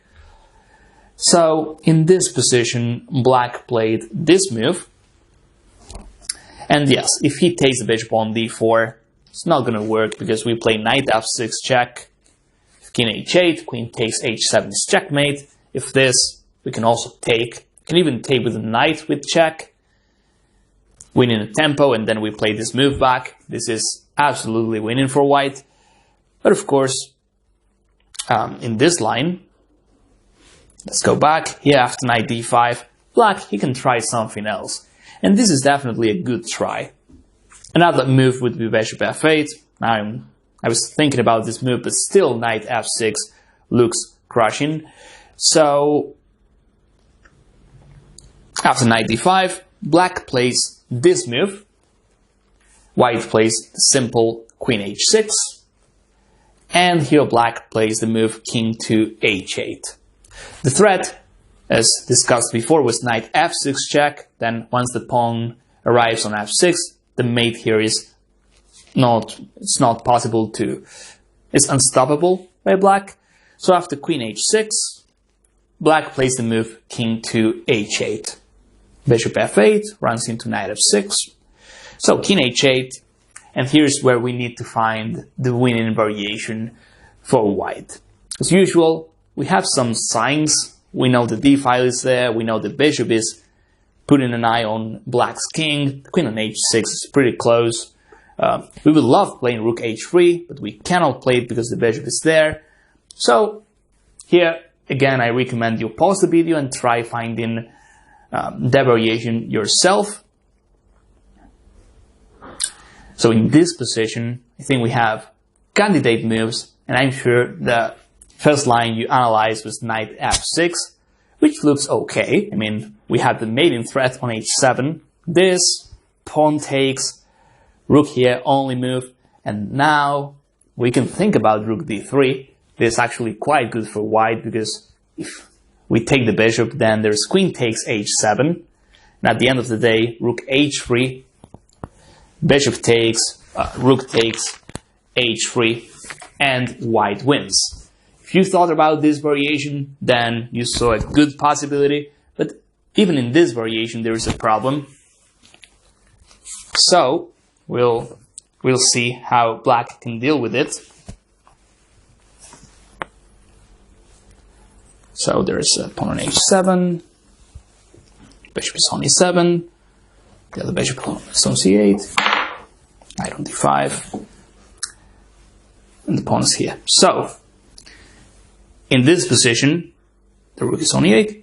So, if you thought about knight f6, then you saw a good variation, but as I was saying, it's not that easy. Pawn takes, rook here. If you play rook d3, trying to do the queen sacrifice, black can play a move like this, and at the end of the day, if we do the queen sacrifice, the king escapes, and it's not easy at all. This position is unclear, and there's no checkmate. So we need to look for another variation. Again, in this position, we got all the signs to tell there is a winning variation for white. His pieces are just too good. Black has doesn't have a good development. So I think we also have to think about using the D file. Why not? We can combine both knight f6 and the D file as well. He's got some back rank problems here. So the winning move is bishop takes e5. We always have to consider the sacrifices, especially because in this variation it is also a forced line. So pawn takes, and now we play knight f6. This is different because we got rid of bishop d4, that bishop wasn't doing much, and now the d file is ours. The threat on h7 is still there, so bishop takes, pawn takes. The only move is rook here, stopping the checkmate, and now we know this is the only defender he has, so all we need to do is play this move. Deviation, of course if he takes then there is checkmate.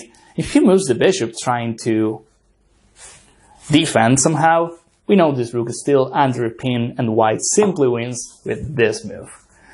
So, as usual, we have to use common sense, logic, and of course, calculate quite well. That's all it takes to have a successful attack. And as usual, be on the lookout for your opponent's possible defenses, as we saw in this video.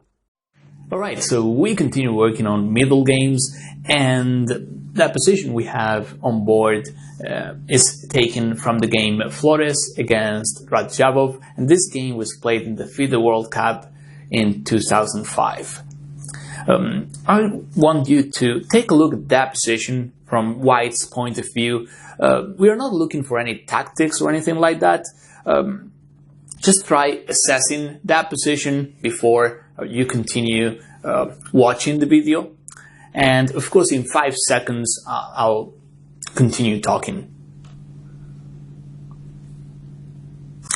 Okay, so as you probably realized, in this position, White is dominating. And apart from the bishop pair, which is something I always pay attention to, we can also see Black has no active moves. White has got a stronger center, he's got the bishop pair, as I was saying, his pieces are ideally placed, and it looks like White has everything under control. Knight d8 can't move. Now we'll discuss the moves knight f7. If I move the bishop, there's nothing I can do. If I move my rook, I might be able to play rook e7 and that's it. Same goes for rook f8. I can play rook f6, rook h8, rook here, which is actually what Black played in the game. But Black is way too passive. And if I play something like knight f7, this or even the other knight, then White simply plays the move knight h7, attacking the rook, and then if I move the rook, then knight f6 with a double attack. So this variation aside, we can tell White is much, much better. And we can also tell White, if he wants to increase his advantage, he should attack on the queen side. We also know this king is not safe, whereas White's king is. The king on the king side, it is safe enough, whereas this king is a target. So in this game, Black played this move, as I said before. I've discussed this position with some players, and most of them suggested this move for Black, which makes sense because playing this position as Black and playing passive moves, it's not easy for all of us. And even if Black plays passive moves, he's not going to gain anything. So a move like c6 makes sense for Black, but of course this has drawbacks. When Black plays like this, he's helping White open the queen side. White could definitely take, although here I might have some counterplay. I don't trust in knight d4, I don't think that's the threat, but okay, maybe White, after c6, he can just play a move like rook c1. There's no attack on the king side for Black. Now after rook c1, d takes c6 becomes a serious threat. White keeps on adding pieces, and after this, this is clearly better for White. a5, b5, the c file. We can tell the threats are all over the place. So in this position, Radzhabov played the move Rook G8. Maybe he's trying to play Knight F7, and then Knight H7 is not attacking the Rook on F8. So after Rook G8, let's see how White improved his position.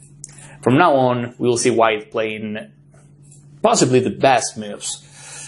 A5. I really like this move. It's not that easy to play this move, because then once Black moves the bishop, we see the B5 square is under control for Black. But I think Flores here realized that he doesn't need to play B5 in a safe way. I mean, he can play B5 even if he sacrifices a pawn. All that matters here is opening lines around this king. So bishop A5, now Rook C1, another great move. Before attacking, White makes sure all his pieces are developed, so that's why Rook C1 is good. Now Black played Rook E7, makes a lot of sense, overprotecting the pawn on C7. Now we have Rook C3, not a great move. We might consider Rook takes C7 in a lot of variations. Now Black played Rook F8. Again, Black is just sitting and waiting. He's not doing anything. He's just playing waiting moves. So Rook F8, and here is where White plays a move that changes that position. He goes for B5. So we could have considered this sacrifice before, but before playing B5, look at what White did. He tripled up on the C file. And then once his pieces are at its max, then B5 is played. Of course, after B5, Black has to take, because otherwise I can consider B6 for starters and Rook C8 checkmate, or I can even take on A6, and then Black has a naked king. So after B5, Black has to take with the pawn. This is the only move for him. If Queen takes B5, then White plays the move Rook takes C7, and it's all over. Rook C8 is a threat, Rook takes C7 is a threat, and of course the Queen is ready to enter by C7. So after B5, Black took, pawn takes B5, and I'm sure you'll be able to find the next move for White. I'll give you the chance to think about it. In 5 seconds, I'll reveal the answer. Here White played the move A6. Of course, we need to open the queen side as much as we can. We really don't care about pawns.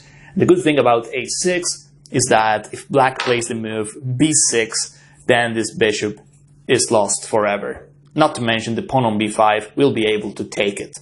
So after B5, pawn takes A6. Black has no choice but to play C5. We'll come back to this move in a minute.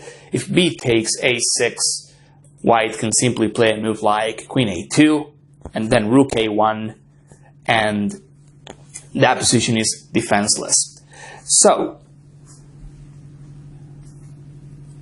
after A6, I like the fact Radzhabov defended in an active way, and then therefore he plays the move C5. So this is the critical position in this game. We can take on B7, and that is what the engine likes, but taking on C6 makes more sense, because after this move, White makes sure he's got a lot of open lines, diagonals for his bishops. If he takes on B7, it's not that simple. In fact, if I wasn't looking at the engine, I would say Black has 2 passed pawns. If he solidifies on the queen side, it's not simple at all. Now, I know this is better for White because I know the assessment, but honestly, in a real game, I wouldn't be sure about taking on B7 at all. However, this move looks much, much better, because even if Black takes on C6 with a pawn, which is what he did, he took on C6 with a pawn, I still have the pawn on a6, that's going to help my attack. I've got the d file open, the c file is open as well. I know I'll have counterplay as white, to say the least. So that's why d takes c6. I think it's better from a practical point of view. So I think this is another great opportunity to do a puzzle here. Try finding the best move for white. And it's not a direct tactic. We need to prepare the final tactic as white. We need to play a preparation move. The move white played is queen d3, and I really like it, because not only we stop moves like bishop d4, we're also preparing the move rook takes c6. And once we sacrifice on c6, and we play queen takes b5 check, if he ever plays king a8, the bishop on f3, which was not doing much, after a move like e5 is going to help as well. So queen d3, black plays the move bishop c5, clearly he was trying to stop rook takes c6, and now a simple move by white. This is a concept I always see when I see attacking games. It's not about sacrificing all the time, it's not about playing aggressive moves all the time. Sometimes we have to play moves like bishop e3, removing that defender. Simple moves are part of the attack as well. So bishop e3, bishop takes, white plays queen takes, black plays queen to a7. Of course, black wants to trade queens no matter what. Without queens, he's got more chances to survive this. Queen d3, attacking the pawn on d6, black plays queen c7, and now rook takes c6. We knew this move was coming. Knight takes, queen takes b5 check, black played king a7, rook takes c6, black played queen b8, and this is close to winning for white. We see the king has been trapped on a7 in the corner. We've got so many pieces surrounding this king. The attack looks just too powerful. And now, after queen b8, the last exercise of this video. And I'll just give you options. Consider both queen d3 and queen e2 and decide which one is better for white.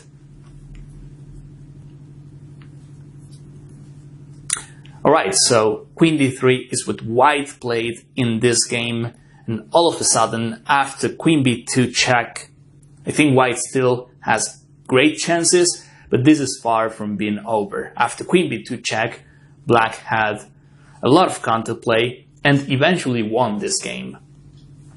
If white played the move queen e2, it's all over. There's no check on b2, and it's impossible to deal with threats like queen e3 or queen f2, and after king a8, a move like e5. So it's a pity, because white has been playing great moves. Before playing b5 and a6, he played rook c1, rook c3, he prepared all the attack, and now this was the decisive moment. And then after queen d3, possibly all the advantage, not all the advantage, but most of white's advantage is gone after queen b2. So this is like another rule. We always have to look for moves that limit our opponent's options. Queen e2 is definitely winning after queen d3. White's still better, but this is far from winning. So another great attacking example. Alright, so we continue working on middle game situations, and the game we have here was played between Kramnik and Aronian. As you can probably tell, this comes from a Slav defense, exchange variation, and white has a tiny plus for the time being. He's dominating on the queen side, and the pawn structure, it is symmetrical. It looks symmetrical. So black in this position played the move rook c7, and honestly, I don't blame black for playing a natural move like this. He's trying to play rook c8, move the knight to e7, trade everything off, and that's an equal position, most likely a draw. So rook c7 is the move black played. Knowing what happened in this game, it is easy to tell that b6 was required, but this move is not easy to play, because once black plays b6, it is true he's controlling c5 and a5, but the problem is the pawn on a6 is going to be a chronic weakness, and the rook has to stay on a8 for a long time. And of course, as soon as I play b5, white can jump to c5. If I play a5, all of a sudden b5 becomes an outpost, in this case for the queen. So this was not an easy move. With Aronian played rook c7, looks natural, and here is where we have the first exercise, and you need to find the best move for white.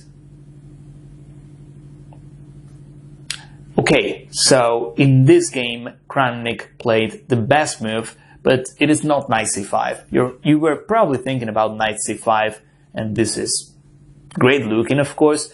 Not only we activate the knight, we also have the threat of playing knight takes b7 followed by rook takes c6. But the problem here is, I mean, it's not a problem, but it is not an advantage for white. Black can simply play the move knight d8, protecting b7, protecting e6. There are no crazy discovered moves for white, and I'll just need a couple of extra moves, and sooner or later I'll push this knight back. I'll get the trace on the c-file, and it's gonna be a draw. So knight c5, it is a good move if you thought about it. I mean, it is a good move, but the best move for white is knight to a5. Why? Well, because now knight takes b7 is a threat. I can't take on a5 because of rook takes c7. So here black played rook a c8. So probably black was expecting knight takes c6, rook takes. We trade every single rook. We can even consider trading queens off. As I was saying, the game is going to be a draw, most likely. But the thing is, after rook a c8, white played knight takes b7. So here we understand why knight a5 was better than knight c5. And let's see this again, because I think that this is important. After knight a5, there's no knight d8 for black. Whereas after knight c5, I can play this move, which is not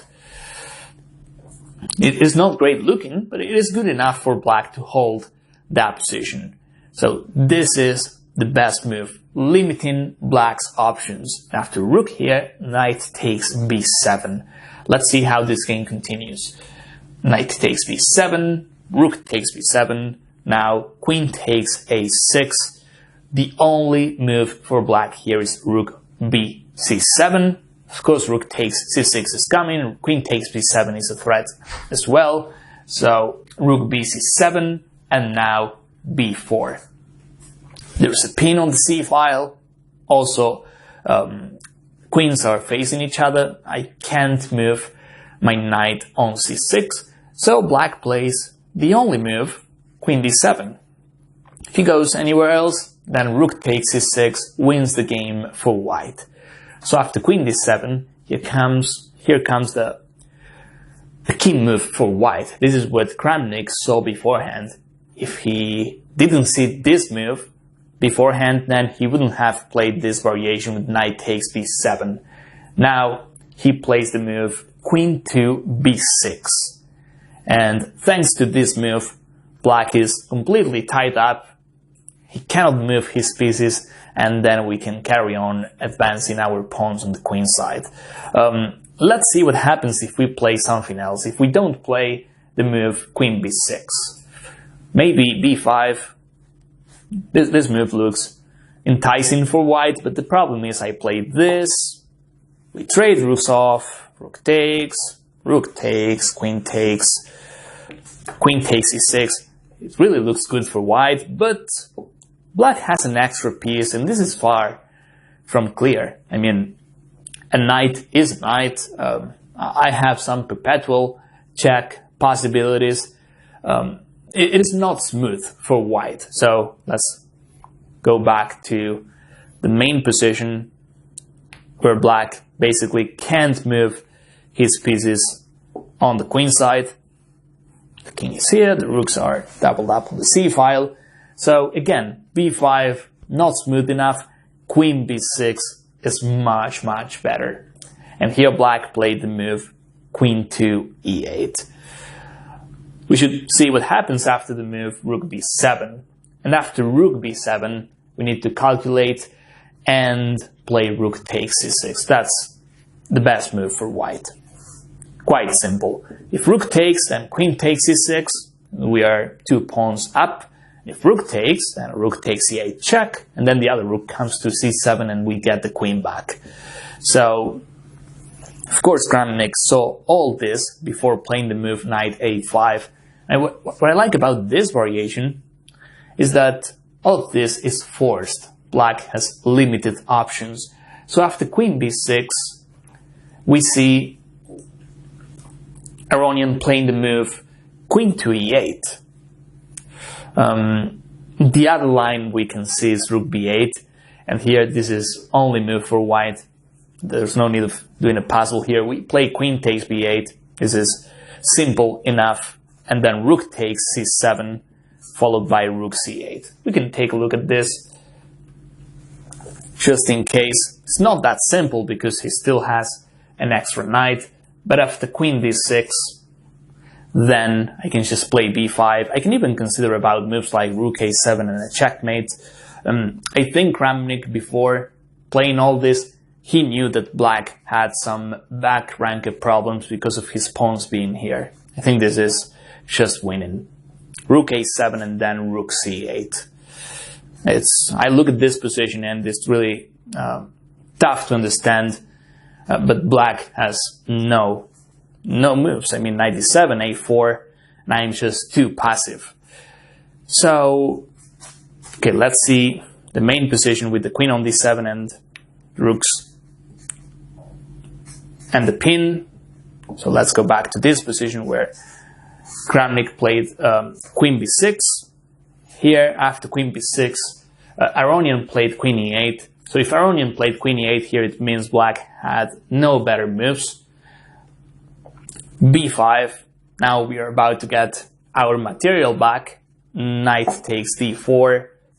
We have to take the rook on c7. If we take the knight, then rook takes c2. Now knight e2 check. King h1. Knight takes c1. Knight on c1 is being protected, so rook takes c8. Queen takes, and now simple queen c6. Amazing stuff. If black takes, then there's no way to stop the c6 pawn. If I move the queen, I can take the knight on c1.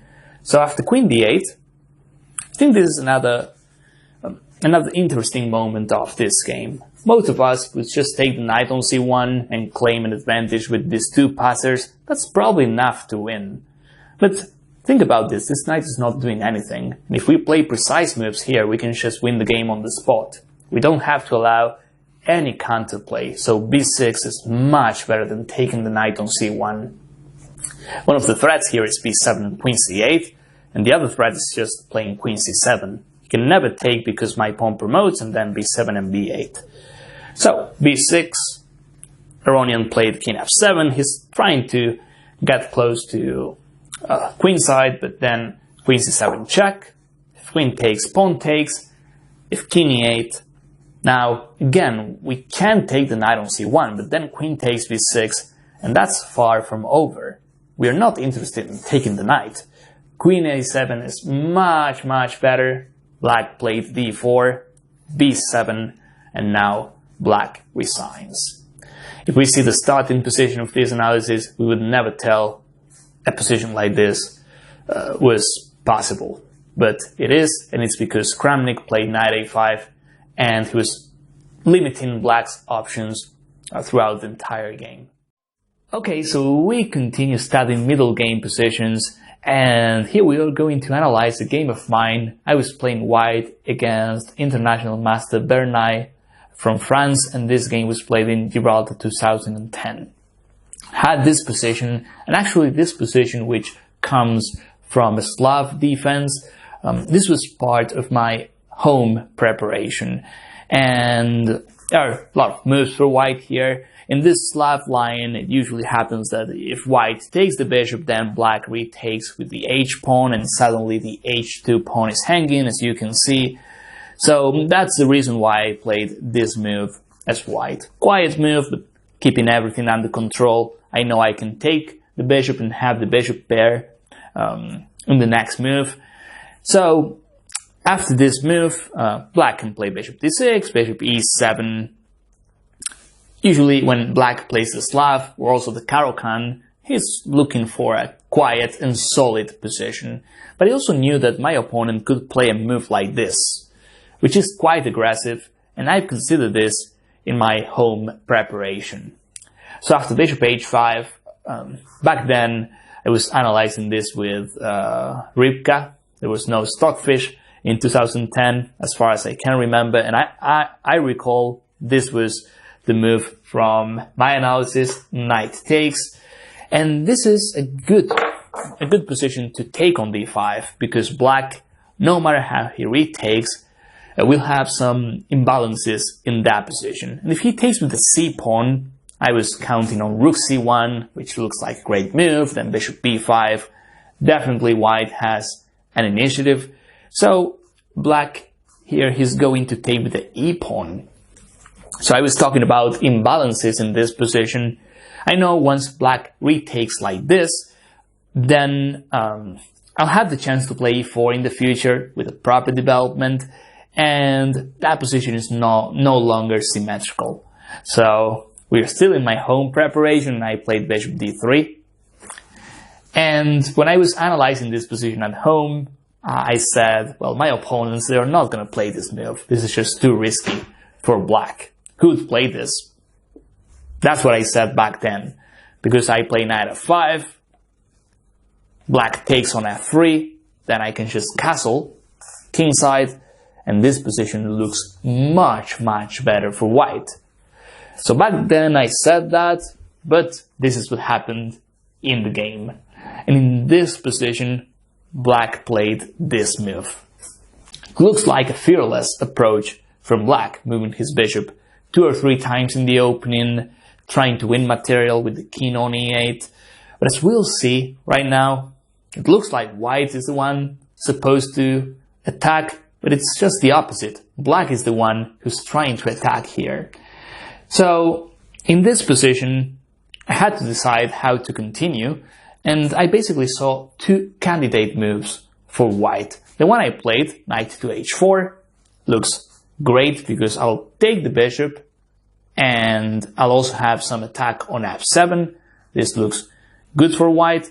I also considered a move like e4, but I wasn't sure after e4, because black can simply ignore this move and play something else, even something like queen b6, trying to trade queens off. I really wanted to keep queens on board in this game, because this king is here, so I knew I had to look for an attack as white.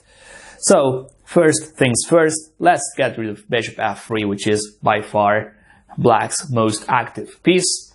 So after knight h4, here my opponent spent some time, and instead of castling queenside or playing something like bishop d6, he played the move h5. As you can see, risky approach, but after knight takes, pawn takes, black is ready to meet rook takes f3 with the move h4. And all of a sudden, he's attacking on the king side. He's also ready to castle queenside, so this is quite dangerous for me. I know I've got the bishop pair as white, but his attack is just too fast. h4, bishop d6, queenside castle, and I would say white's in trouble. There's not much I can do with my bishops. So, as usual, we consider in-between moves all the time in chess, and instead of rook takes f3, I said, let's play e4. I've got the bishop pair, let's attack on d5, let's prepare bishop f4. I can also target f7 later. e4 looks like a great move for white, and it is. Especially because if he castles queenside, not only I can take on d5, I can also consider something like bishop f4. And this is getting better for white. The problem after e4 is that here my opponent played a move that I haven't seen, and the move is knight to c5. This happens in chess sometimes. We get a position like this, which this is not the position we see every day. There's a pawn on f3, the king is on e8, black still finishing his development, and now he decides to play a move like this. I wasn't expecting this move, and now we have a critical decision for white. Should we take the knight or not? Should we play something else?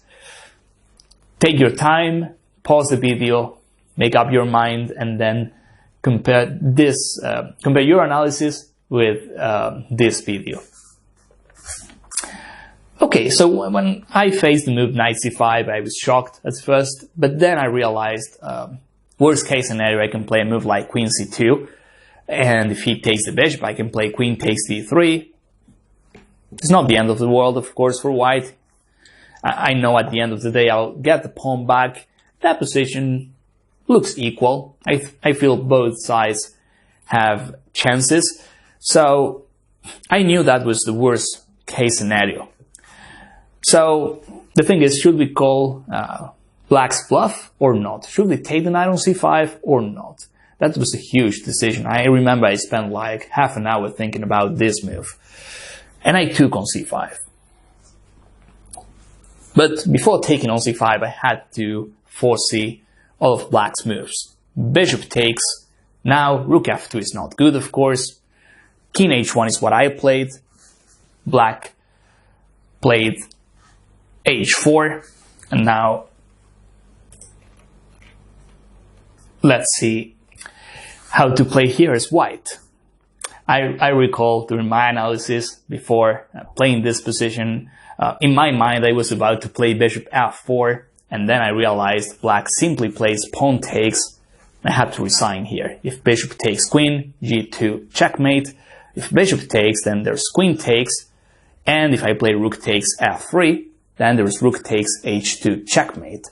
So of course my opponent saw all this, and that is the reason why he played knight c5. This is a great try by black in practice. So after king h1, h4, I have to play only move as white. If I take on h4, by the way, then rook takes h4. There's no way to stop the checkmate on h2. Therefore, I played the only move in that position, which is g4. Closing the file, and here another surprise. To be honest, I saw this move beforehand, but I'm sure this move is going to come as a surprise to you. Black sacrifices the queen with queen g3.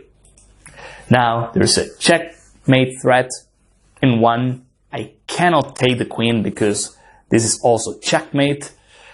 So white has only move, which is rook here. So now black has two options in this position. My opponent played bishop d6, but he can also play the move bishop takes rook.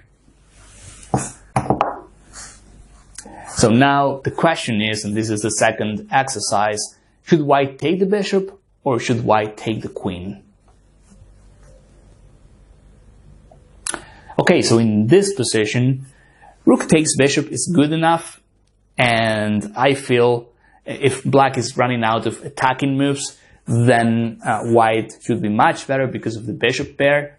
But the great variation comes here. Taking the queen is possible. The thing is, we need to see what happens after bishop f2. And now we have just one way to win this as white. This is coming next. We can't take the pawn on h4 because this is checkmate. So this is the only move to win as white. We need to close the h-file. And after this move, attacking the rook, and if this or rook somewhere else, just on time, white finds the way to save himself. So this was a crazy variation. I was lucky enough to see this. And I'm glad back in 2010 I was doing tactics every single day because this variation is not easy at all. So actually both moves are possible. Rook takes bishop or pawn takes queen. So okay, there's a rook here on f1, bishop on c5. So I played this move. The bishop is on d2. Yeah. So after rook here, black didn't play this move. I honestly think this was a good try. And rook takes bishop. That's the natural move. This is... we don't see variations like the one we saw before that often. But my opponent tried bishop d6. And again, we need to play just one move to win. We have only one move to win here as white. So that's the last exercise of this video. Find the winning continuation for white. Alright, so in this position, of course we think about taking the queen. I mean, that's the most natural move. He's trying to checkmate on h2. So pawn takes, well, that's checkmate for black. We know this is not good. How about rook takes? Is this any good? No, because black takes with the h-pawn, and it's incredible. I mean, we have an extra queen, we've got an extra bishop, but there's nothing we can do to stop rook takes h2, or even this, followed by bishop takes. I think this is the big threat. And also, even if I'll just play a random move for white, check, black can castle queenside, bring the other rook, or play something like this. This is checkmate for black as well. Actually, the variation I saw during the game, now I'm remembering, was the following one. If, in this position, white takes, pawn takes, most of us would play queen takes b7 here, trying to create some counterplay, and then rook takes, bishop c5, and then rook h1 checkmate. This would make a lot of sense. So we can tell black's attack is quite dangerous, but as I always say, in-between moves are powerful, and that's what I played in this game. Before taking the queen, I played the move e5. And now we'll realize why e5 is winning. There's no checkmate on h2 now. If queen takes, I can simply play rook to e1. And if bishop takes, which is the move my opponent played, now I can simply play rook takes, pawn takes, and this is the move we have to find before playing e5, which is bishop to h7. Now the queen is ready to help by f3, and now we can also see another great line after this, king here. If bishop d4, I've got bishop e3. So that's why e5 was important, to free lines and diagonals for our pieces. This is far from over though. After bishop h7, rook takes, queen takes f3, rook takes h2, king here. If bishop d4, I've got bishop e3, and if rook takes, I play queen e3. And white is lucky enough, bishop d4 is not available because his bishop e5 is pinned. So basically, this is what happened in the game. After queen takes f3, rook takes, king g1. Okay, my opponent castled queenside here, but okay, now it's over. I play queen f5, rook here, queen takes e5. He takes on d2. And now, I didn't want to take the pawn, there's no need. I just bring this piece into the attack, and black resigns here. This was a game where I had to find all the precise moves to win, but I would like to say that in practice, the chances of white playing correctly there are not that high, and I like this knight c5 by black. I mean, that approach with h4, sacrificing the queen, that is likely to work. Okay, so we continue working in calculation, tactics, and we have this position from the game Kramnik against Malanyuk. As you can probably tell, this comes from a Dutch defense. There's a pawn on f5, we have the queenside attack white usually has, and black played the move knight to e4. So here white needs to decide how to continue, and he plays the logical move bishop to b2. There are other possibilities, maybe knight to d5, but this move is not very good because the c7 square is under control. I can play e6, can even take on d5, and despite losing the bishop pair, there's knight c3, there's rook c8, black takes over the initiative, so I like the simple bishop b2 by white.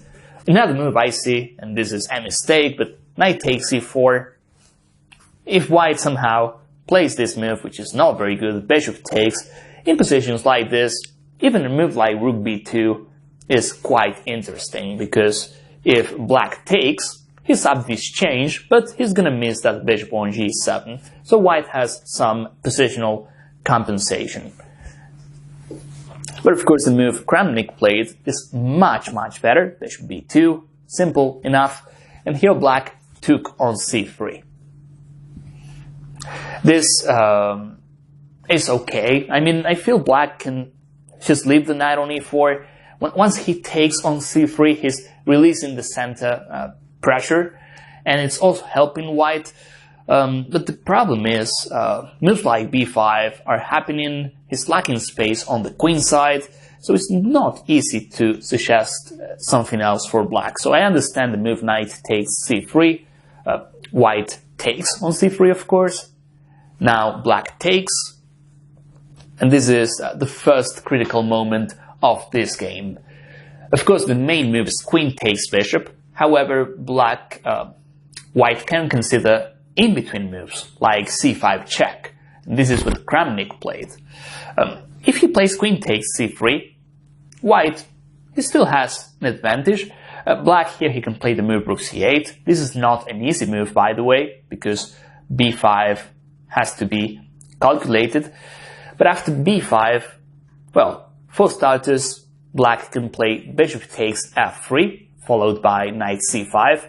He can also consider bishop takes b5.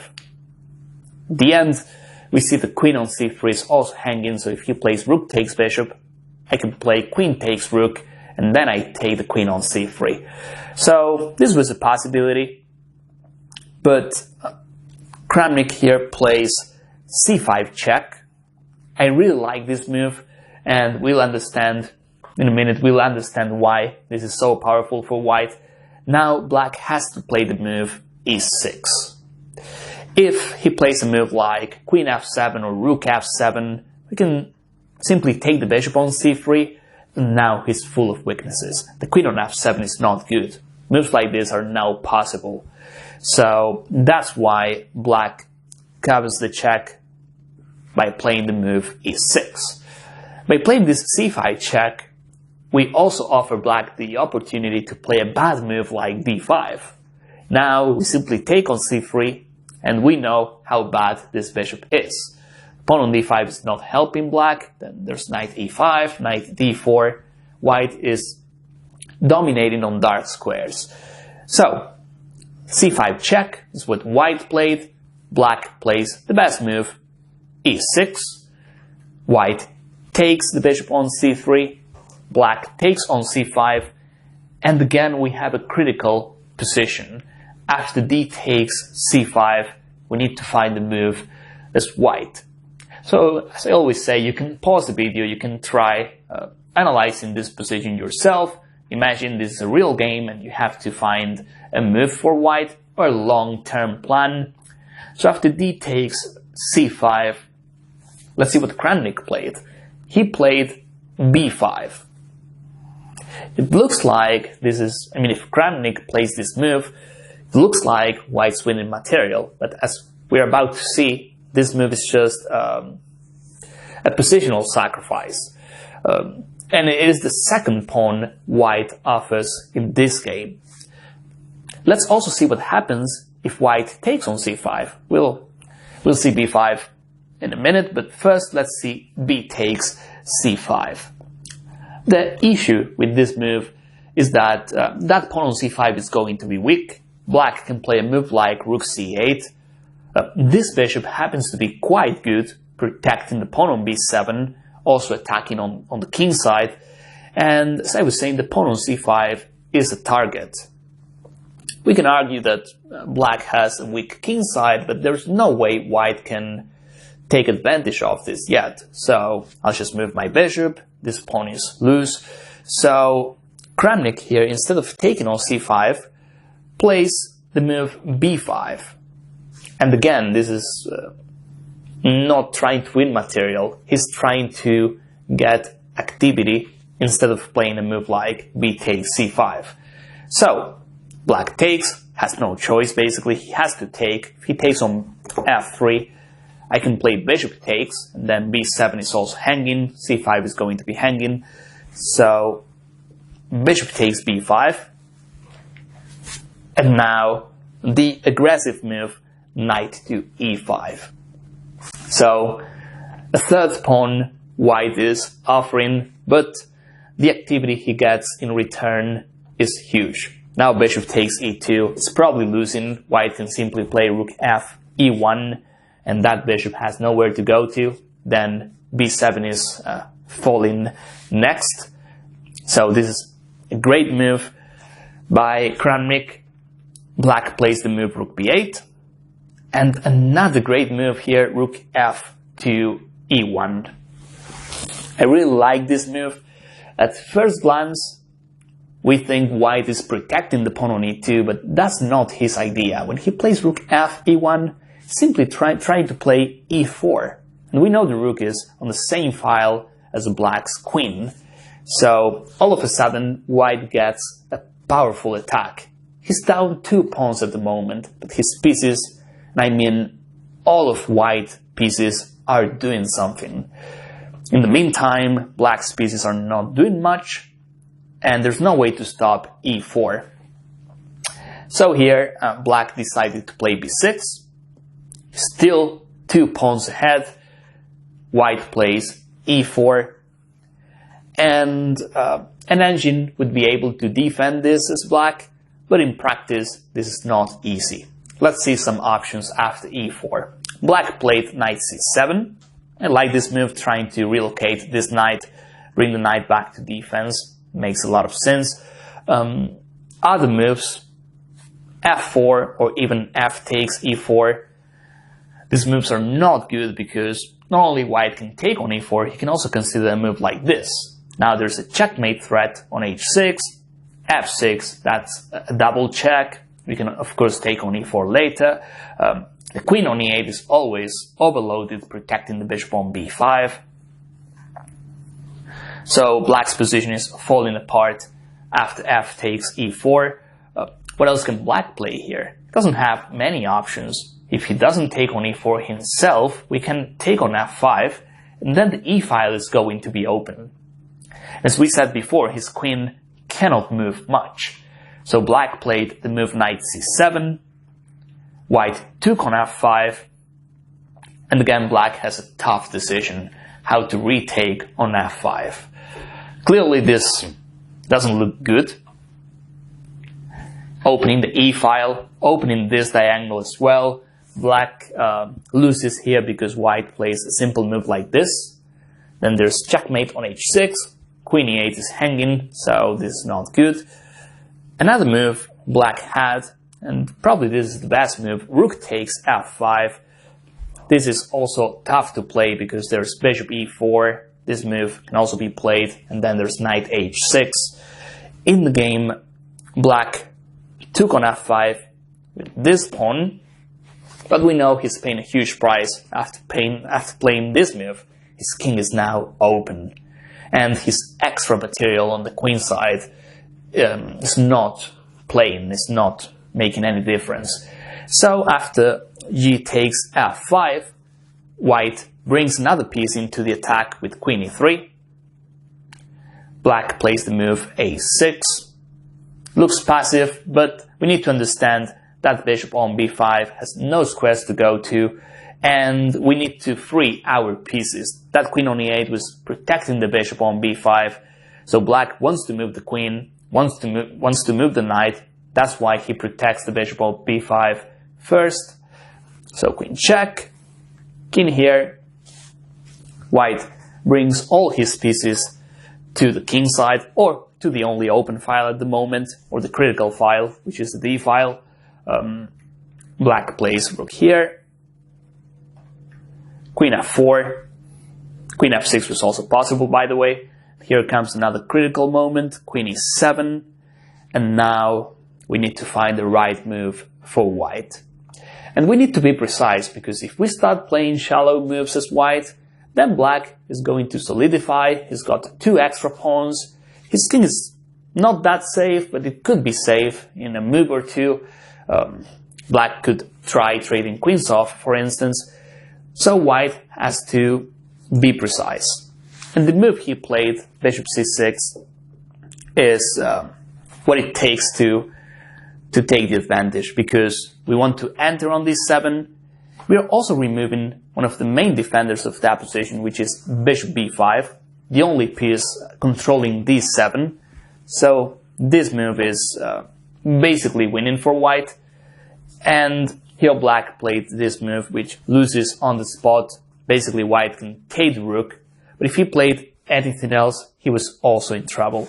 For instance, if he played rook d8, there is rook takes, and now after queen takes, there's knight f7 check, and if this, white can simply take on b5, and no matter how black retakes, there's knight c6. So the last variation we can see here is, instead of rook d8, well, black can take on c6, yes, but then knight takes, and he's also in trouble. So this looks like it was all calculated by Kramnik, but we could tell his positional sacrifice, this b5, later on sacrificing the pawn on e2.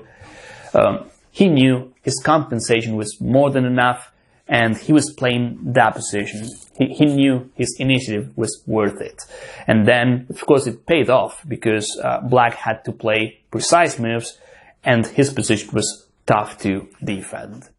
Okay, so we continue analyzing positions where we have tactics, attacking chess, and the following position was played in the game floor against FIDE, and it is black to move. This comes from a queen's gambit. As we can see, white is ahead in development, and black plays the move knight f6. This is a great move because we bring a good defender to the king side. So after knight f6, white has some possibilities. The engine says rook 5 d3, rook 5 to d4. Even a move like this is quite interesting, because we're not checkmating him yet, but if he plays a move like h6, he's definitely weakening his king side. So white decided to play the move rook e5. It is not the best move, but I like the fact it is attacking the queen, and also white keeps the initiative. So okay, black played queen c7.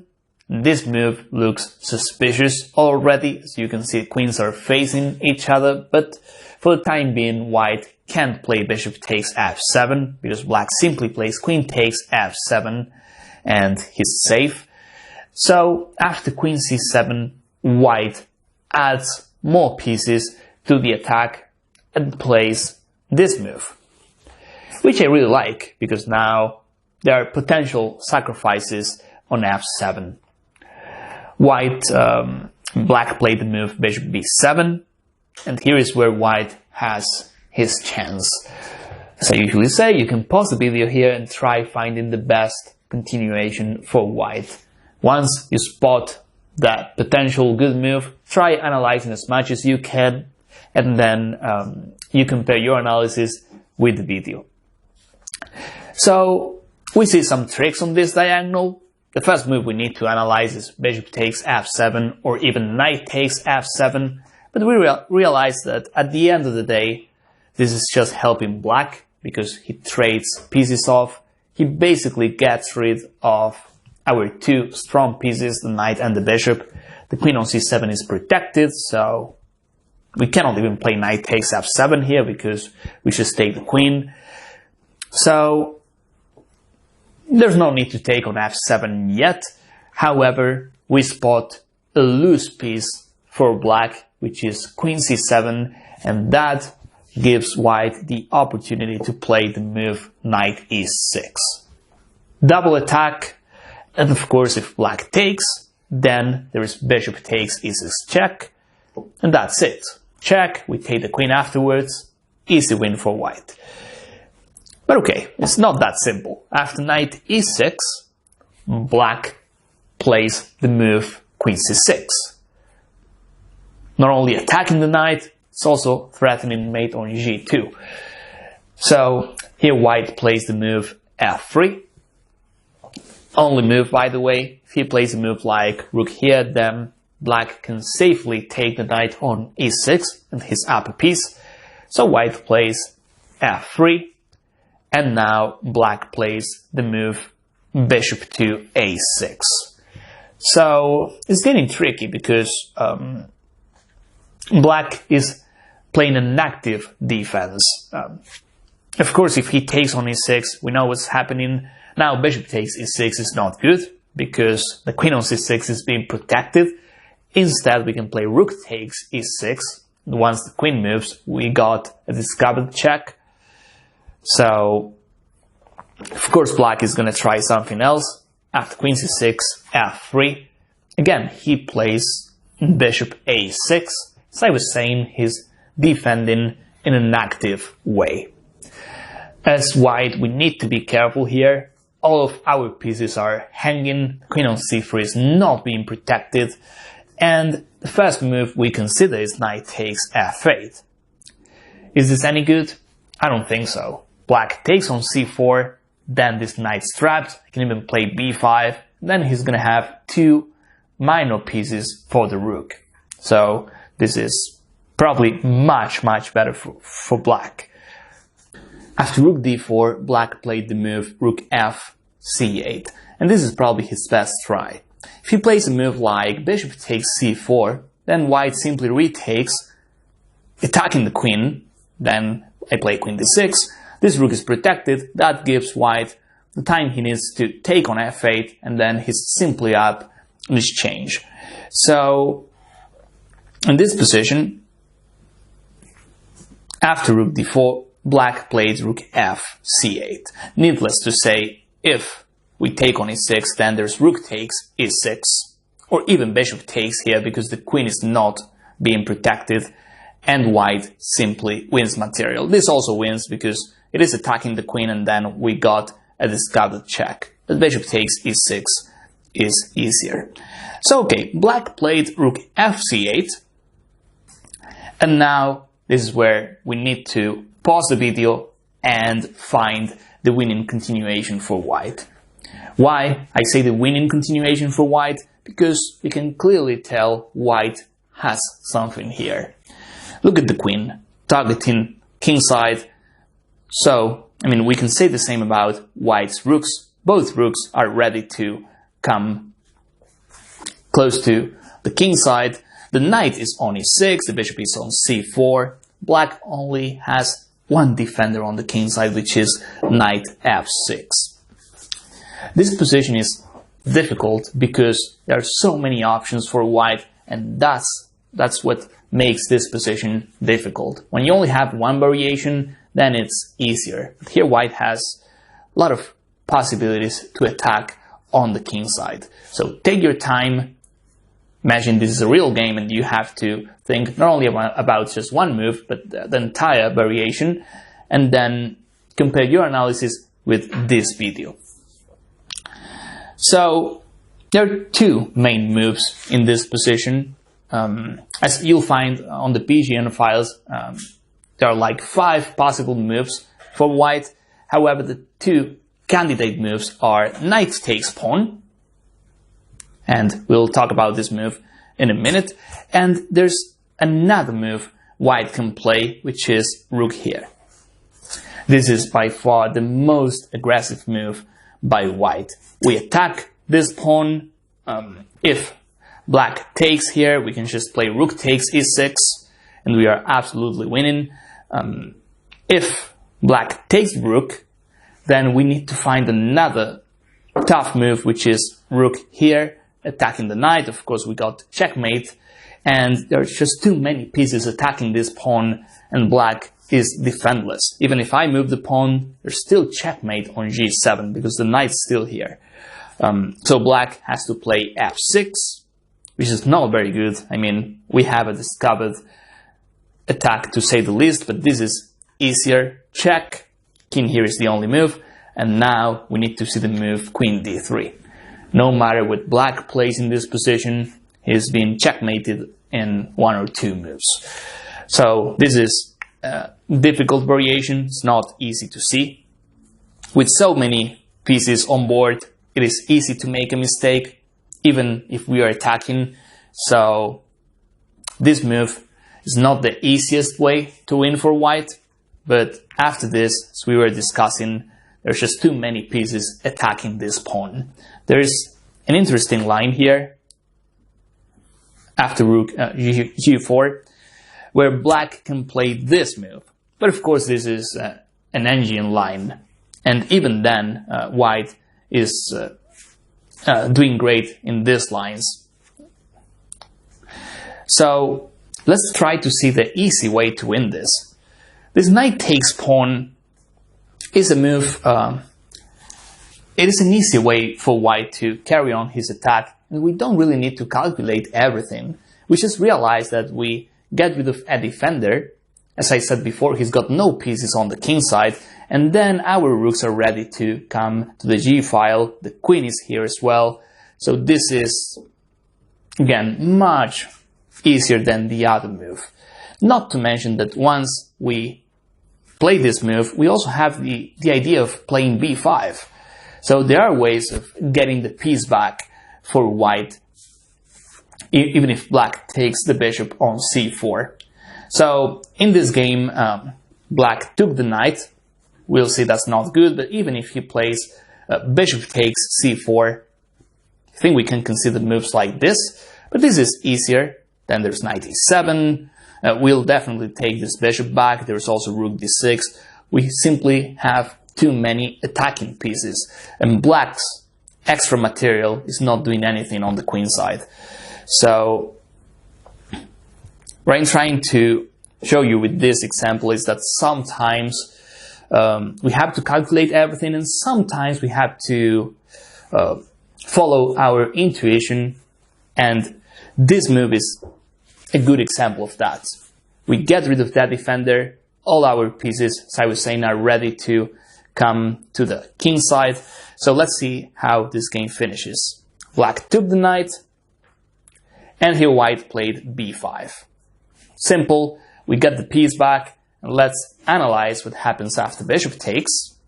This is important. Rook takes b5, getting the piece back, making sure this king is absolutely in an open area on the king side. This should be more than enough, but we still need to see what happens if black plays queen takes b5.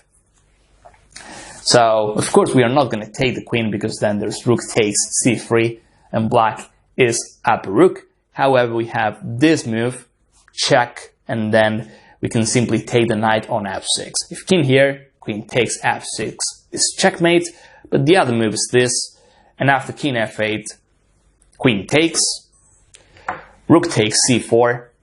This is not over yet.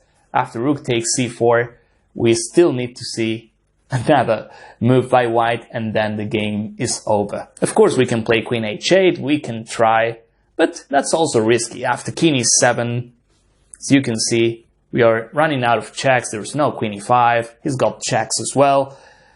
We have to try and play that precise move all the time, and queen d6 finishes the game off. King here and rook checkmate. So another great example of how to use all our pieces and how to spot the critical moment when we play knight takes pawn, followed by b5. And as I was saying, that's the easy way. As we saw, there are other ways to win, but that was probably just too complicated. Okay, so we continue working on middle game positions, and the following game was played between Beng against Motilev. We are talking about two strong grandmasters, and in this position, white played a5, and it is black to move. I'll just play the move black played in this game, b5, and now let's discuss what is going on in this position. We can tell black has the bishop pair, however his bishops are not very good yet, especially bishop e6. Regarding bishop e7, that bishop is better than bishop e6, but bishop e7 does not have great diagonals yet. And once black plays the move b5, white gets new potential outposts for his knight on e5. For instance, the c5 square. So, in this position, after b5, white plays the move bishop to c1. This is not the most natural move in this position. Probably a move like knight d3, trying to play knight c5, or even something like rook e3 makes more sense. But I feel white didn't want to attack in this position because it doesn't have real targets, and black with two bishops is gonna find a lot of ways to defend here. So bishop c1, if you think about it, it is a better try for white. Of course, his idea is to play bishop a3, thus getting rid of black's best bishop. When I have a position like this, in my mind, I do something like this. I remove bishops, and then I say white is much, much better, because then my knight is free to go to b4 or c5. So that's the thinking process behind the grandmaster's moves. And that's why white played bishop c1 here. So far it sounds like white is doing much, much better in this position. It looks like it, because this bishop, as we said before, is not very good yet. That position is potentially open, so if black finds the right moves, then his bishop pair is going to be a key factor in this position. So, after bishop c1, I like the move black played. Rook f to e8. Of course, he's trying to keep this bishop. If he moves something like h6, then after this move, black can move his bishop. I mean, he can trade, but if he moves the bishop somewhere else, then the rook on f8 is hanging. So that's why this move is essential for black. Another option was playing rook fc8, which is also controlling the queen side. But the problem is, after bishop a3, if black wants to play a move like bishop d8, then it is okay for black, but if you know what I mean, white has some extra chances. Maybe in the future there are some tricks on the e file. Black has those rooks stuck on the queen side, so I really like the move black played, because the idea is to meet bishop a3 with the move bishop to d8. If black keeps the bishop pair, in the long run, you can try improving this bishop. As I was saying, black's bishop pair is going to be an important factor. So after bishop a3, bishop d8, here white plays the move bishop to d6. The bishop on d6 looks suspicious, but there's no way for black to attack it. I can't play queen c6, and I cannot play queen d7. Of course, white was hoping to see the move bishop c7, and then white is delighted to trade bishops off. So I think that's the reason why he played the move bishop d6. And also because after bishop a3, bishop d8, black, if he's allowed, he's gonna play bishop takes a5. That's a free pawn. So that explains bishop d6. Another possibility was knight d3. As I was saying, here white has to analyze carefully bishop takes f5, because that move is probably playable by black. It looks a bit risky, but I don't see any way to punish this move. And at the end of the day, black simply gets an extra pawn. So, coming back to this position, rook e8, bishop to a3, black plays the move bishop d8. And now white plays bishop to d6. Okay, so this is one of the positions where I want you to pause the video and think about the best continuation for black. As usual, you're not just looking for a random move. we are, for an only move, we are looking for positional long-term plans. That's the only clue I can tell here. We are not looking for tactics yet. So take your time, then compare your analysis with the analysis in this video. Okay, so in this position, after bishop d6, we can tell white is protecting the pawn on a5. As we said earlier, he's also controlling key squares. We can't attack the bishop on d6, so best we can do is offer a trade. That is exactly what white wants to do. So the other plan white has is knight to d3 and knight c5. This is getting this is annoying for black, to say the least. So we definitely need to stop the move knight d3, and that is what black does in this game, playing the move bishop to f5. So here's where the game changes. I mean, that position assessment is becoming better for black after this move, because that bishop was bad. All of a sudden this bishop is good. We can think about moves like rook e6, f6 is also on the table, and white, before this happens, he plays this move. And of course this move looks crazy. That's the only word I can think of when I see this move, but it has a point. Black has no connected rooks on the first rank. This move is also attacking the bishop, and black needs to be careful. So white plays this before f6 happens, or before this move happens. So it is like a now or never situation. White plays this move. It is risky, but as black we have to think about how to deal with this. Bishop c8 is way too passive. I don't think that's good. And I know it because passive. I don't need to prove it. I feel bishop c8 is way too passive. My first rank is just too weak, and I don't have any counterplay as black. A move like bishop e6 is better. If I want to move the bishop back, I would just play bishop e6. This move is suspicious because I can just take, and clearly black is going to have some issues on the first rank. So after this move, I really like how black played here. Once white plays this, we know pawns, they can't move back, and his king is going to have weaknesses around for the rest of the game. So black plays this move, and this is quite sneaky. We have a powerful bishop. We know he's going to play this move now, otherwise we play f6. So he has to play it right now, and now black, instead of moving the bishop, plays the move rook takes e5. So why am I showing you this?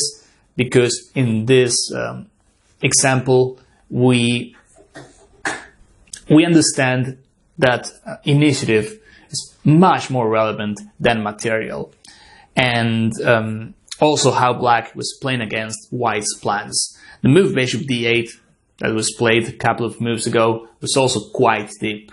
If white got the bishop trade, then he would be much, much better. So okay, let's see how the game continues here after rook takes e5. White has to take. Bishop takes f3. Black has a huge compensation here. After bishop takes f3, white played queen c2, and now black plays the solid move bishop to e4. Of course, we don't have to be greedy here and play this move, because then queen here, and there are some checkmates on g7. Not to mention, we don't have any development as black in this line. We need to get our pieces out. We've done some damage on the king side. Now let's reposition our pieces, solidify our position, and then we can try taking another pawn. So queen c2, bishop e4, queen f2, rook to c8.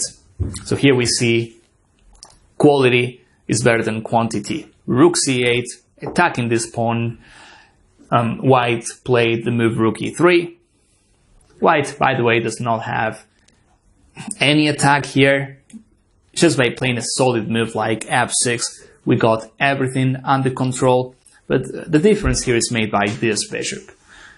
Because his rooks are useless. If White does not have open files for his rooks, then they are harmless. Whereas our bishops, especially bishop e4, as I was saying, this is the piece that's making the real difference. So, rook e3, another great move by black, rook c6. I also like calling this a rook lift.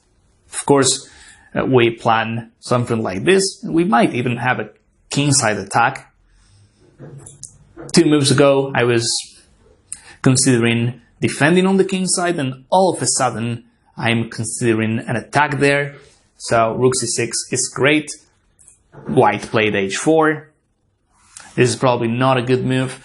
As I said before, advancing your pawns, you have to be careful when you do so because they can't move back. Maybe h3 was better, but okay, h4.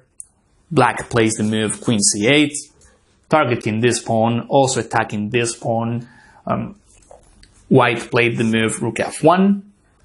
There's a threat on f7, so f6. Here White plays this move. And we gotta give White some credit because he found good moves to create some sort of counterplay. Here, believe it or not, Black plays f5, and that's it. After f5, maybe it sounds like too much, but I feel Black is already winning. That position is absolutely closed. Pawn on a5 is hanging, so is the pawn on c3. His kingside attack is dead. There's no attack for White. The bishop on e5 is not doing much. So I really like how Black kept everything under control in this game. And of course f5 has to be played here. If we take bishop or pawn, then there's checkmate. Maybe queen here was possible too, but then we offer White more chances. There's no need to give him this sort of counterplay.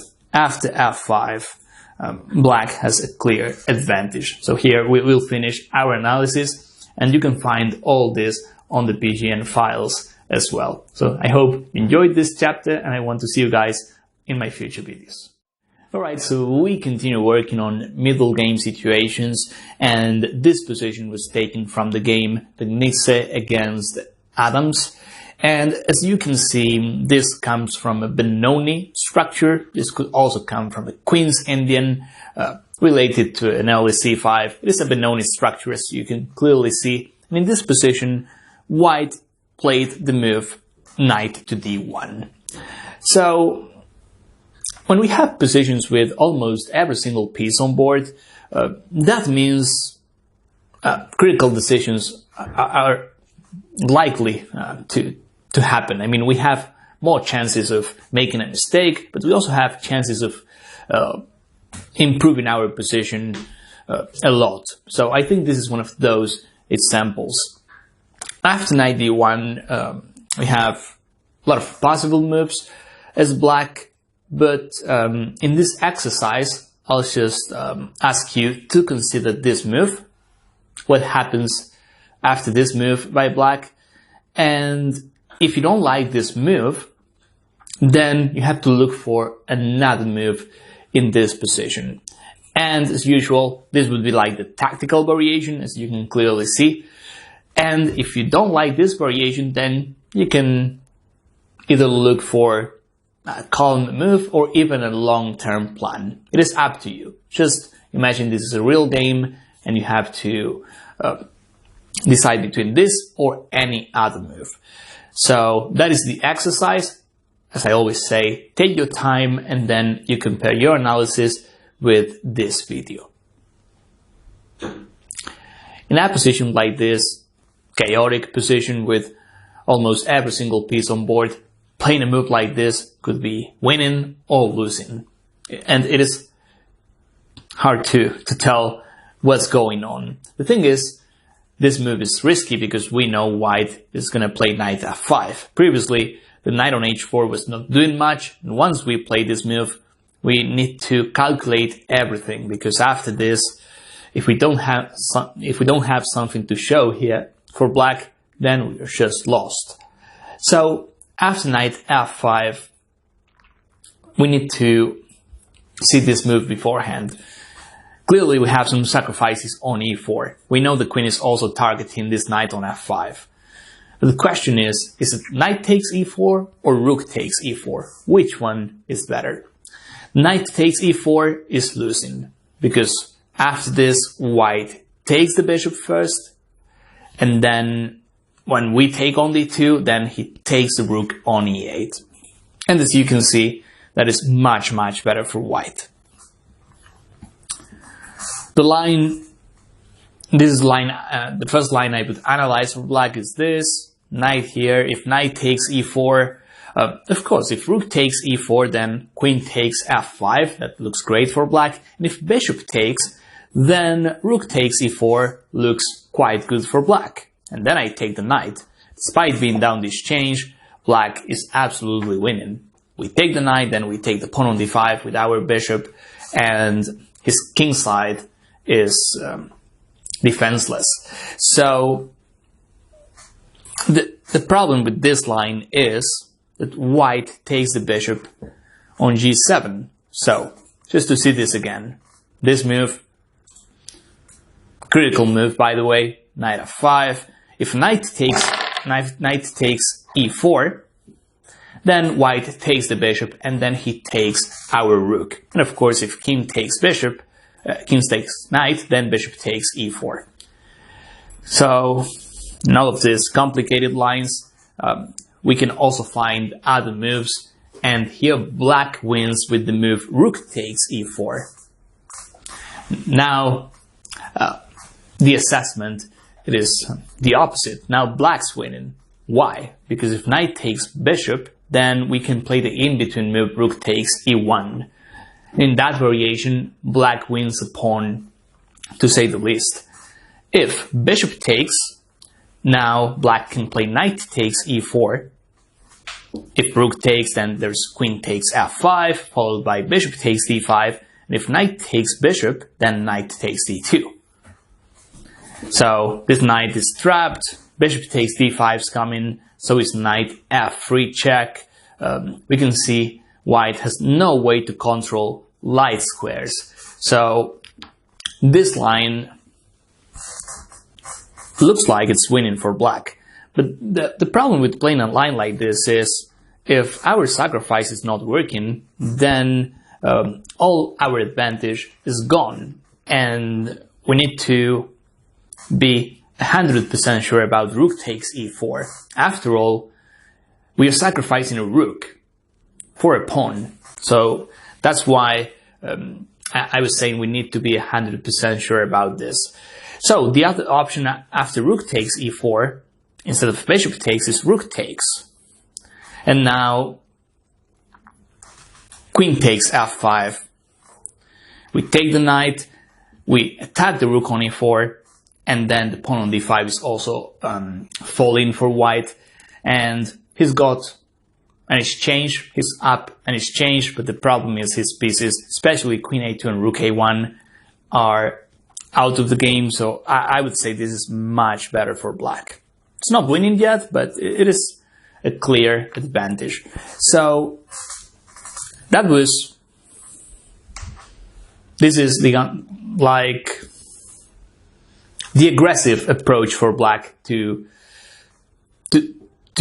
take over the initiative. But we see a player like Michael Adams, one of the best positional players I ever seen. Here he didn't go for this move. Instead, he played the quiet rook e7. And I really like this move, because we are not taking any risk as black. A move like this is not going to work often. In this position, black finds a way with rook takes e4, but that's not going to happen often, as I was saying. And we are also improving white's pieces a lot, especially this knight f5. So by playing rook e7, We prepare rook e8. Of course, we are targeting the e4 pawn. But most important, we are preparing another sacrifice. We might have the chance to play knight takes d5.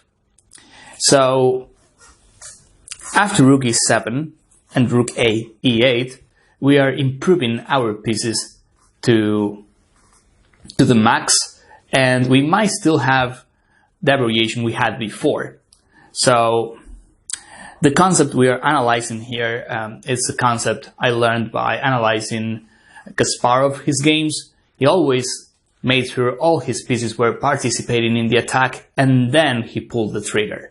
And again, this is a specific variation, but things like this are not gonna work all the time. This is a safe bet. So when you're not sure, you don't have to spend 30 minutes on a move like this. You can just play rook e7, bring the other rook to e8, and then you'll have more possibilities. As we'll see in this game, white played f4. I think he has to, because playing a move like f3 is way too passive. So he played f4. The other rook goes to e8. That was the plan. White plays knight to f2. And now I could tell you to pause the video here and find the move for black. I'll just make it more interesting. I'll say the move is knight takes d5. I'm not going to say which knight it is. And I'm going to ask you to analyze that variation, how it plays out after knight takes d5. You have to find out whether it's knight c7 or knight f6, taking on d5, and then how to continue as black. I'm doing this because it is the only real sacrifice we have in this line. And if you think about it, black does not have any other sensitive move in this position. He's not going to play this. He's not going to move this bishop. This bishop on b7 is doing a great job on b7. Queen on d7 cannot be played. That position is asking for a sacrifice on d5.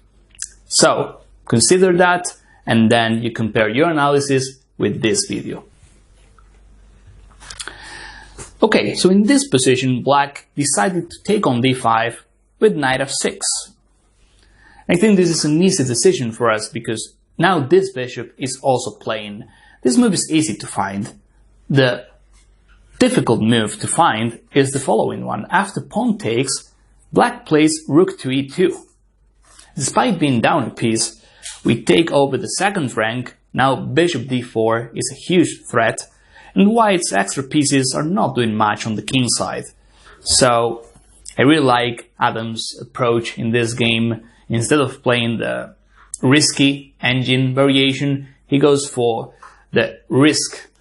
It's not risk-free at all because we sacrifice a piece, but you know what I mean. It is less risky and it has a solid foundation. But black's doing here makes a lot of sense.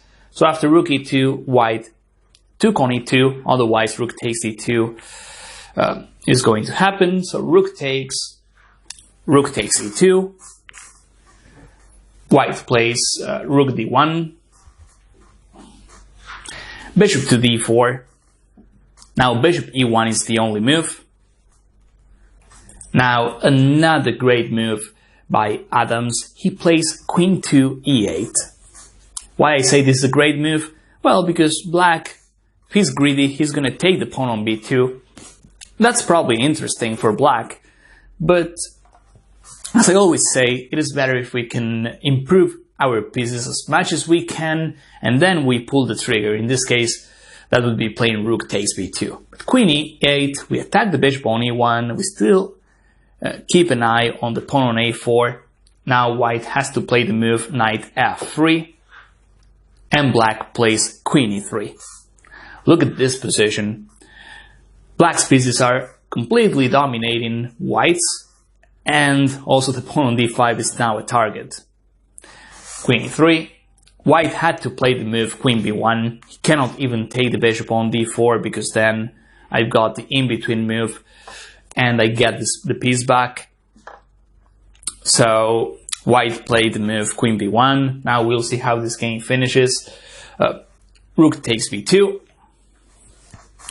even if white keeps his extra piece. The problem is black has 2 and potentially 3 passed pawns on the queen side, so this is just too much. Queen takes, rook takes, bishop e3.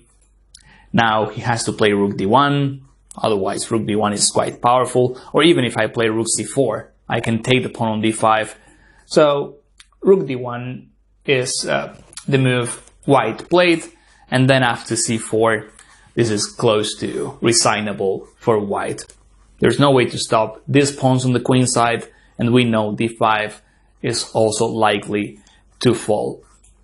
So this way of converting the advantage is much better than the other one we saw.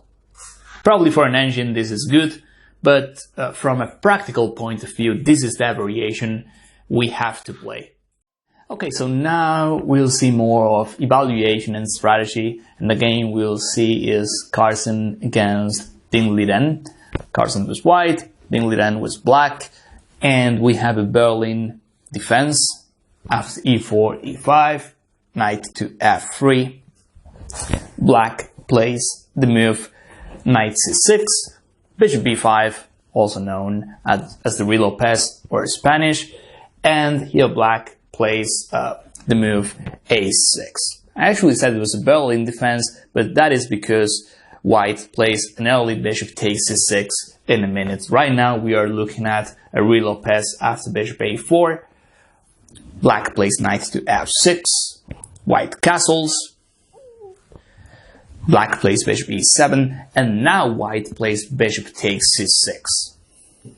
So positions like this, we can get them in the Berlin as well. D takes c6, and now Carson plays the move d3. Okay, so now once white plays d3, he protects the pawn on e4, and now black needs to protect the pawn on e5. And that's why he plays the move knight to d7. As you can see in this position, black has got a worse pawn structure, but the advantage he's got is the bishop pair. And white, of course, after giving away his light squares bishop, he's trying to place his pawns on light squares so that his bishop on c1 becomes a good bishop. So d3, knight d7, here white plays the move knight bd2, black castles, white plays the move a4. As we were discussing before, white places his pawns on light squares, thus making bishop c1 a great bishop. So black plays a5, white plays the move b3, and black plays the move f6. I like this move. Black is already protecting the pawn on e5 before white attacks it, so I really like f6, and this is also a well-known move, well-known plan in the Berlin defense, where after f6 black can try ideas like this as well. There are some maneuvers like rook here and knight f8. It is a slow game full of maneuvers. White, he also has ideas like knight here and knight f5, or knight c4, knight e3.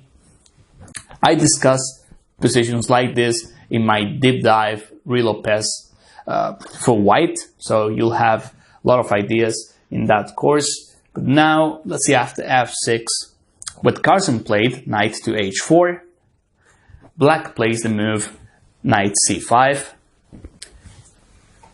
knight to f5, and here Ding Liren played the move knight to e6. So here we see some strategy going on, because there was a decision for black here. He could have taken the knight on f5. But if you think about it, the bishop on e7 is not black's best bishop, so we can just leave the bishop there and wait till white takes it. And on the other hand, bishop c8 is a better bishop for black. So if we play bishop takes f5, we're actually helping white. His bishop is better than bishop e7, and eventually he can try improving his pieces, and he can play a better endgame. I'm not saying this is winning for white, but usually small details make a difference. So black instead played the move knight e6. Now if white takes on e7, then we are helping black, because as we were saying, that bishop is not useful yet. So Magnus plays knight to c4.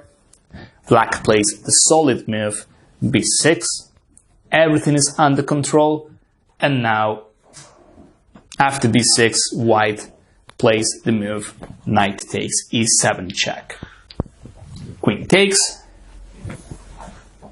White plays knight to e3.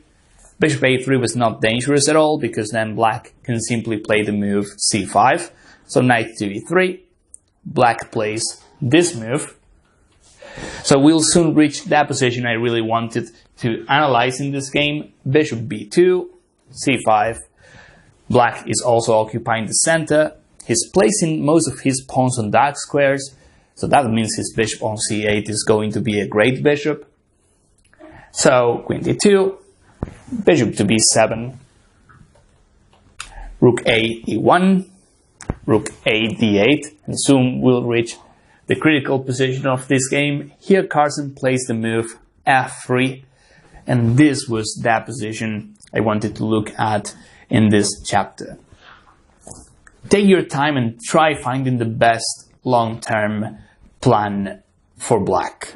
How can black improve his position? As in all the exercises we do, take your time. Sometimes we got tactics, sometimes we're looking just for a long-term plan. Imagine this is a real game and you have to make a decision for black. So I'll make a pause of 5 seconds. You can pause the video and then you compare your analysis with this video. Okay, so in this position, we can see that position is fairly equal. To be honest, I feel I would play black here. Although, fairly speaking, it is quite equal. My bishop is crashing against the wall, all these pawns. The same goes for black. So, the only way to break through here is by attacking on the king side. But both kings are here, so it is tough for black to do something on the king side, and the same goes for white. So, moves aside, aggressive moves aside, I think black has to think of a long-term plan, and that's what Dingliden did in this game. He played the move king f7. I'd never think about this move in a position like this. He played king f7, queen f2, and now he played king e8. Black realized that position is closed. There are no threats, no risks, or anything like that. So he drives his king to the queen side. And then he can consider a king side attack. So this maneuver, I think it's brilliant from black. White played queen h4. Black plays king d7. So now the castle queenside by hand is almost done, and then black can think about attacking on the king side. For white it's different because f4 is not likely to happen, but in this position Carson played f4 anyway, but that was not working because black simply took, and white tried sacrificing this change, but eventually black won this game easily. The king just runs away to the queen side, and that's it. Probably f4 was played too soon by Carson, but even if Carson plays something else, the game is still equal. But I was really impressed by that maneuver Dingliden played, trying to create something in this game.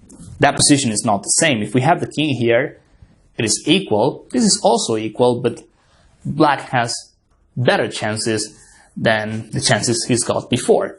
So by analyzing games like this, all of these ideas are recorded in our mind, and that's how we also improve our chess, because we see patterns, we improve our intuition as well. So these are the games we really need to study carefully. You can find the rest of this game on the PGN files, and I hope you found this analysis useful. I hope you could learn something. I want to see you guys in my next videos.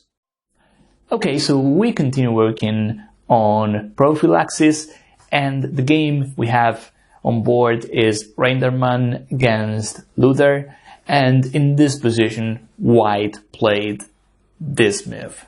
So before I continue analyzing this game, I'll just ask you to take your time in this position. Imagine this is a real game and try finding the best continuation for black. All I can say is that white is close to fighting an attack on the king side. As you can clearly see, all these pawns are quite aggressive, so we need to find a way to deal with this as black. Take your time, in 5 seconds I'll continue talking. Okay, so in this position there are not many ways for black to deal with threats, such as g5, even queen h4, and white, little by little, he's gonna try placing his pieces on the king side to deliver checkmate. So, as I said in other videos, the best way to defend is by playing active. And if you can attack at the same time, that's another good way of defending a position. So if you thought about the move like h6, the move is okay, but it is definitely on the passive side. It is not attacking much. In fact, h6 is offering white an extra move. I've got plenty of possibilities as white. I can even think about a move like rook f2 to play bishop f1. I'll push the queen back, and then I'll continue focusing on the kingside attack. So h6 is passive, and the move black played in this game is not easy at all. He took the pawn on f5, and moves like this are difficult to consider, because after this we are just opening the king side, but it is active enough, and that's the reason why I like it for black. This is the right move, and now white has to decide whether to take with this pawn or with the e pawn.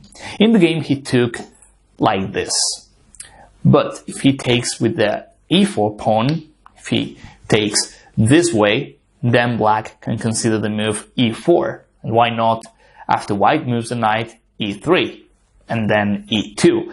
If this pawn reaches the second rank, then black will have a powerful attack. We don't really need to calculate much. If we know we play e4, e3, e2, then we know black is doing great.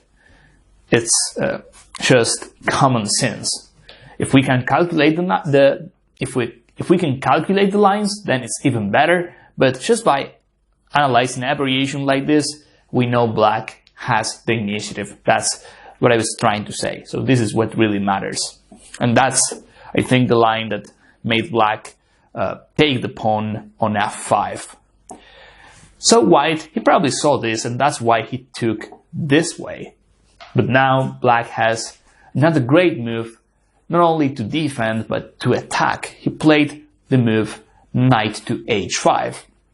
Now, knight f4 is on the table, and we'll see more maneuvers in this game.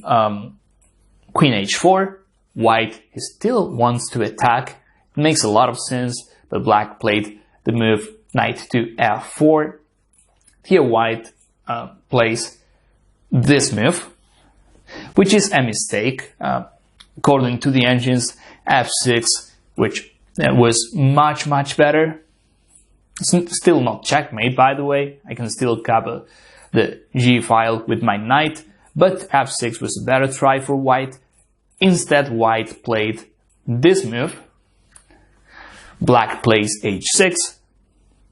That's the only move I see. h5 is way too risky. h6 is with black played. Knight d to f3. And now another great move from black. He plays the move knight takes bishop.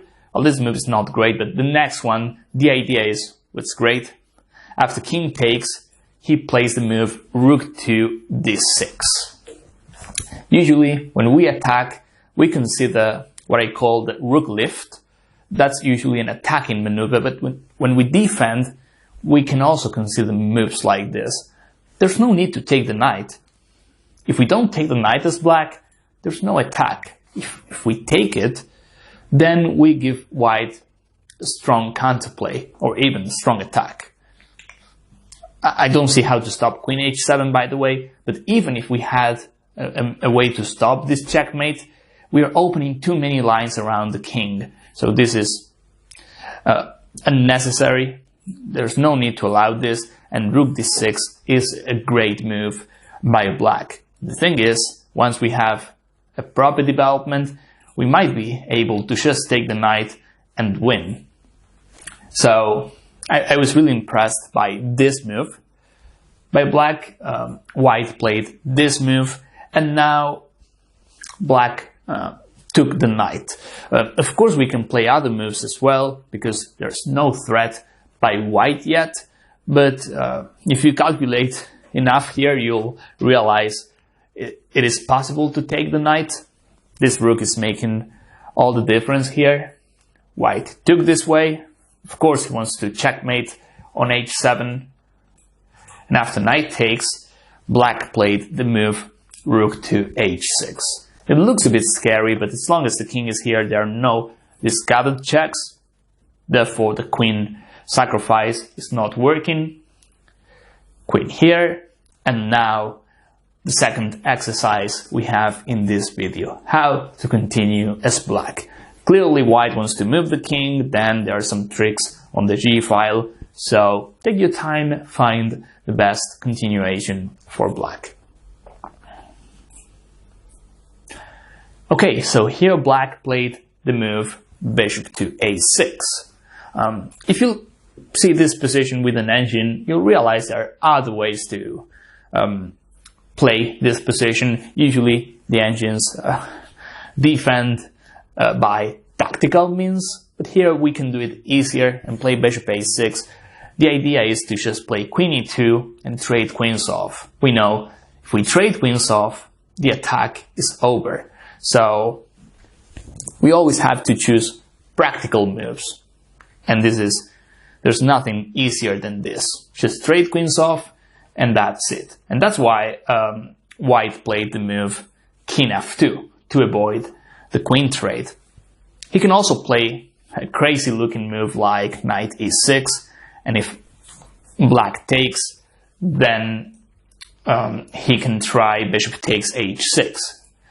But if knight e6, black can also play rook takes instead, stopping bishop takes h6, and after pawn takes, queen e2, and black is still ahead material-wise, and he also trades queens off. So this is probably a clear advantage for black. It's not winning yet, but it is close enough. So in this game, white didn't want to trade queens off, therefore he played king f2, queen c2 check. It feels like black is the one attacking right now, king e1.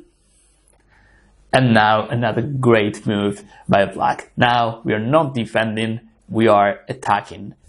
We would love to play queen e2, but it's not checkmate yet because white has the queen here. So here we have a deflection with rook h4. Attacking the queen, and of course if he takes, then queen e2, checkmate. White has to play queen f3. And now black brings another piece into the game. It is important to notice this rook on h4, it was rook d6, rook h6, rook h4. So if we are aware of these maneuvers, we can really gain huge advantages in our games. So after rook d8, white played f6, and now we need to find the last winning combination by black. At this point, I would say we are not just defending, we are attacking as well. So take your time, this is the last exercise of this video. Find the winning continuation for black. That's what we are looking for. Okay, so in this position, of course, we are not going to move the bishop. That will allow a discovered check by white. Instead, we can just play the move rook d3. bringing more pieces in. If queen e2, I just take the queen, and after king takes e2, I'll have a discovered check with my rook and the bishop on a6. So white played the move bishop e3, and here comes the other move we need to find. Rook to f4. I can't take with the queen, of course, because rook on d3 takes the queen. And if I take on f4 with the queen, of course, it takes f4. So that leaves white with no choice but to play a crazy move like knight takes f7. He has to sacrifice the queen. The last choice would be playing queen e2, but we know this is given up. I can just take the queen for starters, then move the rook somewhere with check, and I can even take the pawn on f6 at the end. So white, knowing he can't move anything, sacrifices the queen. The last variation we can also see is something like this, but the queen is far away from e2. We see the queen here, the bishop there, so all we can do is play a move like rook d1 check, and after rook takes, then queen e2 checkmate. So I see this position, and I remember 5-6 moves ago, white was attacking so much, and all of a sudden white is being checkmated. So the turn around is incredible in this game. Knight takes f7 is what white played. Here all we need to do is see whether the sacrifice is working or not. I don't see many white pieces attacking the king, so rook takes f3 is good enough. And now white played knight h6 check. If rook takes bishop, then king f8, and white runs out of checks, and it's game over. But okay, white still had some tricks, like knight h6 check. Now we need to be careful.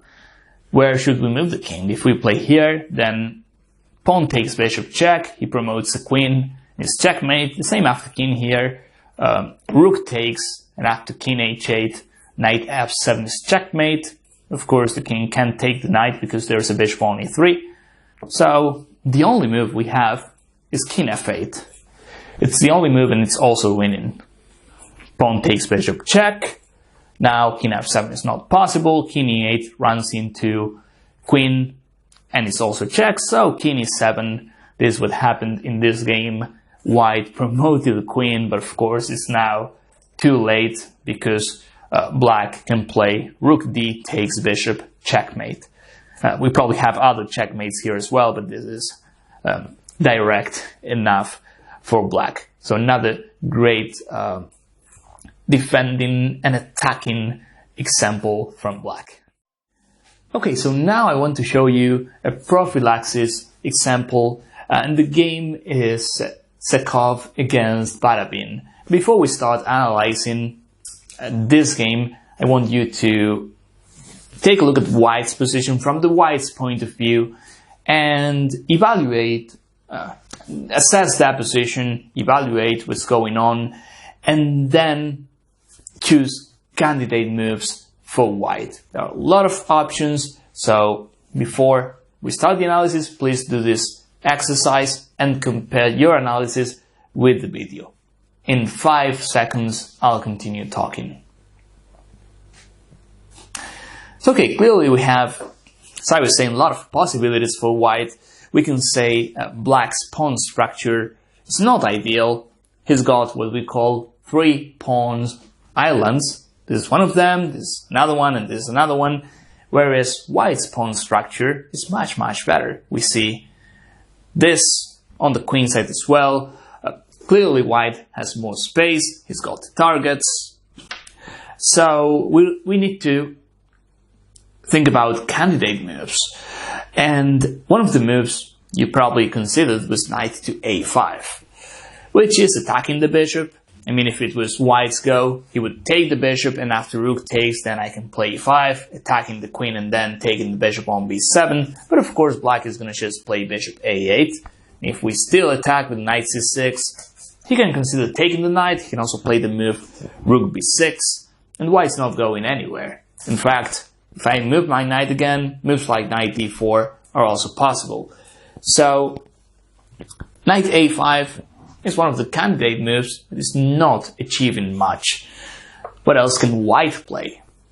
We are considering the aggressive moves first. Knight a5 is one of them, f5 is another aggressive move. The problem is we're giving black a lot of counterplay with this move, and all of a sudden e4 is a target. I know I can take on c7, but then he takes a center pawn on e4. As I was saying, we give black a lot of counterplay. Not to mention the e5 square is now available for black as well. So f5, knight a5, definitely candidate moves, but are they good enough? I don't think so. We need to stop all of black's possible sources of counterplay, because that's the only hope black has in this position. If he doesn't have any real counterplay, his position is not very good. As we discussed before, his pawn structure is not good. He doesn't have a good center. We do, as white. So let's think about possible counterplays for black. And not only talking about moves, I'm talking about ideas. Black could potentially focus on the e4 pawn. I know it is protected, but he also has the rook on e8, the bishop on b7. This f5 line is a good example. He attacks the pawn on e4. So this is one of the counterplays black can have in this position. The other move is h4. He's got a pawn on h5, not doing much. If he plays h4, he's weakening our king side. He might try moves like h3. He can take this pawn and open the h file. So now we got some more information as white. And we know e4 could be an issue. Not right now, but could be. And h4 is the move I would be concerned about as white. So now we find other candidate moves. We can play h4 ourselves, and this is definitely stopping black's attack on the king side. And also if we play h4, which it's not the move you play, you everyday move h4, opening your king, but now f5 is a huge threat, because we stop this move too. So by playing this move, we get a lot for white. We stop all the kingside attack, and then f5 is a threat. Another move we can consider as white is improving this rook. This rook on b1 is not doing much. So a move like this is also good. We have most of our pieces on the king side, but then black can play h4. And again, this looks better for white, but why not play an h4 first, and then we play this move? If we get rid of black's counterplay, then we can little by little improve our position, and we can do so because we have much more space. But again, we need to get rid of the little counterplay black has in this position, which is h4. So assessing this position as white is not easy, especially with all these possible moves. Rook e1, knight a5, f5, even a move like queen b2, trying to trade queens off, is possible. So I think this is quite deep, and it is the prophylaxis white needs in this position. Once we stop all the counterplay, then we think about the queenside attack or f5, but we'll do it in our own time. There's no threat from black, so we don't really have to rush as white. This was, in my opinion, one of the best moves by white. Second best, rook to e1, but this rook to e1, not the rook on f1. This is what white played in the game, and now we'll see this is a mistake. But if I move a rook to e1, it's definitely this one.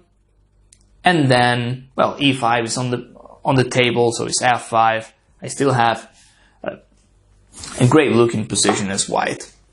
So white didn't play h4 in the game. He played rook f e1, which this is a move that shows white wasn't assessing that position correctly, and black played h4. What else? He doesn't have better moves. If he plays a move on c7, if he moves the pawn on c7, I can just take it, and at the end of the day I win a pawn. Clearly he played h5 before to play h4, so it makes a lot of sense to just play it. And here white played the move queen f2. So here's what I don't understand about this game. Why is he playing queen f2 now, trying to defend the kingside when he just had the rook there a move ago? We'll see after queen f2, black all of a sudden gets a lot of counterplay. And the other reason I chose this game is because this example shows us what happens if we don't analyze that position properly. And this is what happened to white in this position. He had a huge advantage, and all of a sudden, by just playing a careless move like rook f1, that position assessment changes a lot. So takes. White has to take with the pawn, by the way, otherwise f4 is loose. So pawn takes, and now black finds a great move. I'm sure you can find this move as well, so not only the move, if you can calculate all the possible variations, that's even better. So take your time, as usual. I'll do the 5 seconds pause, and then I'll continue talking. Okay, so in this position, black found this move, which is a great move, attacking the pawn on e4. We know the pawn on f4 is pinned, so white is now in trouble. He has to protect the pawn on e4, and this is not easy. According to the ancients, he has to play a move like knight d2, but now white is on the passive side. I mean, he's not being aggressive, he's just moving his pieces back. Not to mention black can play a move like this, and after king here, I play knight h3 check, and trust me, white is gonna miss this bishop. So that was his best chance, by the way. In the game, he chose the move queen c2, which looks safe enough.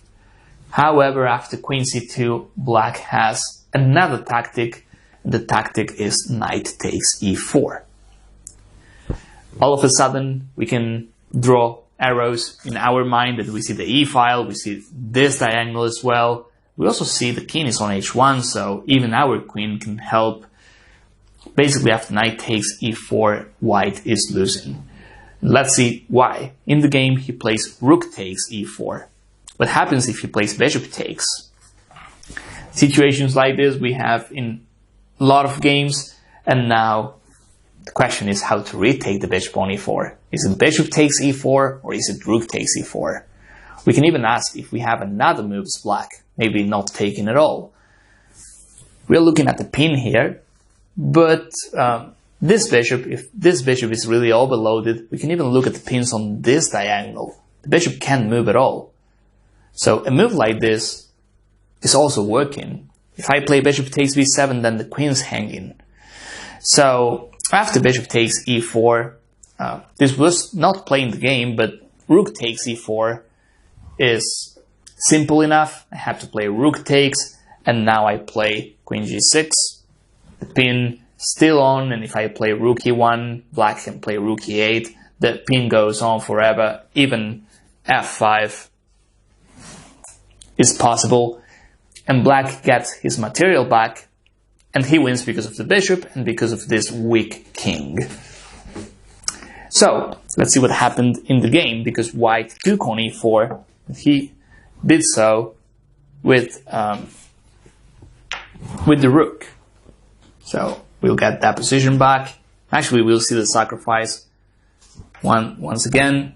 Okay, so in this position, knight takes e4, and he played rook takes e4.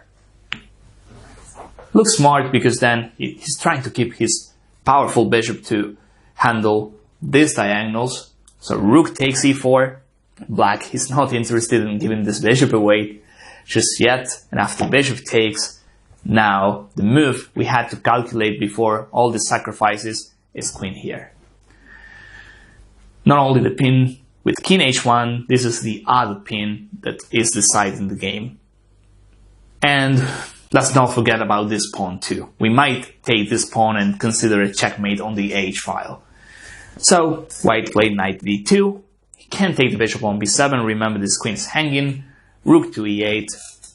White played rook to e1. And now queen takes pawn. Probably black had other moves as well, but this is good enough. White has basically no pieces. He played rook e2. And again, here black has a handful of moves to consider, but rook e6 is the move that makes white resign, because rook h6 is coming, and this is, of course, defenseless for white. So a great example that shows how important decisions are, how important assessing a position is, and sometimes a small looking mistake like rook fe1 can lead to positions like this. Okay, so we'll analyze this game between Kasyndanov against Grischuk. As you can see, we have a position with almost every single piece on board. This comes from Queen's Gambit.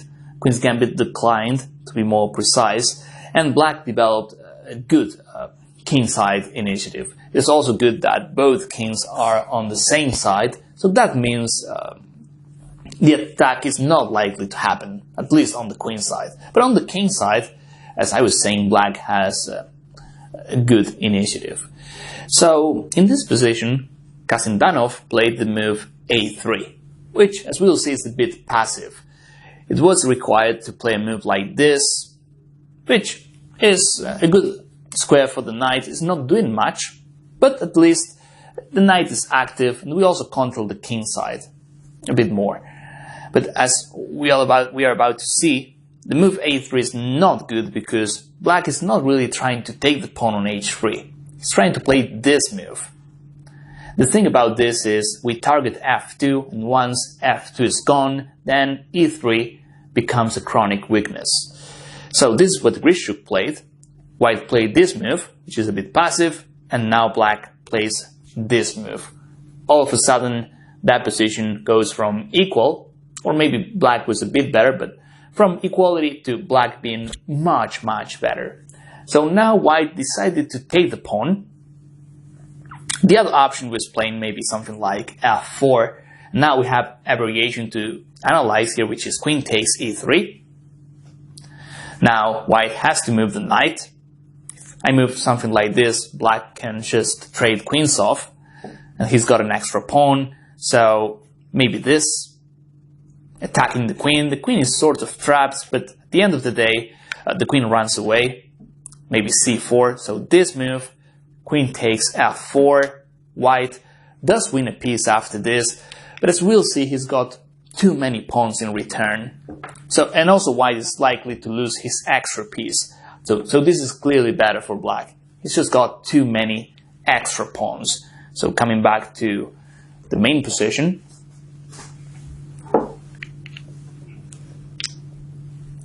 with queen on e7, rook on e8, rook is here, the other rook is on e1. Okay, so a3, this was a good try in practice, because we'll see what happened in the game was not good for white. So takes, and here's where black started playing great moves. If we are in autopilot, I mean, we can just take this pawn, might consider taking the pawn on e3, but those moves are usually not very good. They are superficial. We are looking for powerful moves. And usually chess, when you're looking for great variations or powerful moves, we're also looking for in-between moves. Remember that in-between moves are usually powerful, because your opponent is not expecting them. And in this position, after pawn takes, as I was saying, we can take the pawn, maybe we can take the pawn on e3 as well. This is the natural move. Here black played a better move, which is knight to c4. This is great because apart from attacking the bishop, we are targeting the e3 pawn with more pieces. And by the time we play queen takes e3, it's going to be with knight c4 in. That means we have extra possibilities. This is going to be powerful. So knight c4, now white took on c7 with check. Yeah, this makes a lot of sense. Queen takes. And for the time being, black is down a pawn, but no matter what white does, he's gonna lose all of his pawns. Rook takes e3 is coming, he takes on h4, we can even take this pawn. So by playing this maneuver, this and knight c4, we created a lot of weaknesses on white's camp. So queen takes c6, white has no choice but to take the pawn on h4, this is what happened. And still we need to be precise as black. Have some candidate moves, we can take on e3, we can take this pawn as well. On e3 we can take both ways. But usually I like playing a move that attacks something. And knight takes e3, it's not only taking the pawn, it's also attacking the rook, it's attacking the bishop, we are also attacking this pawn. So it is easy to choose the move here. We'll play knight takes because we attack so many things. And after knight takes, here white played the move knight d to f4. We can clearly tell he cannot move the rook on d1. And if he does, if he plays something like rook d2, well, here we can take this pawn. It's getting worse and worse for white. Maybe rook c1 is another option. But yeah, after rook c1 I can just play this. And once I move the rook, there's rook takes e2 coming next. So white is likely to lose material here. After rook d2, I'm thinking instead of knight takes, this might be even better because there are so many pins, so many weaknesses for white. And remember, like 5 moves ago, we had almost every single piece on board, and all of a sudden we are taking most of them. So after knight takes e3, as I was saying, white played knight d f4. He's giving this change, but at least he's trying to keep some extra passed pawns on the king side. So knight takes d1. Now white played rook takes d1. There's no point in playing bishop takes because the pin is still there. So rook takes. Knights are protecting each other. So now knight d6. Another easy move for black. Bring more pieces in. We're about to play knight c4 one more time. King a2. White is trying to build up a fortress. Knight c4. And here is where white makes another mistake. But the move he plays is natural. After knight c4, rook e3 is coming. So I would play rook d3 myself. That's the only move I see here. The engines are recommending bishop d3, and after this, maybe playing a passive move like this. But it is easy to tell white is likely to lose here. He's being too passive, he's got no threats, he's down material-wise. So the move Kasandanov played in this game, I mean, it's probably the only move in practice. We stop rook e3, and we're still holding the king side together. But here is where black pulls the trigger and wins. You can pause the video and try finding it yourself. As I always say, not only look at the first move, try analyzing all the possibilities as much as you can. So here black found best opportunity to just take the pawn here. He gives this change back, but it's not about material, this is about pieces activity. White pieces are just too passive, whereas black's pieces are the opposite, are just too active. So knight takes, rook takes, e2. Now white has only move. If he wants to save the knight, he has to play knight to e3. This is not possible. The queen is on c7. Knight e1 is not possible. Maybe this move is possible, but we realize that queen is overloaded, protecting the rook and also protecting the bishop, so it's easy to see this move. Rook takes c2 wins on the spot. So let's see this again because I think it is key to understand what's going on here. Rook takes, knight takes, rook takes e2, and now only move by white, knight e3. We know white's worse, but if we give him a couple of extra moves, he's gonna solidify and he might have some chances. He's still got 2 passers on the king side. Now material is equal. But we can also tell his pieces are not doing great. So here, black wins by playing queen h2. So the pressure on the second rank is just too much. The knight on e3 is not stable, and here white resigns. He's got no moves. If he moves the knight, well, if he takes, we can take on c4, and then we take the bishop on c2. If he doesn't move the knight, then we take it, and then we take on c2. If he moves the bishop, well, we got rook takes b2 check. That's also winning. So I was saying he's got no moves. He cannot stop knight takes c3. He cannot stop f4. The pressure is just too much. So Grischuk found the perfect timing to play this move, to give this change back, and the activity is all that matters. Okay, so we continue studying attacking chess. And the example we have here was played between Bu against Xu. And as you can see, in this position, white has a mating threat on g7. And that position itself, it's quite messy for both sides. We can also say that white has more active pieces, but white, he also has to be careful because even a move like d2 check could be dangerous. Black has a rook on e8, the other rook can come to d8. So, as I was saying, this position is full of possible mistakes. So here black plays the only move he has, which is queen f8. This move stops the checkmate. The in-between move, d2 check, I would usually consider a move like this because I don't really need this pawn. What I want as black is to open lines around white's king, but the problem here is white, if he moves the king, whether it is taking on d2 or playing king e2, then the rook on a1 is also ready to join the action on the king side. That is the reason why I'm not playing d2 check as black. This move, it is passive, but it is also the only move black has to stop the checkmate.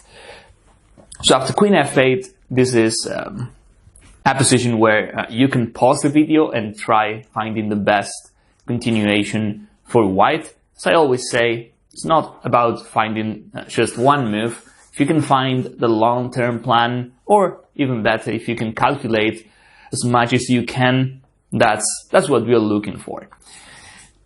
So in this position, after queen f8, white takes the knight on h7. This move is easy to guess. I mean, we are removing one of the defenders on the king side. So this is easy, but what's not that easy is the continuation. So rook takes h7. Now black has two possibilities. In the game, he took with the king, but the other move we have to analyze is bishop takes. And now it's not easy to break through. However, white can play the move knight f6 check. Thanks to this variation, we can also remember the concept of opposite color bishops. When we have opposite color bishops, that is favoring the attacking side. Now, if black takes, then queen takes, and he's defenseless. There's a checkmate coming, there's no way to stop it. If I move my queen, then I can also play this checkmate. So, as I was saying, after bishop takes h7, knight f6 check, if I play king h8, now we need to find another move for white, which is king d2. And this is another deep concept. When we attack, we can't always do check, check, check. We can't always threaten something. Sometimes we need to play a quiet move like king d2. And here, white has not to be concerned about any threat. All he needs to do is play rook h1, and then he's just winning. We know the knight on f6 cannot be taken because there's queen takes f6 check and queen h8. So here white simply wins by sacrificing on h7, playing knight f6 check and king d2. Those are the moves we need to see beforehand. If we sacrifice on h7 and we don't see king d2, if we don't see knight f6 check, then we'll lose all the advantage. And in fact, we might fall in a bad position. So, after rook takes h7, coming back to the game, black played king takes h7, and now white played king d2. There's no need to play knight f6 check yet, because once black takes, queen takes, there's no mating threat yet, and that gives black the tempo he's looking for to play a move like d2 check, to bring pieces in. So we need to be precise, as I always say. And after king takes, white plays king d2. Remember, when we attack, we also have to consider moves like king d2. A quiet move, but making sure all of our pieces are participating in the attack. So here black played bishop e4.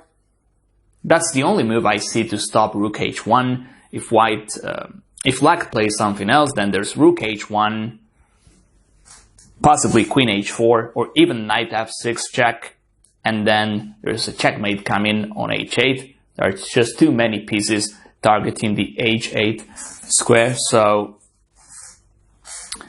after king d2, black played the move bishop e4, and now another critical moment in this game. Pause the video, try finding the best continuations for white. And now, after bishop e4, we need to get rid of the only defender black has. Bishop e4 is the key piece for black's defense, targeting the h1 square, so white plays the move f3. Simple enough. Even if he plays bishop takes f3, that bishop is going to be loose, and if he takes on d5, which is what he played in the game, this is one of the options. I think first it is better to analyze this move first. Bishop takes f3. Now we need to find queen h4 check. Now black has two options. King here, this is not good at all because there's knight f4 check, and clearly this king is going to be checkmated anytime soon. Rook f1, queen h7 check. We know this king is not going to survive on f5. So after bishop takes, queen h4, king here, we just have knight f6 check. Then after this, bishop takes, and again black is defenseless. He might play queen here, but we know that position is absolutely lost. So let's go back a couple of moves.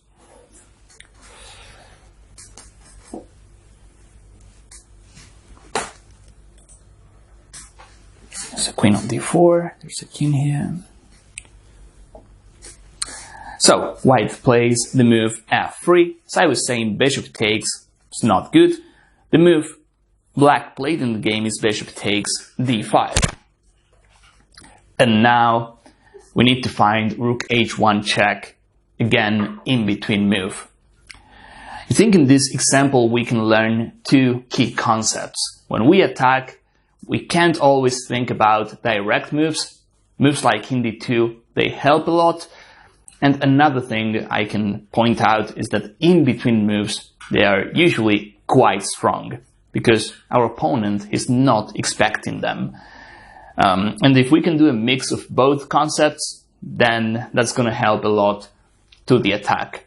So here rook h1, this is a great move because now black has to make a tough decision whether to play king here or king here. And in both scenarios, he's in trouble. We need the queen on d4, that's why we don't take the bishop yet. We might be able to play queen h4, depending on what he plays, or even queen takes d3 check. So again, that's why in-between moves are so important. And black decided to play king g6. Let's see the other move. If he plays king g8, then we simply play queen h4. And again, there's a checkmate coming. If f6, This reminds me of all those classic games where white is trying to checkmate on the h file. We played this move, and again, the checkmate is unstoppable. So, let's see, after rook h1, black decides to play king here, which is the only move. And once again, we should pause the video and try finding the best continuation for white. Remember, we are down a rook. Unless we deliver checkmate, we are in trouble. And black, he only needs like 2-3 moves to solidify, to bring pieces in, and he might just get a winning position if we don't checkmate him. So take your time, and I'll continue analyzing in just a couple of seconds. Alright, after king g6, we have some candidate moves as white. For instance, we can think about queen takes d3 check. But of course, black has this good move. It is also his only move, I think. I'm not interested in taking this pawn. I can play bishop e4, then I bring my rook to d8. White, he's still playing. I mean, he can play this. He might have bishop d4 at the end of the day, but it's not straightforward for white. It's not clear enough. Other moves I see, maybe queen h4. We do have a threat which is queen h7, maybe queen h5 as well, but I still don't see the checkmate after bishop takes f3. There are some complications here. The move white played is queen here. I really like this move. It is probably the most difficult move in this game, together with king d2. This is one of those moves where we are not being direct. We are not taking the pawn on d3. We are not playing queen h4. These are tough moves to play, especially when you're attacking, because it's not as aggressive as your opponent would expect. So after this move, believe it or not, black played queen h8. Black feels like giving material back. But the problem is, if he doesn't, if he plays a move like, let's say he plays rook ac8, just a random move, now we can simply deliver checkmate here with queen h5, king f5, and now we got queen h3 check. Now that king is completely surrounded by pieces, I have to take the pawn. If I play this, then there's queen h7. I have to take the pawn on g5 and then rook g1 checkmate. And of course, if I take the pawn, then there's rook g1 checkmate as well. So that's the threat when white plays queen here. He wants to check on h5, check on h3, or check on h7. I think we call this triangulation, but this king is definitely surrounded by white pieces, and that is the reason why black played queen h8. The other move I would try, if I was black in this position, I mean, if I know I'm lost, I would just try bishop takes f3, just to mess that position up and give white the chance to go wrong. But after bishop takes, the simple queen takes f3 is enough. And the threats white had before, he still has them. So here black is defenseless. In the game, as we were analyzing, black played queen h8, but of course after this, his position is just lost. We can just take, rook takes, now white found queen d4, and black keeps losing material. And as I said before, opposite colored bishops, they favor the attacking side. Not to mention the queen is much better than black's rooks in this position. So you can check the rest of the game. You'll find it on the BGN files. But I think this attacking example is full of complex moves like king d2, this move we saw just a couple of moves ago. So those are the moves we are looking for when we have an attack like this. It's not always about doing direct moves like check, check, check, or attack this, attack that. Sometimes we need to find moves like this and moves like this. Okay, so we continue working on complicated positions. We'll see some decision making by white in this game. And by the way, the game is Malachov against Moisenko. As you can see, this position, it is not that usual position we find in our games. And let's see what's going on before we start analyzing this. Let's assess this position. It looks like white has better pieces, but at the same time, black is solid enough. We also see this rook on a8 is ready to enter a2. It's not ready to, black is not ready to play rook a1 yet, but that doesn't mean he won't play it in the future. The knight can stay on c2 forever, so we need to be careful about moves like rook a1 as white. The pawn on d5, those pawns are not great looking for black. We see bishop c6 is right now, it is a tall pawn, it is crashing into the pawn structure, but analyzing threats now, we can easily see that black is trying to play the move bishop b6. Bishop b6 combined with rook a2, possibly knight e4 one day. All of a sudden black can develop a dangerous attack. So in this position is white to move and have to look for the best continuation. That's the only clue I can tell you. Look for the best move, imagine this is a real game, and then compare your analysis with this video. Okay, so in this position, white played the move bishop takes f6. And this is a hard move to find because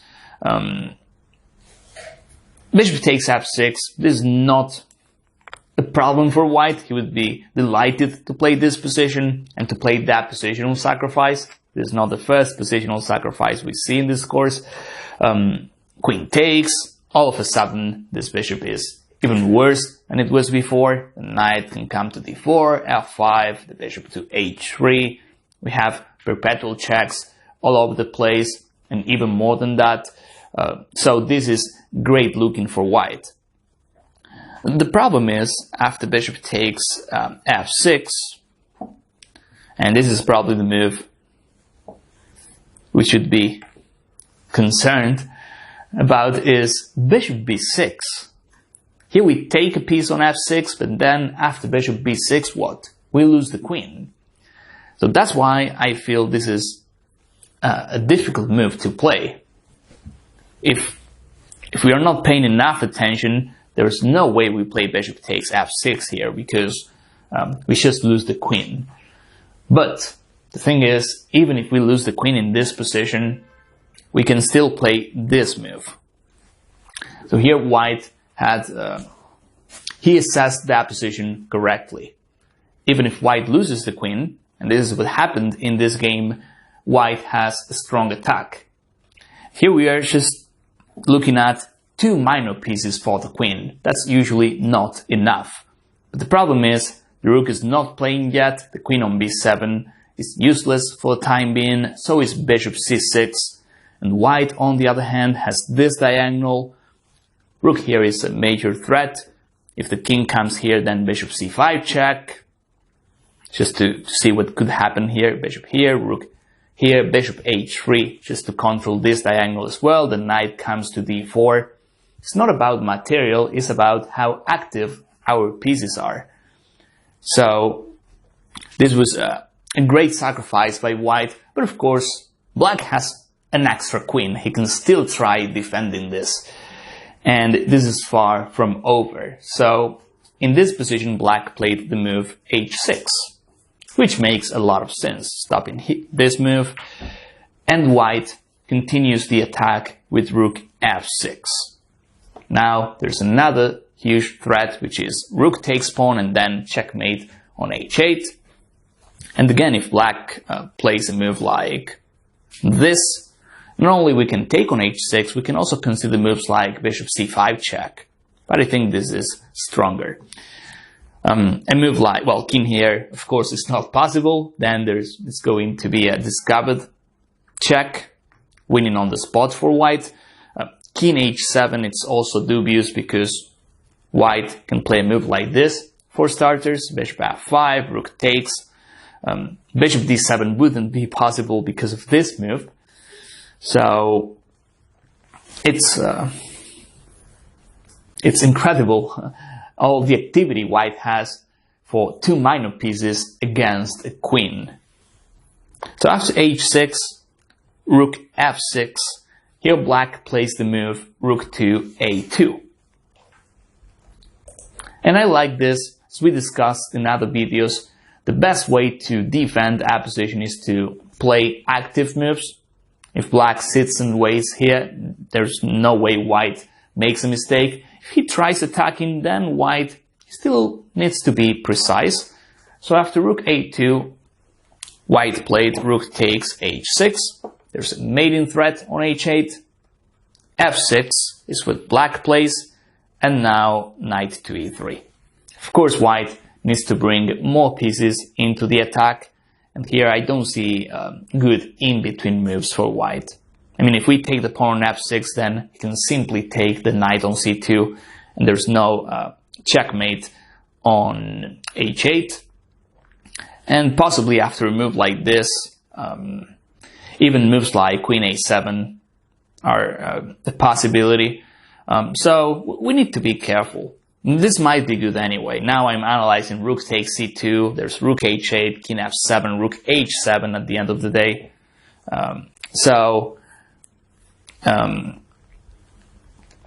Okay, king takes, yeah. See, all of these things can happen when you're not playing precise moves. After analyzing all this, my mind thought I was getting the queen back, but yeah, I lost my rook and I'm running out of pieces as white. So black simply wins. There's still a rook on c2. So, okay. Here we understand why rook a2 is a great move by black. It is an active defense. And then we can also state that bishop takes f6 here is not working because black ends up with an extra rook after rook takes c2. So okay, white plays the move knight to e3, bringing more pieces into the attack. Now black played the move rook to d2. And let's try to understand why he played rook d2 and not rook takes e2. He plays this because he's ready to off his rook in case it's required. I mean, rook takes d4, he's eliminating one of the key attackers, which is bishop d4.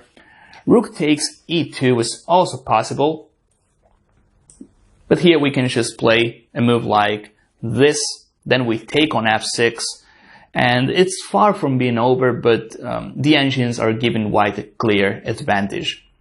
And I think that's because we have too many pieces attacking the king, especially this bishop on d4. It is tough for black to deal with this bishop.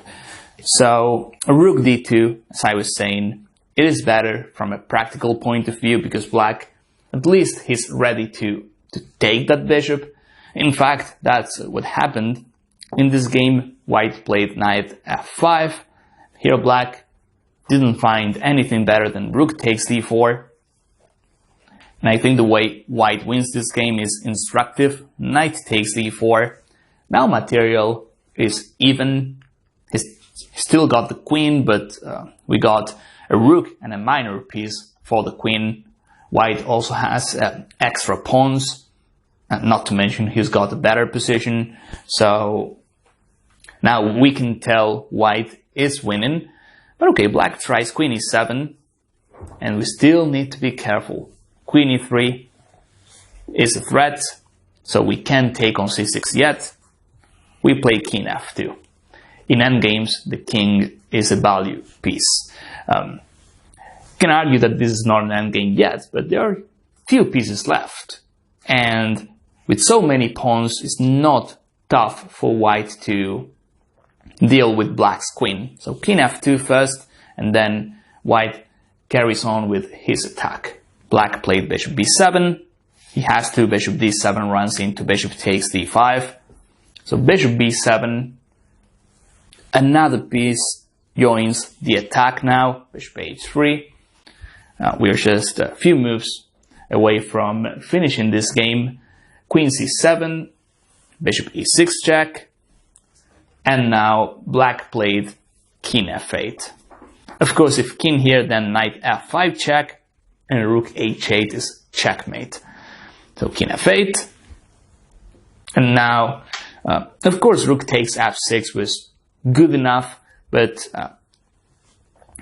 it is instructive to see white's technique here. This is even better because we're threatening rook g8 check or knight f5, and we're just trying to trap this king. If we play rook takes f6, he might escape. So rook g6, now queen h7. Black is doing his best not to lose on the spot. Check, king e7, and now the final touch, rook here. After queen takes, then there's knight f5 check, king takes bishop, white takes the queen, and he's got so many extra pawns. This is a clean win.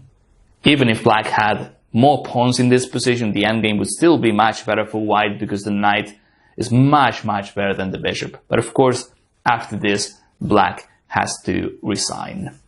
So this position, the decision of playing bishop takes f6 is something quite deep. And I think if we analyze games like this, then during our games, we'll consider moves like bishop takes f6. And that ability, you get it after analyzing a lot of examples like this one. Alright, so we continue working on tactics, and the following position was played in the game Guna 1 against Sokolov, and as we can see, black has a huge advantage because he's got the bishop pair.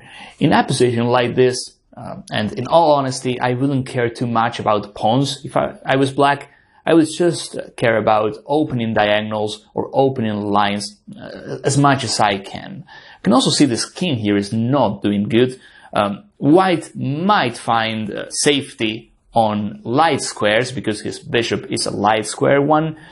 But right now, white needs to be careful not to lose on the spot.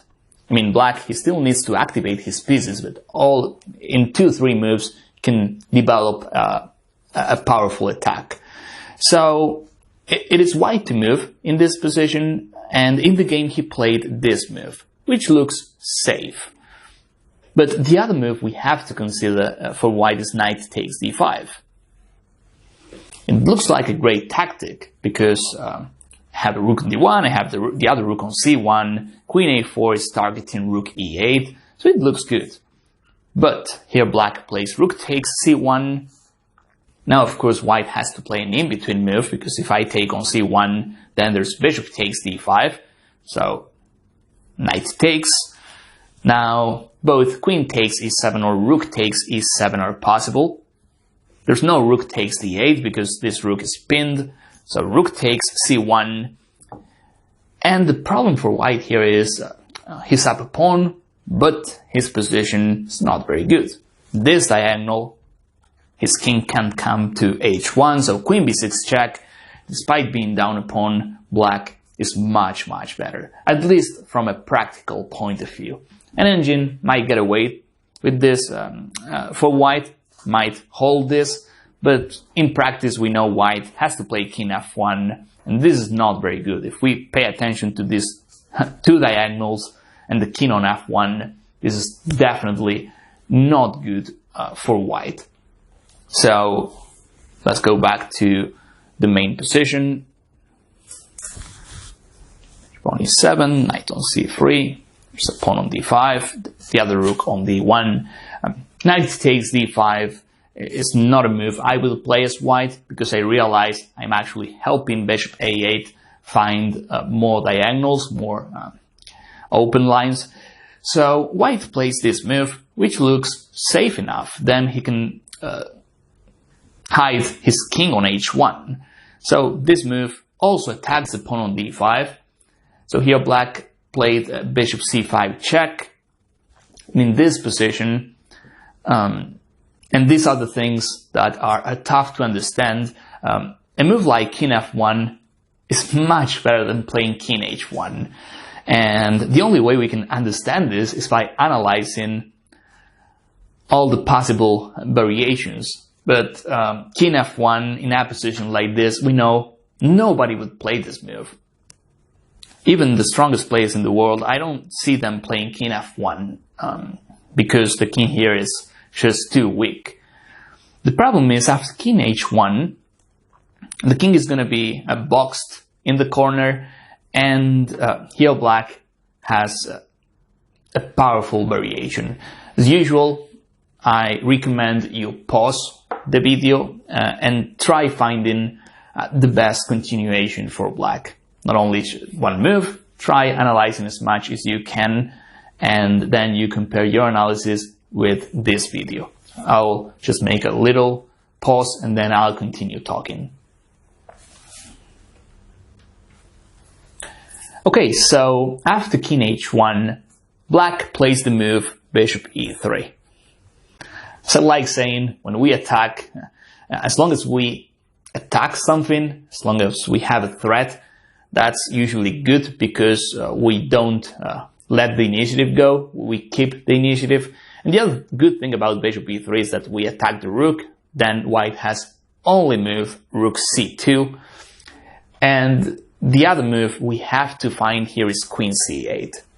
It's not about just calculating, we also need to realize we want to give this pawn away in order to open bishop's a8 diagonal. We also see white's rooks are not well connected, and in the future white might have back rank problems as well. So that's why bishop e3. Bishop e3 is reasonable. Queen c8 is not that easy to find. And here white played the move bishop takes d5. Can he play something else? Let's see. How can he protect the knight on c3? If he moves queen b3, let's see what happens after queen b3. The knight on c3 is still pinned, so a move like d4 just wins the knight. And after rook d3, which is the other option, black can also play d4. So white is going to lose one of these two pieces.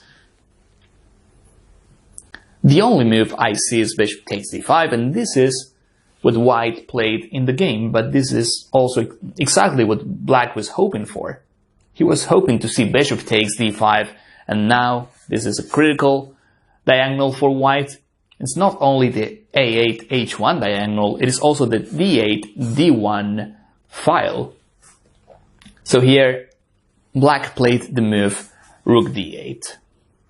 So as you can see, the difference here is being made by black's activity. All of his pieces are doing something, whereas white's pieces, all of them, or basically all of them, yeah, except the queen, but they are pinned.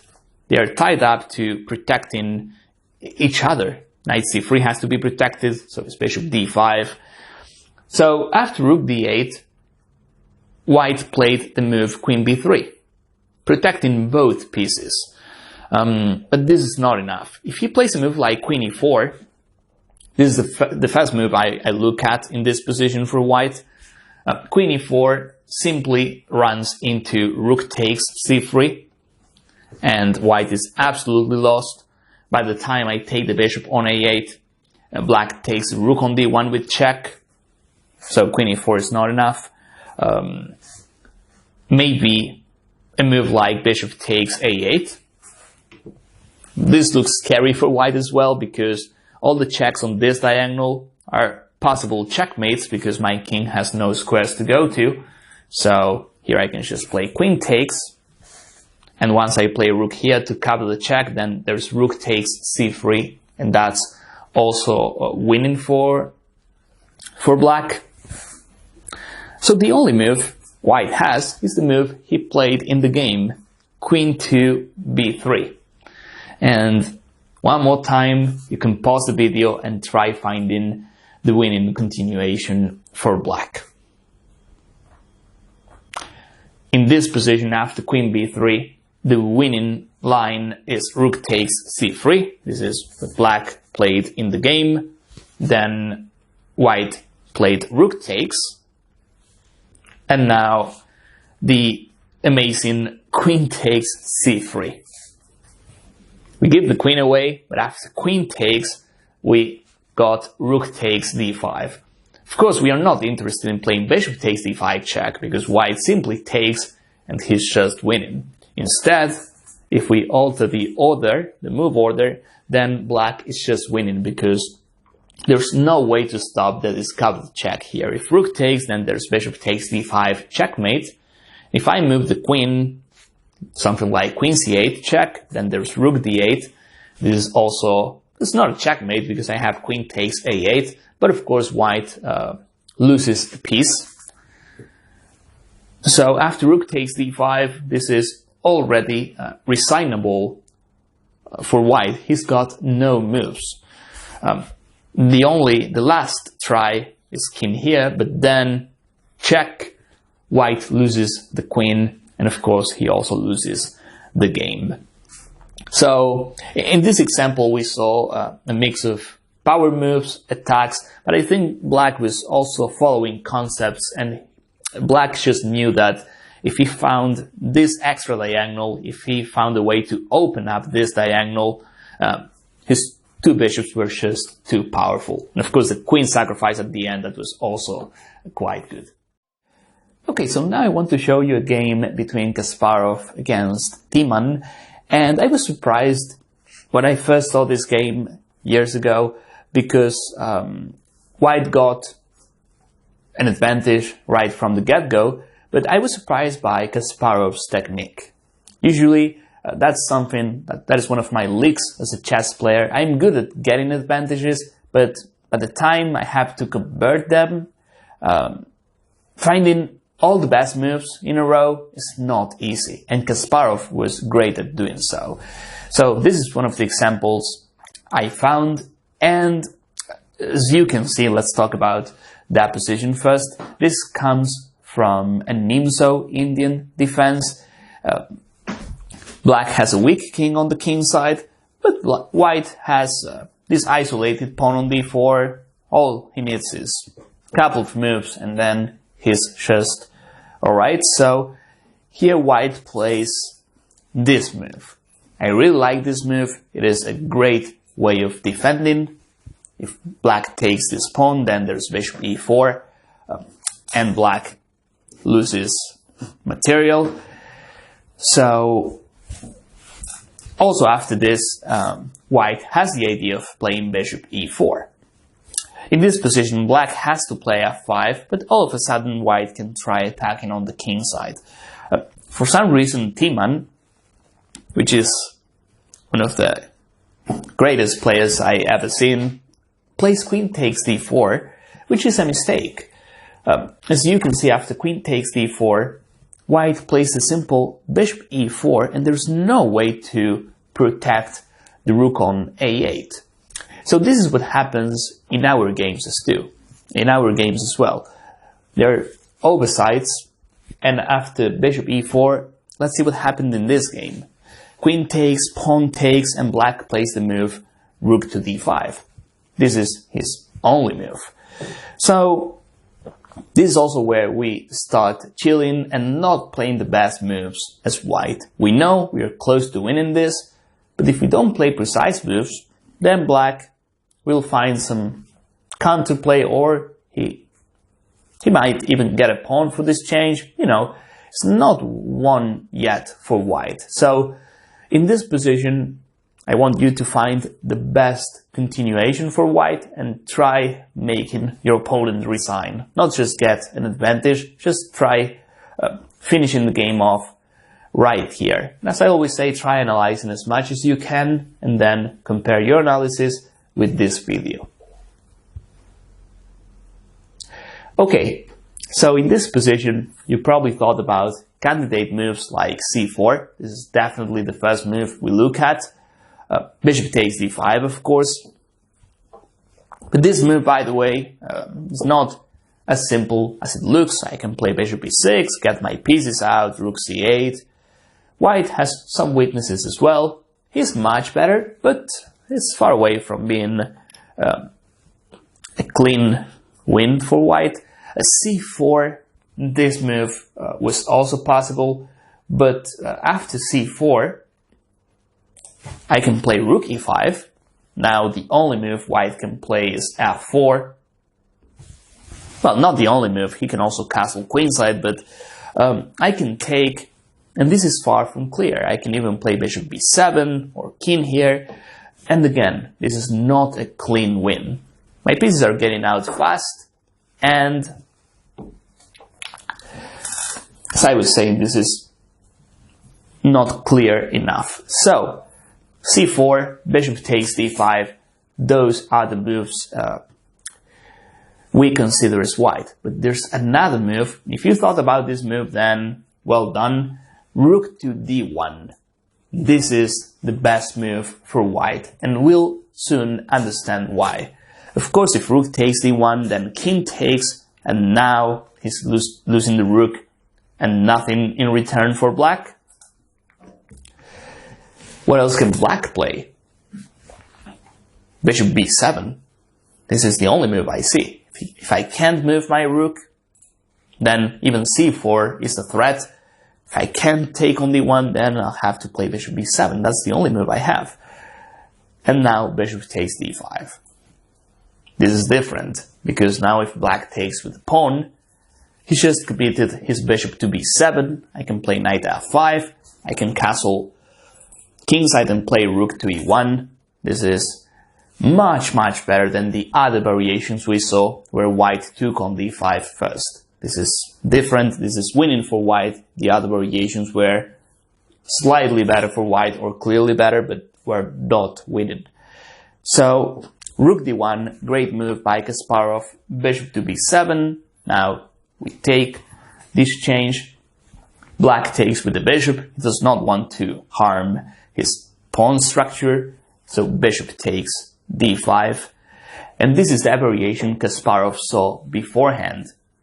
If he castles, if he plays f3, if he plays a quiet move, then again black gets his pieces out. I drive my king to e7. This is far from clear. This is... I wonder if black is worse at all here. I don't know. So Kasparov played the move knight h5. Think about this. He's doing all this before black gets his pieces out, before he can even think about building a fortress or creating some counterplay. Knight h5, great move by Kasparov. Only move, knight to d7. This bishop can't move at all because rook d8 is checkmate. This square is under control. So knight to d7 and c4. It's amazing how Kasparov finishes this game off without allowing any counterplay by black. Now bishop c6 is the only move. Now we have a simple tactic. Rook takes c7, bishop takes, knight takes f6. It's not over yet. White wins the bishop, but we still need to be precise. Black plays the move f6. Now we'll see how Kasparov finishes this game off. King e2, rook c8. If rook d8, the simple rook d1 followed by c5 wins for white. So rook c8, rook c1. Now let's see the last variation here. Timan played rook c7, but that runs into knight b8, and white wins. The key variation here is king f7. Now we play c5 as soon as possible. King e7, and now, well, c6 is probably winning, although this knight is still trapped, so this is even better. We take on b6, rook takes c1, take on a7, and after rook c8, there's knight b8, and this is game over. So Kasparov, after playing rook d1, found 3-4 power moves in a row, and the game was over. If he played anything else, he was probably winning anyway in like 20, 30 extra moves. And it is also fair to say black had drawing chances there. So we need to understand the difference between playing shallow moves and playing precise moves like Kasparov played in this game. Okay, so the game we are going to analyze now, that position we have on board was taken from the game Cifuentes against Ribas. I think it is a good example of how to improve your position, in this case as white. Positions like this, they usually happen in the Slav defense, or also the Queen's Gambit accepted. We can even tell black played the move c5, already the free move. There's a pawn on b4. His pieces are free, but white, he's got more space in the center. So in this position, white played the move bishop f4. Clearly, he has to move the bishop.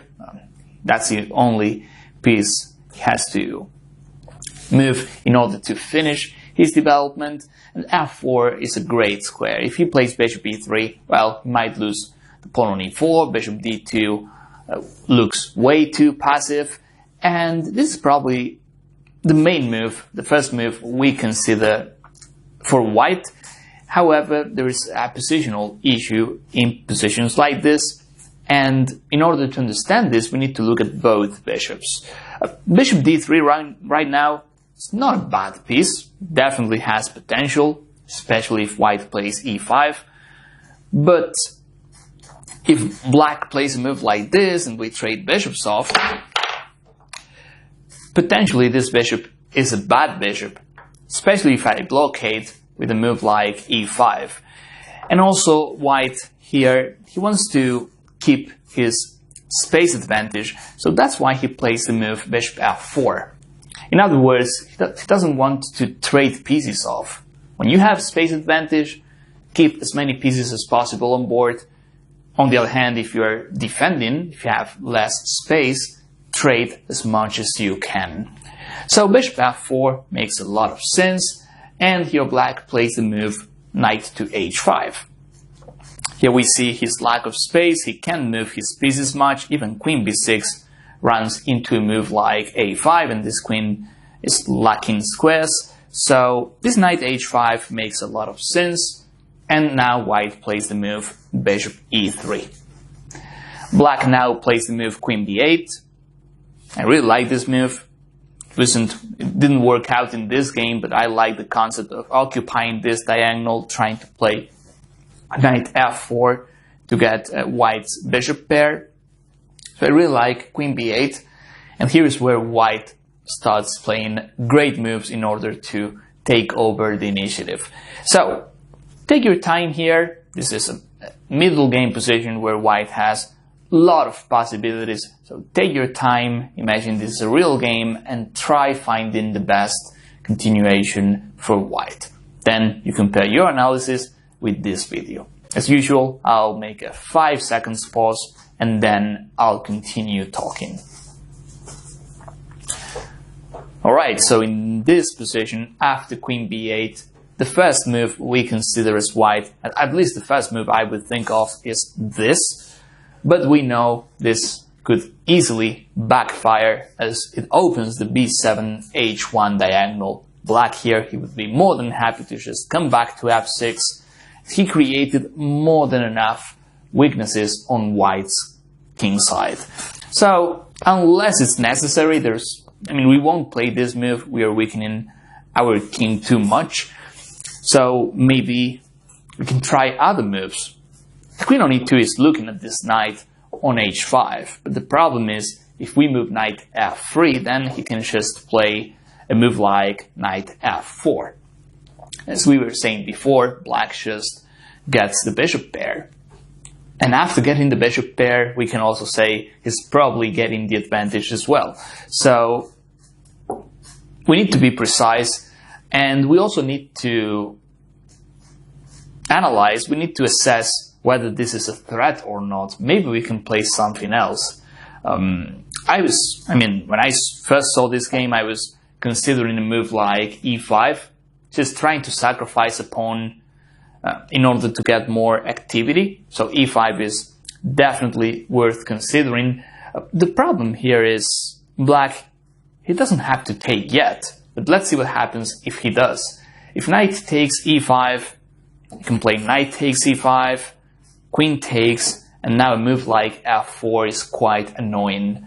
And at the end of the day, this knight is quite loose, and black, his position is a bit dodgy. So after queen d5, possibly, I'm thinking about the move like rook fd1.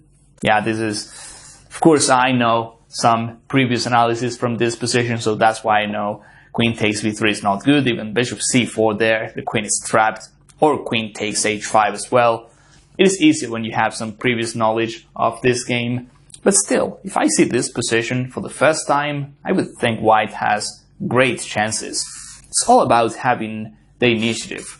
And this knight is hanging since 2-3 moves ago, so that's why this e5 move we are analyzing for white, in practice, it looks quite good. Especially if black takes, knight takes, queen takes, e5, f4. I really like this for white. However, black can play a prophylaxis move like this. There's no need to take this pawn yet, we can take it later, and then bishop takes f3 followed by knight takes e5 is a serious threat. So if you thought about e5, then well done. It's not working out yet, but it is good to see the idea, and this would be like the best way to play for black against this move. So coming back to trying to stop this move, there's another way. And the move is knight to a5. Now the queen on b8 is overloaded, protecting the bishop on b7, also guarding the f4 square. So after knight a5, black played the move knight c5. Of course, knight f4, bishop takes, queen takes, knight takes b7, that's winning for white. So, knight to c5. Now white took the bishop on b7. That bishop was quite good. And here black played the move knight takes d3. Clearly an intermezzo move by black, but queen takes b7 was also possible. And the reaction white has is similar to the one he has in the game. I don't want to give a heads up here, I just want to go to the main game because you'll need to find another move. After knight c5, knight takes b7, knight takes d3. So now queen takes d3. There's no other moves for white, honestly. If knight a5, I can even jump to f4. So queen takes d3, queen takes b7, and it looks like that position is heading towards a drawish position or an equal position. Rook d8, rook c8. It looks alright for black. However, here is where white saw a great move, and since this move onwards, white takes over the initiative. So, take your time in this position, find the right plan for white, and then of course you compare your analysis with this video. I'll make the 5 seconds pause, and then I'll continue analyzing. So of course here white, the only target, the only advantage he has is the fact this knight is out of the game. All black needs is a move like this, and then it might be even better because he's got a great development. So white has to play this move. This is a simple move. You can argue that black can play this, the knight can probably get back into the game, but that takes time, and he's also weakening his position, so this is a must-play move. Not to mention that if he plays a move like this, f6 or f5, this all of a sudden becomes a weakness, and his entire kingside becomes a weakness. So after e5, black decided to play rook ac8, white plays rook ac1, fighting for the c-file, g6, white takes the rook. Of course, all of these moves we are analyzing quickly. Maybe there's some improvement, but I want to focus on the next position. White plays h3. I really like this move as well. and black plays this move. He's trying to fix the only weakness he has, or the only not good thing about his position, which is his knight, by a f5 or even e8, c7, d5. So we can say black is 2-3 moves away from safety. And here is where white, this is the last exercise. We're not looking for tactics, there are no tactics here, but just pretend this is a real game and just think about how would you play as white, and you compare this with the video. Okay, so in this position, the first move I would consider as white is this, but of course there's queen takes f3. If there was no queen takes f3, then this is a great move because it is limiting knight g7 options, but this knight on f3 is hanging, so white played the move rook to d1. Simple, we occupy the d file. Previously we played rook c1, we traded a couple of rooks, but playing rook c1 right now, maybe we're just trading too much. So it is good to play rook d1, and another thing white realized in this game is that black might have in the future some back rank problems. I'm not saying we'll deliver checkmate on the 8th rank, but you never know. He's lacking space, his pieces are also lacking space, so here he plays the move knight f5, and now this move. It's interesting because if we analyze this with an engine, we still see that position is close to equality, but in practice that's not simple enough. I mean, that's not it. I feel white's better.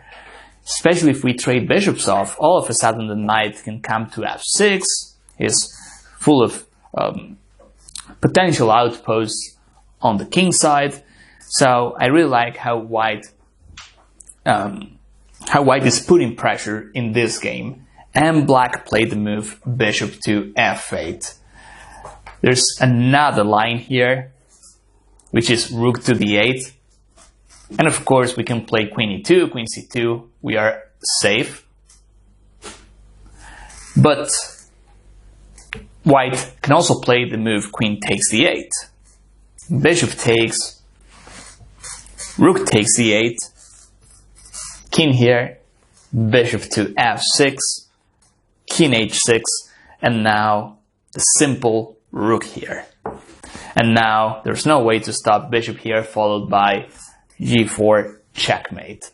So we see white is creating possibilities basically out of nowhere, just by playing simple moves, simple chess. So rook d8, I feel this is a move most of our opponents would play because they just underestimate queen takes d8. They might not even think about this move, but as we can see, rook d8 is basically losing. So black played bishop f8, and now another great move, queen d7.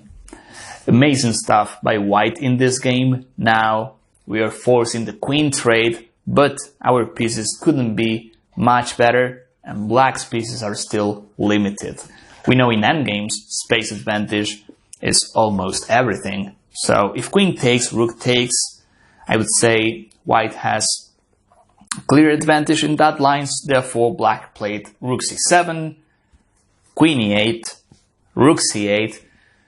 Perhaps here black was happy, or he was expecting a draw after queen d7, rook c7. However, white played the rook d7 move, and now it's not over yet, but definitely white gets the queen trade, because if I move the queen, then there's queen takes f7 and queen takes h7. So black took the queen, white played rook takes b7, and from this position onwards, white got a clear advantage. It's all about the pieces placement, and my rook couldn't be better as well. So you can find all the analysis on the PGN files. Here after rook b7 we'll finish our analysis. I hope you enjoyed this, I hope you could learn something. I'll see you guys in my next videos. Okay, so now I want to show you a game played between Moisenko against Morozevich, And as usual, let's first analyze that position. Let's see what's going on, and then we can think about moves. I'll tell White's move in this position. He played a4, and well, White's move tells us a lot about the threat. Black clearly wants to play the move a4 and possibly a3 as well. So you can see there's some pressure on this diagonal, and White, by playing this, stops Black's queenside attack. But there are some other issues for White. The king's still in the center, and once he plays a move like a4, he can also forget about queenside castle. Castling kingside looks much better for White. Maybe these pawns, they don't look that well, but this is much better than the queenside situation. So castling kingside is an option for White now. And let's see what Black has in this position. I see good moves for the knights. Maybe knight c5, knight to e5, in some positions knight b4. I see potential for Black. I also feel in this position, development-wise, it is equal. White has a good development, and so does Black. All that White needs is to castle as soon as possible. And he might be even better because he's got a good center and he also has more space. So, as Black, we need to find the best continuation. Take your time, I'll do the 5 seconds pause, and then I'll continue talking. Okay, so in this position, Morozevich, who's an aggressive player, played d5, and I really like this move because Black, not only he's trying to attack when White's king is in the center, he's also trying to free his position. By playing d5, he'll also find a way for bishop c8. After all the trades, at the end of the day, bishop c8 can also go out. And again, the fact the king is on e1 makes this d5 move easier to play. There was another move though, which is quite interesting, b6. I really like it because apart from bishop b7 or bishop a6, what Black is really trying to do is play the move knight c5. And what I like about this is that if White takes, well, if he doesn't, by the way, he's moving the knight back, thus wasting a tempo. But if he does take, I can take with the b pawn. Now the b file is under control. We got an outpost for knight c6, so this is much better for Black. So this b6 move was quite good. The engine says Black is slightly better after b6, but I like the aggressive approach Morozevich used in this game. And d5 is not that easy because White has a good development. He's got loads of pieces in the center. It's not like White has no development and then opening that position and that's it. Here Morozevich plays d5, and as I was saying, White has a lot of pieces in the center, so it's not that easy to play this move. So okay, White took on d5, so does Black. He takes d5, and now Black accepts the gambit with e takes d5. If White castles, which is actually a good idea to just finish development, then Black can simply take. And at the end of the day, this pawn is going to be isolated. Of course, the game goes on. There's still a lot of play left, but in an endgame, this e4 pawn is a weakness. So White decided to, after all the trades, he also takes on d5, and here Black played the move knight to b4. This is what Morozevich saw beforehand, before playing d5. Now the knight on d3 is under attack. In some lines the pawn on b2 is also hanging, and as you can see the e file is also open. So there are some possibilities after knight b4, and here White played rook to h4. This move, I wouldn't expect this move. I might see it coming, but is one of those moves you're not really expecting as black in this position. Let's try to understand why white played rook h4 in this position. I mean, why not play knight takes b4? So after knight takes b4, I would take with the queen. This is a check, so this definitely helps black. And now knight d2 is the only move. If bishop d2, black can simply take the knight. So knight to d2, and now knight f6.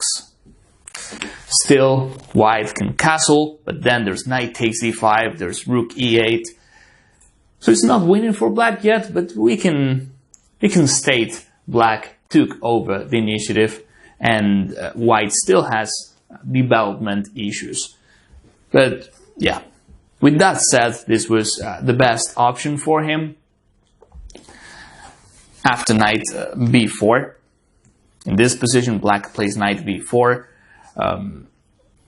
Rook h4 is, it looks original, but it's not very good. We can tell with the king here, a move like rook h4 can't possibly work. Let's take a look at the other move, by the way, which is castling kingside. If white plays this move, we can just play the simple rook e8, or even better, knight takes d5. And I don't see any way to save my bishop. I can play rook e1, but then rook e8, and again, bishop e3 is hanging. So, I think white, he simply didn't want to play knight takes b4. The pawn is on d5, by the way. He didn't want to take the knight. Therefore, he decided to play rook h4, which, I mean, if we give white an extra move, he'll play rook e4, he can castle by hand. He's close to being okay. But it is black's turn, and now we need to find the continuation to increase our advantage.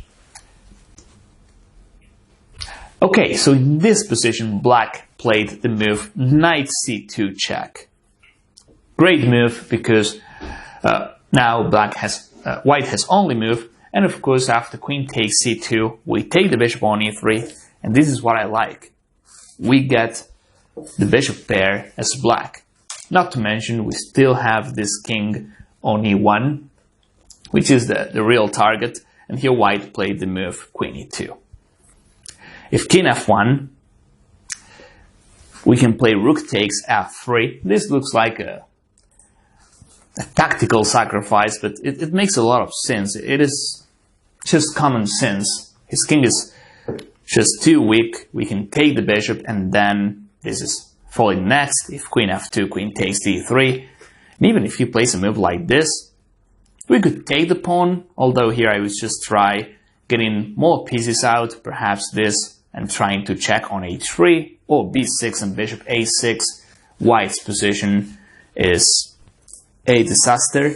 So coming back to this position where black takes on e3, knight's here, rook h4, rook f8, bishop on e3. So rook h4, knight to c2, queen takes e3. Here white plays the move queen e2. And it is fair to say we don't need to trade queens off here as black. We're interested in keeping queens on board because he can't castle yet. So that's why Mirosevic played this move. And now the engines are saying white is absolutely lost. I think the main reason is this bishop is not doing much, king is still here, and there's no way for white to fight against this bishop. So I really like that maneuver Mirosevic played in this game. White here played the move king f1. I wonder what happens if he plays king f2. Is there any tactic here for black? I mean, maybe on the f file. I don't see it right now. I would just play a move like queen takes d5, getting the pawn back, targeting this knight, possibly bishop d4 at some point. So the concept we are seeing here is, as we saw in other attacking videos, we don't have to check all the time, we don't have to play aggressive moves all the time. Sometimes we have to play something like queen takes d5, and we already got what we were looking for. So after queen here, I'm surprised white played the move king f1. Clearly after this he was concerned about queen takes d5, but after king f1, if black really wanted to, he can also take the pawn on d5. Let's try to understand why Moisenko played this move. After queen takes d5, white's idea was to play the move knight d2, and he's still worse, but at least the king is not here, and that means black has no checks. So here black, after king f1, he didn't take on d5, instead played another move. This was good enough. I still think black has a clear advantage, but I was surprised by the move Morozevich played, knight to f6. This tells us that development is much more important than material, and that's something we see a lot in top grandmasters games. Knight f6, we can take this pawn later, we can take d5 later, but first we make sure all our pieces are attacking. So here white played knight bc5. It's interesting to see that nor white nor black is protecting this pawn. They're just trying to improve that position. So knight bc5, and now black took the pawn. From now on it is a matter of technique. Material is equal, but white is full of weaknesses. So queen f2, the simple queen d6, and now black is with a decisive advantage. White played the move rook to d1, and now black pulls the trigger with this move. This is all possible because black played this in-between move knight f6, and he didn't take any of these pawns. White played queen e2. We'll see how this game finishes. Now the queen comes back to g3. White finds nothing better than taking the knight. Bishop takes, and knight to e4. Okay, so this is the last variation we need to analyze. We need to convert the advantage. We have a winning position, but as we always say, let's find the best continuation for black. Let's make our opponents resign right here. So take your time, analyze as much as you can, and don't give white any counterplay. I'll continue talking in 5 seconds. So in this position, of course, we can just move the queen, and then the pawn on f4 is pinned, so there are no threats for white. But of course, we can also consider this move. This is definitely the first move we need to analyze. The sacrifices, those are the moves we check first, and if they work, then it's great, and if they don't work, then we can see other moves. But this is definitely the first move we need to look at. Bishop takes, and now bishop to h3 check. Remember, the queen is also under attack, so we need to be careful. Queen takes f3 is also possible, but that will be trading queens off. With the king on f1, I really want to checkmate him. So bishop h3, bishop here. Now Morozevich brings the other rook to f8. Only move. Now the other bishop comes in, bishop d4. So you can see this is a straightforward variation. All of white's moves are forced moves. So bishop takes, queen takes. Now, if you had this position in your analysis, then you're calculating very well. Queen h4, only move. Queen takes e4, once again, only move. And here black does not trade queens off, he plays rook f3, and this is resignable. Rook h3 is coming, this knight is hanging as well, depending on what white plays, of course, because queens are facing each other, but this is the big threat. Or queen h4 as well. So after this, white resigns. A great example by Grandmaster Morozovic. Okay, so this is Grandmaster Damian Lemos, and first of all, thanks for checking my course, and now I'll share with you some Q&A. The viewers were kind to submit some questions, so hopefully this helps you know more about myself, chess in general. And the first question is, does anyone else in his family play chess? Yes, my dad plays a little bit, and he was actually the one who introduced me to chess, but his level is probably 1600. I was beating him after 10-15 games we played. Second question, I can just answer it. I started playing chess at 10. It was a school, and since then I never looked back. What aspect of the game hooked him forever? Well, what I really like about the game is that relation it has with war. I think it is a war, like head to head. And I also love the fact there's no luck involved in chess. If you play better than your opponent, you're definitely going to win. How many countries has he visited thanks to chess? A lot of countries. I've been to almost every single continent. I'm missing Asia. That's the continent I'm missing right now.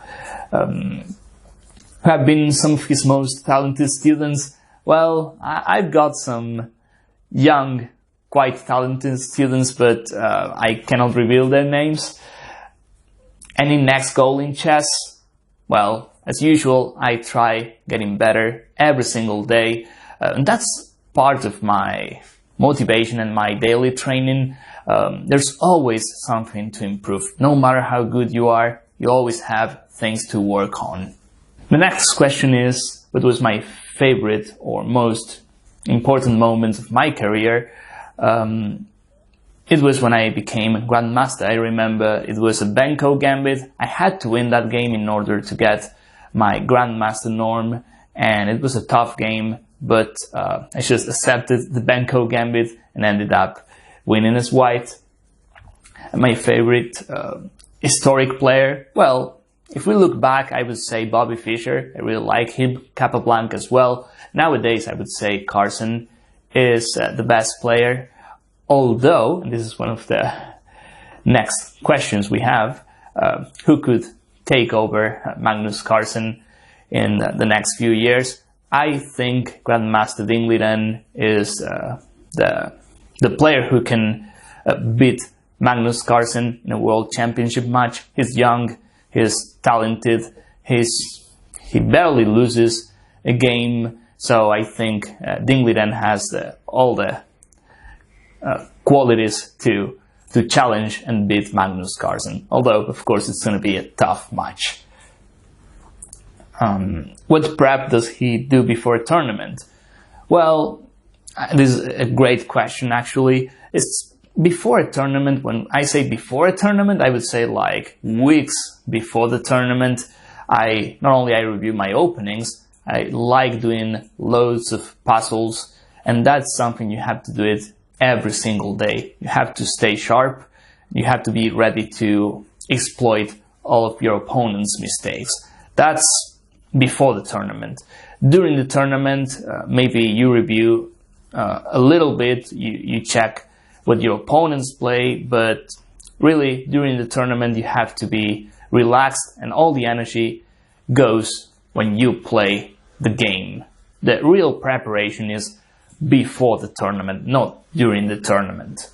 Okay, so the next question is, how long does he spend analyzing each of his games? How does he go about it?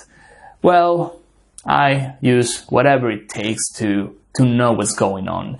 The only way to improve your game, I think I said this in the course as well, the only way to improve your game, not the only, but one of the things you really need to do to improve your game is by analyzing your own games. You need to be aware of the mistakes you're making. The only way to spot those mistakes is by analyzing your games, and that's why I also recommend to play a lot.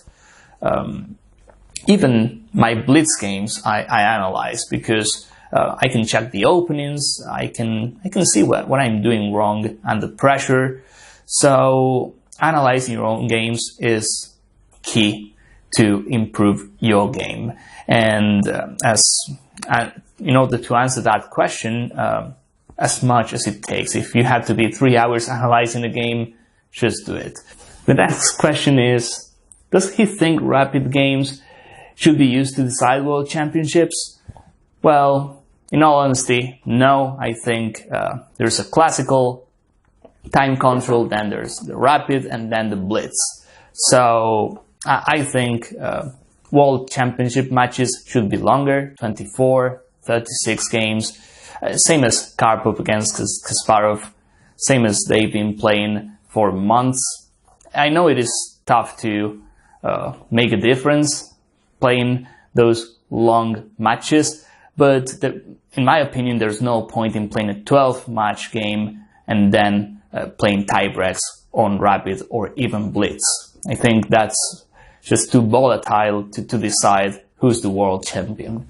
Opinions on Chess 960, I like it. I've been playing that a lot recently.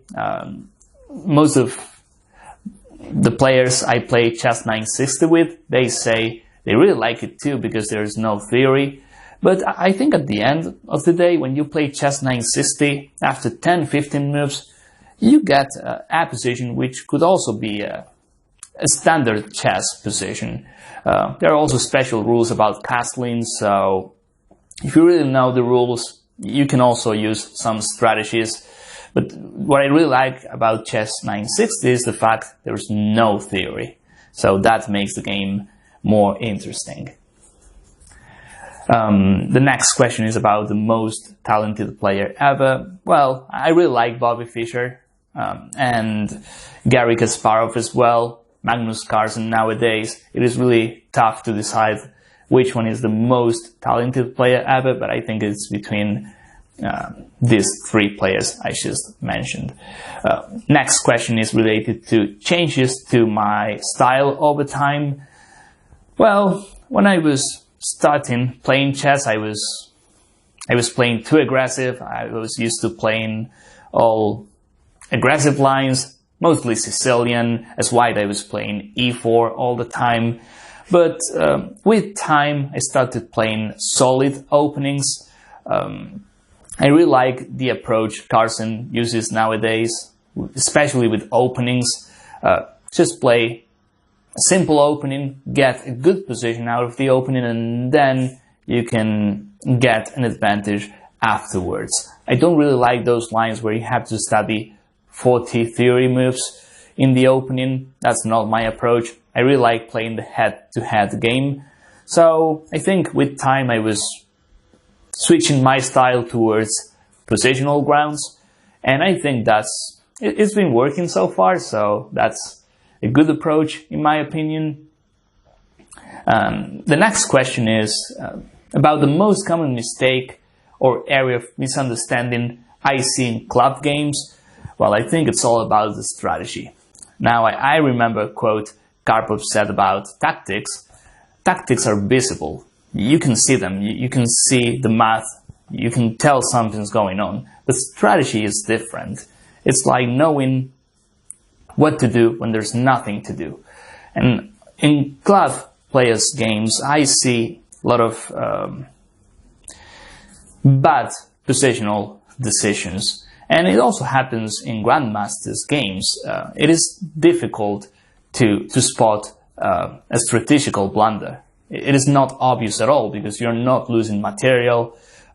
It may take like 10 moves to realize that strategical blunder was a mistake. So I think that's the best answer I can say right now. In club players' games, it's not only about playing bad openings or making tactical mistakes, it's also about positional things, positional mistakes. The next question is about too many draws in chess and what can be done about it. Well, I think nowadays we see too many draws, especially at the elite level. That's because, first of all, they are great players, they are so well prepared, and also because at the top level, I'll show you some lines, we see lines like the Petrov a lot, or like the Berlin Wall, or the Sveshnikov Sicilian. Nowadays, theory is so advanced that white is not finding advantages in some lines, and at that level, they don't want to risk in the opening as black. They just play the best possible lines, just equalizing. And we get dry positions. Both sides, they play well, they are top grandmasters. We see draw after draw after draw. So it is tough to fight against that. And that's the reason why I feel chess 960 is being played more often, because when we place our pieces at random squares, then there's no theory, there's no exchange variations, there's no Petrov, there's no Sveshnikov Sicilian. So I think that's the best way to combat all these draws we have at the elite chess. So the last question I see here is, during his whole career, how has the progress development of chess engines changed his style or his approach to playing studying chess? Well, not that much, to be honest, because, as I was saying earlier, I like playing lines where positional understanding is much more relevant than memorizing moves. If I was playing the Dragon Sicilian all the time, then I would be blessed if I had an engine in my analysis, because in sharp lines you really need to be updated, you really need to see what the engine says, because we are talking about sharp lines.